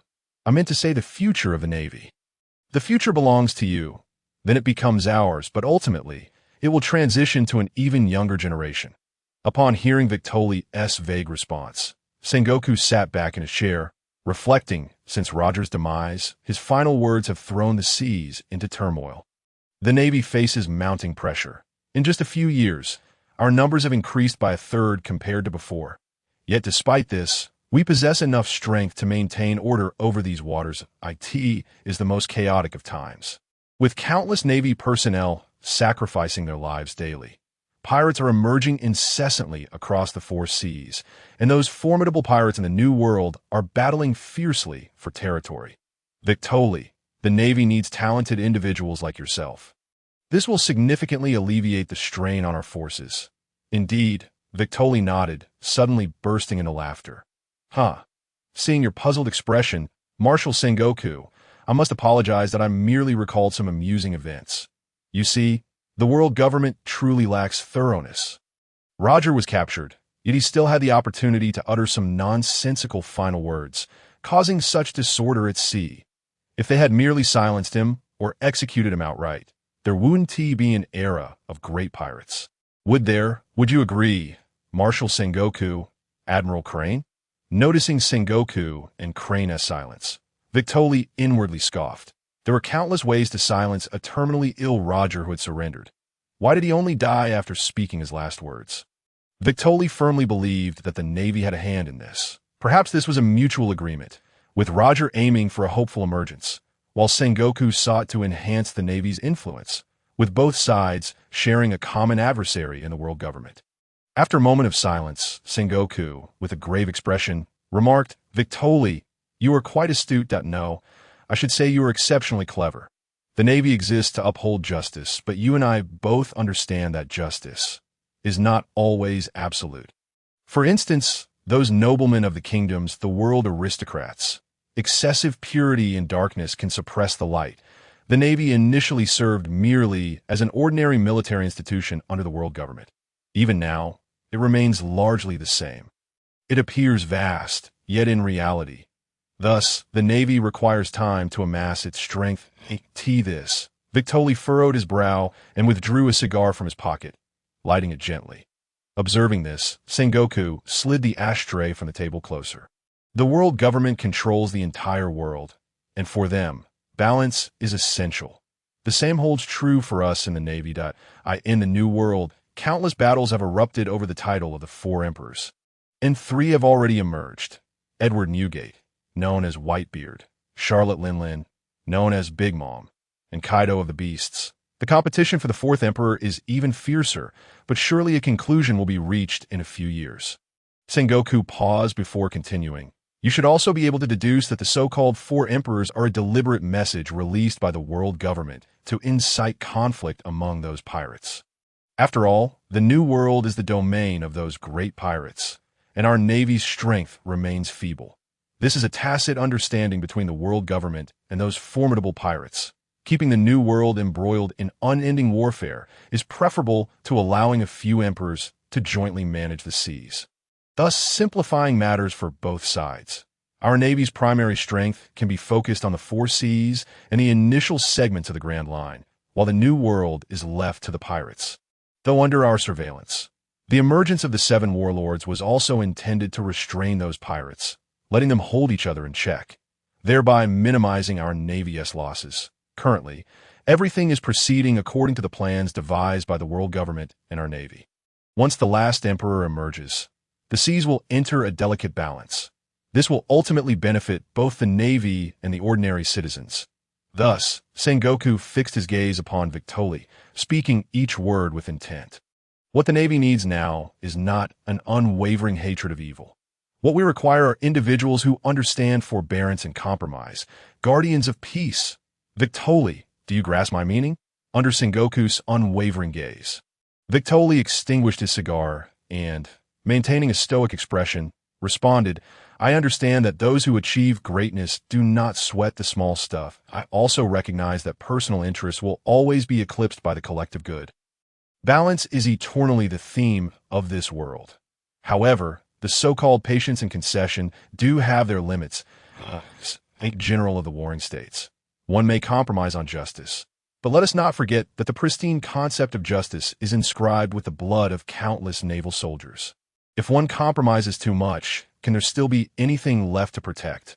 If a principle can be altered in just a year, what might be the reason for such a transformation? I believe there are numerous ways to resolve issues. Sometimes it is unnecessary to be so extreme. Well then, General of the Warring States, if there is nothing else, I shall take my leave. I have an exclusive interview with the World Economic Report awaiting me. And the journalist is waiting to... As Victoriae reached the door, the General of the Warring States suddenly spoke. Victoriae, would you be interested in spending some time with Cap? Or perhaps by Kuzan's side? Their personalities are rather languid, and they could certainly use some assistance to...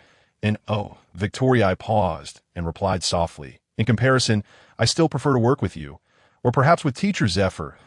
If all else fails, I could join the G1 branch. General of the Warring States, I shall take my leave now. After Victoriae descended the stairs, the previously silent Crane set down his teacup and remarked softly, Absolute neutrality, is it? Intelligent and rational, understands compromise. Yet somewhat impetuous. This is quite understandable, considering his youth. Chapter 63. The invitation to the city of Victory. Victoriae understood the implications of the general's words.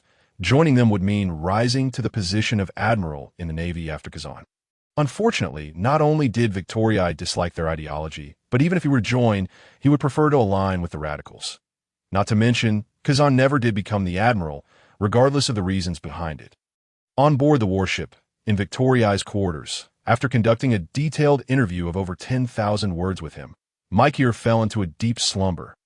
Victorii, having dressed, made his way to the deck. The sun had yet to set.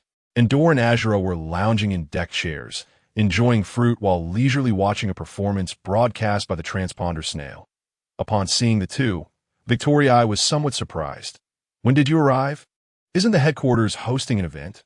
Why aren't you attending?" Dor, with a teasing glint in her eyes, replied, "The headquarters event pales in comparison to yours, Victorii, that I didn't expect you to possess such formidable combat prowess." Unfazed by Dor's blatant flirtation, Victorii strolled over, taking a bite of an apple from the table. "Though I am a naval officer, I am still a normal man. Thus having certain needs is perfectly natural." Dor chuckled but remained silent. Just then, the transponder snail, munching on fruit at the table, suddenly blurted out, "Boru-boo." Furrowing her brow, Dor picked up the transponder snail, and after the caller finished speaking, she exclaimed, somewhat astonished, "I didn't expect your sources to be so well informed. I was just appointed this morning, and by afternoon, you already knew? Well then, I shall accept Russell's good intentions, and inform him that I will attend the completion ceremony of the City of Victory." After hanging up the transponder snail, Dor addressed the two. "You must have heard of Golden Emperor Russell. He is a user of the gold fruit, having emerged from nowhere. Moreover, he has very close ties with the celestial dragons. Very close indeed. It is said that he became quite familiar with them several years ago, and thus, upon arriving in the New World, he rapidly developed his enterprises within less than a year. His ventures span multiple regions, and the most popular insurance and lottery businesses on the market are his creations. Privately, he also maintains ambiguous relationships with many notorious pirates, as for the television programs. Russell's company operates 3 channels that broadcast worldwide. He even occupies a small non-affiliated country, employing some of the top scientists and shipbuilders through the world government. Using that country as a base, he has constructed a floating city. It was just completed recently. It is said to be the largest entertainment city in the world, offering every conceivable service. At this point, Dor's expression turned serious. "Just before I arrived, numerous celestial dragons visited. The City of Victory must have been completed long ago. With so many celestial dragons supporting it, it is indeed quite formidable." However, Dor's demeanor lightened again, yet he's been quite generous towards the Navy. "The G1 branch under Admiral Mongoose, my G14 branch, and other naval departments in the New World have all received his financial support. Furthermore, having a place to unwind is not a bad idea, especially since it is backed by the world government." Victorii nodded thoughtfully, murmuring, "That sounds promising, especially in these chaotic times in the New World. Such a place for leisure would allow the nobles and kings to alleviate their tense dispositions. However, how shall we address the pirate issue?" "Who knows?" Dor stretched lazily, inadvertently drawing Victorii's gaze towards the headlights. "Surely, the world government can handle that." Victorii returned his gaze to the sea. Before venturing out, Russell had already established connections with many celestial dragons, winning their favor, which in turn garnered him substantial support. However, Victorii had not anticipated his rapid rise. This swift development was primarily due to the covert backing of the world government, which, aside from the lucrative profits, aimed to provide the celestial dragons, who yearned for seafaring adventures, with a recreational outlet, while simultaneously offering a pressure relief valve for the various forces in the New World. The New World is currently in turmoil, with the Navy, pirates, and various affiliated nations all on edge. Russell's emergence has created a bridge for communication between the world government and the pirates. However, was it not named Golden City, but rather the City of Victory? "Russell, you are indeed astute." "Boru-boo." As Victorii pondered, the transponder snail in his pocket began to ring. Upon answering, a sultry and deep woman's voice greeted him. "Is this Brigadier General Victorii? Allow me to introduce myself. My name is Bakera, an aide to King Russell, the Golden Emperor. I am calling to invite you to the completion ceremony of our City of Victory in 2 months. I hope you will be able to attend. By the way, let me share that the City of Victory is a floating city, the largest entertainment kingdom in the world. When the Navy comes to partake in the festivities, we will offer discounts, and distinguished officers like yourself will have the privilege of becoming our VIP clients. Victorii replied softly, I will see when the time comes. If I can attend, I shall certainly do so. Please extend my gratitude to King Russell. After spending 2 days at headquarters and meeting several new individuals, the Golden Eagle began its return journey. As they passed the G2 fortress, Victorii reported to Gumir, who then produced an envelope. Victorii, this is the invitation to the City of Victory. It is an invitation to the completion ceremony. This is meant for you. I will not attend, so please represent me. SK. Gumir then produced another invitation and withdrew a golden card from within, a pure gold VIP card. Indeed, they are quite extravagant that I suspect that after the completion ceremony, the world government will engage in heavy promotion. However, this seems rather ostentatious. They even included a golden pocket watch, which I assume you wouldn't want, so I will keep it. Now, all should hurry along. Victorii smiled and bowed before stepping outside. The grand completion ceremony of Victory City had extended invitations to 3 distinct groups. The first group, naturally, comprised the celestial dragons, who were allowed to revel before the navy and the nobility of various nations took their turn. The final batch of invitations was dispatched to pirates and certain underground factions. Once the 3 phases of the completion ceremony concluded, the World Economic Journal commenced its promotional campaign for Victory City. With the backing of the world government, the city was destined to be even more prosperous than depicted in the original narrative, surely attracting a greater influx of visitors.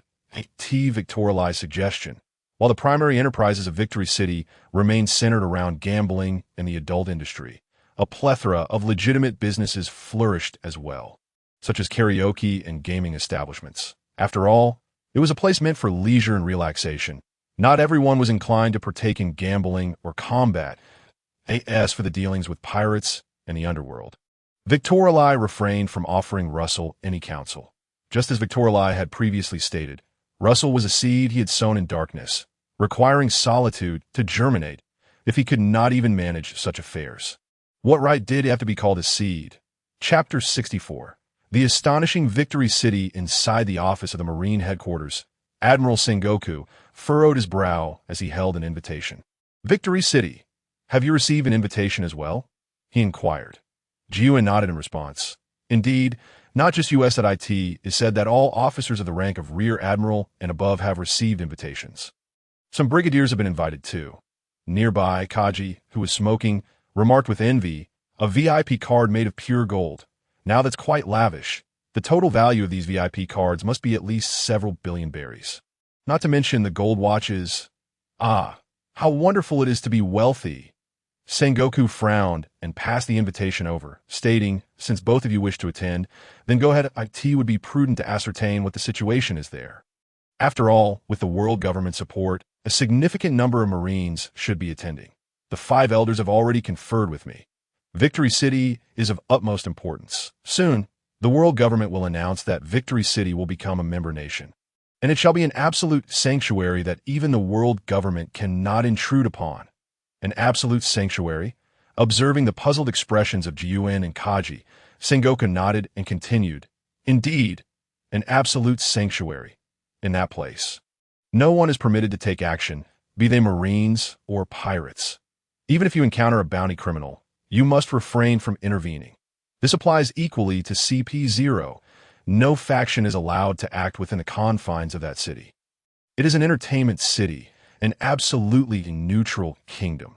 Both the Marines and pirates can partake in its offerings. If they were to engage in combat upon meeting, how could anyone profit? That fellow Russell certainly supplies a substantial amount of heavenly gold each year. Jian remained silent, while Kaji extinguished his cigarette and cheerfully remarked, That's true. After all, it is an entertainment city. If one wishes to profit, such regulations are indeed necessary. However, this means we have found a delightful place to unwind in the future. So, Admiral Sengoku, shall we set off? Upon seeing Sengoku nod, Kaji promptly turned to Jiuan. Miss Jiuan, shall we depart together? No. Jiuan retorted with evident disdain. I have my own warship. Let us set off separately. And Kaji, keep her distance. Naturally, it was impossible to bring Yuta and the others to Victory City. After careful consideration, Victorali decided to take Azura along, accompanied by Ain and Binzi. Additionally, they would escort the battleships of the Visma Kingdom and the Morden Kingdom. Those kings lacked the means to venture into the New World, and should they wish to visit Victory City in the future, they would need to employ the Navy, which would provide an extra source of income. Thus, the Marines were more than welcoming. After passing through the Redport base and sailing for 3 days in the New World, Victorali finally beheld the colossal Victory City on the horizon. Compared to the Gurin Tesalo from the original text, Victory City was even more immense. 6 giant turtles floated upon the sea, serving as the primary power source for the city, with everything except for the center concealed beneath their colossal forms. The entire city shimmered in golden hues under the sunlight, dazzling to the point of being blinding. At its center stood a skyscraper several hundred meters tall, with the ascent via elevator alone taking an indeterminate amount of time. Even in broad daylight, the city was ablaze with lights. Upon entering the largest thoroughfare, one would find several smaller passages thoughtfully designated. Under the illumination, Victorali observed an array of diverse patterns and slogans adorning the walls on either side of the passageway. After a 2-minute voyage, the warship finally reached the harbor of Victory City. Victorali had arrived quite early, with 5 days remaining until the completion ceremony, yet the harbor was already bustling with over 100 vessels. As the group disembarked, several women clad in kipeos, their faces beaming with smiles, approached them. Each woman had a specific role, with the central figure making her way toward Victorali, while the other 2 attended to the members of the royal families from the respective nations. Mr. Victorali, Ms. Azura, the woman introduced herself. I am called Adele. She handed Victorali a small booklet, smiling as she said, since this is your first visit to Victory City, here is a map detailing the entertainment district, residential areas, and leisure zones. Additionally, your VIP card contains 5 million in chips, and should you require it, we also offer loan services at 0 interest, merely requiring repayment upon your next visit. Please follow me for registration, and I will guide you through the delights of Victory City. As for your subordinates, we will arrange for their care. We have dedicated personnel and surveillance cameras, ensuring the safety of the warships docked here. So you need not worry that in the event of any losses, Victory City will compensate you double. Following Adele, the group boarded a muscle turtle vehicle parked by the roadside. A mere packet of vegetables and some dried fish sufficed for 100 kilometers, making it an environmentally friendly and pollution-free mode of transport. The towering billboards, vibrant neon lights, and ubiquitous vehicles made Victorali feel as if he had returned to a past life. After Azura and the others completed their registration and received a white card, Adele continued to elaborate. You may exchange your chips at the counter, whether through cash or card. We also provide banking services and appraisal services. Even antique jewelry can be sold at a high price here. For valuable items, you can opt for auctioning as well. Should your card be lost, it can be replaced. Now, esteemed guests, please follow me. Including Victorali, the group felt akin to Lu Lao entering the Grandview Garden for the first time. Although they had prepared themselves for the architectural style outside, they were nonetheless astonished by the opulence within. Genuine leather sofas, branded tableware, and chairs crafted by top artisans were in abundance. Moreover, gold was the overarching theme of this city, with the walls and floors seemingly fashioned from the precious metal. The electrical appliances present were so advanced that even Victorali had never encountered them before. It could be said that this was the most modern nation in the world. In a time when many countries had yet to witness electricity, a nation floating upon the sea boasted self-generating power and technology to convert seawater into fresh water. This city had been constructed in less than a year, thanks to the support of the world government. While certainly aided by those with abilities, it nonetheless revealed the profound resources of the world government. The attendants were a cadre of handsome men and beautiful women, providing exceptionally attentive service, lighting your cigarettes, feeding you fruit, while the nobles and marines alike reveled in their pampering. Of course, only VIP clients received such personalized attention. After playing a couple of rounds, Victorali dismissed Adele, choosing to sit alone on the sofa and survey his surroundings. That moment, a massive head appeared at Victorali's feet, smiling as it addressed him. Mr. Victorali, our King Russell requests your presence. Please take my hand and follow me. Chapter 65. What credibility do pirates speak of? What bonds are there?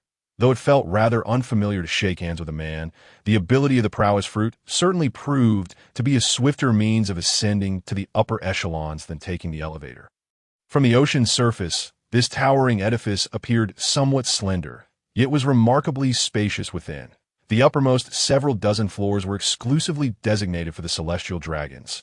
Tanaka grasped Victori's hand and gradually descended below ground, thereafter propelling himself forward as if soaring through the air. Upon reaching a certain room, he ascended directly upward, his speed increasing with each passing moment. After several dozen seconds, Tanaka came to a halt, releasing Victori's hand and nodding in acknowledgment before diving back down alone. Victori surveyed the room, slowly making his way to the window to gaze down below.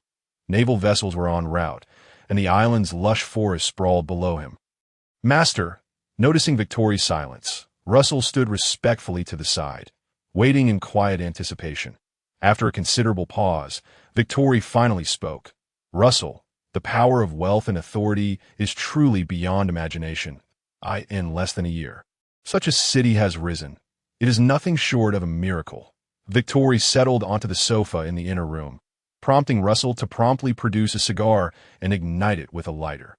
With a hint of jest, Victori inquired, "So, how does it feel to be the sovereign of this miraculous city, a king in your own right? Is there anything different within you compared to before?" Russell, resolutely shaking his head, replied, "There is nothing different. I remain the most loyal servant to my master. This place is merely under my stewardship on your behalf." Victori took a puff from a cigar. "No need to be so rigid that I naturally trust your loyalty. How many celestial dragons have joined us now?" Russell opened the documents on the table and elaborated. "Following your instructions, I have connected with other celestial dragons through the Don Quixote family. The process has been surprisingly smooth, with even the family of the elders joining in. Now, all 19 celestial dragon clans of Marioa are on board. Thus, the construction of Victory City and the establishment of the insurance and lottery companies have proceeded seamlessly. We have agreed that I will provide each clan with a generous sum of heavenly gold annually, which I estimate can be comfortably covered by the profits from the lottery industry. Moreover, Charlotte Lin and the Sea Transport King." Victoria interrupted Russell with a wave of his hand. "Such matters need not concern me. Ultimately, they will meet their demise. I have no interest in them, in due time. Once the reputation of Victory City is firmly established, the Revolutionary Army will come here. They will intentionally leak their whereabouts for you to capture them at that point." Victori handed a photograph to Russell. "This woman named Ginny saved you several years ago. She is your benefactor. Because of her, you decided to support the Revolutionary Army. You may discuss this amongst yourselves when the time comes." After examining the photograph for a moment, Russell ignited it with the lighter. "Understood, Master. However, how much funding will be required?" Victori tapped his fingers lightly on the table before responding softly. "Half of what they demand. Too much would be unwise. It could spiral out of control." "Very well. By the way, has Bakeen made contact with Weeble?" Upon hearing Victori's inquiry, Russell eagerly nodded. "Yes, we have established contact, and I have gained control over Bakeen." "Control?" "Indeed," Russell explained, noticing Victori's puzzled expression. "You instructed me to procure devil fruits and recruit those with abilities to form an army of power users." "Correct. While I have not secured any desirable devil fruits, I did find a user of the puppet fruit. He is a young boy who trusts me profoundly, as I saved his and his sister's lives. He has the ability to make a person completely obey his commands, and Bakeen, caught off guard and inebriated, fell under his control. I am currently seeking a secure location to establish a laboratory for cloning experiments." The puppet fruit. Victori recalled the description of this devil fruit and pondered its seemingly formidable powers, yet noted its numerous limitations that it could only be used on one individual at a time, requiring the target to be unsuspecting. Should the target be alert and aware, the power would not take effect. Furthermore, even after gaining control, the user had to remain in close proximity to the controlled individual, lest the ability falter. Despite its limitations, controlling Bakeen was an unexpected boon. Victori nodded in satisfaction, patting Russell on the shoulder. "Well done. Excellent work. I will find a way to collect the blood and hair of strong individuals. You should do the same. Most visitors here are unsuspecting, making it easier for you to gather samples. In due course, Charlotte Linlin and her associates will attend the celebrations, providing an opportunity to procure what we need. After nodding in agreement, Russell continued, Master, there's a matter concerning the pirates that I must discuss with you. I find myself uncertain regarding this issue. There's a fellow named Caesar Clown, reputed to be an extraordinary scientist. He is currently on island working for the world government, but has somehow established contact with Don Quixote Doflamingo, intending to research artificial devil fruits. Doflamingo has proposed a collaboration to establish a factory for these artificial devil fruits. Kaido is also very interested. However, my relationship with Charlotte Linlin is relatively good, and I joined the underworld through her introduction that I have heard that Kaido and Charlotte Linlin have a notoriously poor relationship. I fear that collaborating too frequently with Kaido may jeopardize my rapport with Charlotte Linlin. Jeopardize your relationship with him? Victory frowned and reprimanded. Russell, you still fail to grasp a fundamental truth. The so-called friendships and relationships are built upon mutual benefits. Given your current standing, you are on equal footing with them, that if it is merely a matter of interest, what does it matter if it affects your relationships? You stand behind the celestial dragons, representing the world government. Victory City is fundamentally a fusion of utility. You need not fear the so-called Emperor of the Sea. Moreover, what sort of friendships or credibilities do you expect to establish with pirates? Remember your current identity. You need not carry the burdens of nobility from your past. You are now Golden Emperor Russell, not Black Russell. After Victoria's unrelenting admonishment, Russell earnestly replied, Yes, I understand and I realize what I must do. However, artificial devil fruits? With the disappearance of the Dongdadak clan, the costs have risen, and Doflamingo must rely on your financial support. Furthermore, has Caesar established contact with Doflamingo at this juncture? Chapter 66. Fluid external dispatch and precision. This visit to Victory City has allowed me to forge connections with numerous naval colleagues. Due to the open support of the world government, the Navy, while escorting the allied nations, also participated in the celebrations. In addition to several commanders and vice commanders, a considerable number of rear admirals have also arrived, including two candidates for Admiral, Gion and Kaji de Esakainu, and his peers ascended to the rank of Admiral. These two were concurrently announced as candidates for the position, indicating that they are the next potential admirals. They are also the fifth and sixth figures within the Sengoku faction. While Victory may be uncertain of their strength, their candidacy for admiral speaks volumes as for why they were not eventually promoted. That inquiry is best directed at Akainu. After all, it took considerable effort to defeat Kazan and secure the position of Fleet Admiral. Could Sengoku's faction truly be entrusted with two admiral positions? Moreover, that Green Bull, the naval admiral, is indeed a staunch loyalist of the Celestial Dragons, while Fujitora aligns with the faction of Sengoku. If the world conscription matter were not the result of multifaceted negotiations, I would find it hard to believe in Victoria's sincerity. As for Cheyenne, her character is remarkably magnanimous. She shares a close camaraderie with Dor, and under Dor's introduction, she enjoys a pleasant rapport with Victoria. As for Jiajian, one can only remark on his unattractive appearance and frivolous nature. While he professes affection for Cheyenne, he is privately surrounded by 5 or 6 beautiful women, indulging on the golf course. When Victoria encountered him, he bore several lipstick marks on his face, clearly indicating his satisfaction with the situation. His character is amiable, and he gets along splendidly with Victoria. He even invited Victoria to the so-called Baihua Pavilion, a place rumored to host women from various races, such as the Snakehead tribe, Long-Arm tribe, Long-Leg tribe, and even the Fur tribe and Dwarf tribe. Naturally, Victoria declined. Borrowing someone else's private vehicle might be exhilarating, but using a public one was out of the question. Furthermore, should Victoria desire, he could easily test drive several or even dozens of new cars without issue. As the celebration drew to a close, everyone gradually departed from the city of Victory. Upon returning to the base, Victoria commenced intensified training, acutely aware of the looming crisis. Even if Russell's strength currently does not match Victoria's, it certainly does not fall far behind.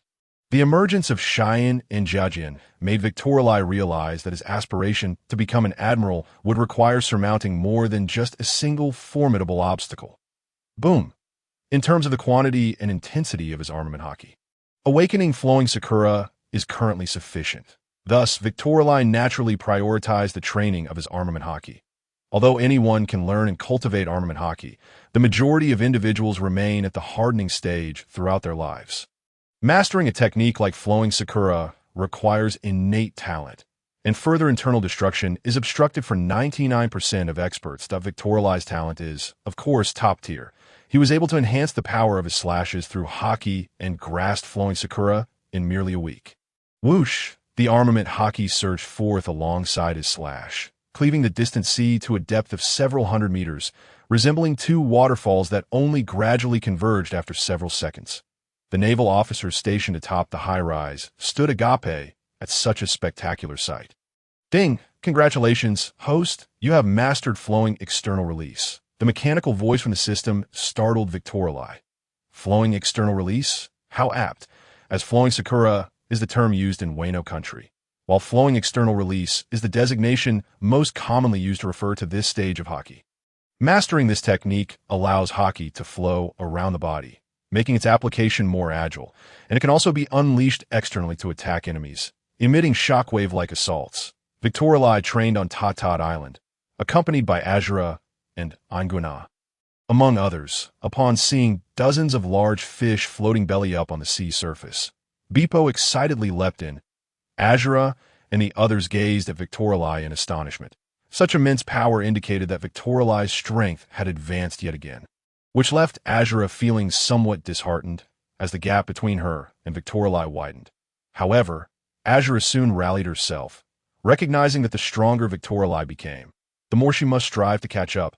After all, she aspired to be the first female admiral.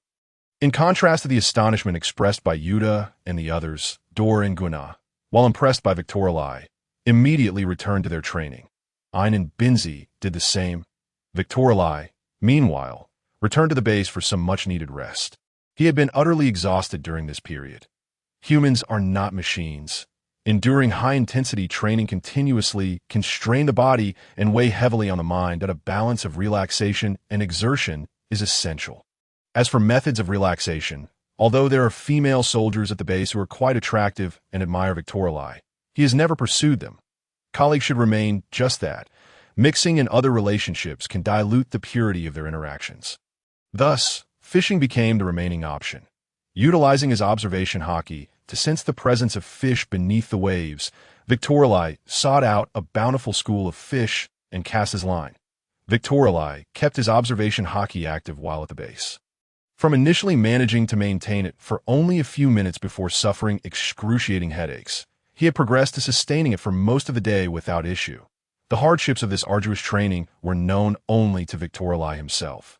The remarkable results of this intense regimen became apparent. Victor Lai's observation hockey now enveloped a medium-sized island.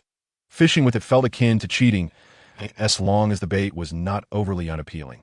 Victor Lai rarely returned empty-handed. Whoosh, fearing that excessive force would snap the fishing line, Victor Lai carefully maneuvered and tugged until he finally pulled up a massive fish weighing over 100 pounds. However, this commotion sent the nearby school of fish scattering to other waters. Victor Lai was left with no choice but to once again employ his observation hockey to locate a new school of fish. Ding!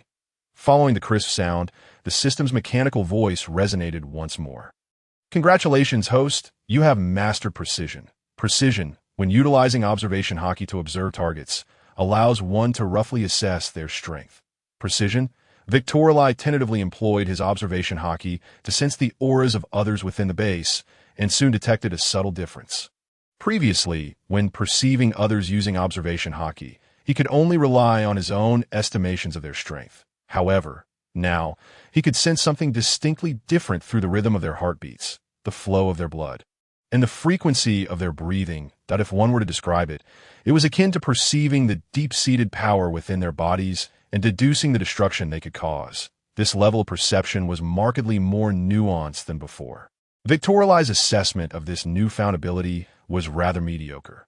When facing top-tier experts, they would typically conceal their auras, rendering this ability likely ineffective against them, serving merely to differentiate the weaker opponents. Nonetheless, this advancement signified that Victorali's observation haki had ascended to a new level. With continued perseverance, a qualitative change was surely on the horizon. Chapter 67. I am here to end this war. Grant me this favor. Year 1516 of the Sea Garden. After celebrating the new year with everyone, Victorali took advantage of the ensuing days of leisure to soar into the skies alone. After a day of flying, upon spotting the massive, tooth-like formations of Gaia Island below, Victorali ascended straight up through a layer of clouds. The heavy cloud cover was saturated with seawater, and Victorali was understandably hesitant to breach it. After flying forward for some distance, he spotted a section of broken flow and immediately ascended. After covering several hundred meters, Victorali gently descended. The panorama before him revealed a vast expanse of white, with scarce greenery. The water flowing through the clouds created a bizarre cycle. This was the edge of the sky island. Through his observation haki, Victorali sensed the presence of several auras not far ahead and made his way towards them. This was Victorali's second visit. However, during his previous brief stop, he merely observed quietly. Departing upon realizing Enel was absent, that Victorali's purpose for returning was to recruit Enel. His abilities were undoubtedly exceptional, and his mastery of observation haki was beyond question. His strength would be more than sufficient to qualify as one of the 7 warlords. His defeat at the hands of Luffy was purely a narrative contrivance. Akin to Crocodile's experience, Enel's weaknesses lie in his lack of mastery over armament haki and average physical stamina, both of which can be cultivated over time. Enel's potential is indeed quite high, but his character requires careful shaping. During his last visit, he had only stayed for a few minutes. This time, with ample time on his hands, Victorali intended to thoroughly explore this sky island. After walking for 10 minutes, several muscular men with wings sprouting from their backs entered Victorali's line of sight. Their wild attire unmistakably marked them as members of the Shandian tribe. This moment, they too noticed Victorali, brandishing weapons and aiming them at him. "Who are you?" Upon seeing that Victorali lacked wings, the leader exclaimed in astonishment. "A person from the Blue Sea? How did you get up here?" "Oh, I flew up." Victorali waved at them with a gentle smile and said, "Please do not refer to me as a person from the Blue Sea. After all, your ancestors were also from the Blue Sea. It is merely the passage of time in this place that has granted you wings. Allow me to introduce myself. My name is Victorali. Could you kindly reveal your names?" The man at the forefront, taken aback, responded, "How did you know? But never mind. I am Ranchi, and you must be Victorli. Although I am unaware of how you arrived here, I strongly advise you to leave. This place does not welcome people from Qinghai, and a war is about to commence. Remaining here could jeopardize your life." "War?" Victorli shook his head, a hint of resignation in his voice. "For mere piece of land, your conflict has persisted for centuries. Why? Can't you coexist peacefully?" Upon hearing Victorli's words, Ranchi's fury flared instantly. "What do you know? That is the land our ancestors inhabited. That so-called deity has usurped our ancestral home. We must reclaim it."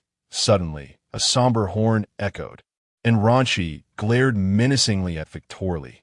"Qinghai person, you would do well to vacate this place swiftly.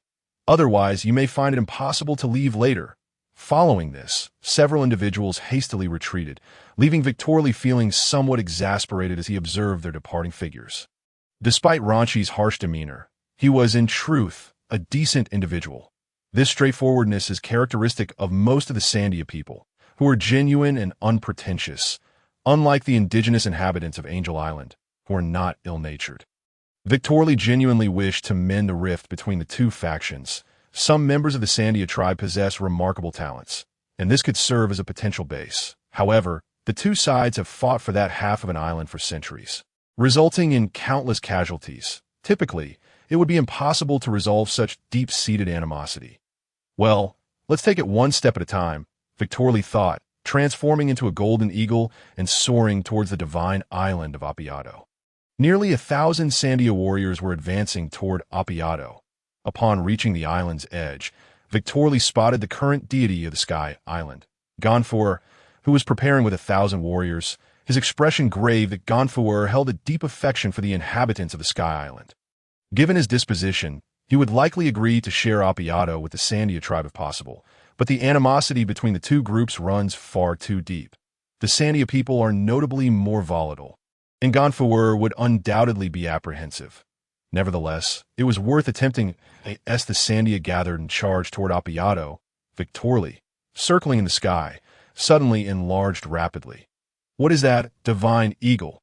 The emergence of the enormous eagle, stretching nearly 1,000 meters long, darkened the sky, causing both sides, poised for battle, to halt abruptly. Many Sandia warriors dropped to their knees, chanting praises for the divine eagle. Before the gaze of thousands, Victorly's form swiftly shrank, transforming back into his human shape as he descended slowly onto the open ground between the two factions. "You are that Shanghai person, Victorly." Seeing Ranchi's astonished expression, Victorly smiled at him. "Who is this?" the chieftain inquired. "Chieftain, this is the Shanghai person we encountered at the edge of the Sky Island," Ranchi explained. The Sandia chieftain, with his wild red hair and tattoos, stood beside a young boy who would later become the warrior's spirit, Weber. Upon hearing Ranchi's explanation, the chieftain tightened his grip on his spear and addressed Victorly. "Shanghai person, though I do not know how you accomplished this, it would be best for you to leave now." Gonfor echoed, "Shanghai person, it is wise to depart. This place is exceedingly perilous." "Leave?" Victorly shook his head, suddenly recalling the red-haired figure, and exclaimed, "I have come to put an end to this war. Please grant me this favor." After a few seconds of silence, the chieftain erupted in anger. "In the war? Grant you a favor? What nonsense is this?" Gonfor cautiously replied, "Our conflict cannot simply cease at will. Victorly, it would be prudent for you to leave." Witnessing their reactions, Victorly raised his hands slightly, his expression impassive, and declared, "Since you refuse to grant me this favor, henceforth you shall address me as God." Boom. Chapter 68. "Do you owe anything?" Purple lightning descended from the heavens, striking down a swath of trees on the island, igniting them in flames. Stunned, all present gaped in astonishment. "What is that? Lightning? Did that fellow summon it?" "Ah, indeed."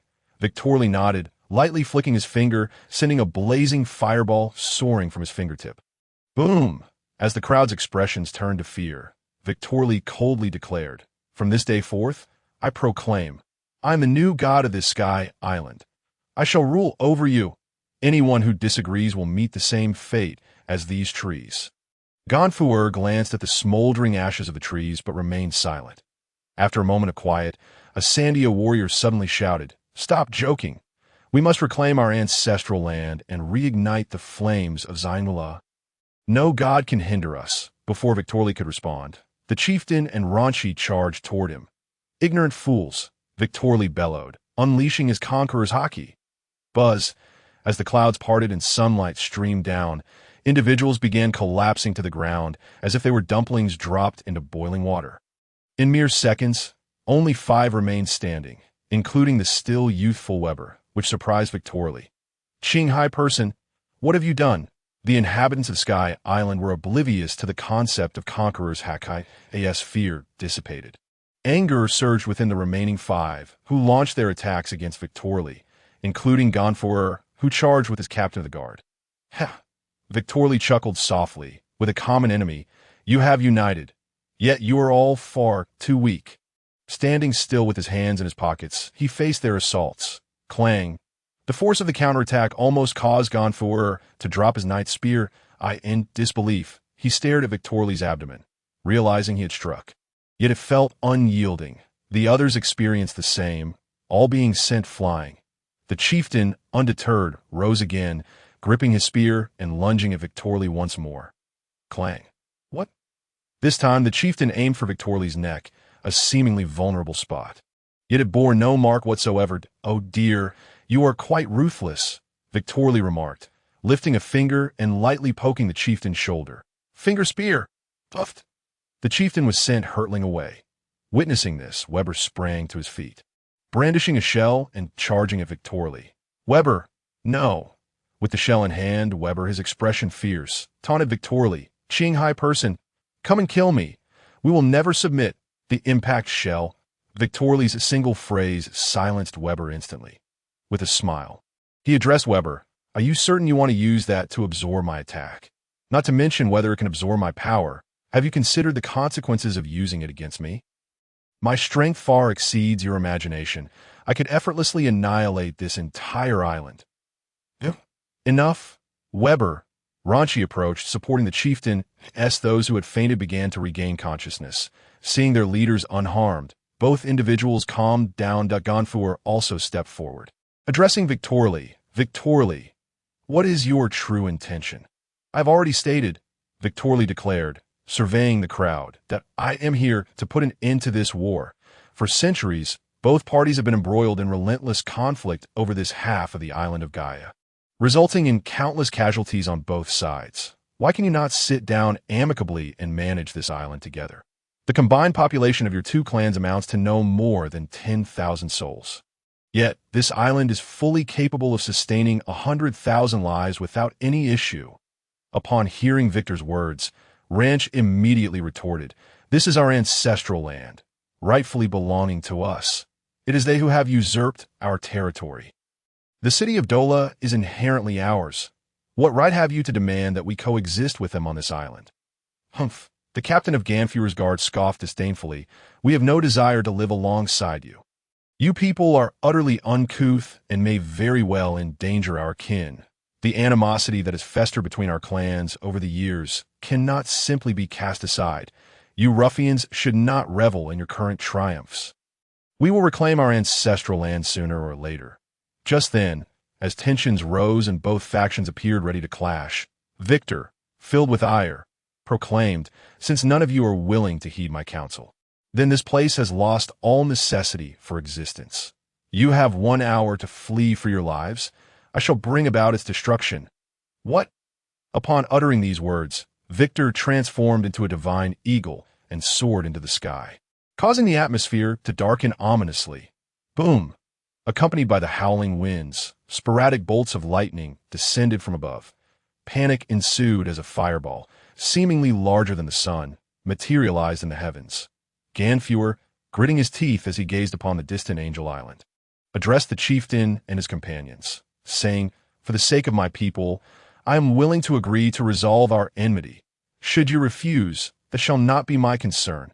You see that fireball? Just a few of those. And not only this place, but the entire island shall be obliterated." Casting a glance at the colossal fireball, the chieftain turned back to his kin and nodded in acquiescence. "Victor, no. Divine Lord, Divine Lord.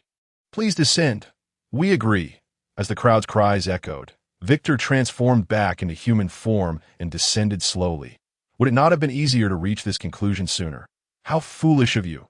Ganfuer and the chieftain felt their faces flush but remained silent. After a considerable pause, Ganfuer finally inquired, "Divine Lord, how shall we jointly govern?"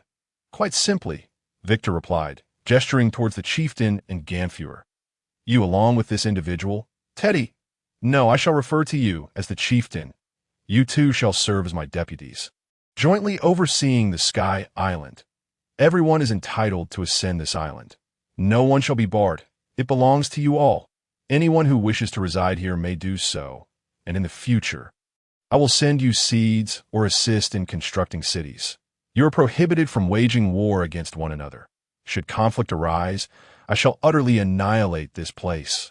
Victor spoke with solemnity. "If you doubt my resolve, feel free to test it.